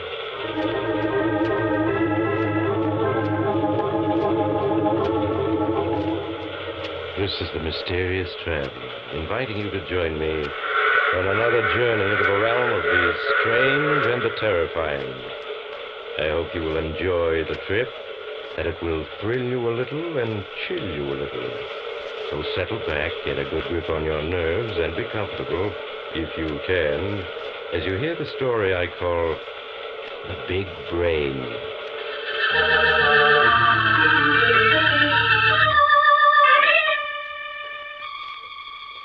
My story begins in one of the manufacturing plants of the Worldwide Business Machines Corporation. In one wing of the plant is housed the huge laboratories of the company, where newly designed and experimental calculating machines are built and tested. It is evening, and the vast laboratory with its long rows of intricate-looking machines is deserted, except for a young university professor, Lester DeWitt. Tall, lanky, and in his early 30s, DeWitt stands before a massive machine that dwarfs all others in the laboratory. Swiftly, efficiently, he presses tabulating keys on the control board, oblivious of all else. 3.521 to the 8th digit, 74.3 to the 3rd digit, 74.56 to the 4th digit. Is that you, Professor DeWitt? Yes, Pop, I'm at the Big Brain. 6.527 to the 4th digit. I brought you a visitor, Professor. Visitor? Julia. I'm glad to see that you at least remember my name. Of course, Professor, I'm not supposed to allow anyone in here but our engineers and university people like yourself. But I figured seeing you and her is engaged. Thanks, Pop. That's all right. Joy seeing young people get together. Oh, Julia, I'm terribly sorry. I forgot completely. Were you waiting long? Only a half hour. By then I realized I'd been stood up. Oh, well, honestly, Julia, I had no idea it was so late. I decided to run a test at 5:30 and then be finished by 6:30 at the latest. And If you could only see your face. So then you aren't angry with me? No, I'm not angry. I'll just have to accept you for what you are, an absent-minded professor. Well, so this is my arrival. I've never seen such a huge machine. It weighs over 50 tons. 50 tons? That's right. The staff here at the plant calls it the Big Brain. It's the only one of its kind in the world, Julia. Lester, those thousands of keys, levers, do you know what each one of them is for? Well, yes, of course. Oh, look at it. Do you realize that the Big Brain can calculate elliptical integrals? Was that good? Good. Why, human mind has never been able to solve elliptical integrals. There have been no methods of solution, but this machine can. Oh. The Big Brain, Julia, can solve in a few seconds a problem that would take a scientist a lifetime to work out. There's one thing your Big Brain can do, Professor. No? What's that? It can take this racing sheet and dope out the winners of tomorrow's races. Oh. Still playing the horses, eh, Pop? Yep. Not doing so good either. Well, I gotta make me rounds. Nice talking to you, young folks. Good night, Mr. Collins. Good night, Pop. Good night. Oh, I really should be jealous of that machine, Les. A certain light appears in your eyes when you speak of it. Sometimes I think that you care more for that. But you really don't believe that. No, not really. Hey, look, Pop left his racing paper behind. What are you looking through it for? Well, I've never read a racing sheet before. It's interesting. Very interesting. You know, this racing sheet is a treasury of facts. Why, in each race alone, there are over 1,000 facts to be taken into consideration. Yes. Now, Les, you aren't going to spend the rest of the night studying that paper, are you? I had always been inclined to think that horse racing was a matter of sheer luck. That isn't so at all. Look at all the information that's available in this paper. I can't understand why Pop thought the big brain couldn't calculate the winners of these races. You mean you think it could? I see no reason why it shouldn't be able to. In view of all these facts we have on past performances. Lester, you aren't serious, are you? Of course I am. Would you like to try it as an experiment? An experiment? Yes. We'll put all these facts through the machine. Oh, this I have to see, by all means. All right. First, it's a matter of learning what all these abbreviations and symbols stand for. Then... Yes? It's merely a matter of your reading the facts on past performances and my feeding it to the machine.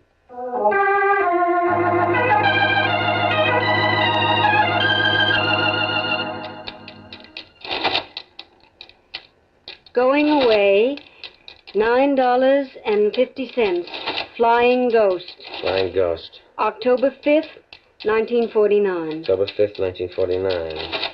Belmont Park, 3-year-olds and up, claiming $5,000, a mile and an eighth, 120 pounds, jockey Riker, track fast, post position fourth, start sixth, quarter fourth, half fourth, 3/4 third, mile third, stretch third, finish third, 2 lengths, driving, $5.20. $5.20.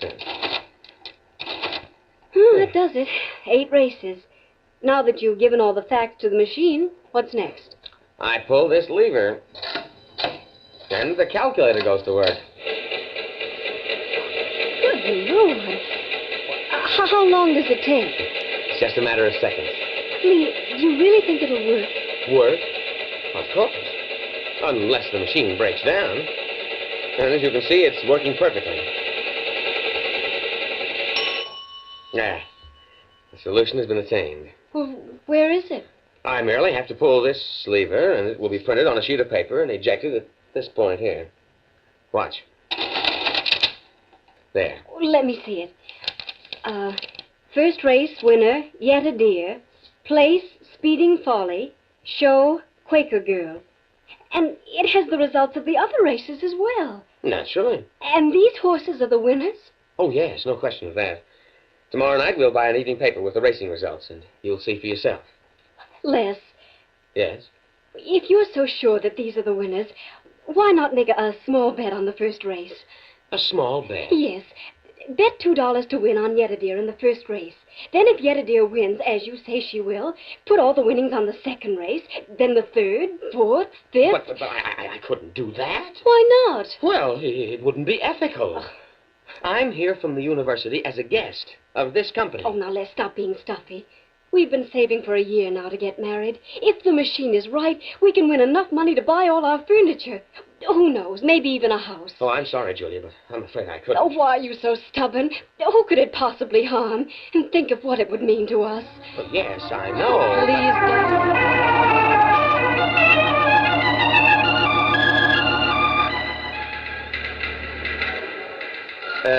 don't. Pardon me. Where can I make a $2 wager? Right here, friend.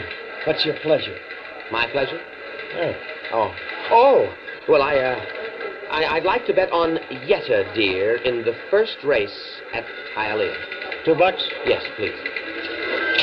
All right, here you are.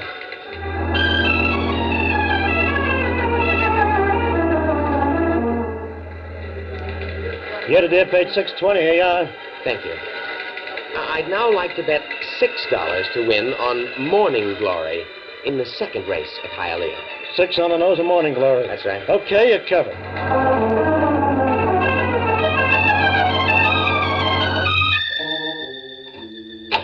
All right, here he is, boss. Come in, Professor DeWitt. Come in. I'm Victor King. Well, how do you know who I am? It's my business to know the names of the people who patronize my establishments. All right, Steve, that'll be all. Okay, boss. I'll be outside. Wait. Well, I understand, Professor, that you selected the winners of 8 straight races. And that I owe you $24,250. Yes, that's right. You'll find that I'm a businessman who pays off promptly. With $1,000 bills be all right? Yes. Yes, of course. Tell me, 8 winners. What do you attribute it to?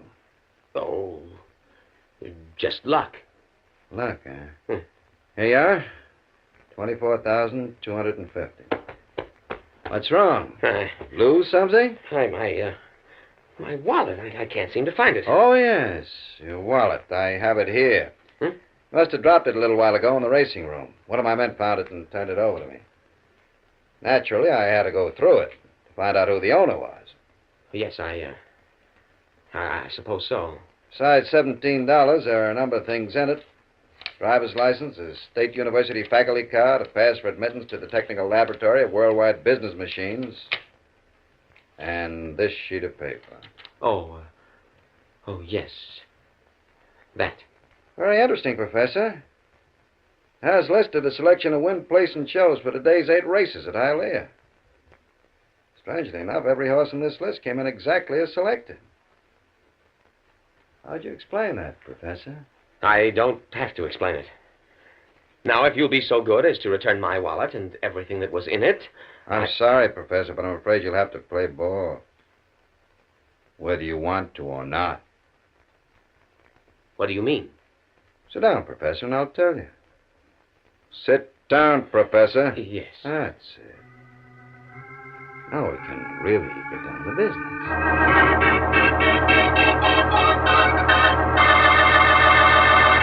And then, Julia, he showed me pictures that had been taken of me in the racing room. Half a dozen of them. All showing me making bets. Oh, no. Yes. Why, he even had a camera hidden in the wall of his penthouse office, which filmed everything I said and did up in that penthouse. What? He was just laying a trap for you. Yes, he certainly was. But you didn't tell him how you'd gotten the winners of the races today? No, but I think he suspects. He found my wallet, and in it the pass to the Laboratory of Worldwide Business Machines. And he saw the sheet with the names of the winners printed on it. And he demands that you give him the winners of every day's races? Yes. It's blackmail. Pure and simple. He has all the evidence he needs. But, Lester, if you were to go to the university officials, the president of Worldwide Business Machines... It would be the end of my academic career. You know how the university is about such things. They'd regard my use of the big brain as dishonesty. Worse. Oh, it's all my fault. It was I who made you bet on those horses. Oh, no, nonsense, darling. If I really hadn't wanted to, you couldn't have made me. But, Lester, what are you going to do? What can I do? I've got to supply King with the winners. If I don't, he'll expose me. Ruin my career.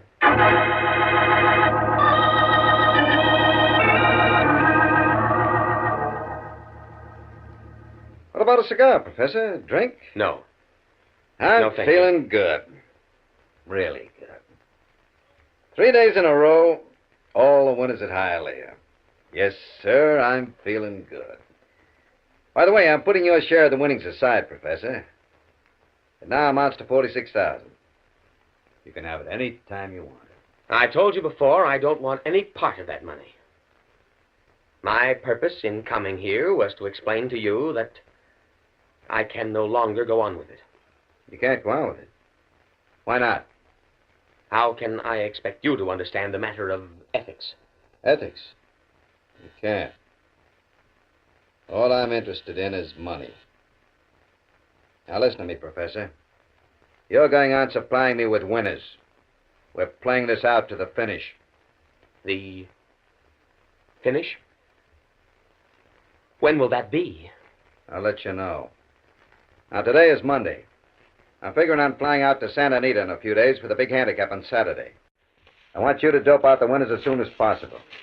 I'm figuring on making a real killing at the track. I won't do it. Now, Professor, we don't have to go over that again. Yeah, I see we do. Okay, Professor. I'll put it on the line. Straight, no trimmings. Sit down. This may take a little time.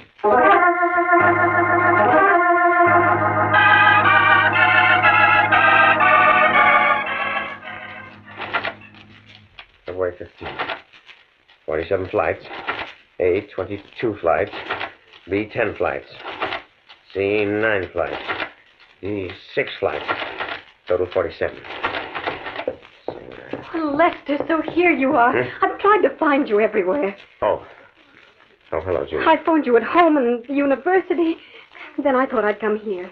Did you see Victor King? Yes, I saw him. Well, what did he say? I mean, when you told him you were through with him. He said that isn't the way he plays ball.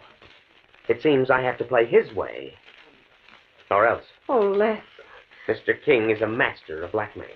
Well, Les, what are these hundreds of books? What are you doing? These are flight records of the different airlines that fly to the West Coast. These records go back 5 years. Well, what are you doing with them? I'm entering these records into the big brain. Trying an experiment. I don't know whether or not it'll work. What kind of an experiment? I'm attempting to find out if the big brain, given all available flight information, can determine the date and time of a future plane crash. A future plane crash? Yes. But why? Victor King is going to fly to California within the next few days. As yet, he hasn't decided what flight he's taking. Well, what has that got to do... Les. Why not? What else can I fight back with? Maybe this whole experiment is crazy, but if the big brain can determine future plane crashes, and if one is due to occur within the next 5 days, I'm going to do my best to see to it that Victor King is on that plane.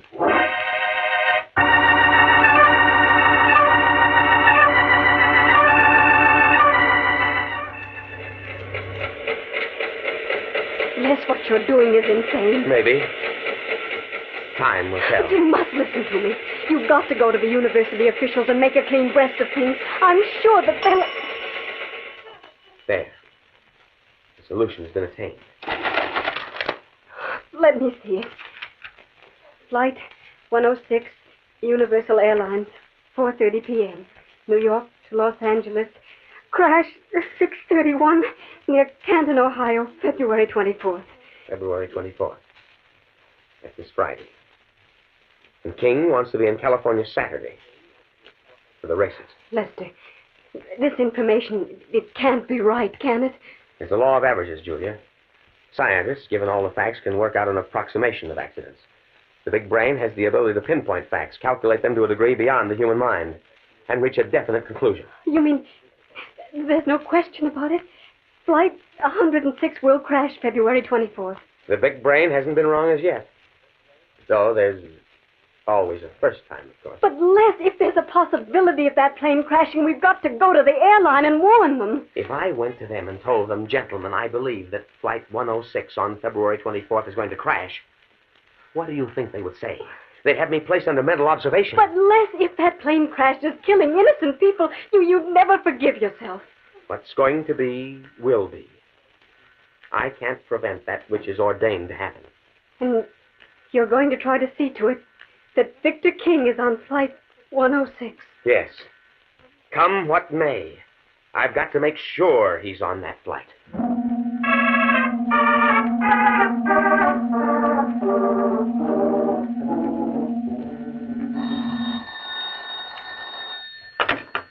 Hello? Hello, Professor. This is Victor King. Yes, Mr. King. It's already Wednesday afternoon.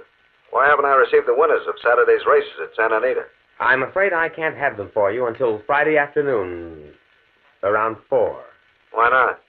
I've got to have last-minute scratches and other information to be able to calculate the winners. Friday afternoon? That doesn't give me much time to get to Santa Anita.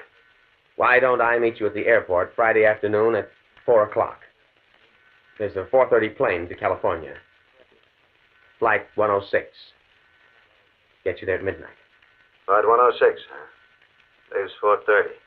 That sounds all right. Then I'll meet you at the airport at 4 o'clock. Good. I'll be expecting you. Don't worry, King. I'll be there.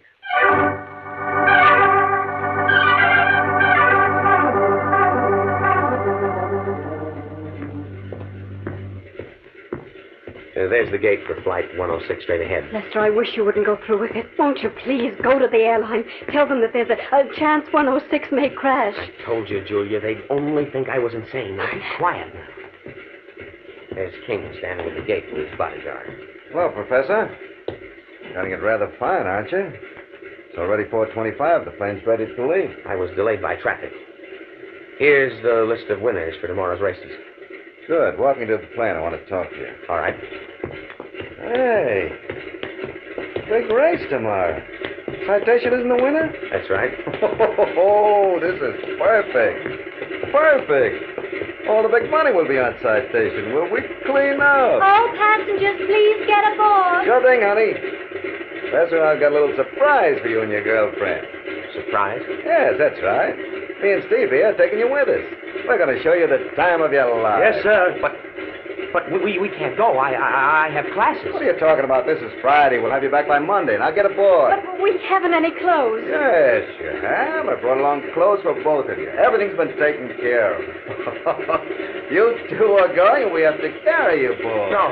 No, I won't go. Look, I'm in a great trouble to fix up this trip, and you're going. Get her on that plane, Steve. But can't you understand? Oh, stop! Put me down! I don't want to go! Les! Tell him to put her down. Come back. Julia! Okay, stewardess, they're going aboard. Tell the pilot we're all set. Let's go.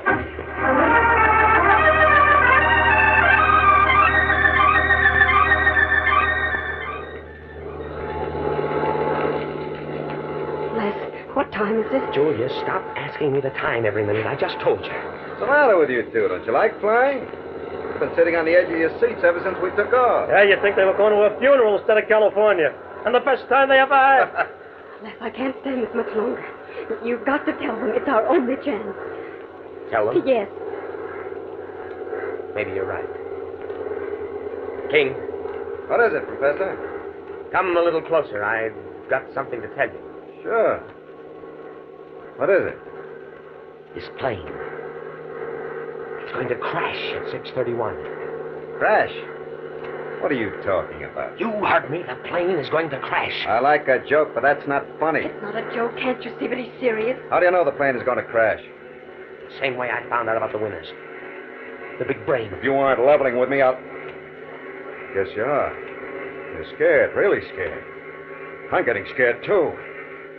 Why'd you let us in for this? You must have known before we got on this plane... Oh, I get it. You didn't figure on me taking you along. Hey, boss, we've got to do something. I'll settle with you two later. Come on, Steve. What are you going to do? You'll see. Have your gun ready, Steve. I'll make the pilot set us down, but fast. Yeah, sure. Here's where we take over. Well, I'm sorry, sir, but passengers aren't allowed up here. Steve. A gun? Yeah. Now listen, bright boy, you and your little playmate here are going to set this plane down, but fast. What for? Because I say so, and I don't argue. Land this plane. The nearest airfield's 20 minutes away, and it can't... Shut up. Set it down now. This minute. Make an emergency landing. You must be out of your mind. Steve, count to 5. If he doesn't start putting down, give it to the co-pilot. Right. 1, 2, 3, 4. Okay, you're calling it.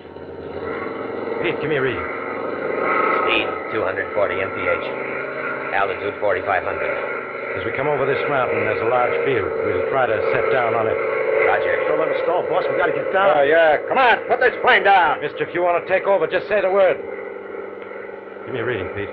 Speed 255 mph. Altitude 2,000 feet. It's getting dark fast. We better circle the field a couple of times. Don't cycle, just land. Pete, give it to the passengers over the PA. Roger. We are now preparing to land. Passengers are asked to remain calm. Please fasten all safety belts. You two guys better go back to your seats, fasten your belts. It's going to be a rough landing. Yeah, but it's all the same to you. We'll stay right here where we can keep an eye on you. Suit yourself. You don't mind if Pete and me strap ourselves in, do you? Cut the chatter and land. Give me a reading, Pete. Speed 230 mph. Altitude 800 feet. Flaps down. Flaps down. Landing gear down. Landing gear down. Landing lights on. Landing lights on. Reading. Speed 180 miles. Altitude 500 feet. Speed 145. Altitude 200 feet.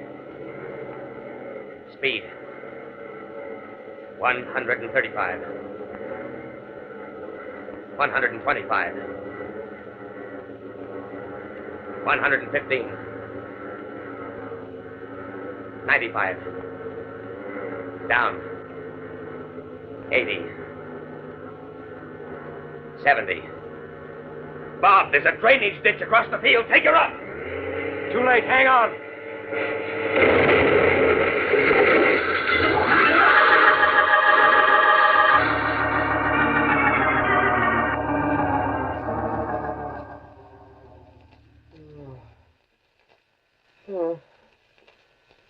Oh, my head.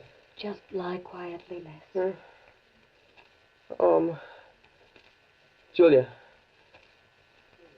Julia, where am I? You're in a hospital. Huh? You've been unconscious almost 3 hours. Oh. But the doctor says you'll be up in a few days. Why, the plane crash. Yes. Julia, you all right? I was just shaken up, nothing else. Oh. Victor King. What about him? King and his bodyguard, Steve, were killed. Killed? Yes. When the plane crashed, they were up front without safety belts. Oh. Anybody else killed? No, a half dozen were hurt, but they'll all live. Oh. So King is dead? Yes. That means we're free, Julia. He was the only one who knew about the big brain. The way I was getting those winners. Yes, Les, we're free. Strange. The big brain picked the winners. But it was wrong about the plane crash. Wrong? Yes. After all, the only reason the plane crashed was because King forced the pilot to make an emergency landing. You're overlooking just one fact, Les. What? The plane crashed at 6:31 p.m. The exact moment that the big brain said it would. How do you explain that, Professor?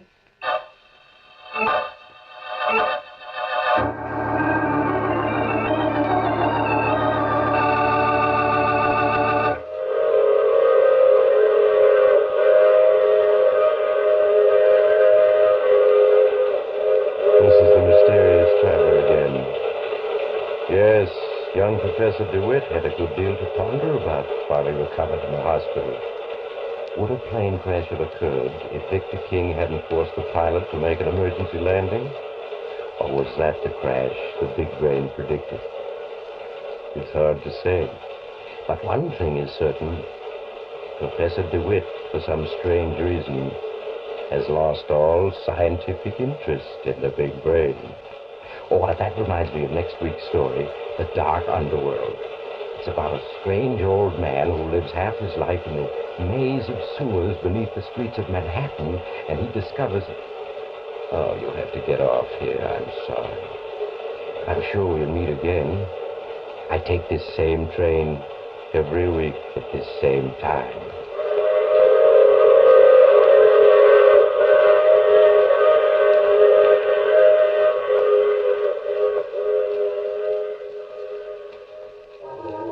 You have just heard The Mysterious Traveler, which is played by Maurice Tarplett.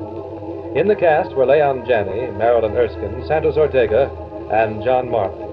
Original music was composed and played by Al Finelli. This is Bob Emmerich speaking. All characters in our story were fictitious, and any resemblance to the names of actual persons was purely coincidental.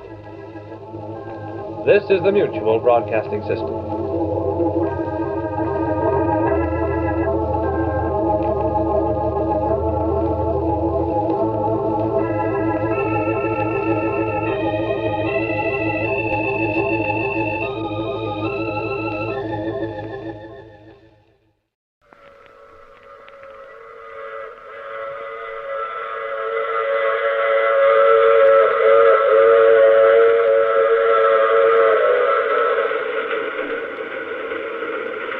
The Mysterious Traveler, written, produced, and directed by Robert A. Arthur and David Kogan, and presenting tonight two of radio's foremost personalities, Everett Sloane and Kermit Murdoch, in Survival of the Fittest.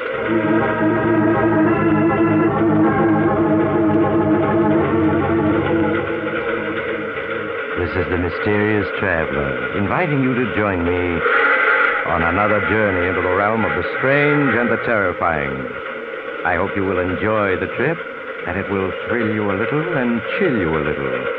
So settle back, get a good grip on your nerves, and be comfortable, if you can, as we hear a strange story of hate and intrigue.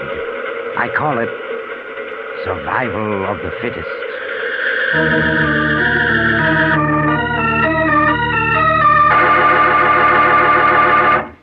But first, a short message from the Ford dealers of America.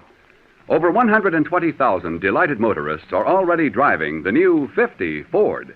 Here's what Mrs. Emily E. Curry, a welfare worker, said about her 50 Ford. As a welfare worker, I'm constantly on the go, and I must have a car that's dependable. But being a woman, naturally, I want a pretty car, too. I looked at all the cars and selected Ford because it gives me most of what I want. It's dependable, economical, and a real beauty both inside and outside. I've owned several makes of cars, but none that I like so well as my new 50 Ford. We Ford dealers are not surprised that new owners rave about their 50 Fords. We know every detail of its 50 ways new for 50. But you won't be able to believe how good it is until you test drive the 50 Ford. The classified phone directory will give you the name of the nearest Ford dealer, or perhaps you know him personally. Why don't you phone him tomorrow? Before you buy any car at any price, test drive the 50 Ford. Our story begins near the outskirts of a small New England town. It is early evening. Situated on a high hill that overlooks the town is a large and ancient mansion, the ancestral home of 5 generations of DeWitts. A car turns off the highway and into the private road. Slowly it crawls along the winding and bumpy driveway, its headlights illuminating the crumbling, ghostly-looking mansion. At last the car comes to a stop. An elderly man gets out and walks up the wide stone steps to the front door. He looks about uneasily, then lifts the huge knocker on the door.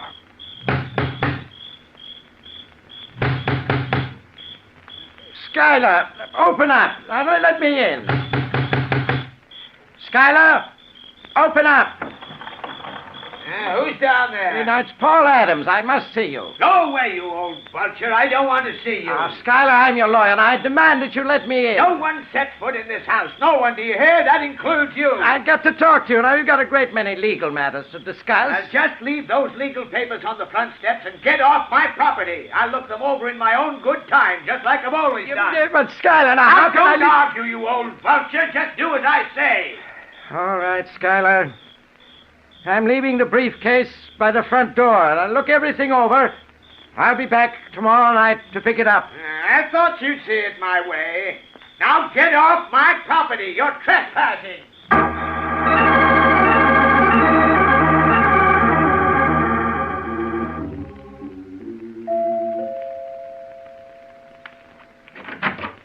Oh, good evening, Paul. Come in. Thank you, Alex. Come into my study. What brings you here at this hour? Alex, I've just been out to the DeWitt mansion to see Skylar. Oh? Have a seat. Thank you. And what did you go out to see Skylar about? Legal matters? What else? Alex, that man's getting more and more difficult to deal with. Do you realize that in the 20 years I've been his lawyer, he's never allowed me into that house? Well, I hardly know what he looks like. I'm afraid very few people do. Alex, you're his doctor, the one person he permits inside that mansion. You've got to do something. What do you suggest? He's getting worse all the time. It's unbelievable. A man with all that money cutting himself off from life. And all on account of a woman. You never knew Skylar's wife, did you? No. Was she as beautiful as they say? Words can't describe Christine's beauty. She was the most beautiful woman I've ever seen. And the cleverest as well. It sounds to me, Doctor, as though you'd been in love with her yourself. I was. I'll never forget the day that Christine ran off to Paris with Gordon DeWitt, Skylar's brother. When Skylar found her note, he was like a madman. Too bad. But both Christine and Gordon DeWitt are dead. They're killed in that air raid in London during the war. Now, Skylar knows that. It's time he stopped thinking of her. Not Skylar. He'll go on living in that huge mansion with his memories until the day he dies. You'd think he'd go insane there alone without anyone to talk to. He isn't quite alone. He has 3 cats for company. Cats. You call that company? What does he do with himself? Well, for one thing, he reads a great deal. Yes. At this moment, he's probably sitting in his study, reading by oil light. There are books piled all over the place, with hardly space to walk. And the cats are in the study with him. You know, I suspect that when Schuyler is alone, he speaks to them, treats them as if they were human, could understand them.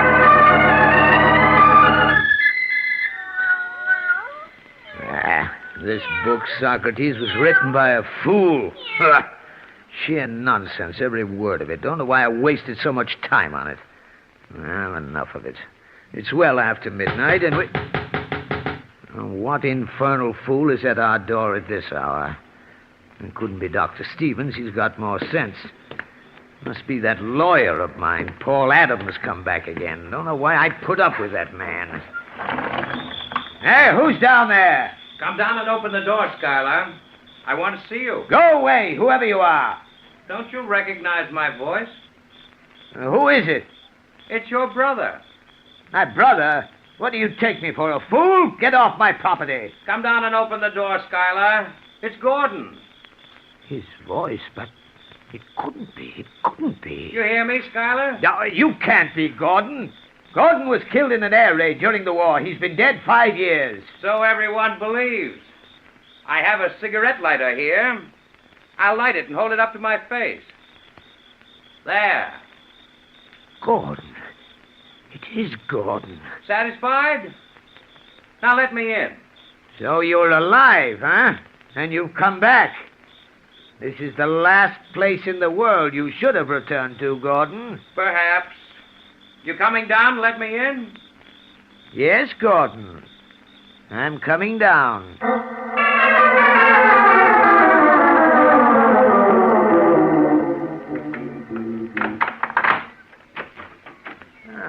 Come in, Gordon.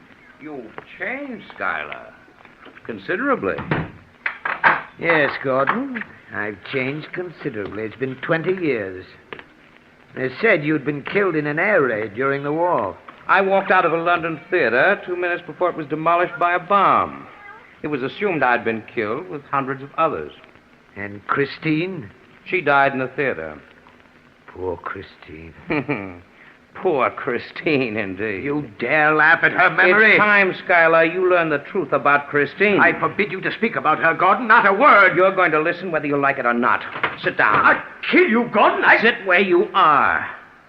That's better.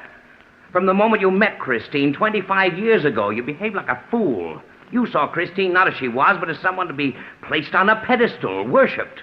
She was never the woman you dreamed of. Christine was like the rest of us, with all our faults and weaknesses. Everything you're saying is a lie, a lie. If she hadn't run off with me, she'd have run off with any one of half a dozen other men who were in love with her. Not a word you're saying is true, not a word. You turned her head with your lies and promises. You robbed me of her love, lured her away. Only an idiot would believe that. Christine ran off with me because she wanted to. She was a woman with desires and a mind of her own. I don't believe a word of it, not a word. You're saying all this for a purpose. What do you want? Why have you come here? What I've told you is true. My purpose in coming here? Very simple. Money. I chose to allow everyone to believe I'd died in that London theater because I was heavily in debt. Since that time, I've been living in France under an assumed identity. And you've finally come here for financial assistance, eh? Yes, Schuyler, I have. I know that you're worth millions. You can well afford to give me a small part of it. A bit ironic, don't you think? You run off with a man's wife, and 20 years later you ask him to assist you. I tell you, you were well rid of Christine. The woman you loved didn't exist. And for revealing this great truth to me after 20 years, you expect money, hmm? I'm still your brother. You can't let me starve. No, of course I won't let you starve, Gordon. As you say, you are my brother. Then you will give me some money. Money? No. But you're perfectly free to live here with me, Gordon. I've plenty of empty rooms, 40 to be exact. You'll find here food and shelter, and brotherly love, of course. It wasn't my idea to live here. I'm sorry, Gordon, but that's all I can offer you. I see. Thank you, Skylar. Leaving already? Goodbye, Skylar. Goodbye, Gordon. Yes, Socrates. He'll be back. He'll be back.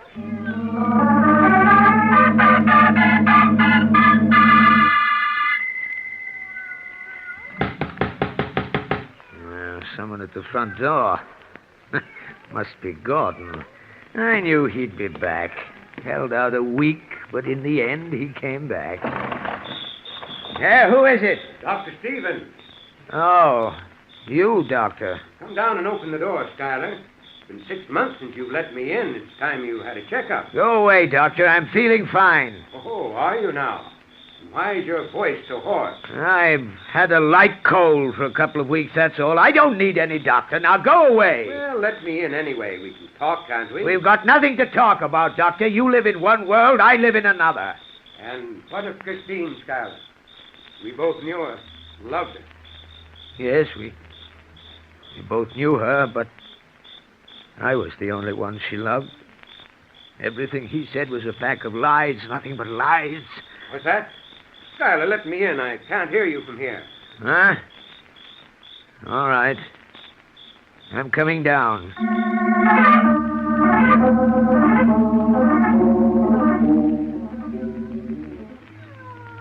Have a seat, Doctor. Thank you, Schuyler. You have the oil wicks down so low there's hardly any light. Light isn't necessary for talk, Doctor. No, I suppose it isn't. How have you been feeling, Schuyler? Do you have any chest pains? Sounds like a heavy cold to me. I told you I'm all right. Have you had any callers lately? Callers? I mean, has anyone shown up you haven't seen in years? Why, no. Why do you ask? I was just wondering. Gordon is back. Gordon is back? Yes. What are you talking about, Schuyler? Gordon is dead. No, he's alive. But you don't know what you're saying, Schuyler. He was killed in a London air raid during the war. No, you're wrong.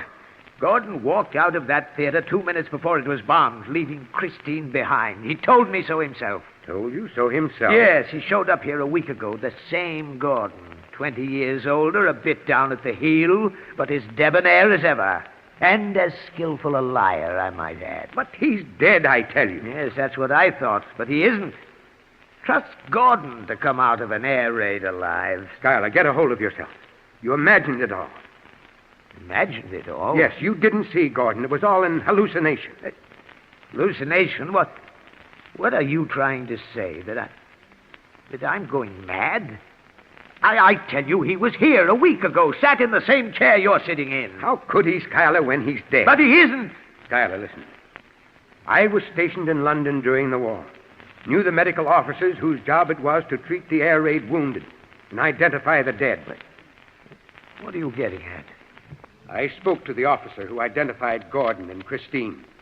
What? Yes. Both were horribly mutilated, of course. But Gordon was identified by his name bracelet, his ring, and watch. No, that couldn't be. It's true. I myself saw the bracelet, ring, and watch. I recognized the ring. It was the one Gordon got on his 21st birthday. Gordon dead? Yes.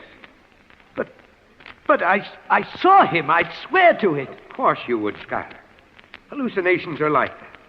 So vivid, so lifelike that you would swear to them. Now listen to me, Schuyler. You know I'm your friend. Have been since we were children. I want you to listen to me very carefully.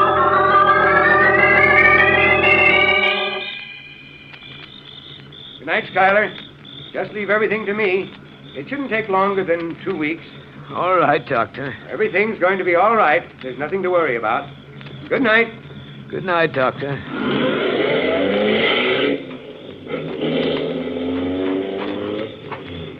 Good evening, Schuyler. Wait. Hey, Gordon! That was Alex Stevens, wasn't it? I decided to wait till he left. You're dead. You're dead. What are you talking about? You must be. You've gone out of your mind. Here. Feel my hand. Is that a dead man's hand? Dr. Stevens said your body had been identified, that he himself had seen your bracelet, ring, watch. So you told him I'd call on you, hmm? He said I'd had a hallucination. Hallucination? I'm afraid not. But the body that was identified, the bracelet, ring, and watch. Very simple. I ran back to the theater after the explosion to see if Christine was still alive. It was then it occurred to me how convenient it would be to have myself thought dead. I found a badly mangled body, removed the identification, and substituted my own. And they thought it was you? Yes. Shall we go in the house? By all means, Gordon. By all means. Well, I gather that you've decided to take advantage of my generous offer. Yes, Schuyler, I haven't any choice. I'm stone broke. I see. Have a seat, Gordon. Thank you. What the devil's so funny? Oh, clever, Gordon. You think I don't know what you've come back for, eh, Gordon? What are you talking about? As you well recall, Gordon, Mother left me the income from a $500,000 trust fund. When I die, that trust fund will go to charity. However, if you should turn up after my death, the income would go to you, wouldn't it? Yes, it would. $40,000 a year. That's a tidy sum. Have you decided how you're going to do it, Gordon? What's it to be, a gun? Poison? A blunt instrument? I haven't quite made up my mind, Schuyler. Aren't you a little frightened? Why should I be? You're going to find me a very difficult problem, Gordon. Unless I die a natural death, you'll be open to suspicion when you appear to claim the income from the trust fund. I'm aware of that, Schuyler. Yes, indeed. I'm going to be quite a problem. Perhaps even a bigger one than you think. I don't think so, Schuyler. No? How can you be sure, Gordon, that you won't wind up as the victim? After all, it would be a simple matter for me to, say, poison you, bury you in this cellar. As far as the world is concerned, Gordon DeWitt is dead. No one would come looking for you. I'm also aware of that, Schuyler. I shall be on my guard. Yes, Gordon, be on your guard. For I suspect that in a very short time, there's going to be one less DeWitt in this world.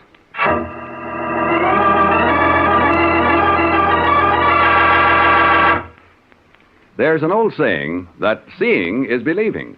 But more than 120,000 enthusiastic Ford owners say driving is the proof positive. That's why we Ford dealers want you to test drive the 50 Ford before you buy any car. You get the quality feel the moment you slide behind the wheel. A finger's touch brings the great new V8 engine into quiet, eager life. And then as you start your test drive, you'll feel the tremendous power and acceleration at your command. You'll immediately notice the quietness of both the motor and the sound-conditioned Lifeguard body. Take out over a rough, tough road and marvel at the way the midship ride floats you across those bumps. Test drive those 35% easier-acting king-size brakes. The lightest touch brings you to a safe, sure stop. Any Ford dealer will arrange a test drive. If you don't know him personally, he's listed in the classified phone book. Call him tomorrow. Before you buy any car at any price, test drive the 50 Ford. It will open your eyes. Now, back to Survival of the Fittest.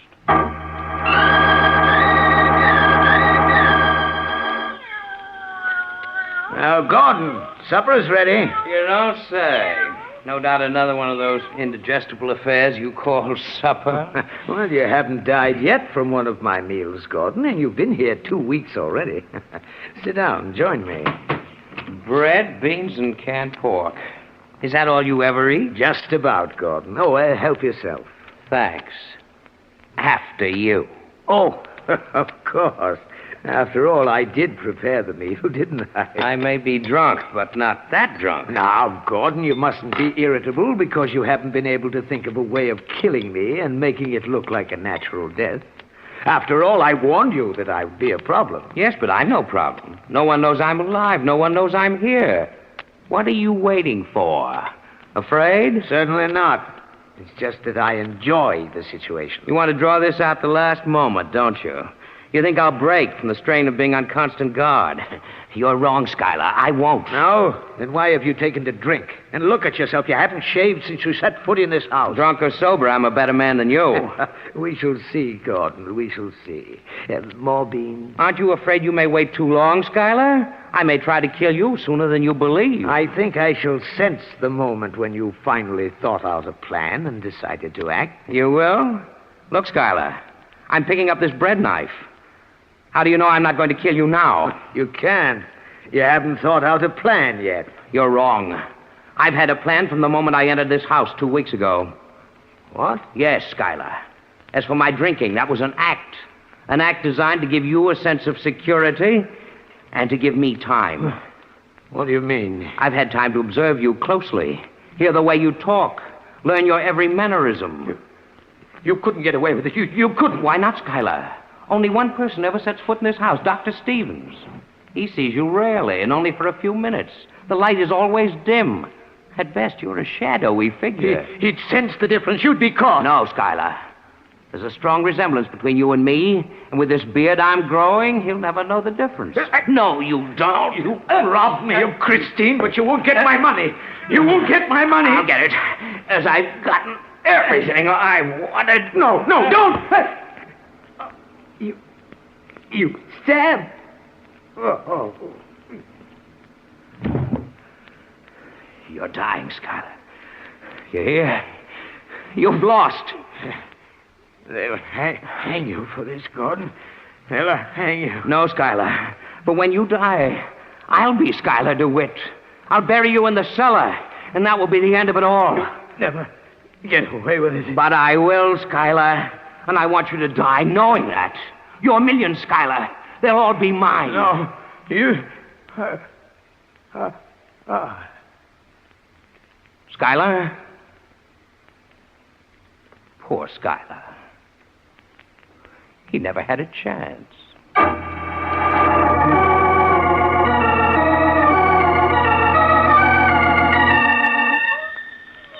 Here, Socrates. Get away, Plato. You've had enough to eat. As long as you're fed, you don't mind having a new master, do you? Now, you're the only ones who can give me away, but I don't think you will. Seems we have a visitor. Now for the impersonation of Schuyler. Who's down there? It's Dr. Stevens, Schuyler. Sounds as though your cold is gone. My cold? Oh, yes. Come down and let me in. Go away. I don't want to see anyone. Now, don't be unreasonable. You and I have been friends for a long time. Come down and let me in. Not tonight, Doctor. Now go away. What do we do now, Doc? Let me handle this. You can stay in the car. Who's that down there with you? Your lawyer, Paul Adams, and a friend. Well, get off my property, all of you. Schuyler, I insist that you let me in. If you don't, I'll force my way in. You'd be breaking the law. That's what you'd be doing, breaking the law. Are you coming down, or do I have to force my way in? I'm coming, Doctor. And you'd better have a good reason for all this.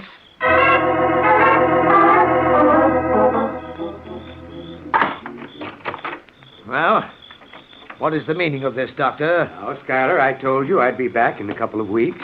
Well, maybe you did, but that doesn't mean I have to see you. A man can change his mind, you know. Oh, so that's it. You've changed your mind. Well, yes. I'm afraid it's too late for that, Schuyler. What do you mean? Don't fence with me, Schuyler. I thought we'd gone over this already. Well, maybe we did, but I don't know. Believe me, Schuyler, it's for the best. Have you packed? Packed? I'm not going anywhere. I told you it's too late to change your mind. Now let me get a few of your things together. I'm not going. I'm staying here in my home. Schuyler, I'm your doctor. I know what's best for you. Don't compel me to use force. Force? Yes. This is my house, and if I want to stay here, I'll stay. Now get out. Are you forgetting this, Schuyler? What's that? You know very well what it is. These are the papers you signed the last time I was here. Papers? Yes. Committing yourself to an institution. Don't you remember? Institution? You don't remember. Which proves how right I was. First hallucinations, and now loss of memory. Come along, Schuyler. No. You can't put me in an institution.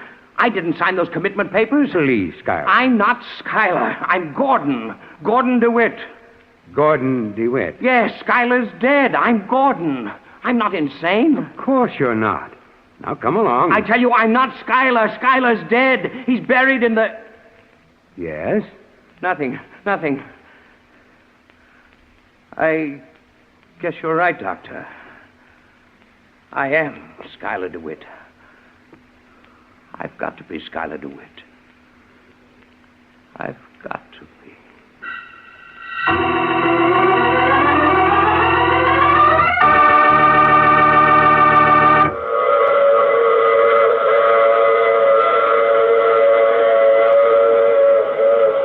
This is the mysterious traveler again. Did you enjoy our trip? What happened to Gordon DeWitt? Or should I say, Schuyler DeWitt? Well, the poor man was taken to a mental institution, and quite depressed he was, too. In the months that followed, he could never quite make up his mind who he was. One moment he would insist he was Gordon DeWitt, then the next moment, suddenly frightened, he would claim he was Schuyler DeWitt. Looks as though the poor fellow is a hopeless case, and he's doomed... Oh, you have to get off here. I'm sorry. I'm sure we'll meet again. I take this same train every week at the same time.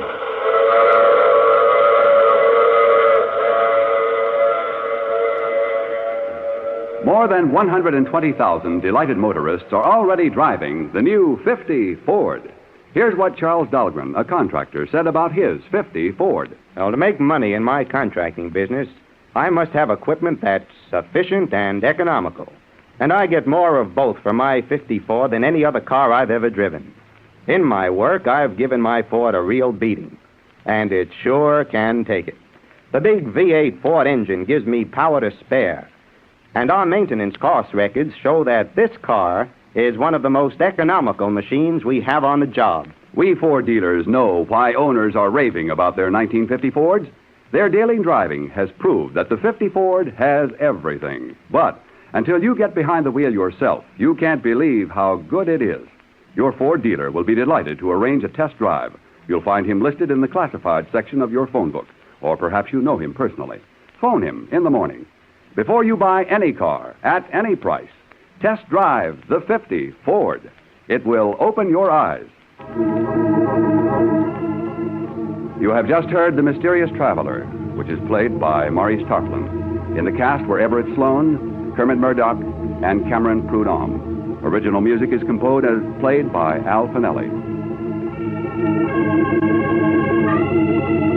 This is Durward Kirby speaking, and this is the Mutual Broadcasting System.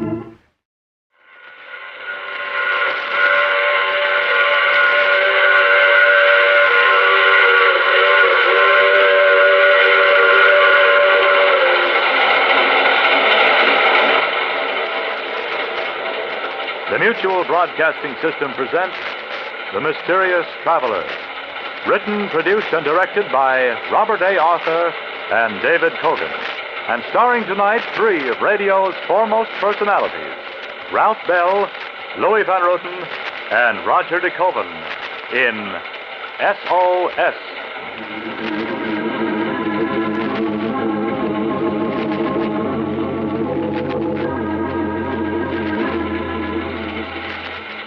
This is the Mysterious Traveler, inviting you to join me on another journey into the realm of the strange and the terrifying.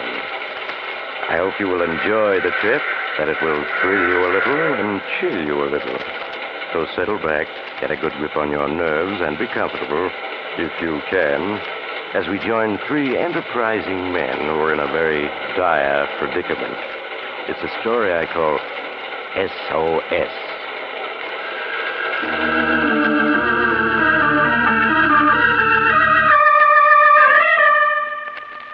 My story tonight is about a group of unsavory individuals at the moment discussing a little unhappily their recent past. Yes, sir. Here we are, the three of us, adrift out here. How long is it now? How long, Mike? Let me alone. Ask Steve. He knows everything. Yeah, he sure does. Couldn't miss, he said. Couldn't miss. still opportunities. You just have to recognize them. Isn't that what you said, Steve? Huh? Isn't that what you say? Shut up, Doc. Shut up. I've had enough of you. Look at him. Now he's going to turn on that automatic radio sender. Isn't that right, Shut up. Shut up. Do you really think someone's going to hear those signals? No, sir. We're adrift out here, but for good. You're wasting your time with that radio sender. No one's going to pick us up. Right,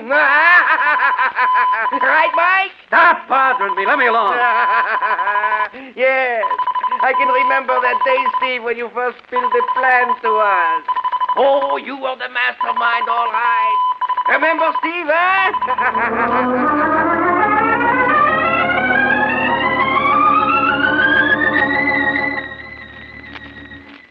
Yeah, I remember all right.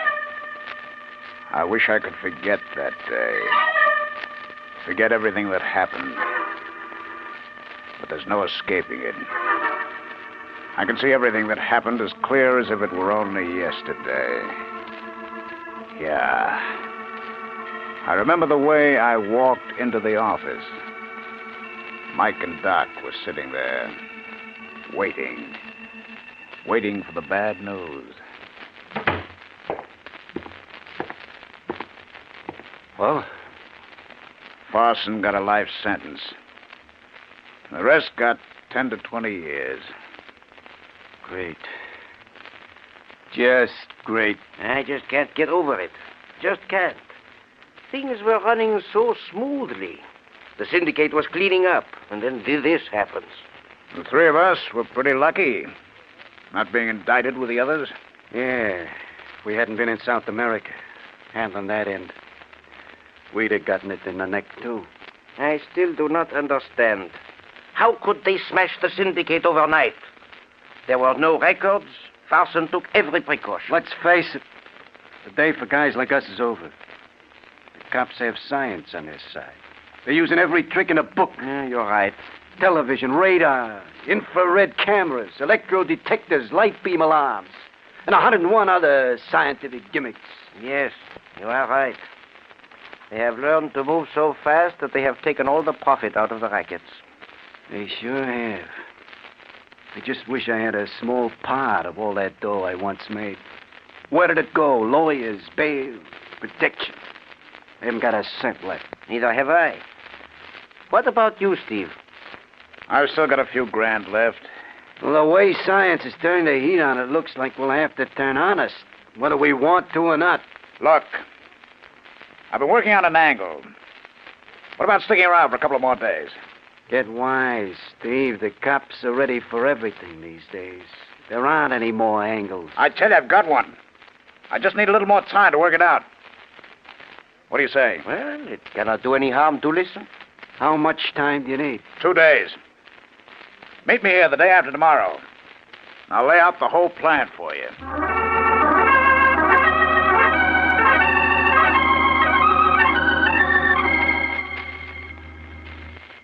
Well, Steve, you still got an angle? Or did it blow up in your face? For the past 48 hours, I've been going over it, detail by detail. And it still looks good. Well, what is the job? Let's have it. The lifting of $5 million worth of uncut Martino diamonds from the SS Europe. What? You must be out of your head. It would require an army to take over that boat. It has a crew of over 300. This plan of mine can be worked with 3 men. Us. This I've got to hear. Just how would you go about it, mastermind? All right. 2 weeks from tonight, the SS Europe will be docking in London with $5 million in uncut diamonds and a shipment of 3,000 pounds of uranium under pressure. 3,000 pounds of uranium under pressure? What are you getting at? A half hour before the Europe lands, I go to the captain's quarters. You, Mike, you go to the radio communication office. And you, Doc, you go to the special room where the uranium is stored under pressure. Then what? I tell the captain that I have one man in control of radio communication and another in the uranium storage room. And unless he turns over the diamond shipment to me, a bullet will be fired into the uranium compressor, blowing up the ship. You really expect the captain to fall for that? Why, he'll call your bluff. Dare you to blow up the ship with us on it. Of course he will. A threat like that would never work. You're wrong.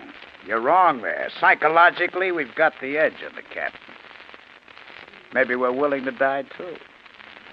With a crew of 300 and twice as many passengers, he just wouldn't risk it. Perhaps you're right. After all, his first duty is to his passengers and ship. He would probably figure that we wouldn't get far with those diamonds, that the police would get us in no time at all. Of course. That's exactly the way he'd see it. Suppose you do force him to turn over the diamonds. How would we make our getaway? We'd use one of the ship's emergency launches. Sure. Meanwhile, the captain of the SS Europe has radioed the police. And we walk right into their arms. The captain won't radio the police. No, and why won't he? For two reasons. First, his Radio Rome will be put out of commission. And second, 10 minutes after we leave the Europe, it's going to blow up. Blow up? The uranium? That's right. There won't be a piece of the ship left or anyone to identify it. Uh-huh.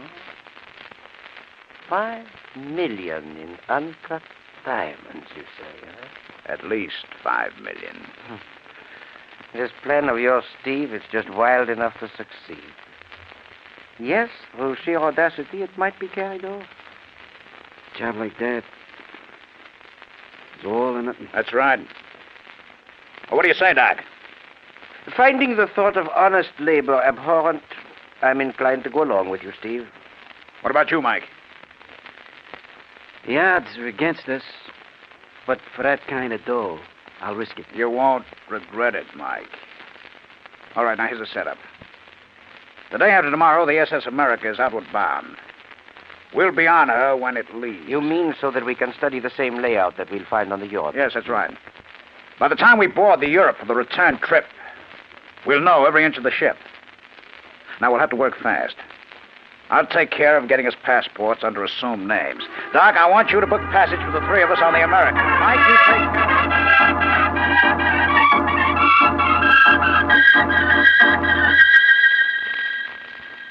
2 days later, Doc, Mike, and myself boarded the SS America using false passports.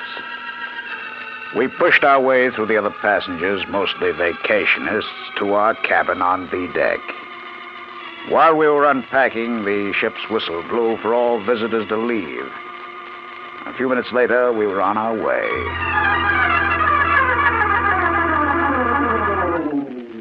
During the next 3 days, we covered the ship from one end to the other, taking pictures of the layout, learning the schedules of the crew. When we walked off after the 10-day trip, we knew everything there was to know about both liners.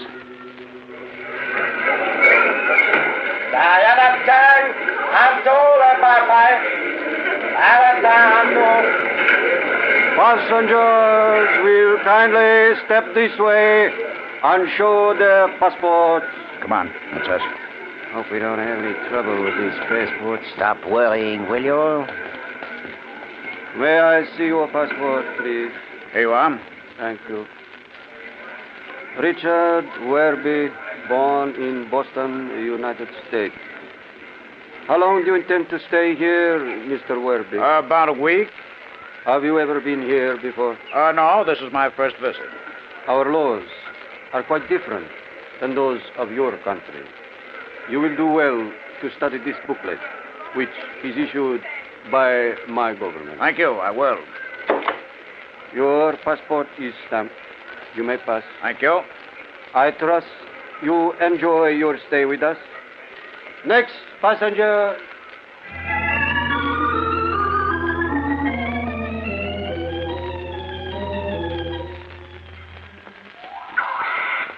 My feet hurt. Why don't we go back to the hotel? We might as well see the local sights while we're here. So this is what all our fellow passengers came all this way to see. This place gives me the creeps. The natives, too. Everything looks so different. Oh, come on now. Mike, that's no way for a traveler to speak. Sure, this place is different from what you've known, but you'll find plenty to interest you here. Yeah. Just as soon be back in New York. It's all the same to you. Relax, Mike. Another week and you'll be back in New York. Relax, he says. I don't like places that are different. I like what I'm used to. This crazy birds, what do they call them anyway? I don't know. Do you, Steve? They're the national bird, called martinos. Martinos, yeah, look at them. Like vultures, thousands of them. Oh, you'll get used to them. And all these canals. Never seen nothing like it. That's one of the great attractions here. People come from all over the earth to see these canals. Yeah, well, they can have them. Look at those ruins over there. The war's been over all these years, and yet they've never cleaned them up, rebuilt. Yeah, our rocket fighters sure leveled the countryside. No wonder the natives aren't any too friendly, huh? You can say that again. I'll be glad when we board to Europe. Leave this place forever.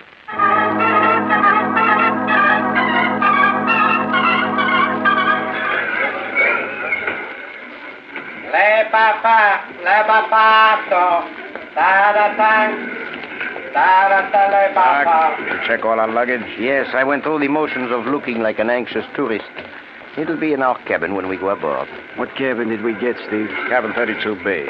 32B. That's just a few feet away from the radio communications office. That's right.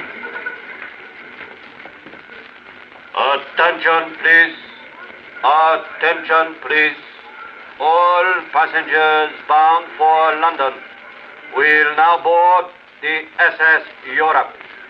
Departure time is 0900. All passengers for London will please board the SS Europe. Come on. That's us. We followed the returning vacationists aboard, had our passports checked, and were shown to our cabin. It would be 10 days before we'd go into action, but already the three of us felt that sense of excitement that comes before a big job. And this would be a big job. The biggest ever.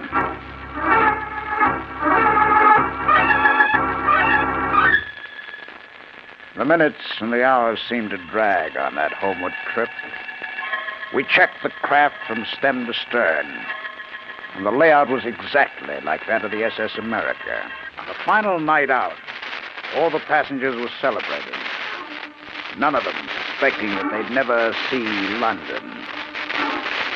At 4 a.m., with the liner just 1 hour from London, the three of us went over our plans for the last time. The interminable roar of the motors in our ears.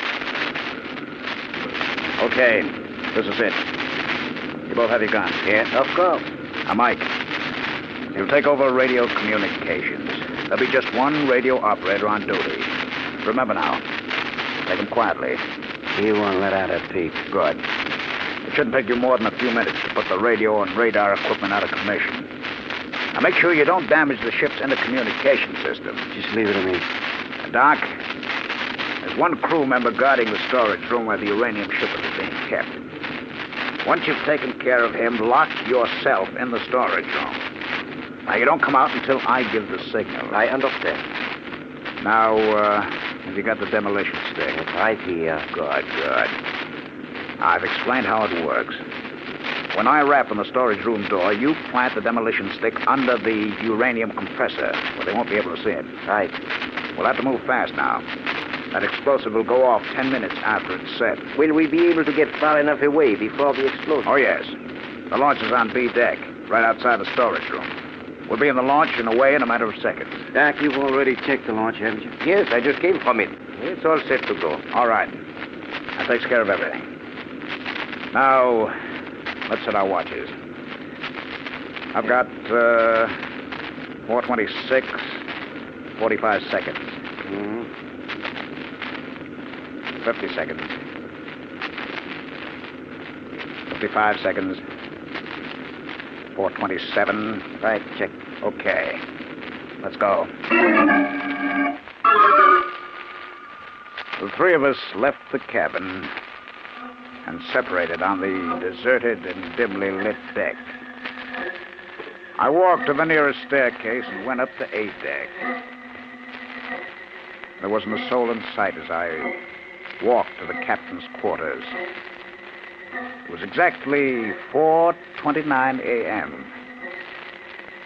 I lit a cigarette, waiting. On the horizon, far ahead, I could see the lights of London. I could feel the liner losing speed. At exactly 4:30, I knocked on the captain's door. Come in, come in. Oh, come in, Phillips. Are we ready? Oh. I thought it was Phillips, my first officer. No, Captain. I'm merely one of your passengers. I'm afraid you'll have to excuse me. I'm due in the control room. We'll be landing shortly. You'll have to hear me out first, Yes, but I've Captain. just told you. God. What's the meaning of this? Sit down, Captain. Now, see here. Sit down. That's better. Then what is it? You're carrying $5 million in uncut Martino diamonds.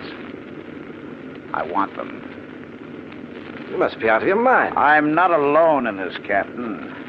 At the moment, this ship is at my mercy. It's your mercy? Yes. My men have taken over key positions on this ship. I don't believe you. That isn't possible. No?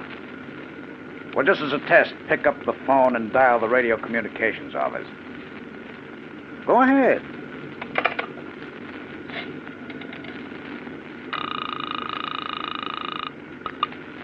Radio Communications Office. Who is this? It ain't one of your crew members, Captain. Let me have the phone. Hello, Mike. Yeah? Everything under control? Couldn't be better. Good. I'll be talking to you. Maybe now you're beginning to realize that I'm not out of my head, Captain. You must be. You believe you can commit piracy and get away with it? I'll get away with it, Captain, because, you see, you're going to help me. I help you? Yes, that's right. One of my men has taken over the storage room, where the uranium is stored under pressure. You can't do that. Why, that pressure machine calls for constant care of an engineer. If the pressure falls below a certain point, the uranium will explode. Oh, take it easy, take it easy. That pressure machine is being looked after by one of my men. Nothing will happen to it. That is, if you do exactly as I say. You think I'm bluffing? You think I'm bluffing about the storage room?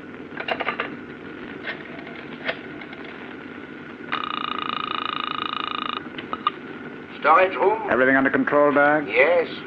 The captain's here by the phone. Tell him what your orders are. I am to put a bullet in the pressure machine if I don't hear from you in 15 minutes. You heard what he said. Well? He's bluffing. If he put a bullet in the pressure machine, uranium would blow us all up. You and your men included. That's right. But you see, Captain, my men and I have nothing to lose. And you and the rest do. What do you mean? The authorities in London are waiting to arrest us. Murder.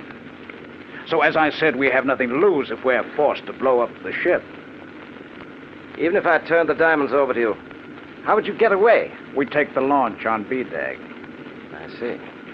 You've got 13 minutes left, Captain, before my man fires that bullet.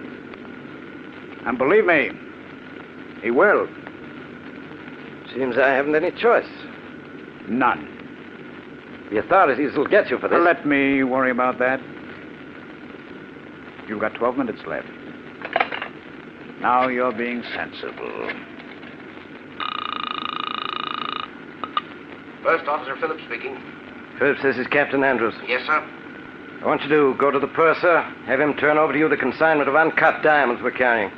Bring them to my cabin. Sir, we'll be landing in less than... That's an order, Phillips. Yes, sir. You should be here with the diamonds in a matter of minutes. For your sake, I hope so, Captain. I hope so.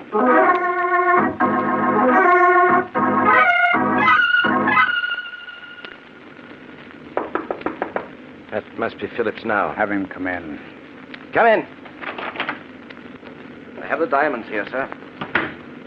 Turn them over to this man. But, sir... Do as I say. The safety of the ship and our passengers are at stake. Yes, sir. Thank you. You don't mind if I look them over? What's this all about, sir? Seems that after many centuries, piracy has returned. Piracy, sir? Yes. All right, I've checked them. Now, Captain, if you and your first officer will escort me to B-Deck. Very well. Come along, Phillips. Yes, sir. After you, gentlemen. Our first stop will be the radio communications office.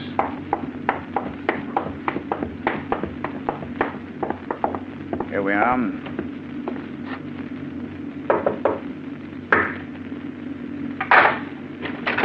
Come on out on deck, Mike. Everything all right? Yes, stuff's in this box. All right, Captain. The next stop is the special storage room. Very well. Did you take care of the communications office, Mike? Yeah, they won't be sending out any messages. Good. Here we are, Captain. Doc?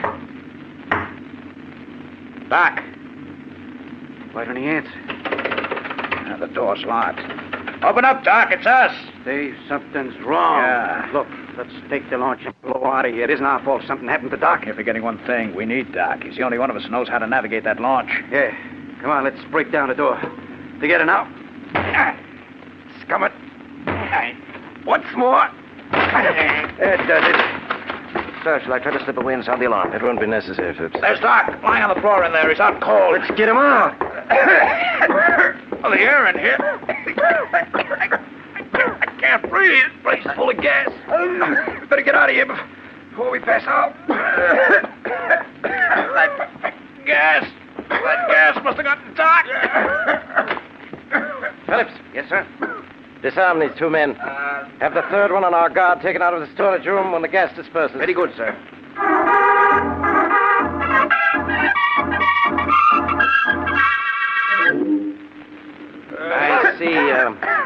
I see, Phillips, you've revived the third man, eh? Yes, sir. The three of them are all conscious again. And the guard? He's all right, too, sir. Oh, we found this, sir, in the third man's pocket.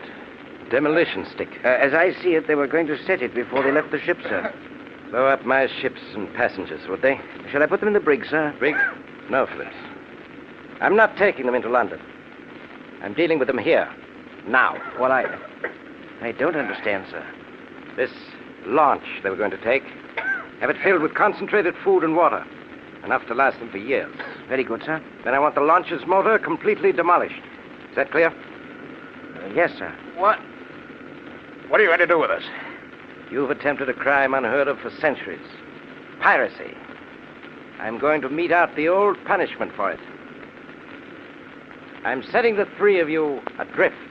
Adrift out here? No, you can't. You gotta take us into London. You got it. They're right, sir. It's your duty to turn them over to the police. You haven't the authority to Mr. Phillips, pass judgment. Out here I'm the law. You carry out my orders to the letter. Yes, sir. Captain, give us a break, will you? Don't set us adrift. It will be murder. That's what it will be. Murder. Can't set us adrift out there. You can't. I can and I will. You earned it.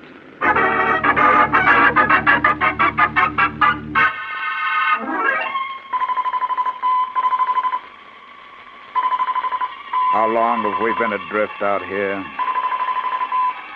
2 months? 3? I guess I lost track. A long way back. Out here, with nothing but the sky to look at. Black, empty sky, blazing with stars. Time loses all meaning. The automatic radio senders keep transmitting signals, but no one listens. No one listens. Yes, sir, Steve. Couldn't miss, could it? It couldn't miss, huh? You had everything covered, all right. All you missed was that automatic gas alarm they had in the storage room. Shut up, Doc, shut up. Yes, sir. When that guard failed to check in, I got a good dose of that gas. Just a small detail you overlooked. I said shut up. You think because you're sending out those signals, someone is going to pick us up, huh? They've got to pick us up. They've got You to. fool. We are drifting further from the Earth all the time. But they can't leave us drifting in space in this rocket launch. They can't. No? Why not? We are 100 million miles out and going further. And has anyone come after us yet? The Space Patrol. They'll rescue us. I tell you they will. Never. They're letting us be examples to anyone else who tries to hijack a space liner. We're drifting out here in empty space for months. We'll drift onward till the day we die. No, we won't. We'll be picked up, I tell you. Yes. Why don't you get wise to yourself? This is the year 2185. Miracles don't happen anymore.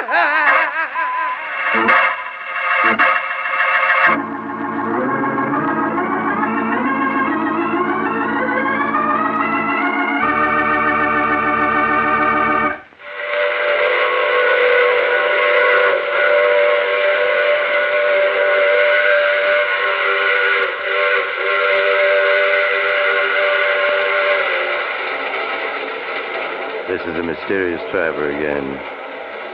Did you enjoy our trip into the year 2185? It seems that criminals of the future aren't going to have any future. Not with science fitted against them. Poor Steve, Mike, and Doc. Imagine being adrift in space in a disabled rocket launch and being completely ignored. Yes, it seems that not only doesn't crime pay today, but it's going to pay even less in the year 2185. Oh, but that reminds me of my story for next week, The Big Dive. It's about a young man who figured out a perfect alibi for murder, and he forgot to take into account that if... Oh, you have to get off here. I'm sorry. But I'm sure we'll meet again. I take this same train every week at this same time.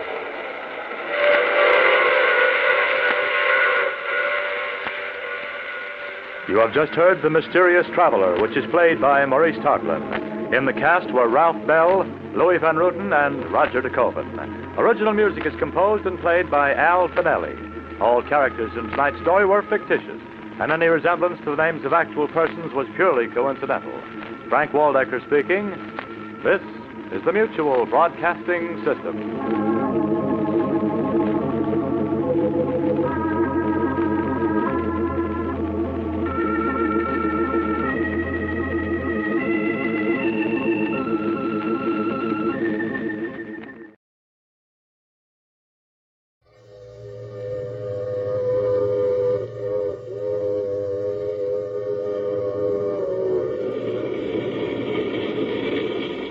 Mutual Broadcasting System presents The Mysterious Traveler.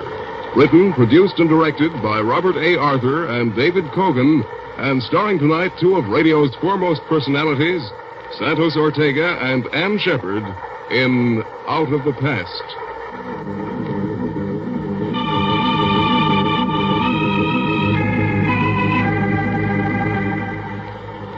This is the Mysterious Traveler, inviting you to join me on another journey into the realm of the strange and the terrifying. I hope you will enjoy the trip, that it will thrill you a little and chill you a little. So settle back, get a good grip on your nerves, and be comfortable, if you can, as you hear Out of the Past.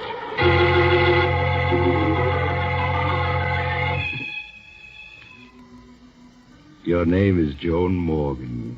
And as you stand looking over Central Park from your penthouse terrace on this beautiful spring day, you can't help but feel you're the luckiest woman living.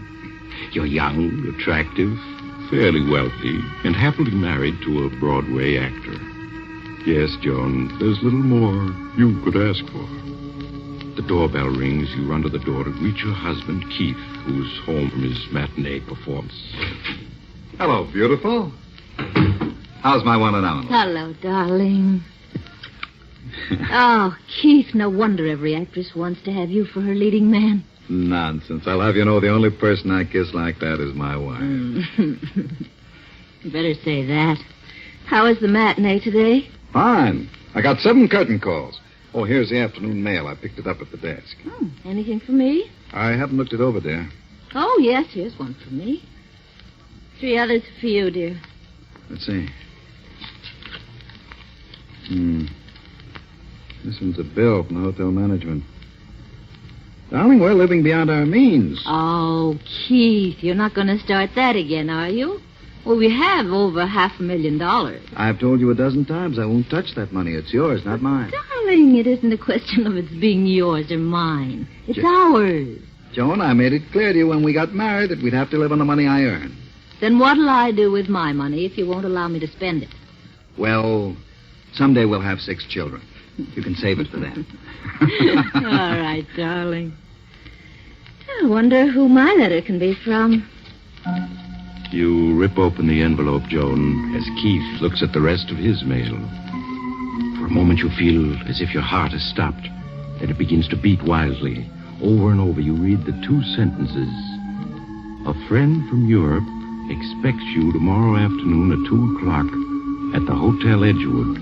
Please bring $25,000 in cash, or else I shall be forced to take action. John Benedict. Joan, what is it? What's wrong, darling? What did you say?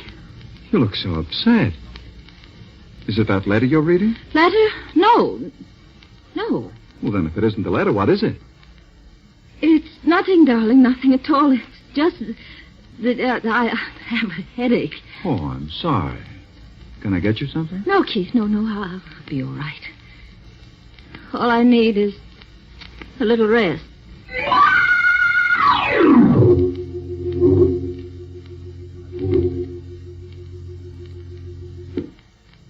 Come in, won't you, Joan? Sorry to have kept you waiting. Martin, you must help me. Why, of course, Joan. You know I'd do anything for you. Sit down and tell me about it. Martin, I'm in trouble. I'm in great trouble. Joan, what is it? What's wrong? I'm being blackmailed. Blackmailed? Yes. By whom? A man named John Benedict. I don't know who he is. But I received a letter from him yesterday afternoon.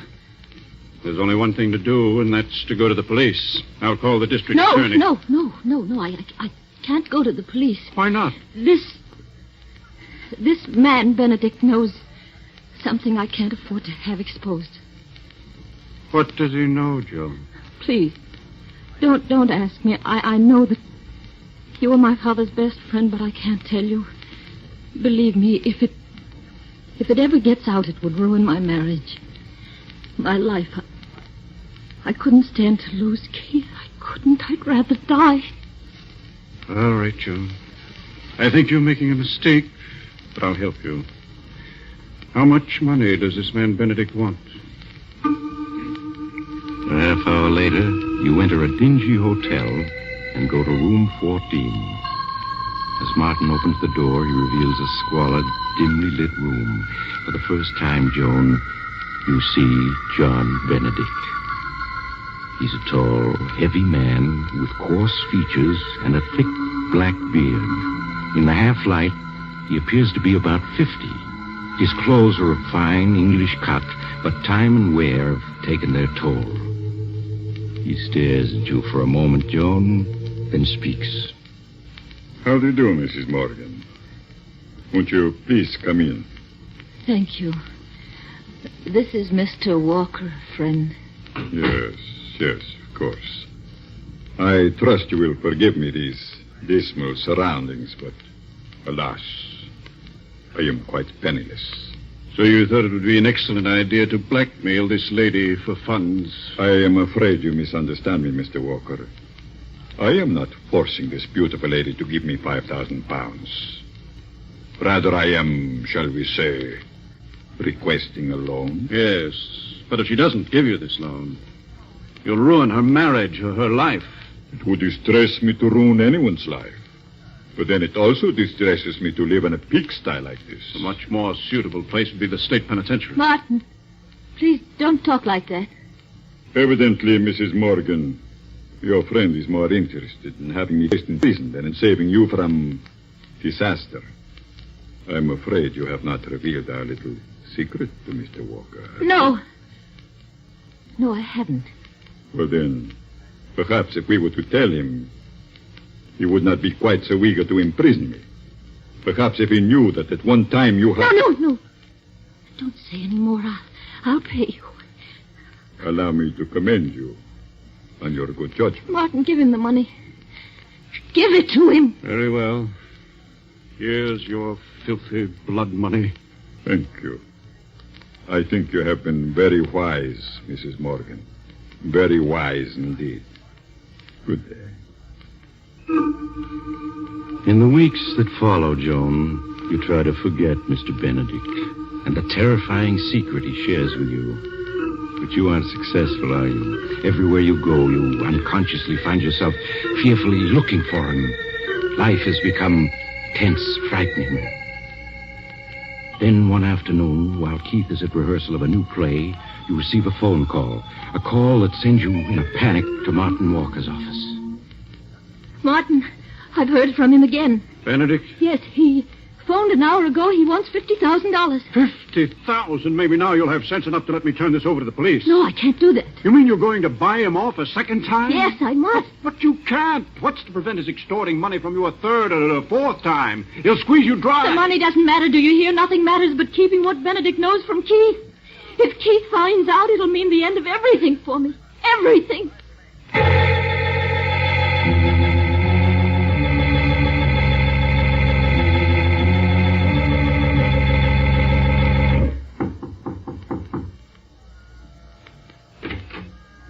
Good afternoon, Mrs. Morgan. Oh, I see you brought Mr. Walker. And I was counting on a pleasant afternoon. May I take your coat? No. Benedict, what do you mean by asking for $50,000? We paid you $25,000. That was supposed to keep your mouth shut. Well, it has, up to now. But as you can see by this suite of rooms, Mr. Walker, it takes money to live lavishly. Therefore, I shall need more. Well, you shan't have it. We paid you off once. We're not paying you off again. There's a limit to what anyone will pay. Yes, quite true, Mr. Walker. But the limit has not been reached as yet. You swine. If I had my way, I'd call the police and put you where you belong. Mrs. Morgan, I am afraid you are allowing your friend to go too far. I have but to pick up this telephone, and your world will come crashing down about. No, don't do that. Don't do that. Don't. Martin, give him the money. But, Joan, give it to him. I can't stand this any longer. Very well. Here it is, Benedict. But I warn you, you'd better not try anything further. There is such a thing as pushing a person too far. I shall try to remember that, Mr. Walker. Thank you for your advice and the money. You're trembling with fear as you leave Benedict's luxurious suite, aren't you, Joan? And even when you reach your own apartment, the fear hasn't left you. Weeks pass, and life is a nightmare.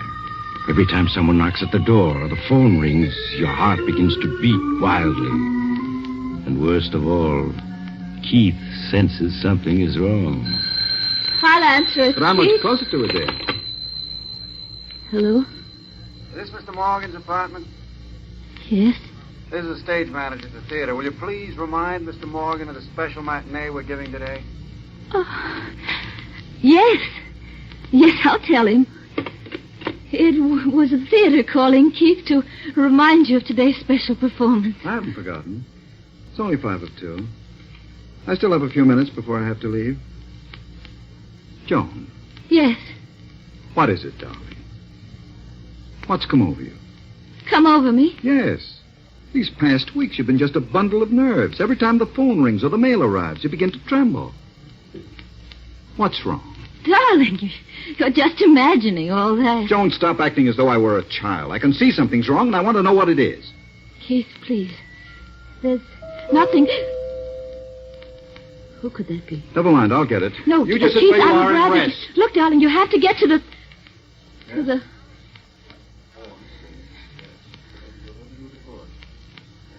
What's taking him so long? Why doesn't he come back? Keith?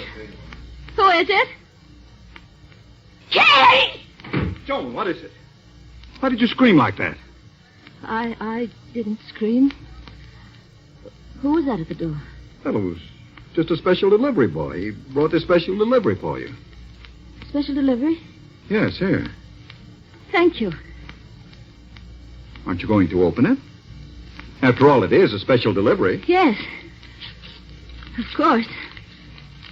I never saw anyone so afraid of a letter. Who's it from?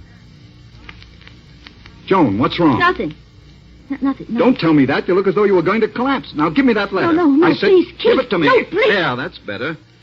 Perhaps this letter will tell me what's wrong. Well, it's only one sentence.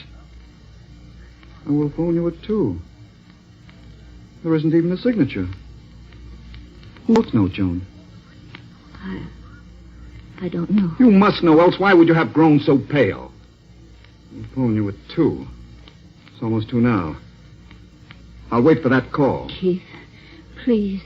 You must have faith in me. All these weeks I've had faith, said nothing, hoping you'd tell me what was wrong. Now I must find out for myself.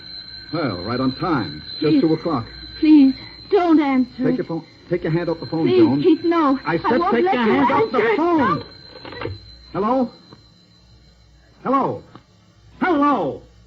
No answer. Never called. Hung up when they heard my voice. I suppose you won't tell me who it is? All right, then. I'll have to leave for the matinee now. I won't be home for dinner, but when I return after tonight's performance, we'll have this out once and for all. Please. Please. I just can't tell you. If you'd only Goodbye, wait. Joan. Keith. I can't.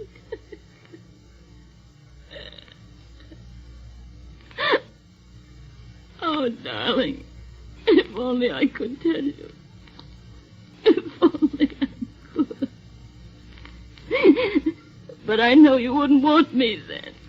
How could you? How could you if you...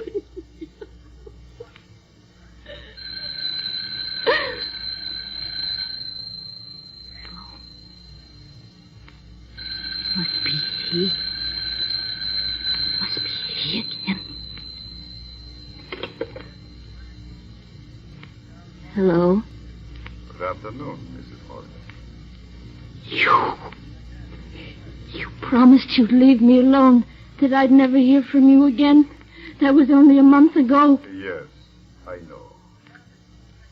But then, I am always making promises I not keep. You've ruined everything. My husband read the special delivery letter you sent. He answered the phone when you called a few minutes ago. How can I explain? Oh, that should not be too difficult for a clever woman like yourself. And you are a clever woman, are you not? What do you want? I'm tired of your playing cat and mouse with me. I intend to call on you at 5:30 this afternoon. I won't pay you another cent, do you hear? There's no end to your demands. You may expect me at 5:30. No. And do not have Walker there. No, I won't see you. I won't... Hello? Hello? Hello, I won't see you!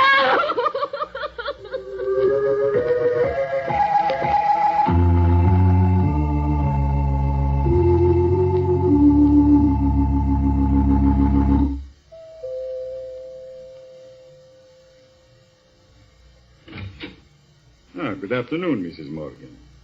As you can see, I am right on time. It's exactly 5:30. This is a lovely penthouse you have. It's good to see you without Walker around. How can you do this to me? I've never harmed you. Why do you insist on ruining my life? Why? My dear lady, the last thing I desire to do is to ruin your life. Unfortunately, the world you and I live in being what it is, I am forced by circumstances to live by my wits. If I give you the money now, how do I know you won't be back in another month? Oh, that is very simple. Because after you pay me off this time, there would not be any point in my bothering you again. What do you mean? I mean, Mrs. Morgan, that this time I want $500,000. $500,000? Yes. If I am not mistaken, that is what the balance of your fortune amounts to. Do you not see? Once you have paid it over to me, there would be no point in my bothering you anymore. Simple, is it not? You must be mad. I? Oh, no, Mrs. Morgan, not I. Come now, you love your husband and he loves you. There are years and years of happiness before you. If he does not learn your little secret. You are wise. you will turn the money over to me. I can't. If I were to withdraw $500,000, he'd find out about it. Ah, but there is always the chance that he won't. You do not do as I ask. I shall be forced to reveal the secret. No. Yes, Mrs. Morgan. Your husband will learn that while you were in England in 1939, you murdered your sweet. I won't listen. But your husband will. And he will learn that after you committed this murder, you spent the following 8 years in an English insane asylum. No, you can't tell him. You can't. Think of what a sensation the tabloids will make out of it. And think of what people will say. No. Your husband would have to divorce you.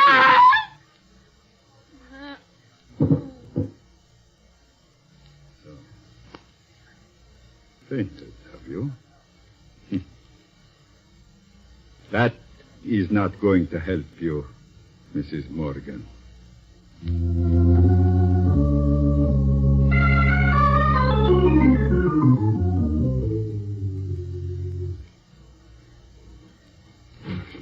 Martin, I just got your message at the theater.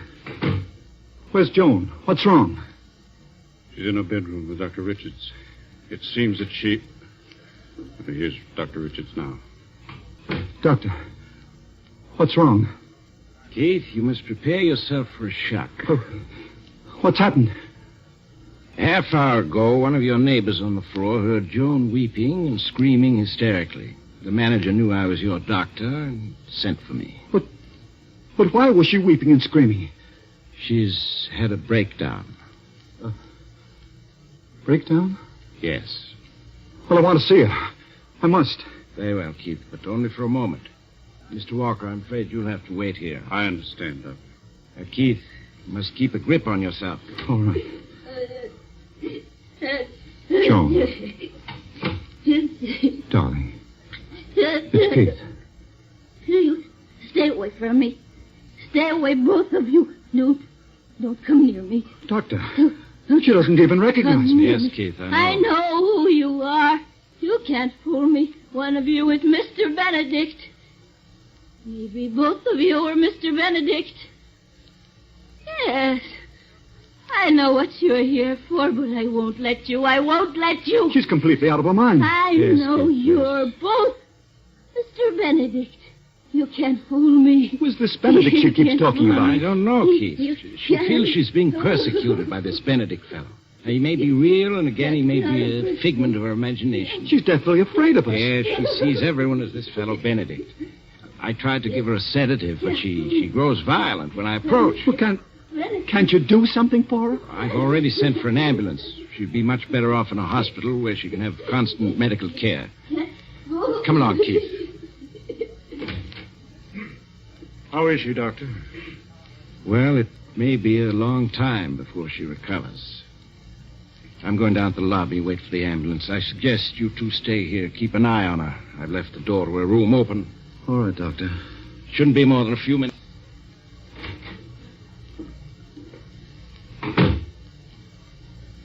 How do you feel, Keith? Tired, if you want to know. Well, it's only natural. These past 2 months have been quite strenuous for you. But with $500,000 and a wife who'll probably never be in any condition to ask you about it, you've done quite well. Quite well? That's an understatement. Name one actor, living or dead, who could have given as great a performance as Mr. Benedict as I did. You were superb as Benedict, I admit. Superb? Why, I was magnificent. The costume, the makeup, my accent, simply perfect. I tell you, it was the greatest performance ever given. What a pity you weren't here at 5:30 this afternoon. I'm sure I missed the performance of the age. I outdid myself. You should have heard me. Yes, Mrs. Morgan. Your husband will learn that while you were in England in 1939, you murdered your, sweetheart. That after you committed this murder, you spent the following 8 years in an English insane asylum. Ah, it's really a pity I played my greatest role to an audience of one. Well, yes, Keith, but you were probably the highest paid actor in the world. I'm sure that $500,000 for 2 months' work, less my share, of course, is something of a record. Yes, it probably is. I heard you, Mr. Benedict. You can't fool me. Joan! I know one of you is Mr. Benedict. Or are you both Mr. Benedict? Yes, you both must be Mr. Benedict. That's clever. That disguise you use, that's clever. But you can't fool me. She must have overheard you. That brought her out of her room. Yes, No I'll take her matter back. how many disguises you use, I know you. No, don't you come near me. Don't come near me. She's got a Don't gun. come Joan, near me. put that gun I'm down. not going to let you tell. I'm not going to let No, don't. you tell. Don't, Joan. Stop. You shot me. Oh, Joan, no. I'm not Mr. Benedict. He's... Mr.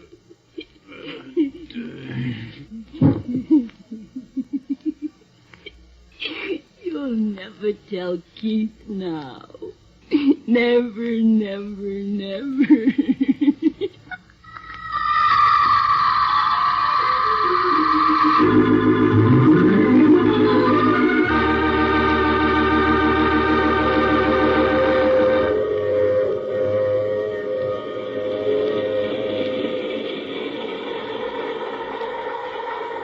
This is the mysterious traveler again. Did you enjoy our trip? Too bad about poor Keith and Martin. Such interesting scoundrels. That fellow Keith was certainly a remarkable actor, wasn't he? But, like so many actors, he overplayed his role. With fatal results. What happened to Joan Morgan? Well, the poor woman was committed to an institution where after several years of treatment, she recovered completely. However, she still has a deathly fear of actors. Oh, you'll have to get off here. I'm sorry. But I'm sure we'll meet again. I take this same train every week at the same time.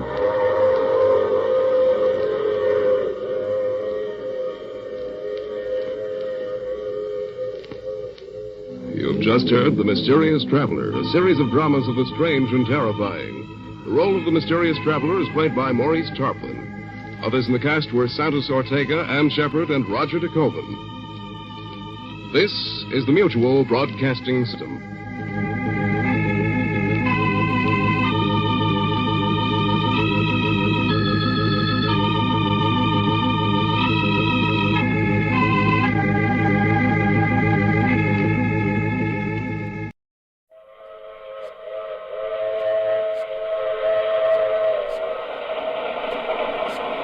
The Mysterious Traveler. Written, produced, and directed by Robert A. Arthur and David Kogan. And starring tonight two of radio's foremost actors, Leon Janney and Charlotte Holland, in Operation Tomorrow. This is the Mysterious Traveler, inviting you to join me on another journey into the realm of the strange and the terrifying. I hope you will enjoy the trip. It will thrill you a little and chill you a little. So settle back, get a good grip on your nerves, and be comfortable, if you can, as we journey with a young scientist into the unknown future. It's a story I call Operation Tomorrow. My story begins in a scientific laboratory cut out of the solid rock many feet beneath New York's City University. Amidst a maze of electronic apparatus, Professor Wilbur Malcolm, a middle-aged pipe-smoking man, is making methodical tests, aided by his new assistant, Fred Andrews. The main output coils seem to be working the way they should. You ready at the meters, Fred? Yes, Professor. But I wish I knew what we were doing. You will in a few seconds, my boy. Now, wind up that alarm clock and put it here on this lead table in the center of the magnetic field. This old alarm clock? Yes. There. All right, it's in the magnetic field. Now what? Now I'm going to turn on the current. You give me the readings as we go along. Right, sir. Here we go. Readings, please. 1,000 volts positive main output tube. 1,500. 2,000. 3. 4. 5. 6. 7. 8,000. 9. 10,000. All right. We've reached critical voltage. Now watch the clock closely, Fred. The clock? Yes, sir. Why, it's getting a little hazy. Hard to see. Now it's transparent, as if it were made of glass. What is this, Professor? Patience, my boy. Watch and observe. That's the scientist's motto. Well, the tick is getting fainter. Fading out. The clock is disappearing. Professor, the clock has vanished. So it has. Gone completely. But where? Don't tell me you've discovered the secret of invisibility. Oh, something bigger than that, Fred. But watch now. I'm going to cut off the alpha tubes. Now I'll cut in the beta tubes. That will give us a negative charge and reverse the magnetic field. You ready, Fred? Yes, sir. Here we go. Readings, please. 2,000 volts negative. 3,000 negative. 4,000. 5. 6. 7. 8. 9. 10,000 volts negative. Good. I'm holding the field at 10,000. Now watch where the clock was. I'm watching, sir. Good Lord, I see a ghost of a clock there. Just a misty outline. Now it's becoming clearer and clearer. It's transparent. Now it's almost solid. Why, I can hear it ticking again. And there it's back. Oh. Yes, Fred. The clock is back. And as you can hear, still in good working order. But where was it? Where did it go? Where did it go? It went into the future. Into the future? Yes, my boy. That clock has just penetrated approximately 1 year into the future. You've witnessed the first demonstration of something that up to now has always been considered a fantastic dream. Time travel. Good Lord. Ah, that's enough for today. You're coming home with me, Fred, when I tell you my plans.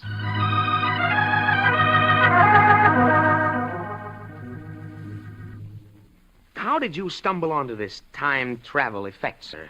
Well, it came about almost by sheer accident.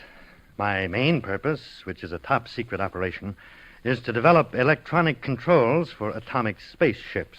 You mean they've been developed? Oh, no, not yet. But it shouldn't be long now. Science is making incredibly rapid advances. And sometimes it worries me. When you travel so fast, there's danger of a collision. Yes, I know. We're all of us worried that the world is headed for a gigantic disaster, but there doesn't seem to be anything we can do about it. Perhaps there is. That's what I've been working around to tell you, Fred. What, Professor Malcolm? Well, this time travel effect that I stumbled on accidentally. I've kept it a secret. You're the only person besides myself to know about it. I'm very flattered, sir. I know I can trust you. And I need your help. I'm not sure we're really ready for time travel. As we were just saying, we're going so fast now, so many new discoveries that we don't know how to handle for the world's good. I hesitate to add one more to the list. I think I understand. But on the other hand, maybe it can be used for mankind's benefit. I have a wild scheme, Fred. Very unscientific. And yet... What is it, Professor? Well, it's this. I propose to send you on a little jaunt into the future. Into the future? Yes. I want you to bring back information. I want to find out what's in store for us mortals of the 20th century, Fred. If it's bad, war, perhaps, just knowing about it in advance may make it possible to prevent it. Do you follow me? Huh. It would be like knowing in advance about a train wreck and then seeing that it doesn't happen. I knew you'd understand. That's why I sent for you. As soon as we've completed our tests, I propose to send you through time 100 years into the future. For days and weeks, Fred Andrews and Professor Malcolm experimented until they were sure it would be possible to send a human being into the future and bring him back safely. At last, they were ready for the big test, for the actual transmission of Fred himself through time. Professor, I'm all ready. Why are you hesitating? Well, Fred, as we've been working, suspicion has been growing in my mind. What suspicion, sir? I don't think this is going to work. But, Professor, we've sent dozens of objects into the future and brought them back. Even live animals. Cats, dogs. Yes, but we've never brought back an object from the future itself. I mean, one we didn't send there. No, that's true. I wonder if... Well, No matter, we'll see. Now remember, gather all the information you can and get back to this spot 6 hours from now. I'll activate the return field then and bring you back to 1950. Yes, sir. I'll do my best. I guess that's all. Good luck, my boy. Thank you, sir. 5,000 volts positive. 6,000 volts. How do you feel? I feel fine, Professor. 8,000 volts. 9. 10,000. Critical voltage. You're beginning to move forward into time. You're getting transparent now. Can you hear me? Yes, Professor Malcolm. I can hear you, but you sound very far away. I can't see you any longer. I seem to be in the middle of a fog or mist. Now I'm just surrounded by blackness. I can't hear or see anything. He's gone. Pray heaven he comes back safely. For a long moment, Fred Andrews felt as if he was spinning dizzily through empty darkness. Then the feeling passed, and he cautiously opened his eyes to find himself standing in an empty room, the laboratory which he had just left 100 years ago. Unsteadily, he crossed the room and, with difficulty, opened the door. Then he gasped. Outside was a maze of corridors and stairways, brilliantly lighted, as if a whole city had been carved out of the rock of Manhattan Island. As he stood there, someone came walking swiftly past him. An attractive girl in full military uniform. I beg your pardon. Yes? But, can you What are you tell doing me... here? This section is forbidden to civilians. Forbidden to civilians? I don't get it. How did you get past the guards? Where are your identification papers? No, wait a minute. Since when does an American citizen have to carry identification papers? Ever since the war started, as you know quite well. Put up your hands. A gun? No, look, miss, you don't have to threaten me. I'm harmless. Stand still. I want to see if you're carrying a weapon. Well, satisfied? The only weapon I have is a fountain pen. What's your name? Frederick Andrews, Ph.D. Your draft card, please. Draft card? Look, what's all this about? War, draft card, identification papers. All these tunnels that have been dug down here. I'm a stranger here. I don't know what you're up to, but no one can be that ignorant. You're coming along with me to see Colonel Phillips. Colonel Phillips? He's the security officer for this sector, and I certainly hope you have a good story to tell him.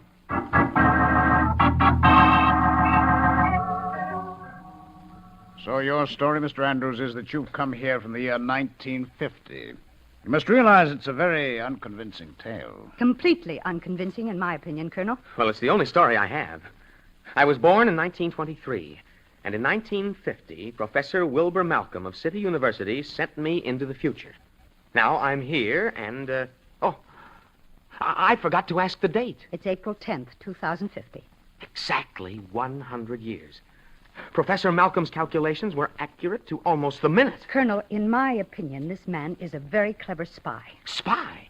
But, well, look at that stuff you took from my pockets. The notebook, fountain pen, my driver's license, dated 1950.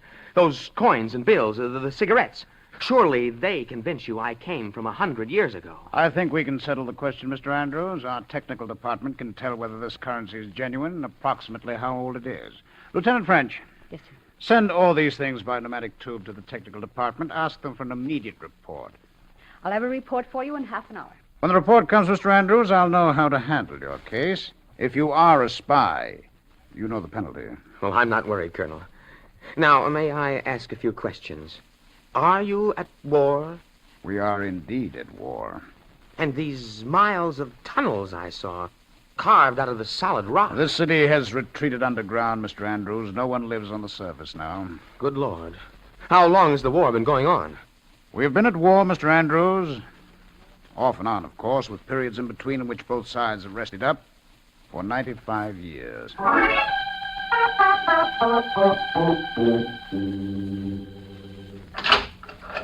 Well, a visitor at last. Hello, Lieutenant French. I'm sorry, Mr. Andrews, that we had to keep you locked up until you were cleared. Does that mean you believe my story now? Technical Division says your story is true. I'm free now? Well, not exactly, Mr. Andrews. This is a military sector, and you're a civilian. But I am to be your guide for the time being. Good. Then, suppose I call you Emily, and you call me Fred. All right, Fred. There's a great deal I want to see and learn before I go back to 1950. Go back? You mean you can return? Of course. Professor Malcolm will turn on his gadgets to bring me back at 4 o'clock. That's only 3 hours. I'll have to report this to Colonel Phillips. After I've reported, what would you like to do? I'm anxious to see what's going on. And I'd like to collect a number of books with the latest scientific and historical data to take back with me. Yes, all right. I'll phone the colonel. Then I'll show you around.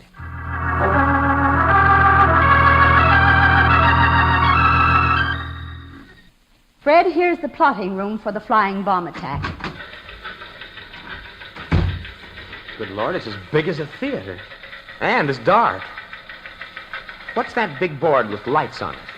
That's the chart board which records every flying bomb within 1,000 miles of American territory. Self-guided missile entering detection net over Greenland. General course south-southwest. I have it plotted. Send up interceptor rockets when it reaches Zone 4. Yes, sir. Rockets 34 and 35 successfully intercepted at Defense Zone 4. Now, you see, Fred, 2 lights just went out. That means we sent up destroyer rockets, which brought the bomb down. Rocket bombs 29 and 31 have eluded interception at Zone 3. Interception salvo at Zone 2. If they penetrate, use interceptor L-100 at Zone 1. L-100 is our new top-secret interceptor, Fred. Hardly anyone knows how it works, but it never fails. 4 more lights went out then. Mm-hmm. And here comes the report. Last 4 rockets successfully intercepted. Roger. Well, Fred, what do you think of modern Rocket warfare? 25 has penetrated Zone 2. Horrifying. Interceptor And L-100 everybody is being here launched now. Seems to take it so calmly. You can't get excited when a thing has lasted for almost 100 years on and off. That light, number 25. It's still on and moving. But it should have been destroyed by now. Do you suppose... Rocket number 25 has eluded interceptor attack by L-100. It has, but it can't have. Report on 25, please. Detection Base 103 reports number 25, apparently new type rocket, non-metallic construction, able to baffle sighting mechanism of L-100. Order technical crew to search for fragments after the hit. Send general warning to eastern seaboard area. Give plotted strike prediction. Very good, sir. All personnel in Eastern District. All personnel. Bomb strike due in 10 seconds. Battery area. Bomb strike due in 5 seconds. 4 seconds. Bomb strike due in 3 seconds. 2 seconds. 1 second.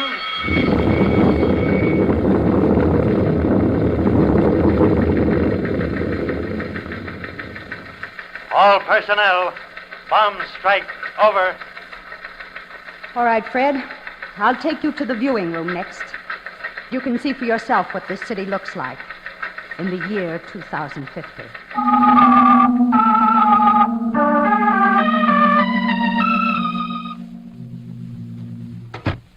Lieutenant French reporting back with Mr. Andrews, sir. Very good, Lieutenant. Well, Mr. Andrews, have a good look around? Yes, sir. I saw the city through the television viewing screens. Not quite the city you left, is it? It's unbelievable. Just acres of twisted steel and fallen stone. The skeletons of giant buildings lying across one another, rusting. It's like the end of the world. Not quite. Perhaps not even the end of civilization. Man is an adaptable creature. But are we winning, sir? Nobody wins a war anymore, Mr. Andrews. We're holding our own, and we hope when the end comes, there will be peace on Earth forever. But how did it start, sir? We were trying so hard to prevent war back in 1950. In fact, one reason for my trip into time was to get information that might help us keep war from breaking out. Lieutenant French, why didn't we think of that? Think of what, sir? If the world of 1950 knows the truth, maybe it won't happen. Either they can prevent the accident that started all this back in 1955, or at least they'll know the truth when it does happen. Of course, sir. Mr. Andrews can take the true story back with him.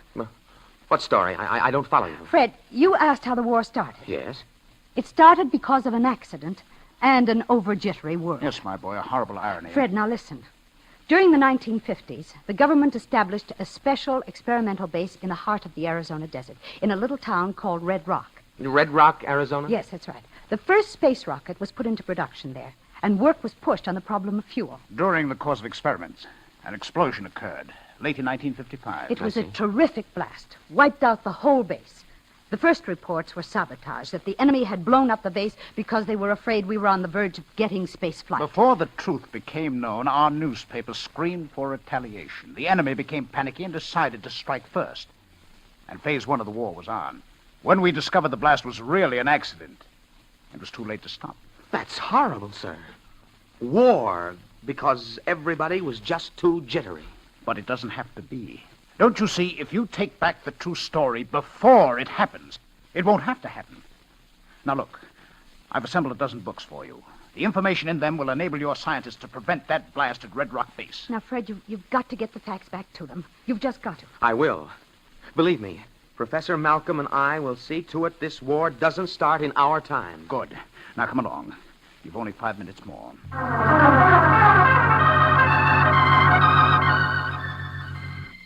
This is the exact spot where I was lying when I came through the time dimension, Colonel Phillips. You've only 30 seconds more, Andrews. Remember, impress the lesson of the accident at Red Rock on the world. These books, hold them close to you so they'll go back with you. Yes, sir. I've got a good grip on them. Fred. Yes, Emily? Just good luck. Thanks. Maybe I'll pay another trip to 2050. I hope so. It's 1600. If Professor Malcolm is on time... Look, Colonel. He's getting transparent. He's disappearing. Goodbye, Emily. I guess this is it. Hope to see you again sometime. But, sir, the books, they aren't disappearing. They're just as solid as ever. Fred! Fred! What? I can hardly hear you. Everything's gray and misty. Are you still there? Emily, are you still there? The books, Fred! Andrews, you're going back with the books. They're staying here.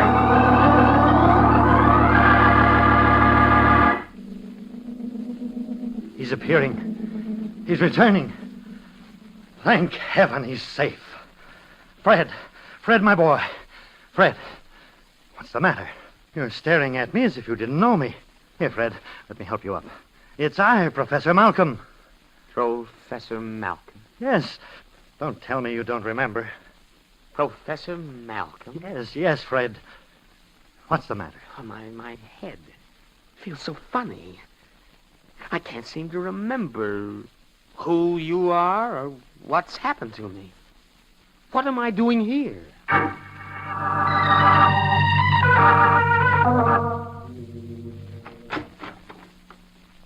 Well, Fred, how are you?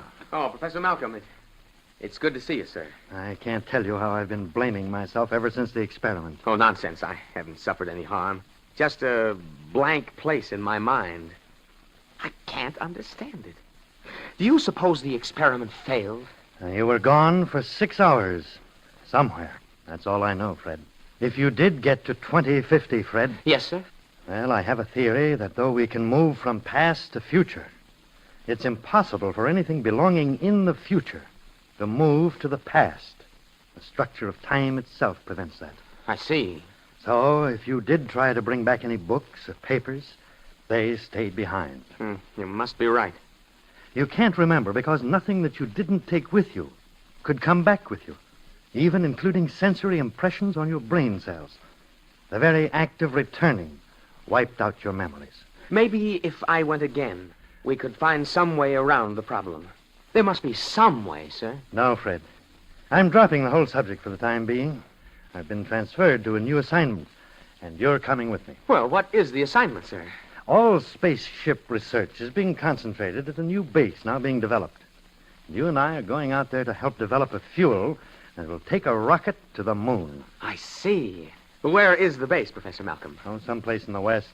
I believe they call it Red Rock, Arizona. Red Rock? The name seems awfully familiar to me. I wonder why.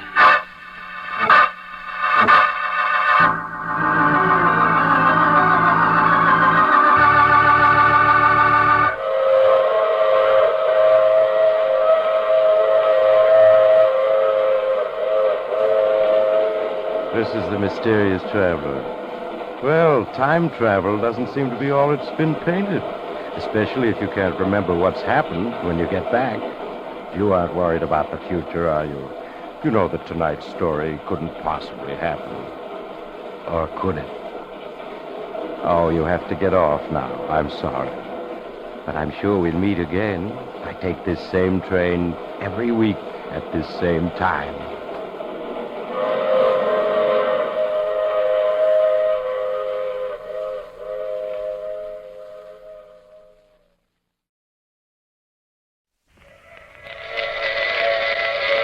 Transcribed.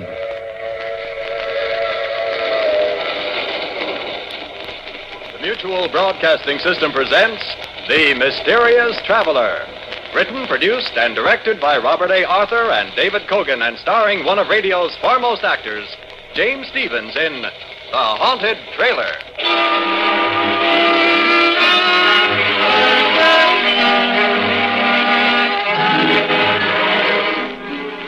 This is the Mysterious Traveler, inviting you to join me on another journey into the realm of the strange and the terrifying. I hope you will enjoy the trip, that it will thrill you a little and chill you a little. So settle back, get a good grip on your nerves, and be comfortable if you can, as we take a little cross-country trip in The Haunted Trailer.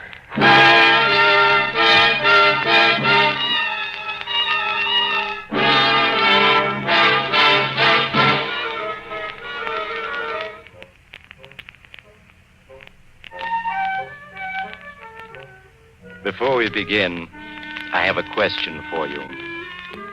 Do you believe in ghosts? No? That's good. Then my story won't bother you in the least. So let me introduce Melvin McGraw, as nice a young man as you'll ever meet, in this world or the next. Melvin is very unhappy. He has a story he wants to get off his chest. All right, Melvin, tell us all about it. Maybe it'll buck up your spirits.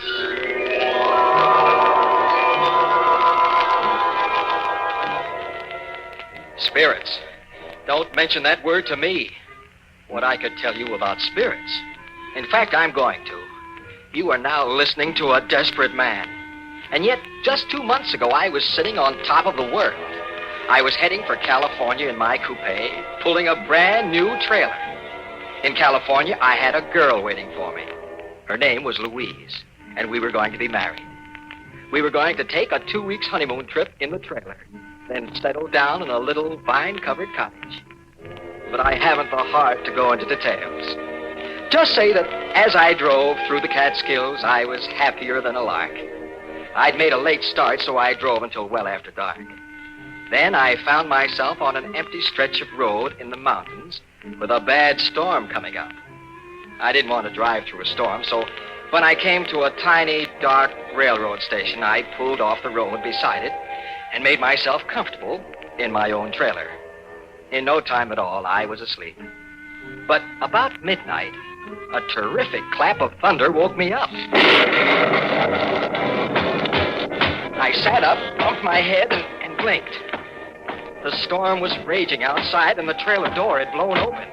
It was banging back and forth. I got up to close it, but before I reached it, it shut itself firmly. I was about to get back into my bunk when somewhere in the darkness a voice spoke. Ah, now this is something like. It was an odd, unearthly sort of voice, and at first I thought I'd just imagined it. Then it spoke again. A house on wheels, furniture and everything. Some fun, eh, chum? They never had nothing like this when I was alive. Then I realized what must have happened. I'd left the radio on, and I was hearing some late program. I reached over to click it off, but it was already off. Puzzled, I found the light switch and turned it. The trailer was empty, except for me.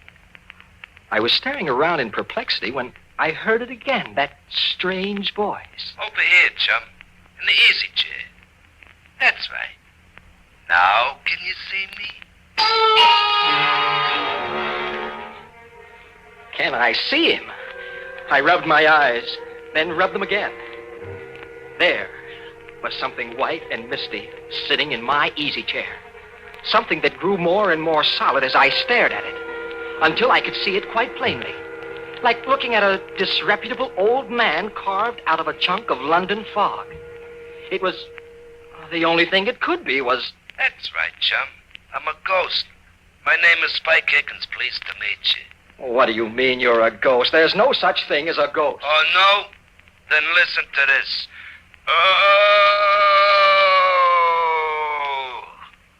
Did you ever hear a more ghostly groan than that? Or maybe you'd like to hear a banshee scream. You like it, chum? Every ghost can do it. Here, now I'll give you another demonstration. We call this one number 3B, the fatal warning. Are you ready? It'll curl your hair. Are you prepared to meet your fate? Beware. Beware. Stop. Stop. Well, I ain't even begun yet. I got a whole bag of ghostly tricks to try out. Why, it's years since I had a chance to use a single one of them. Hey, what about some invisible footsteps, eh? Hey, you see, I can do that without even stirring from this chair. And then there's the hollow knock on the front door. I'll demonstrate that, too. There. And now the door creaks open. Now, listen.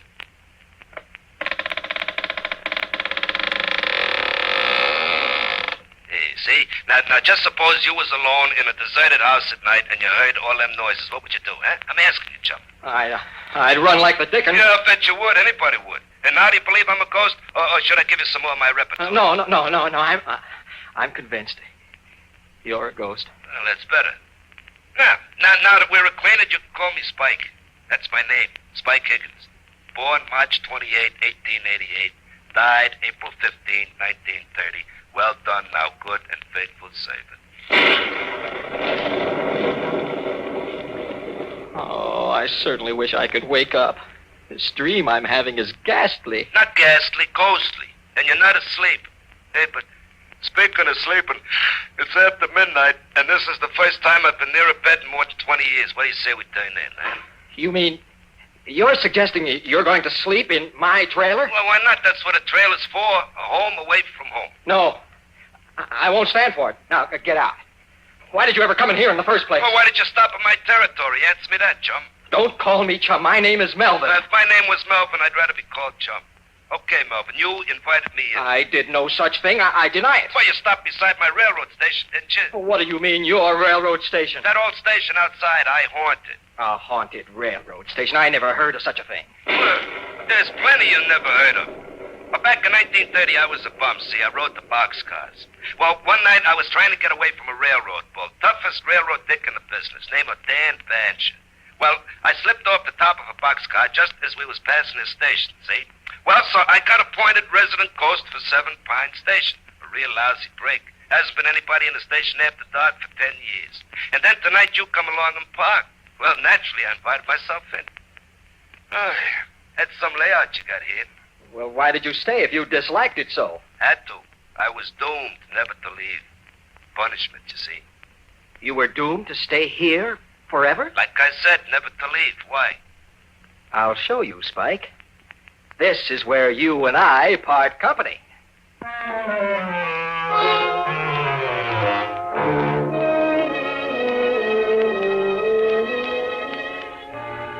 I know you think I was dreaming, but I wasn't. I was sitting there in my trailer talking to the ghost of a very disreputable-looking hobo. And I saw that I had to take drastic action. Spike had said he was doomed to stay there forever. But I wasn't. I hurried out of my trailer, climbed into my coupe, started the motor, and pulled away from there. I didn't stop until I'd gone 20 miles and left Spike Higgins' ghost safely behind me. Then I found a spot off the road, stopped, and went back to my trailer, completely bushed. Oh, boy, now for some sleep. Oh, I'm dead.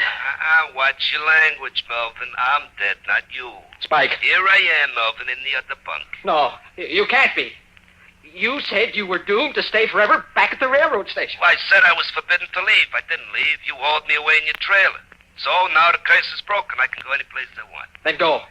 Any place. I don't care where, as long as it's someplace else. Oh, but I like it here, Melvin. Nice, cozy, good company, plenty of scenery. I tell you what I'll do. If looking at me bothers you, I'll merge. Then you won't be able to see me. Merge with what? Merge with the other wear. So long, chum. I mean, Melvin. So long.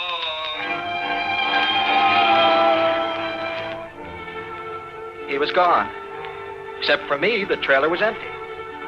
Then I knew it had just been a dream. I took a stiff drink of scotch and tumbled into my bunk. Next morning, the sun was shining. I thought about Louise and cheered up. I made myself a cup of coffee and started out happy as a lark again. I stayed happy almost all day. Then, as it was getting on towards evening, a cold, clammy draft chilled the back of my neck, and... Hello, Melvin. It's me, your old chum, Spike. You're not my old chum, and where are you? I can't see you. Well, give me time, Melvin, give me time. I've been merged with the other wear all night. I can't materialize again too fast or I'll strain my protoplasm. There, how's that? You transparent monstrosity. I thought you were just a dream. Oh, have I got to convince you all over again? Okay, I'll run through my repertory for you. The ghostly groan, the dying scream, the scream of the banshee, the hollow footsteps, the squeaking door. No, anything but that. I couldn't stand it again. Well, okay then. Oh, but I left one out last night. The mournful howl of a dog. You know, in every ghost story, there's always a dog howling someplace. Well, that ain't a real dog. It's just a standard ghost sound effect. Yeah, like this, see? Oh, no. My nerves can't stand anymore. Melvin, chum, you're going to have to toughen up. You're going to be hearing a lot of them ghostly noises, and you just got to get used to them. What do you mean? Well, you and me are going to be seeing a lot of each other. I am now the resident ghost of this here trailer. Congratulations, Melvin. You own the first haunted trailer. Oh, don't be ridiculous. Nobody ever heard of a haunted trailer. Well, they're going to hear of this one. You'll be famous all over America. Oh, that's absurd. A haunted trailer. Why not a haunted ferry boat, a haunted boxcar, or a haunted Pullman? What, do you think there ain't? Why, there's a haunted ferry boat, makes the crossing at 125th Street every stormy night. And then there's a haunted boxcar. Never gets where it's going. Pal of mine rides it, name of Boxcar Benson.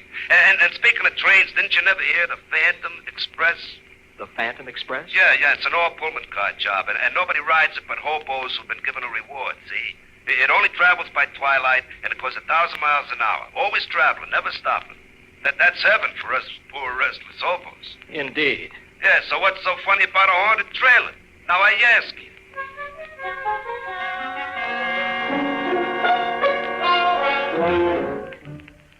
Well, as I got underway again, I was worried. The idea of taking Louise for a honeymoon in a haunted trailer didn't appeal to me. I didn't think it would appeal to Louise either, especially since Spike Higgins seemed to be a ghost completely lacking in all delicate sensibilities. But I didn't have any idea of what to do about it. Not even the ghost of an idea. Presently, Spike oozed himself back into the trailer, and I kept on driving until almost 9 o'clock. Then I turned into a little motel and arranged to park overnight.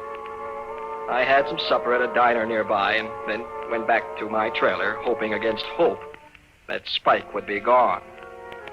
But he wasn't. The trailer was full of cigar smoke and the smell of whiskey. There was Spike sprawled out on my bunk, inhaling the smoke of a cigar that burned in the ashtray, and from time to time leaning over to sniff at an open bottle of scotch. And to make it worse, another phantasmal character, long and thin and disreputable looking, occupied the other bunk. They were two thoroughly intoxicated spirits. Oh, many brave hearts lie asleep in the deep. So beware,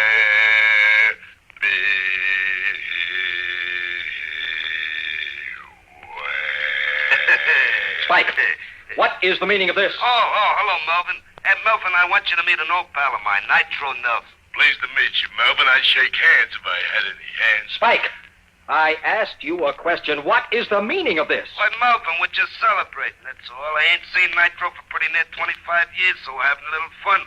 We're just a couple of high spirits. You get it? Huh? Very funny. Well, get this Nitro ghost out of here at once.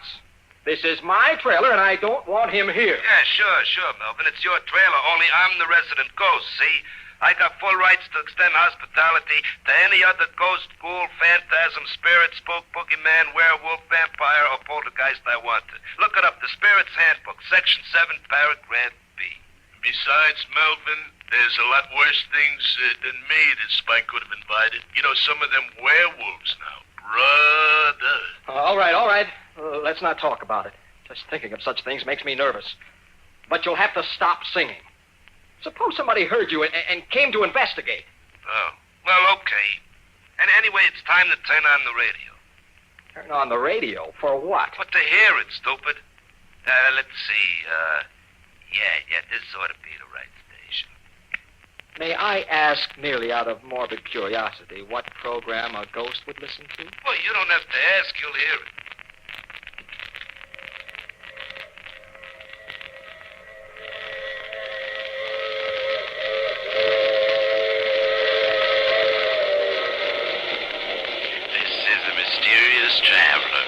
Inviting you to join me on another journey into the realm of the strange and the terrifying.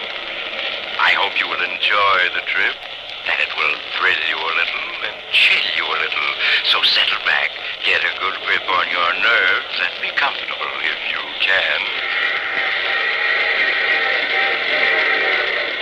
Mysterious Traveler. Oh, that's a pimperoo of a program. Oh, no. Turn it off. What's the matter? You don't like the Mysterious Traveler? All us ghosts listen to it. Oh, I like it all right, but you don't expect me to listen to it with two ghosts right in the same room with me, do you? Sometimes he even scares us. Okay, we'll turn it off. Look, Spike. Yeah, Melvin. What'll you take to go away and leave me alone, both of you? Oh, Melvin, you don't understand. I've took up my abode in this here trailer. I'm your ghost now. Your family ghost. Where thou ghost, I will ghost. Hey, you get it? Huh? Then am I to understand you refuse to clear out? And the answer to that, Melvin, is absolutely. Well, in that case, I'm going to rent a cabin for the night. I couldn't possibly sleep in this trailer with you two hunks of animated fog. Suit yourself, Melvin. Anyway, me and Spike got some practice in the dope. Okay, Spike, let's go. First, the mournful dog howl.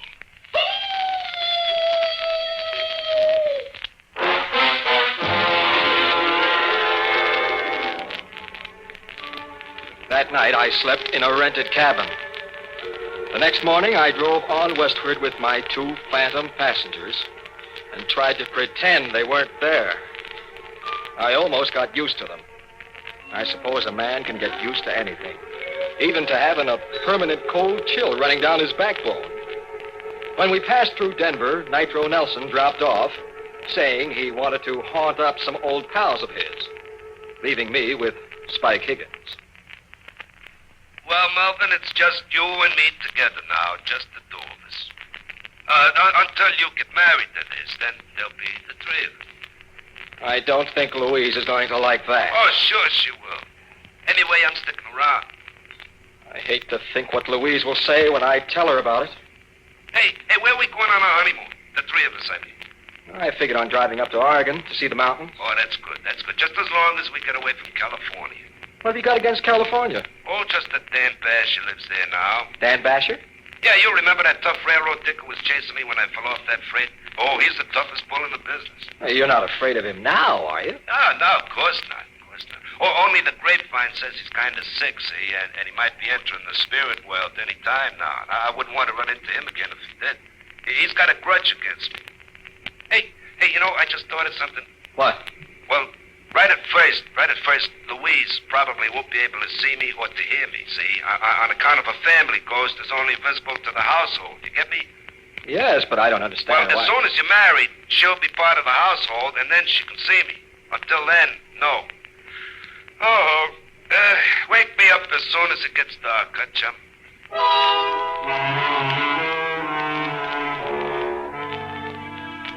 3 days ago, we reached Santa Monica. I rented parking space in an auto camp and immediately phoned Louise. Melvin, darling, I'm so glad you're here. I've been worried not hearing from you. Oh, I'll explain all about that. When can I come and see you? Well, I better come see you first, Melvin. You see, my uncle isn't well, and the doctor said he must have quiet. I'll be there in an hour. I hurried back to the trailer and tried to clean it up. Spike Higgins' ghost lay on a bunk and watched me cynically. Hey, take it easy, Melvin. You're no good at housework. You know, this place needs a woman's touch. Now listen, you. You've got to promise not to frighten Louise. I told you, Melvin. She won't even know I'm here. I certainly hope not. That would ruin everything. Here she comes now. Coming, darling. Melvin. Louise. Oh, here, let me help you in. Oh, thank you, Melvin. So this is it. The trailer you wrote me about. Uh-huh, darling. Look, here's the stove, and an icebox, and a built-in bar. A bar? Uh-huh. Oh, now, Melvin, you know I disapprove of spirits. I resent that. Be quiet. Why, Melvin? Oh, excuse me, darling. I wasn't talking to you. Well, then who were you talking to? Oh, it's hard to explain. Look, Louise, here's a writing desk that folds into the wall, and a regular easy chair. Well, it's very nice, Melvin, but all the same, we're not taking any spirits along on our honeymoon, bar or no bar. Oh, she got a surprise coming to her. I said to be quiet.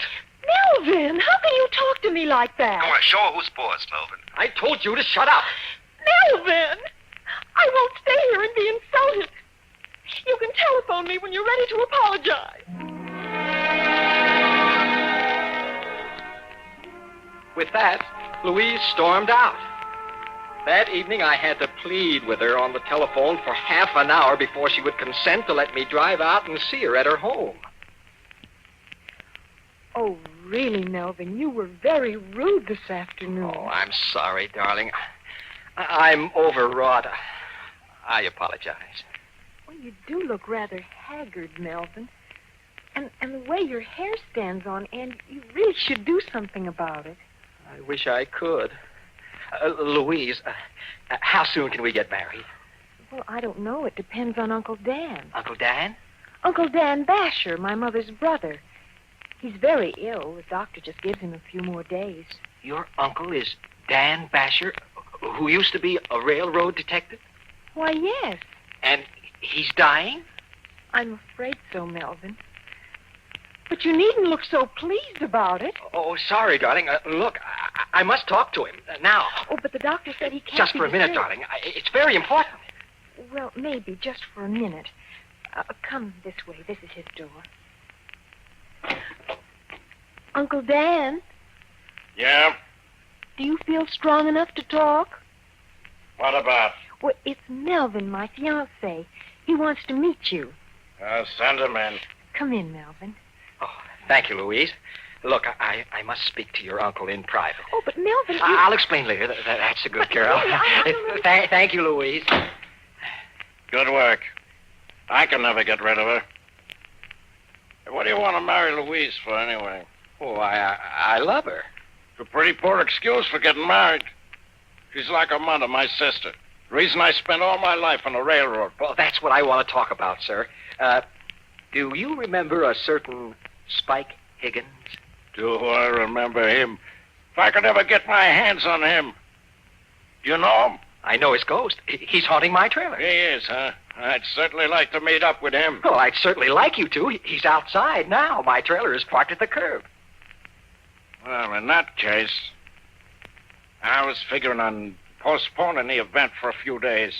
But for the privilege of meeting up with Spike Higgins' ghost. Yes?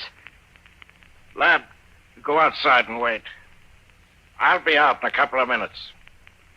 In the spirit.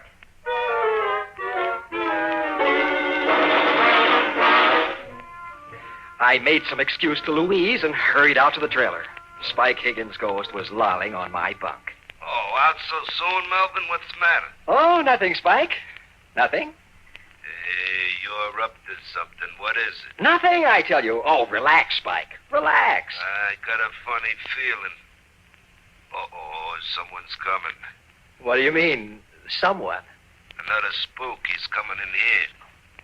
Hello, Spike. Dan Basher. In the spirit, Spike.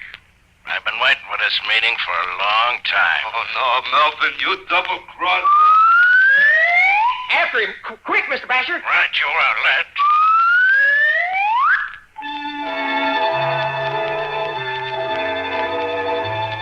I rushed outside. 3 blocks away, I saw a long freight train puffing away. Spike Higgins' ghost was racing for it with Dan Basher's spirit gaining on him. For the first time in a week, I felt happy again. Melvin. Louise. Melvin. Uncle Dan. He's gone. Yes, I know he is. You know? Well, what do you mean? Well, I just saw him running for that freight train. You saw Uncle Dan running for a freight train? I certainly did. Wonderful fellow, your uncle. Well, Melvin, are you mad? Mad? Not a bit. I am as happy as a lark. Well, you must be out of your mind. Here, poor Uncle Dan has just... Oh, Melvin, and you just stand there laughing about it. Laughing! But Louise, you don't understand. Oh, I understand all too well. You want to break our engagement. Hiya, Melvin. So you want to get rid of me, do you? I certainly do. There, I knew it. I just knew it. Louise, darling. Oh, just like a dame. Always weeping. Will you shut up? Isn't there any way to get rid of you? Well, there certainly is. Goodbye, Melvin McGraw, forever. Louise. Oh, never mind, Melvin. You've always got me. Well, that's my story. I'm a desperate man. Louise sent me back my ring, and I'm stuck with Spike Higgins' ghost. I should have known he'd outsmart Dan Basher. He left Dan's spirit hunting the freight train for him and came straight back to me. Now I'll never get rid of him.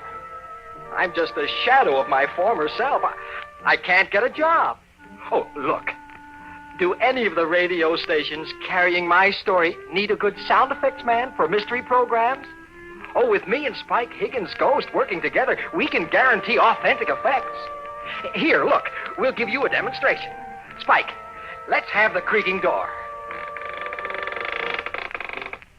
Now, the fatal warning. Are you prepared to meet your maker? Now, the dog howling in the cemetery.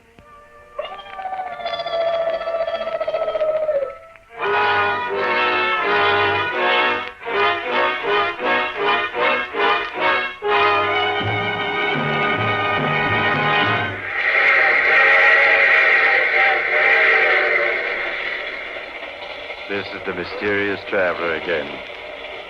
Dear me, what an odd story Melvin had to tell. Really, I don't know whether to take it seriously or not. A haunted train. It would be just the thing for my summer vacation. I do know a haunted telephone booth where I make all my calls. Oh, but I'm just joking. There are no such things as ghosts. Are there, Spike? Oh, of course there ain't. Well, the whole idea is ridiculous. You see? Oh, you have to get off here? I'm sorry. But I'm sure we'll meet again. I take this same train every week at this same time.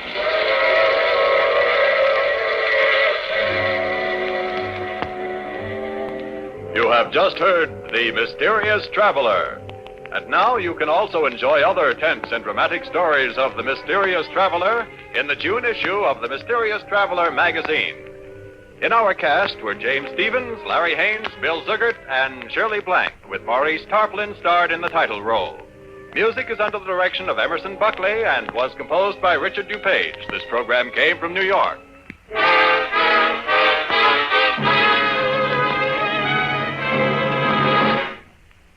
The dramatized stories of crime and the events leading up to the capture of the perpetrator are the order of the day on True Detective Mysteries. These stories are based on actual police file cases and have an air of authenticity seldom captured by a crime program. So, for the best in mystery listening, Make a date to tune in True Detective Mysteries every Sunday over most of these stations. This program was transcribed especially for presentation to the West Coast audience at this hour. Listen again next week at this same time for Mysterious Traveler. And stay tuned now for Let George Do It, heard over most of these same stations. This is the Mutual Don Lee Broadcasting System.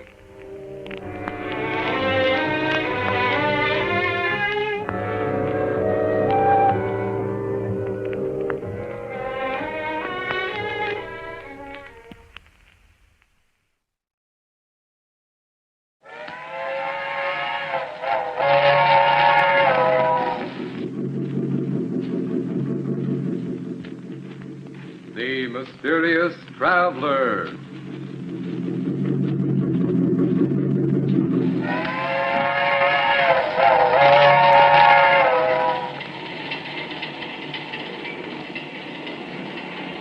This is the Mysterious Traveler, inviting you to join him on another journey into the realm of the strange and terrifying. I hope you will enjoy the trip, that it will thrill you a little and chill you a little.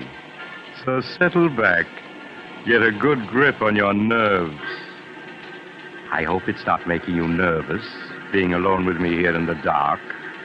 Darkness stirs strange terrors in some minds, particularly those of children. For children live in a world of their own, a world far removed from that of adults. Who among us knows the psychology of the child mind, with its devious thoughts and actions, as in the tale of The Good Die Young.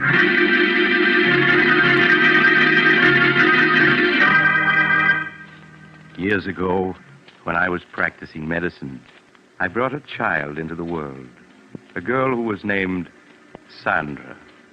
In the years that followed, she grew into an extremely beautiful and clever child. But my story begins the day that Martha, the housekeeper, was finishing her duties for the last time. Sandra, come in here. I want to see you. Sandra! Were you calling me, Martha? Yes. I told you to come right home after school. Where have you been? Oh, I'm sorry, Martha. I didn't hear you tell me to come home right after school. I'm sorry, truly I am. Save your acting for your father, young lady. It hasn't fooled me for a long time. Sandra, since your mother died, you're becoming more and more of a problem every day. Well, at least after tonight, I won't have to put up with your lies and your 1,001 little tricks. What do you mean, Martha? Your father won't be needing a housekeeper anymore. I'm leaving tonight. But why? Well, I'm not supposed to tell you. But you may as well know now as later. Your father is bringing home a new mother for you tonight. A new mother? Yes, he's just married again. But I don't want a new mother. Daddy and I don't need anyone else. We're happy the way we are. Sandra, stop screaming. I won't have it, do you hear? I won't have it. Your new mother's a very fine woman. I met her last night. I hate her. I hate her. Daddy's mine and no one else's. She hasn't any right to him. If you don't stop that screaming, I'll tell your father when he comes home tonight. Oh, no, don't do that. I'll be good. But I hate her, and I always will. I'll never stop hating her. That's a fine way to talk. Perhaps I ought to warn the poor woman about Sandra. Well, then it's none of my business. Besides, she'll find out about her soon enough.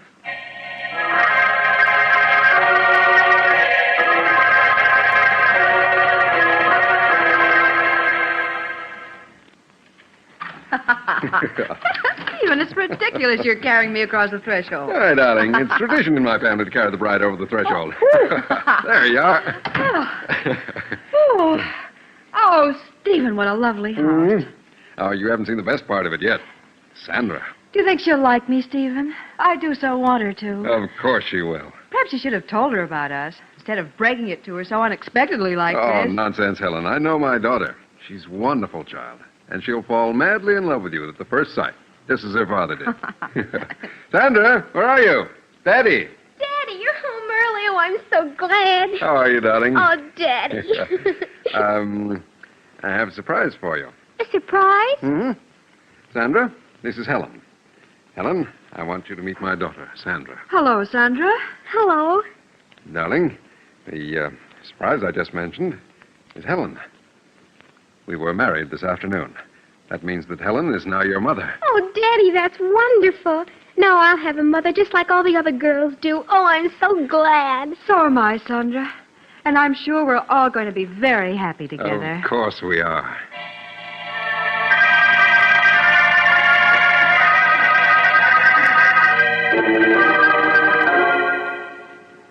That night, after the family had said goodbye to Martha and seen her off, Sandra was sent to bed.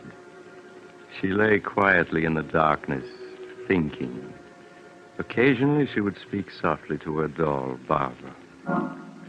She hasn't any right being here, Barbara. Daddy and I were perfectly happy until she came along. Tonight, he didn't even notice me. Just kept looking at her. Well, she shan't have him. He's always been mine, and he always will be.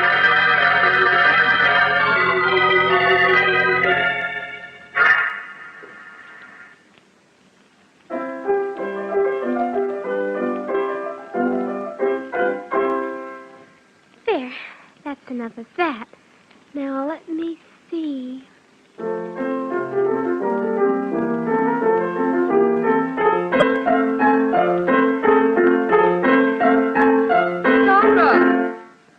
This is the second time this afternoon I've asked you not to pound the keys that way. That's no way to play. I'm sorry, Mother. It's not only the piano, dear. There are many other little things. You pay no attention when I speak to you about them. I don't mean to do them, Mother. I just forget. Well, please try to remember, dear. Now, I want you to play the piano as you did last night for Daddy. He was very pleased. Yes, Mother.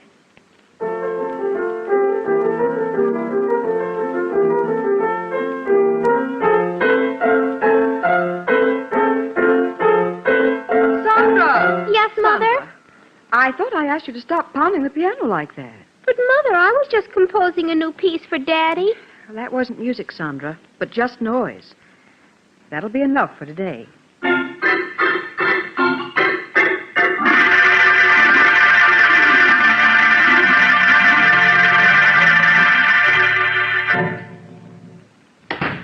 Hello, beautiful. How are you, darling? Well, why wasn't Sandra at the door to meet me? She's all right, isn't she? Oh, of course, dear. Stephen. I was a bit angry with Sandra this afternoon. Angry with Sandra? Why? What'd she do? Well, several times this afternoon I had to speak to her about pounding the piano, being loud and discordant. Well, that isn't like Sandra. You know how well she plays. Yes, of course.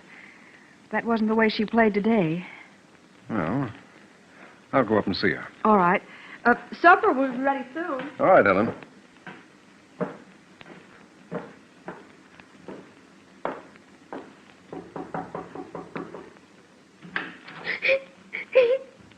Why, Sandra, what's this?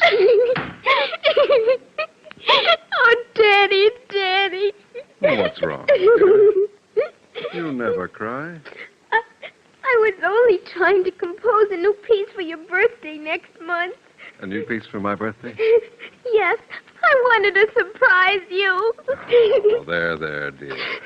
You mustn't cry. I'm sure Mother understands you didn't mean to be bad. Now, here, let me wipe your tears. Oh, Daddy, I love you so. I just wanted to compose something wonderful for you. I understand, darling. Oh, Daddy, you always understand.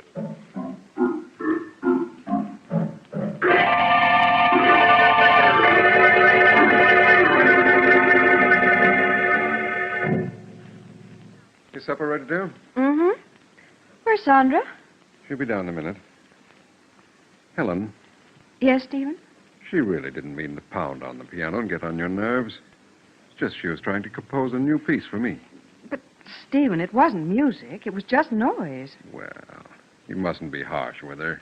You know what children are like. In their enthusiasm, they forget what they're told. But, Stephen, I don't know exactly what to say. It's just a question of being patient with her, winning her love. All right, Stephen. Perhaps I was a bit impatient with her. You know I want nothing more than for the three of us to be happy together. I know that, darling.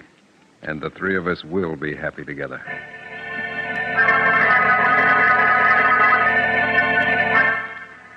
In the weeks that followed, Helen tried to overlook Sandra's slamming of doors, and constant droppings of objects, and other nerve-wracking incidents.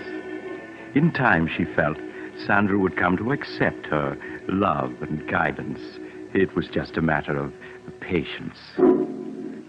Sandra, is that you? Yes, Mother. Please sit down, dear. I want to talk to you. All right, but do hurry. Daddy'll be home soon. Sandra, every day I've been giving you milk money for school.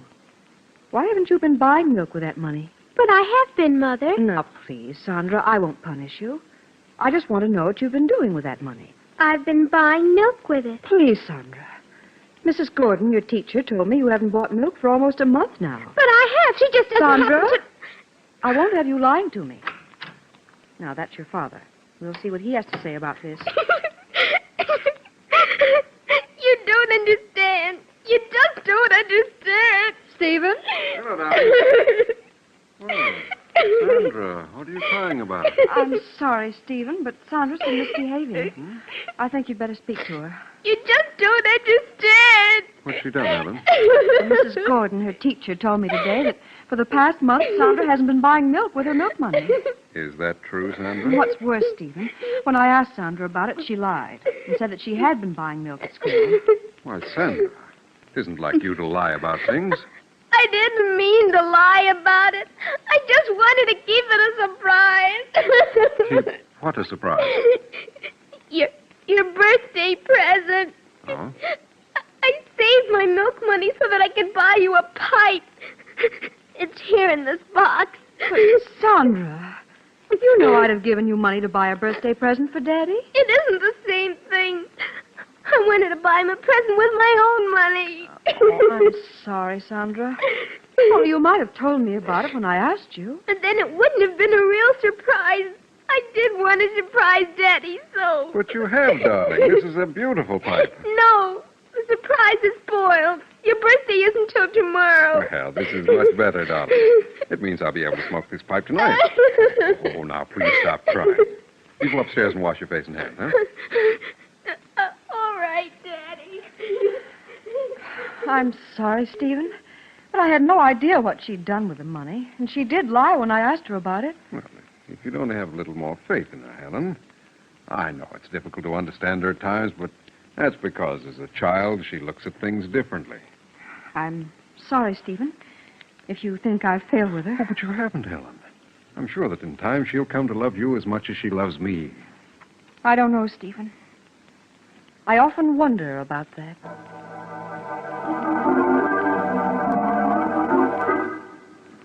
As the weeks went by, Helen found herself coming no closer to winning Sandra's confidence.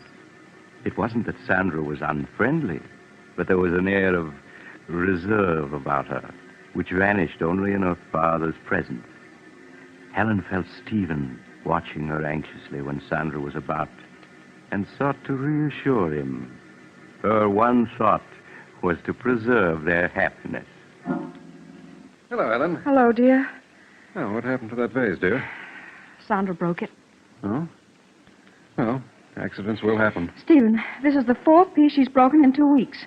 And each of them were pieces I've treasured, had for years. Why, Helen, you sound as though Sandra had deliberately broken those vases because they were yours. Well, why is it that only my things are broken? Oh, Helen, surely you don't believe she's deliberately breaking your things. I don't know what to believe. The first few times I thought it was an accident, but now... But, Helen... Oh, please, Stephen, let's not quarrel. Perhaps I'm wrong. I admit I haven't any proof. It's just all the little things adding up. Helen, what are you talking about? Oh, you wouldn't understand even if I told you. Where's Sandra? In her room, I suppose. Well, I'll go up and see what she's doing, huh? All right.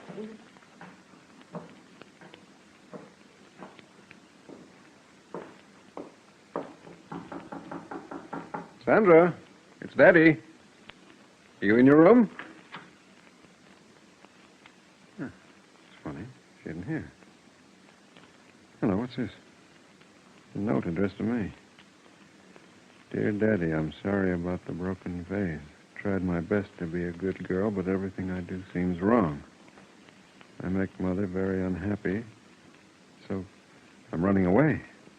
I love you very much and always will. Your daughter, Sandra.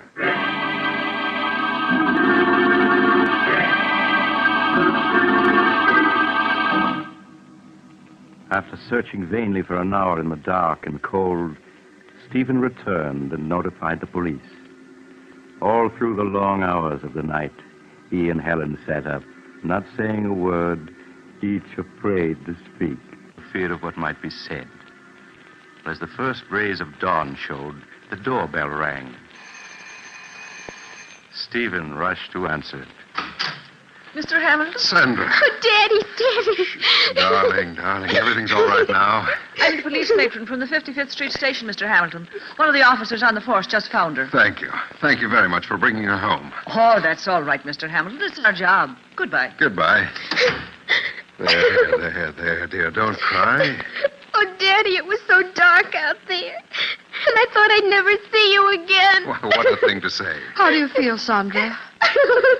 Do you want me to take her, Stephen, and put her to bed? No, I'll do it, Helen. All right, Stephen. Just as you say.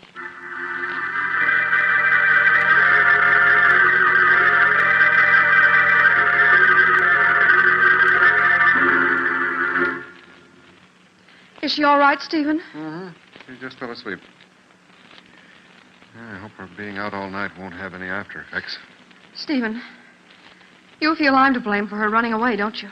Of course not, Helen.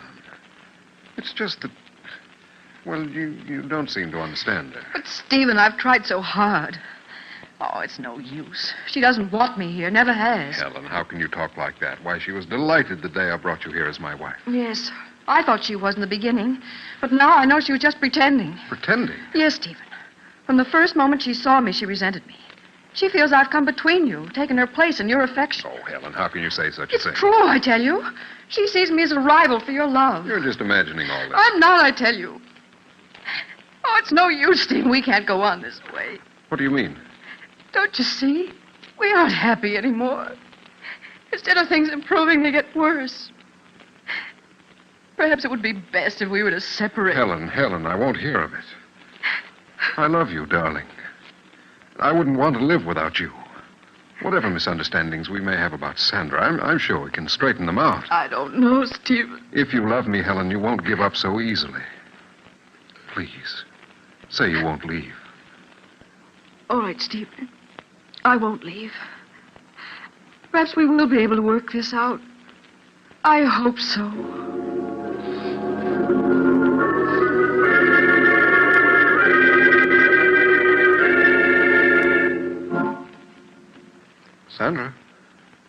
Sandra, you awake, darling? Yes, Daddy. Sandra, Mother and I were very upset when you ran away last night. Mother seems to think you ran away because you couldn't get along with her. She felt so badly about it, she wanted to go away. She did? Yes. But I told her how much we both loved and needed her. So she's promised to stay. Oh. I see. Sandra, you will try to be a good girl and do as Mother wants, won't you? It would make Daddy very happy. Oh, Daddy, I'd do anything to make you happy, anything. That's a good girl, darling. Now, you get up and get dressed, huh? I'll wait for you downstairs. All right, Daddy. He just doesn't understand. He should have let her go, but she's still here. And she's going to stay. I won't have it. I won't have it. I hate her. I hate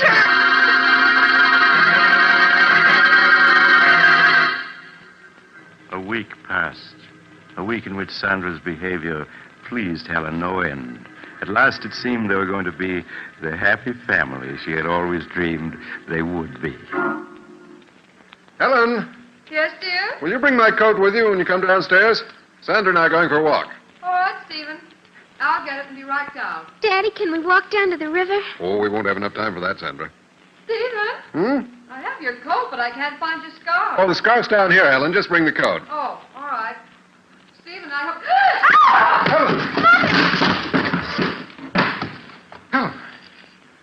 Helen, are you all right? Helen, speak to me. Daddy, is she dead? No, Sandra, don't talk like that. Quick, phone Dr. Smith at once.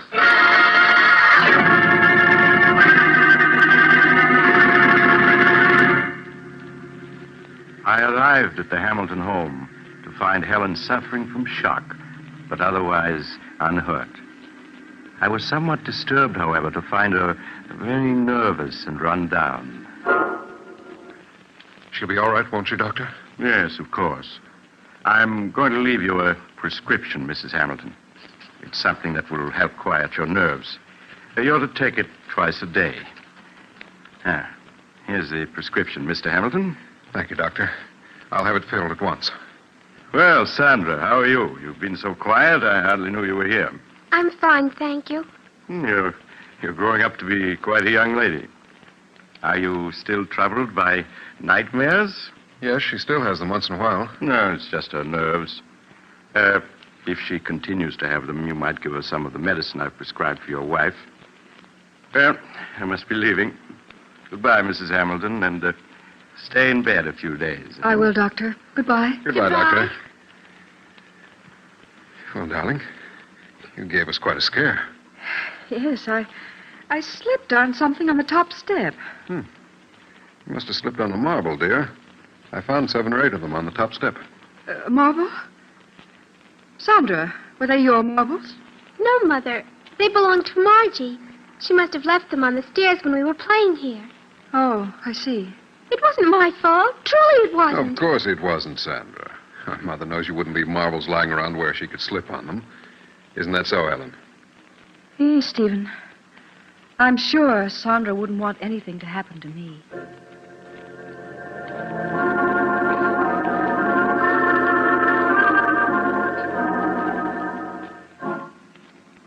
Sandra, will you come into Mother's room a moment, please? Yes, Mother. The medicine that Dr. Smith prescribed for me is in the bathroom. Will you get it for me, please? All right, Mother. You'll find it in the medicine chest. It's in a blue bottle. Yes, I know what it looks like. Oh, here it is. That's fine, Sandra. Just bring it to me. Here you are, Mother. Thank you, dear. Oh, Sandra, this isn't the medicine that Dr. Smith prescribed for me. Didn't you read the label? This bottle has poison in it. Poison? Well, yes. It's right here in red letters on the label. Oh, I'm sorry, but this bottle is blue, too. It looks just like the one with your medicine. Yes, it does at that. Now, I'll put this bottle of poison back and get me my medicine. Yes, Mother. I'll have to get rid of that poison. It's too dangerous to keep in the medicine chest. Would have been awful if you took the poison, wouldn't it, Mother? Or you might have died.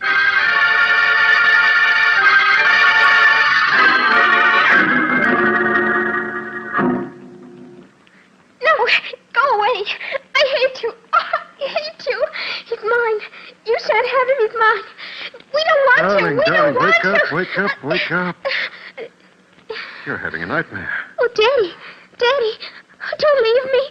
Don't leave me. Well, of course I won't, Sandra. Stephen, she's so frightened. Yes, these nightmares leave her nervous for hours. Darling, there's nothing to cry about now. Oh, Daddy, I was so frightened. Come here a moment, will you, please? All right, Ellen. Oh, Daddy, don't leave me. No, Sandra. I'm not going to leave you. I'm just going to see what Mother wants. What is it, Ellen? Stephen, Dr. Smith said that if she had a nightmare, some of the medicine he prescribed for me would help her. Well, Sandra doesn't like taking medicine. But this medicine's very easy to take, and it'll have her asleep in no time. If you think it's best. Yes, I'm sure it is. Now, you go back to Sandra while I get the medicine and a glass. All right, Ellen. Now, Sandra, you must stop your crying. Daddy's here. Don't go away, Daddy. I want you to stay with me. Of course I'll stay with you. What were you dreaming about, dear? I don't know. It was all so mixed up. Oh, Daddy, will you always love me more than anybody else in the world? Of course. Now, stop your crying. All right, Stephen, I have it. Now, if you just have Sandra sit up. Come on, darling. Sit up now. That's it. What's Mother doing? She's pouring you some medicine. It'll help you sleep, darling. Medicine? Yes. It's the same medicine Mother takes for her own nerves. No, I don't want it. Now, please, Sandra. It'll make you feel much better. No, don't come near me. I don't want But, it. Sandra, Mother takes it twice a day. There's nothing to it. No, I won't take it. I won't. Perhaps you'd better let it go, Helen. Nonsense, Stephen. She'll have us up all night if she doesn't take it. All right. Now, Sandra, stop being a baby and take this medicine. No, Daddy, don't let her make me take it. Don't let her. Sandra, are you going to let me give you this quietly, or do I have to make you take it? No, it'll kill me. I know it will. Here, let me hold your head. That's it. No. Now, Sandra, stop clenching your teeth. open your mouth. Do you hear? Daddy, don't let her. There, you've taken it. All this fuss over nothing. Helen, she's choking. Daddy, it burns. Sandra, what's wrong? It's burning me. Daddy, help me. Help me, I can't breathe. Helen, quick. Call Dr. Smith. Tell him it's an emergency.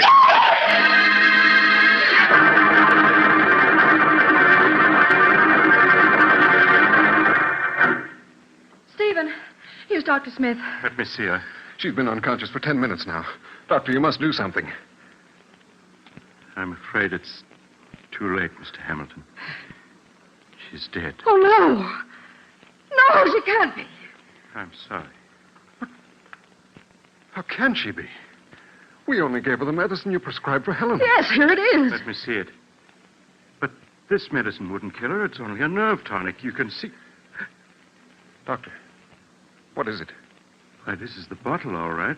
But the medicine in it isn't the medicine I prescribed. But it is. I took some of it last night. I assure you, this isn't the medicine I prescribed. Then what is in that bottle? It smells like carbolic acid. Carbolic acid? But that's impossible. Look at the label. You can see it's my medicine. Yes, the label's right, but someone poured out the medicine I prescribed and replaced it with carbolic acid. Oh, no. But why? Why should anyone want to do such a thing? Who could possibly want to kill Sandra? Everyone loved her. Ask Helen. She'll tell you that Sandra... Stephen, why are you looking at me like that? Surely you don't believe I poisoned her. Stephen, no. No!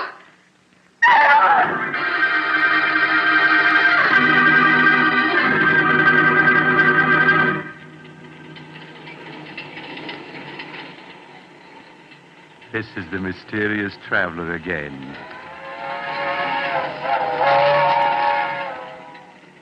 Have you enjoyed our little trip? By the way, do you have a child in your home? If so, I do trust it isn't angry with you. You can't be too careful with children. Why, I recall another child who, after being punished by his parents, took a razor and... Oh, you're getting off at the next stop. I'm sorry. Perhaps you'll join me again soon. I take this same train every week at the same time.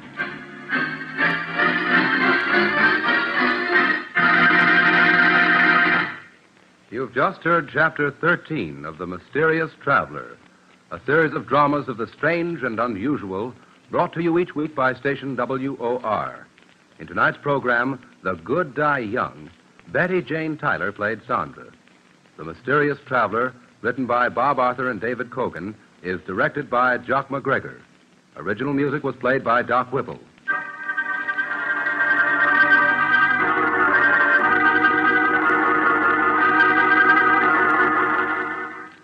Listen next week to a tale titled Design for Death. Another tale of the Mysterious Traveler.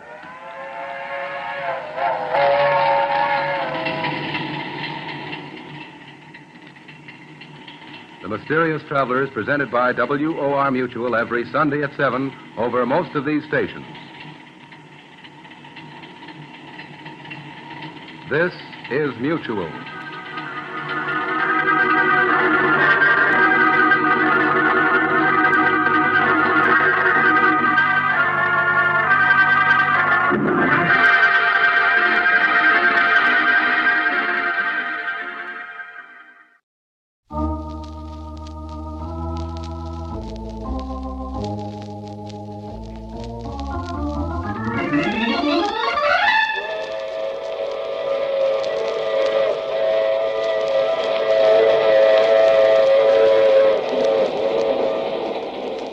The Mutual Broadcasting System presents The Mysterious Traveler, written, produced, and directed by Robert A. Arthur and David Cogan, and starring tonight two of radio's foremost actors, Mason Adams and Santos Ortega, in The Devil and the Deep Blue Sea.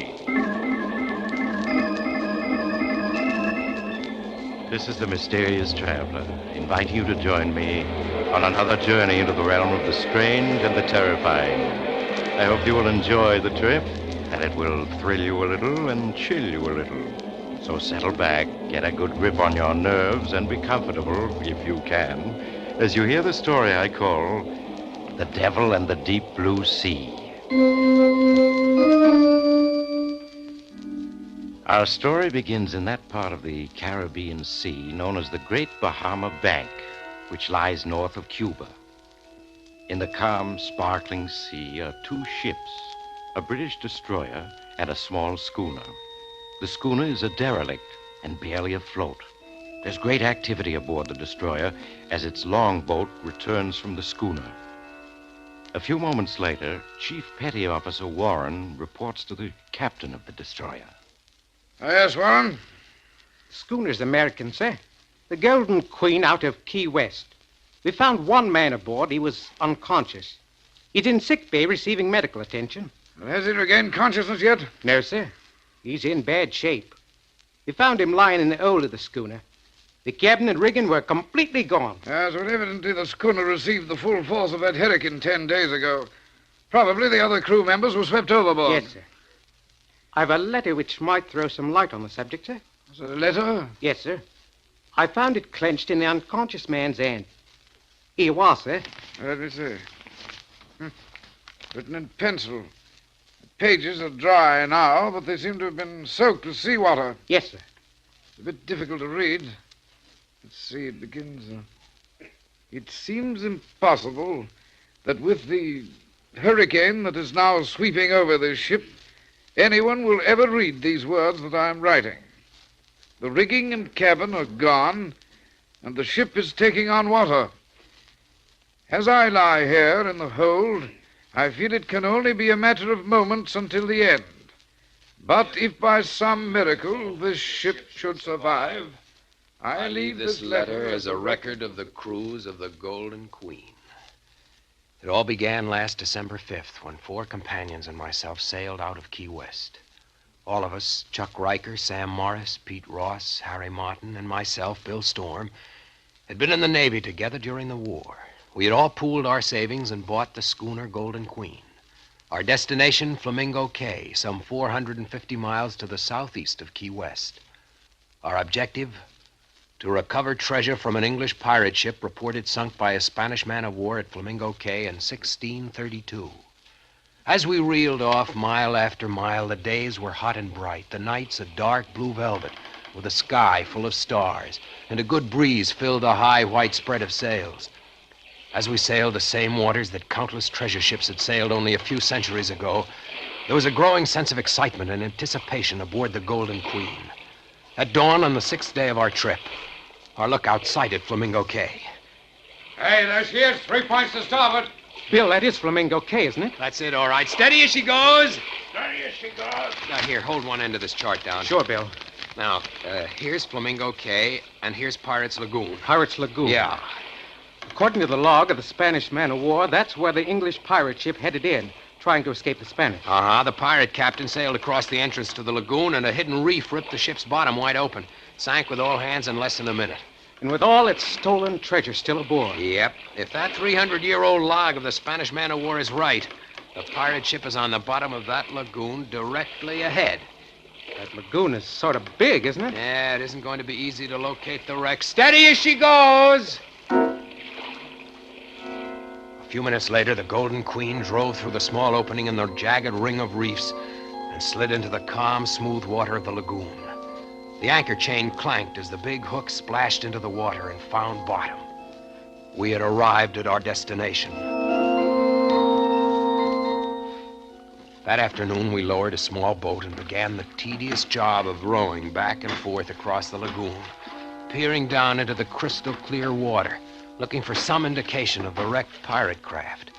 Our eyes began to ache from the reflected sunlight as we scanned the bottom of the lagoon hour after hour. As one day of searching followed another, our spirits fell. It was on the 6th day that our luck changed. Hey, stop rowing. Bill, look. What? I don't see a thing. Now, keep looking at the bottom where I'm pointing. Well, it just looks like a large mass of coral covered with marine growth. Yeah, that's all it is. Yeah, but the marine growth. Can't you see the muzzle of a cannon sticking through? Hey, you may be right. It does look like the muzzle of a cannon. Do you think that marine-covered mass could be the... Sure, it's the pirate wreck. Sam, I think you found it. Chuck, drop a buoy to mark the spot. Right, Bill. Now let's get back to the Golden Queen and get the diving equipment ready. This may be it. An hour later, I was in the diving suit. Sam gave the helmet the 8th turn that fastened and locked it. The faceplate was slammed shut, and I could feel the air coming through my lines from the pump. I stepped onto the diving platform, and a moment later was descending into the clear, warm water. Fish of all colors darted about me as I was slowly lowered. My weighted boots struck bottom at 130 feet. Following the beam of light over my helmet, I peered into the wall of water around me. Suddenly, my heart began pounding with excitement. For less than 200 feet away was the large marine-covered mass of coral. I began to cautiously make my way toward it, keeping a careful eye out for sharks and morays which abounded in these waters. As I made my way closer, I could clearly see that the marine growth covered an old hulk. The ship lay on its side with a huge gaping hole in the broken hull. Scattered on the floor of the lagoon were ancient barnacle-encrusted cannon, guns, and timbers. Beyond a doubt, it was the wreck of the English pirate ship. I signaled on my line, and Sam sent down the explosives that were to be used to blast the hull. I wasted no time in planting the charges in the hull. It was just as I had finished that I heard his voice. So you've come for Captain Murdoch's treasure, eh? I whirled about, clumsily, instinctively. But I was alone. Then I heard it again. They've all come for my treasure. Cutthroats and cut purses, gulls and connies. And they've all left their skins. Again, I whirled about, seeking for that voice, but there was nothing at all. I could feel a scream welling up within me. As the voice spoke again, I gave 3 sharp tugs on my line. It was the emergency signal. You'll be back, laddie. But remember, it's Captain Murdoch you've got to deal with. Captain Murdoch!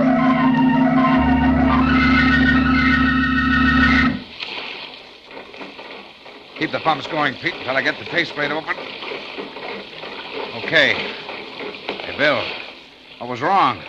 Why'd you give the emergency signal? He's as white as a sheet. Bill, what happened? Was it an octopus? An octopus? Yeah. Yeah, sure, these whalers are full of them. You should have taken a settle and torch down with you. They don't like torches. Yeah. You just take it easy for a while. Bill, did you plant the explosives? Sure. Pete, detonate the explosives. Okay, here goes. They didn't go off. Bill, you're sure you made the connections? I made them all right. Well, they must have gotten loose. We'll just have to try again. What about my going down? No. Why not? Well, because Chuck's only a beginner, and he's never gone down that deep. You got a point there. Well, okay. Means we'll have to wait until tomorrow. Yeah. Bill will go down as soon as it's daylight and plant some more explosives. Right, Bill? Right. Well, that night I lay awake in my bunk, going over and over in my mind the dive I had made and the strange voice I had heard. I kept telling myself that it had been an hallucination. That must be it. Being in pirate waters, the excitement of the search, going down to 130 feet, all had combined to create this hallucination. It was the only possible answer. What other answer could there be? Morning came and I donned the diving suit. Sam handed me an acetylene torch. And a few minutes later, I was descending into the calm green water. I touched bottom only a few feet from the wreck and signaled Sam to send down the explosives. As I waited, I found myself constantly turning in a circle, peering through my faceplate at the well of water which pressed in on me. The explosives were lowered to me, and I planted them in the hull. As I finished, I heard that voice once again. So you've come back, have you? As he spoke, I could feel cold shivers running through my body, and I fought the impulse to give the emergency signal. Aye, that's the curse of treasure. Once a man kens it, There's no turning back. Ask me, laddie. Captain Murdoch. I'll tell you. Where are you? Where am I? Ask the fish that stripped me of me flesh and left me bones as a warning to the likes of you. Look at you, whirling about like a jackanapes to see me. Hey, you fool. Did you think the spirit of a man could be kenned? What do you want? For 3 centuries I've haunted this accursed wreck, waiting for the likes of you. And now you've come.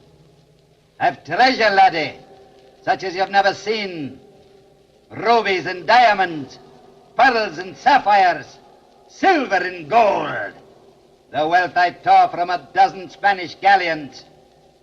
I'll share it with you, if you agree to my terms. Terms? Aye, laddie, terms. First, I'll share with you and only you. For the others, a dagger or the plank. A dagger? Or the plank? Aye. Many's the crew that's felt my steel when there's been treasure to share. You mean murder Sam, Chuck, and the others? Aye. Your voice. What you're saying. It's all an hallucination. It must be. I'm just hearing things. I cannot words. What manner of weeping is this? What the steel do the men have done? Stop talking. Stop talking. Do you hear? I won't do it. I won't. You'll do it, laddie. Or you'll ne'er take my treasure. Who's to stop me? A voice? A sheer hallucination? Captain Murdoch, laddie. Captain Murdoch. You're just a voice. You can't stop me. But no! No, don't. You're choking me. Stop. You can't see me, laddie. But you can feel my wrath, can you not? Let go. You'll find me a reasonable captain if you follow my orders. But if you don't, laddie, you'll ne'er see the sun again. Now these are my terms. And pay heed to my words.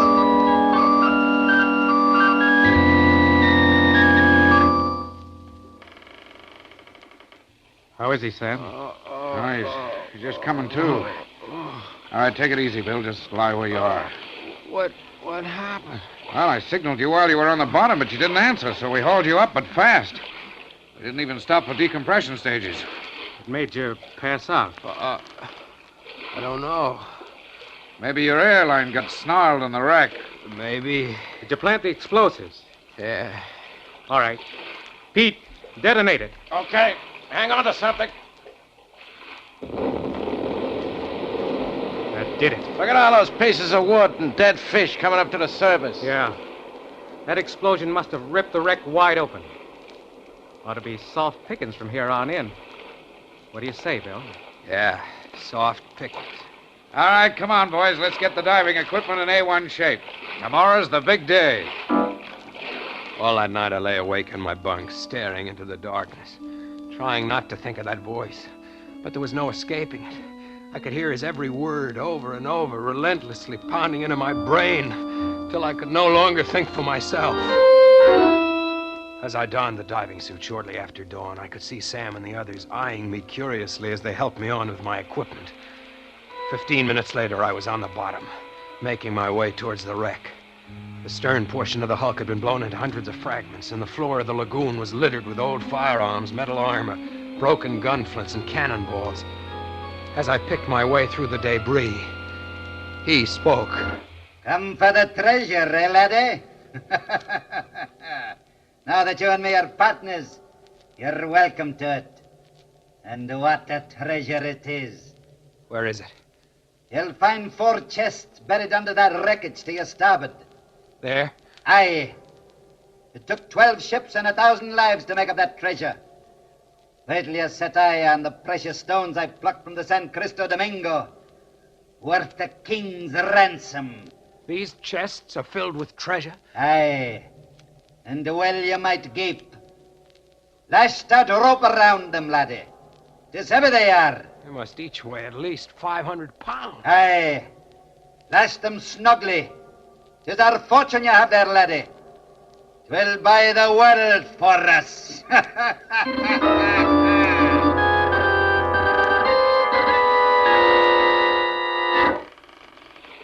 All right, hold still, will you, Bill? I'm trying to get your helmet off.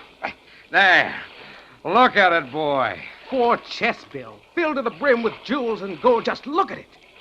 Sam, what do you think it's worth? Oh, 5 million, maybe 10, even 20. Who knows? Look at this diamond. Why, it's the size of an egg. There's no telling what it's worth. Some of the other diamonds are almost as big. Boy, we really hit the jackpot. Why, Bill, what's wrong? You haven't said a thing. I guess I'm tired. Help me out of this suit. Why, sure. Give me a hand, boys. This is the guy who did it for us. He sure did. I don't mind helping you, but this is hardly the kind of work for millionaires. Now you're talking, Pete. And, boy, just as soon as we get Bill out of this diving suit, we'll weigh anchor for Key West. Swell, I gotta... What do you mean, no? Let's stick around so that I can make another dive tomorrow. I may have overlooked a couple of chests. Well, that's hardly likely. Oh, you've done enough diving, Bill. I don't mind telling you that you've had us all worried these past couple of days. Yeah.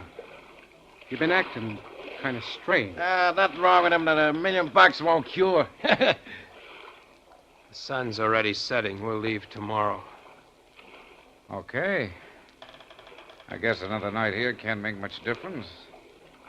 We'll weigh anchor at dawn. Now let's get these 4 chests below.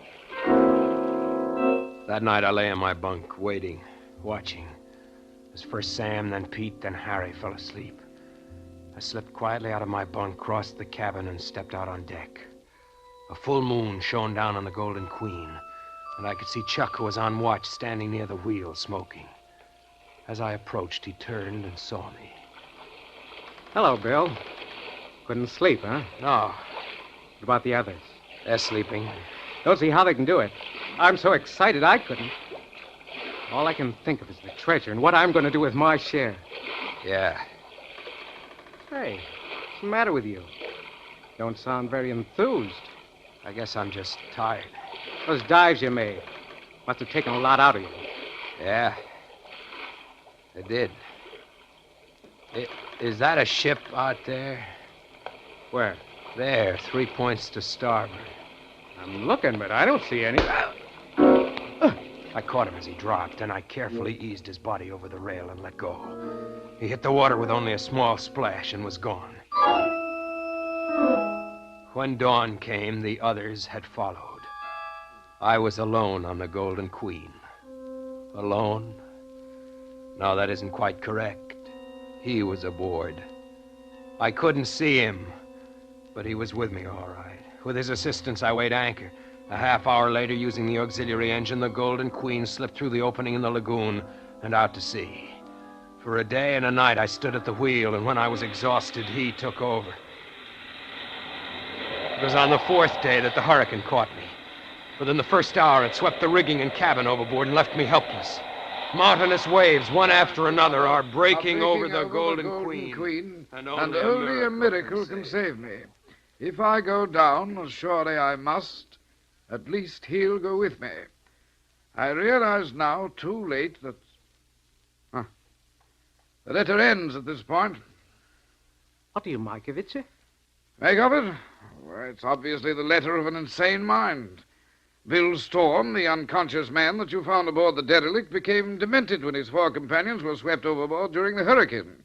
And, as a result, wrote this fantastic letter.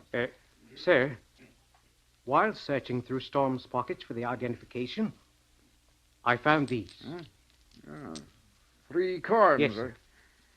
If you scrape the brown crust off him, you'll see they're gold pieces. I say, look here. These coins are hundreds of years old. Yes, sir.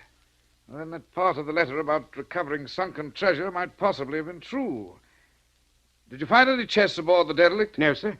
It was swept as clean as a whistle. Well, perhaps it wasn't only the loss of his 4 companions, but the loss of the treasure as well that sent Storm out of his mind. Yes. Sir, do you think there might have been anything to do with this Captain Murdoch he mentions in the letter? Certainly not. Don't be ridiculous. I'm amazed at you, Warren. Next, you'll be telling me that you believe in ghosts. Oh, sorry, sir. Come along to the sick bay. We'll see if Storm has regained consciousness yet.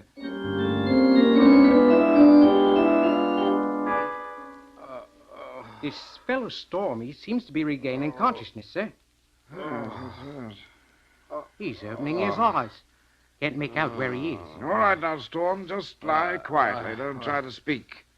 You're quite safe now. You're aboard a British destroyer. The doctor says you're going to be all right. He's trying to say something, sir. No, don't try to speak, Storm. Just lie quietly and take treasure. What was that? He was asking you, sir, about the treasure. Oh, yes, the treasure. Well, I'll get to that, Storm, in just a moment. But the main thing to remember is that it's a miracle that you survived. You know, I read that fantastic letter you wrote, and I can only attribute it to the shock and grief of losing your shipmates in the hurricane. Never read such utter claptrap. Pirate ghosts, indeed. As for the treasure, I'm sorry to say that the hurricane swept your schooner clean. All that Chief Warren found were these 3 gold coins. The rest, I'm afraid, is gone. Gone? Yes, my good man, swept overboard. Swept overboard? Why, You sniveling, perfumed, white-bellied girl. Do you think the likes of you can keep my treasure from me? Ask the others that tried it. Black Irish, Billy Bones, the Frenchman, Captain Bull. They felt my steel and left their bones to bleach in the sun. Bring me my chest, or I'll rip your tongue out and hang you to the highest yardarm. As sure as my name is Captain Murdoch. My good man, go with me. You're out of your mind. Warren, help! Steal Captain Murdoch's treasure, would you? Let's see out of the world, laddie boy. As I did the other. Help! You'll never keep Murdoch's treasure. No, you struggling laddie. You're done for.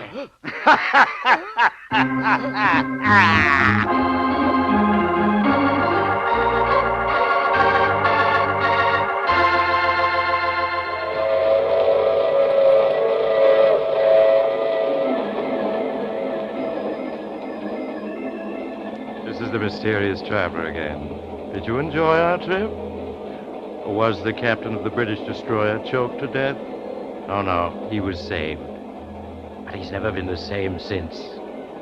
As for poor old Bill Storm, well, he's now safely under lock and key. He still speaks in 17th century English and insists he's Captain Murdoch. And now and then, he buttonholes one of his attendants and whispers of fabulous loot to be won on the high seas through piracy. But so far, he's been unable to muster up a crew. That reminds me of next week's story, The Accusing Corpse. It's about a murderer who discovered that the dead sometimes arise from the grave to... Oh, you have to get off here. I'm sorry. But I'm sure we'll meet again. I take this same train every week at this same time.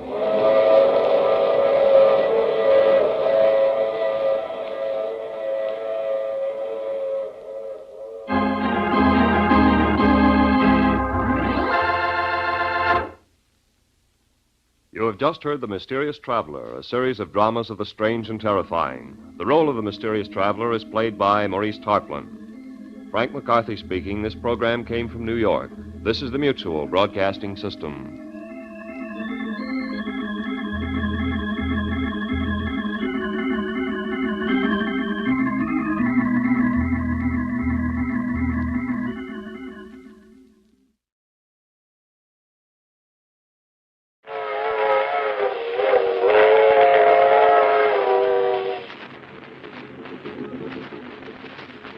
The Mysterious Traveler.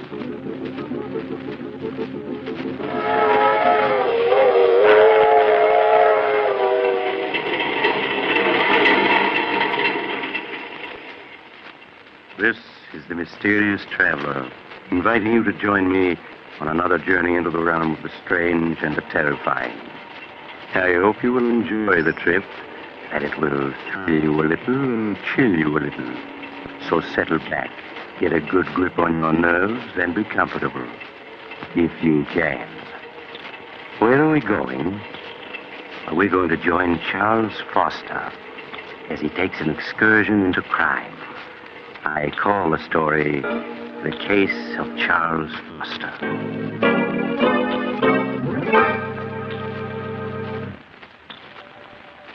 Late one evening several years ago, when I was practicing medicine in a large eastern city, I visited Charles Foster, a friend and patient of mine. I took with me Flush, a cocker spaniel he had entrusted to me. Hello, Doctor. Glad you were able to come. I see you brought Flush. Hello, Flush, old boy.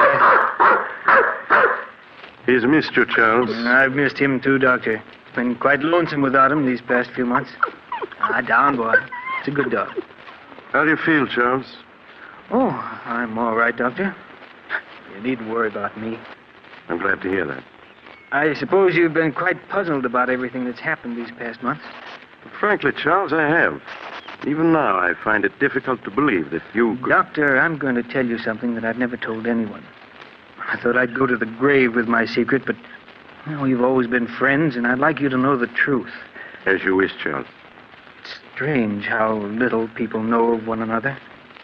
For 10 years, Agatha and I were married, and to the outside world, we were a happily married couple, but in the privacy of our home, I found life with Agatha a nightmare. I never would have guessed that. For 10 years, I stood her sharp tongue and constant nagging. I might have gone on taking it the rest of my life.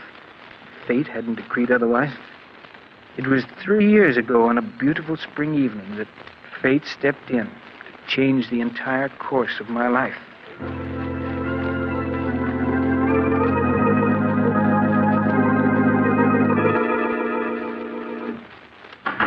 Is that you, Charles? Yes, Agatha. Did you remember to buy me some more of my cough medicine? Yes, here it is. Supper ready? Some men would be more interested in their wives' health than their own suppers. I'm sorry, Agatha, but you really don't look sick to me. That's because you don't care. I'm not well, and you know it.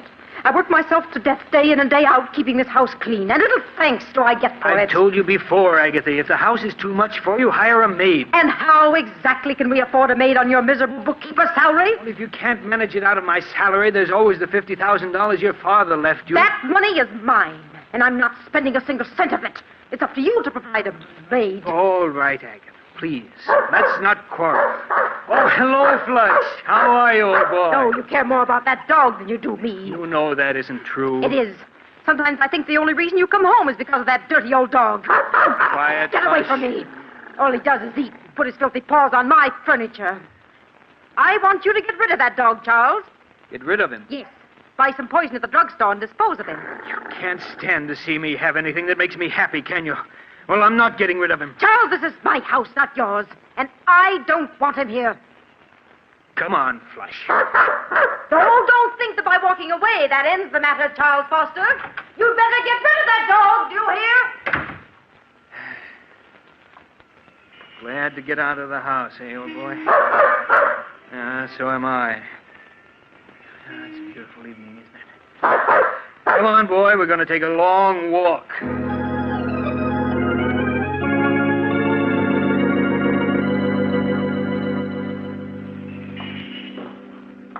You want to turn around and go home now, Flush? No, neither do I. Pardon me, but aren't you Charles? Julia! Julia Sanders!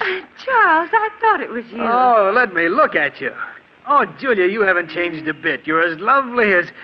How long has it been since we last saw each other?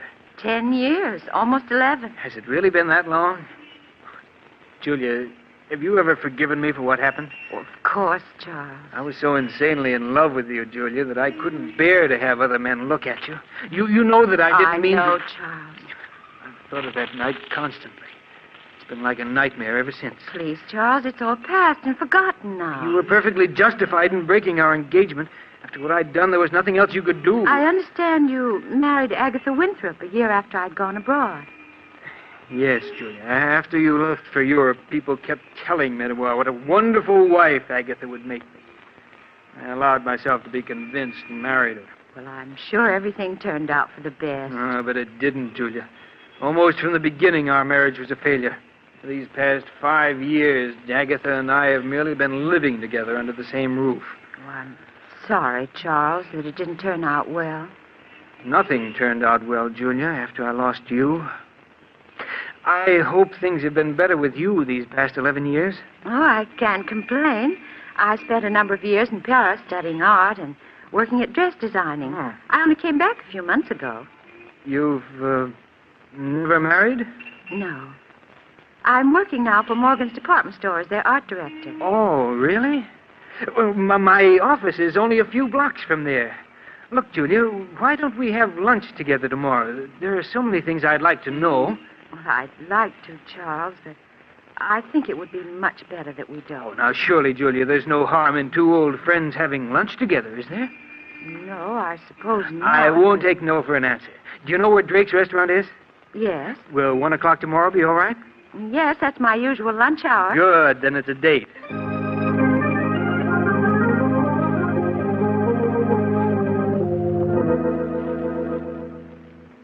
Strange, isn't it, Doctor? The way after 11 years, Julia and I bumped into each other. If we hadn't, what followed would never have happened. It's such small things as an accidental meeting that often change the course of one's life. Yes, I know that now, but I didn't then. I met Julia for lunch the next day, and soon we were having lunch together every day. And for the first time in years, life began to mean something. Merely seeing Julia for 1 hour a day made life worth living. I understand, Charles. We'd have lunch together, and then we'd go for a walk in the park. I sensed at the time that Julia, too, was lonely and in the need of friendship. The summer passed swiftly and happily. I should have realized that things couldn't go on that way, but I didn't. You mean you fell in love with Julia? Fell in love with her? I don't think I'd ever really stopped loving her. I became aware of how much I really cared for her one warm autumn day as we were walking through the park together.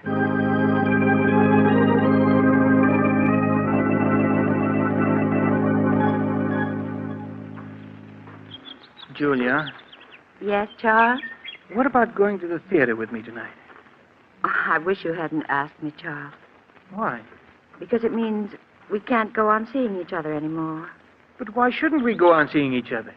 Because you aren't satisfied any longer just to see me at lunch, and it isn't right for us to go out together at night. But surely there's no harm in our going to the theater together. You're married, Charles. That's reason enough. All right, Julia.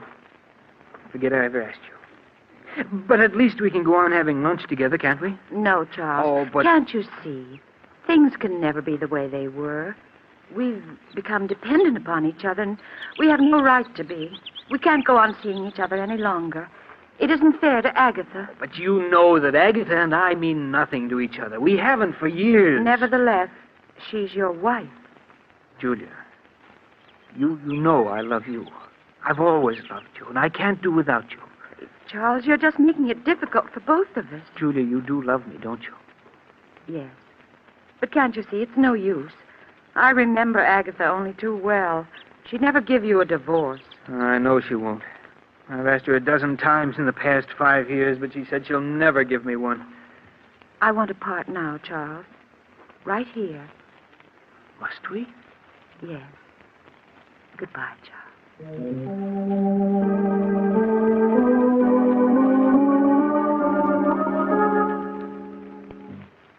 My life seemed to end that day, Doctor, with our parting. I went through the motions of living, but nothing seemed to matter any longer. I can well understand that. Months went by. Every day after work, I stayed in town, unable to face an evening at home with Agatha. When I did arrive home late at night, she'd be waiting for me. Is that you, Charles? Yes, Agatha. Sorry if I woke you. Now, lot you care. Coming in night after night at all hours, leaving me alone in this big house.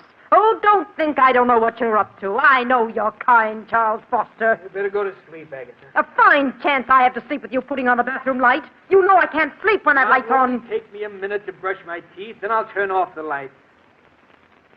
Agatha. Well, what is it now? What's this bottle of prussic acid doing in the medicine chest? That's a deadly poison. I know that. I got it from Mrs. Smedley, the druggist's wife. She used it to get rid of an old cat they had. When I told her about Flush, she said it was a thing... What's that about Flush? I said Mrs. Smedley gave me that bottle of prussic acid so I could get rid of Flush. I'm going to put him out of his misery tomorrow. You'll do no such thing, do you hear? If you so much as lay a hand on Flush, I'll kill you. I'll kill you, do you understand? Yes, Charles. You get rid of that poison tomorrow. Let's have no more talk of putting Flush out of his misery.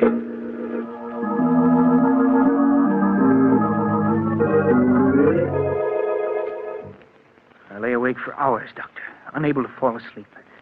Julia's breaking off with me and my wife's refusal to give me a divorce. And the prussic acid she meant to poison Flush with had left me all worked up. Then Agatha began coughing. That cough she'd cultivated for years to give people the impression that she was an invalid. Well, after she'd coughed her usual 5 minutes or so, she got out of bed and started for the bathroom where she kept her cough medicine. Oh, drat that chair. Why don't you turn on the light so you can see where you're going? I can see perfectly well where I'm going.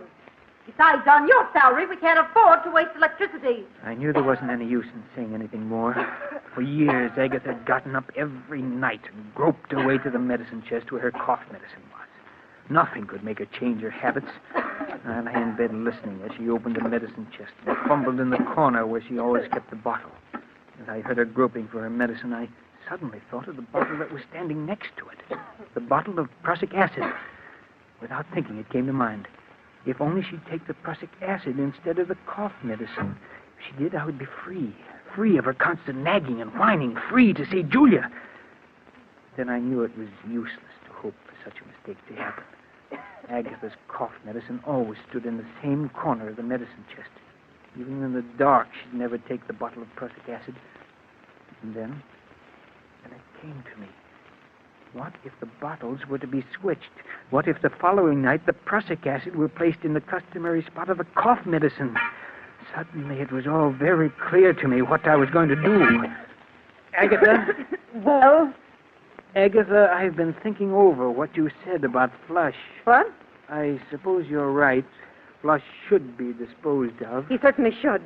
He's old and he's smelly.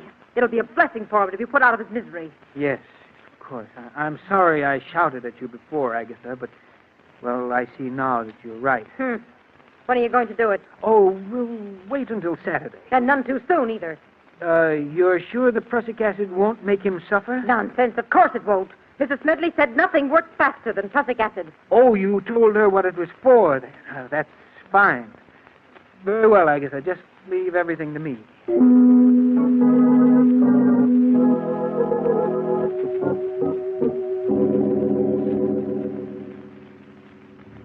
The next night, Doctor, after Agatha was in bed, I quietly strolled into the bathroom and opened the medicine chest. I compared the bottle of cough medicine with that of the prussic acid. They were both small bottles, almost identical in size. I removed the cough medicine from where it stood in the corner of the chest and replaced it with the poison. Then I went to bed and waited impatiently for Agatha to start coughing.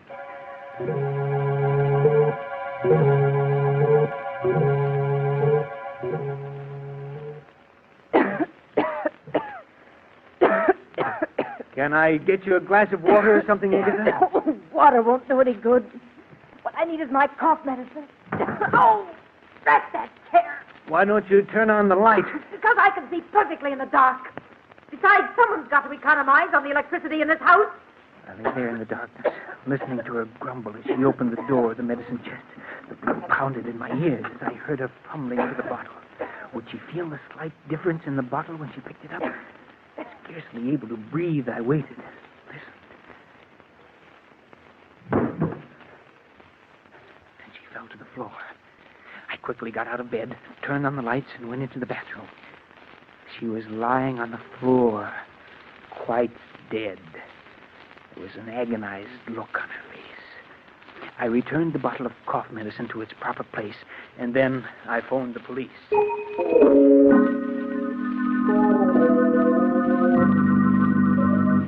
Now, you say, Mr. Foster, that your wife was in the habit of going every night to the medicine chest for a few drops of her cough medicine. Yes, that's right. And she never turned on the lights when she went to the medicine chest. Oh, no, sir. Wasn't that a bit unusual? Well, I always used to tell her to turn on the lights, but she said it was a waste of electricity. I see. And you say your wife It was her who placed the bottle of prussic acid in the medicine chest next to her cough medicine, eh? Yes, sir. I'd never touched the bottle of prussic acid. You see, it was my wife who procured it, and she... Yes, Mr. Smedley, the druggist, has testified that his wife gave it to your wife. Mr. Foster, are you familiar with the contents of your wife's will dated 10 years ago? Yes, I am. Then you know, of course, that your wife left her entire estate to the Home for the Aged. Home for the Aged? Oh, yes. I fought to keep my face expressionless, to prevent him from learning that I hadn't known. All the years we'd been married, Agatha had given me to understand that all her money would go to me. Now I knew that she'd been lying. Her will had been made out in favor of the Home for the Aged for years. I began to feel angry at the way she'd cheated me. But a moment later, I was grateful that she had. Frankly, Mr. Foster, your wife's death occurred under very suspicious circumstances, to say the least. For years, she'd gone to the medicine chest every night without mishap. And yet, on the second night that there was a bottle of prussic acid in the chest, she met her death. Were it not for the fact that your wife had left her entire estate to the Home for the Aged, I might be inclined to go further with this investigation. As it is, I'll instruct the coroner's jury to bring in a verdict of death through accident. That's all, Mr. Foster.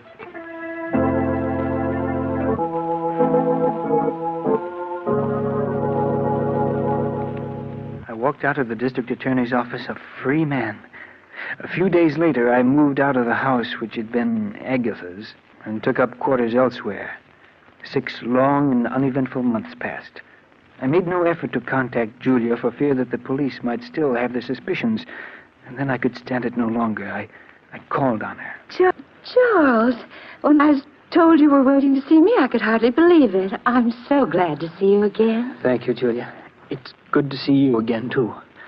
Charles, you don't look well at all. These past few months have been something of a strain, Julia, but I'm all right now. I was tempted so many times to get in touch with you. Then I thought perhaps you didn't want to see anyone. I did want to see you, Julia, but I was afraid it wouldn't look right. I understand, Charles. Now, let's not say anything more of the past. Only the present and the future. Julia, do you think we might try to pick up where we left off last autumn? We can try, Charles.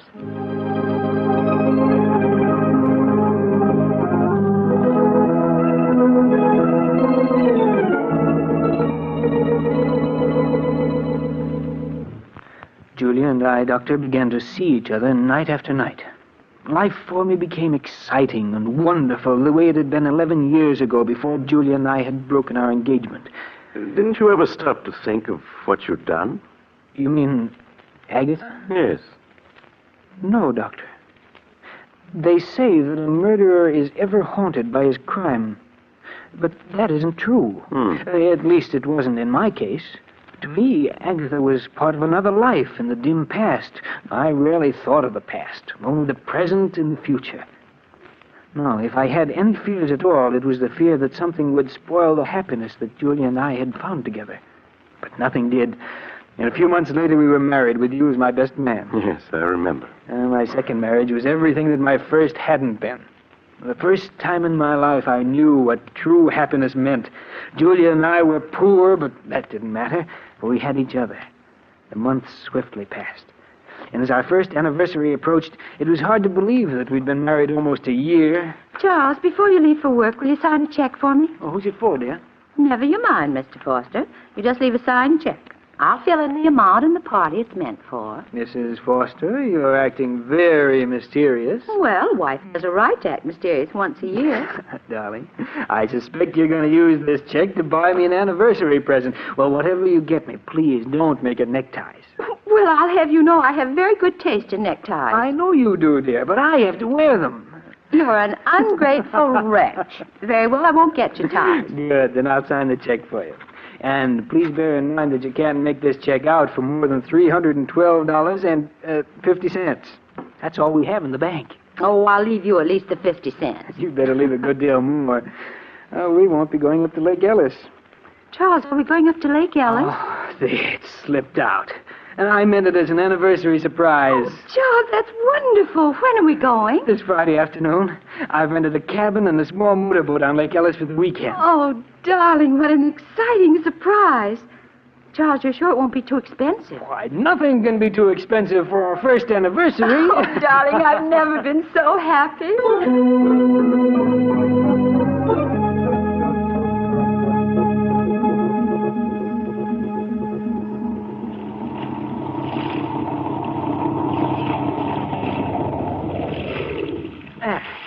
This looks like a nice place to fish. Let's see, where'd I put that bait? Here it is, dear. Thanks, darling. Uh-huh. Ah, here's a nice, fat, dimpled worm. Well, if you can't stand to see me bait him, just turn the other way. That's it. It'll only take me a minute. Charles, look. Let's wait till I get this. There's smoke coming out of the engine hatch. What's that? Yes, you're right. It's on fire. There are flames shooting out. Fire extinguishers at the other end of the boat. Charles, you'd never make it. You'd be burned. Yes, you're right. Besides, even the extinguisher wouldn't do much good now. The fire's too big. What are we going to do? Oh, the heat. It's becoming unbearable. There's only one thing we can do, Julia. Let's go over the side. We're almost in the center of the lake. I can't swim. But I can, dear. I'll manage to keep us above water somehow. Well, all right, darling. I'll do whatever you say. We'll come through this, Julia. Now, don't be afraid. Now, I'll slip over the side of the boat first, and you follow. All right. Now, hurry, Julia. Let yourself down into the water. I'll keep you afloat. Yes, Charles. That's it. Now, let go of the side of the boat. I have you. Yes, Charles. Now, don't be afraid, darling. You see? It's no trouble keeping you above water. Now, just relax, dear, while I swim with you a bit. We've got to get a good distance from the boat. It may explode. Yes, Charles. Do you see any boats around? No, but someone's bound to see the fire and come to our rescue. Until they do, we must have courage.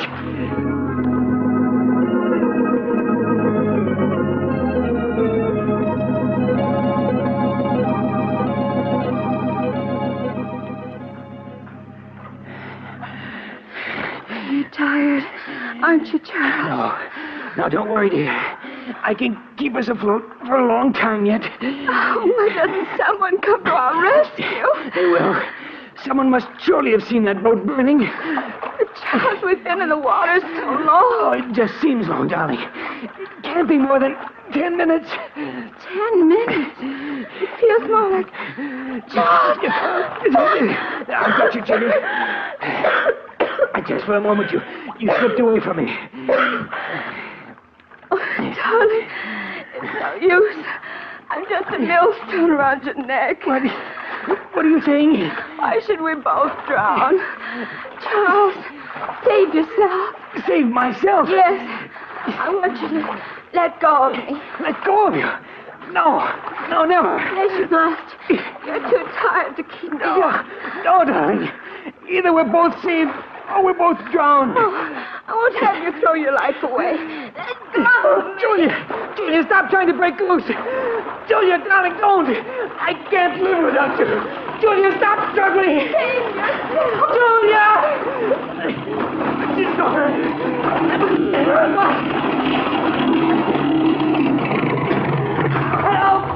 Help, my wife!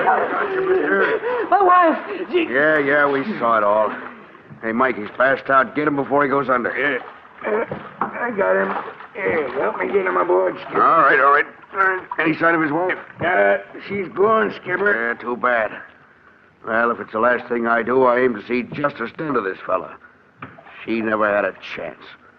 You see him shove her under? It was murder, that's what it was.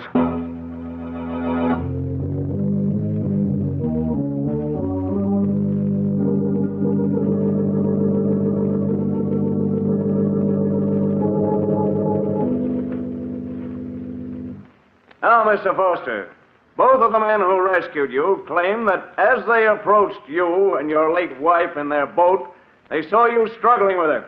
You admit this? Yes, but I tell you I was trying to save her, not drown her. No, you were trying to save her. But both the witnesses testify they saw you push her head under. They're wrong. I wasn't pushing her under. I was trying to bring her to the surface. You must believe me. Oh, Mr. Foster. You maintain that you were rescuing your wife, not drowning her. Yes. Is it true, Mr. Foster, that you were engaged to your wife 11 years ago and that she broke the engagement? Yes, that's true. Would you mind telling the jury why she broke the engagement? We had a misunderstanding. A misunderstanding?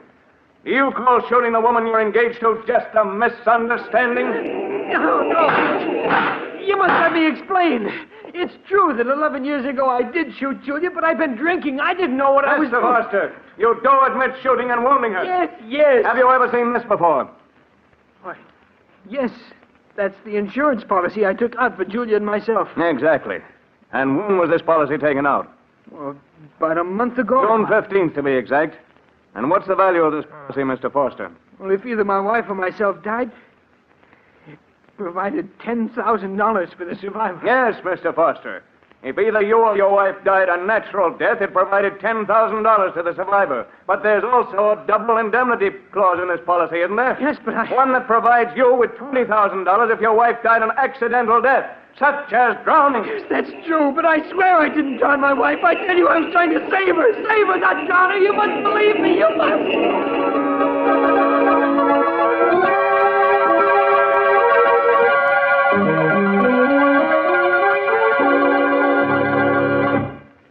And that, Doctor, is exactly the way everything happened.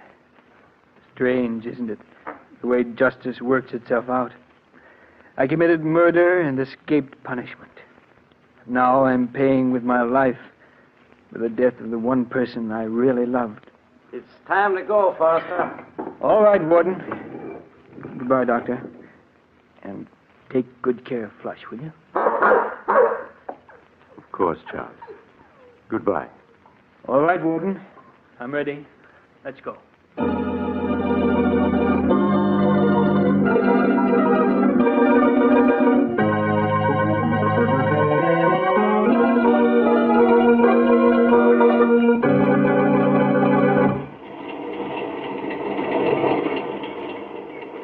This is the mysterious traveler again.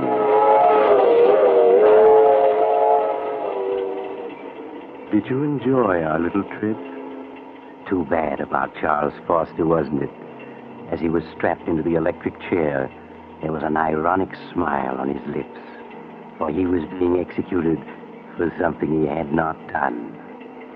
But as Charles himself said, justice has a strange way of working itself out. I knew another man once who thought it would be a simple thing to dispose of his wife. Unfortunately, he... Oh, you're getting off here? I'm sorry. But perhaps we'll meet again soon. I take this same train every week at this time.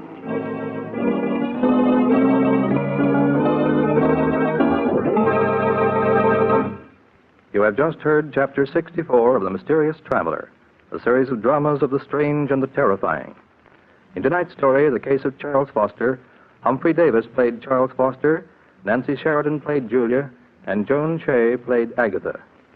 The Mysterious Traveler is written by Bob Arthur and David Cogan, and original music is played by Henry Silverne. The entire production is under the direction of Jock McGregor.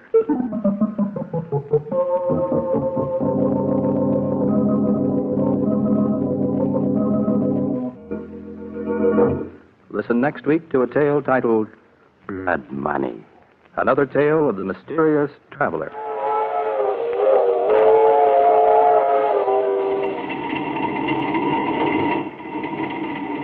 The Mysterious Traveler is presented by WOR Mutual from the WOR Studios in New York. This is Mutual.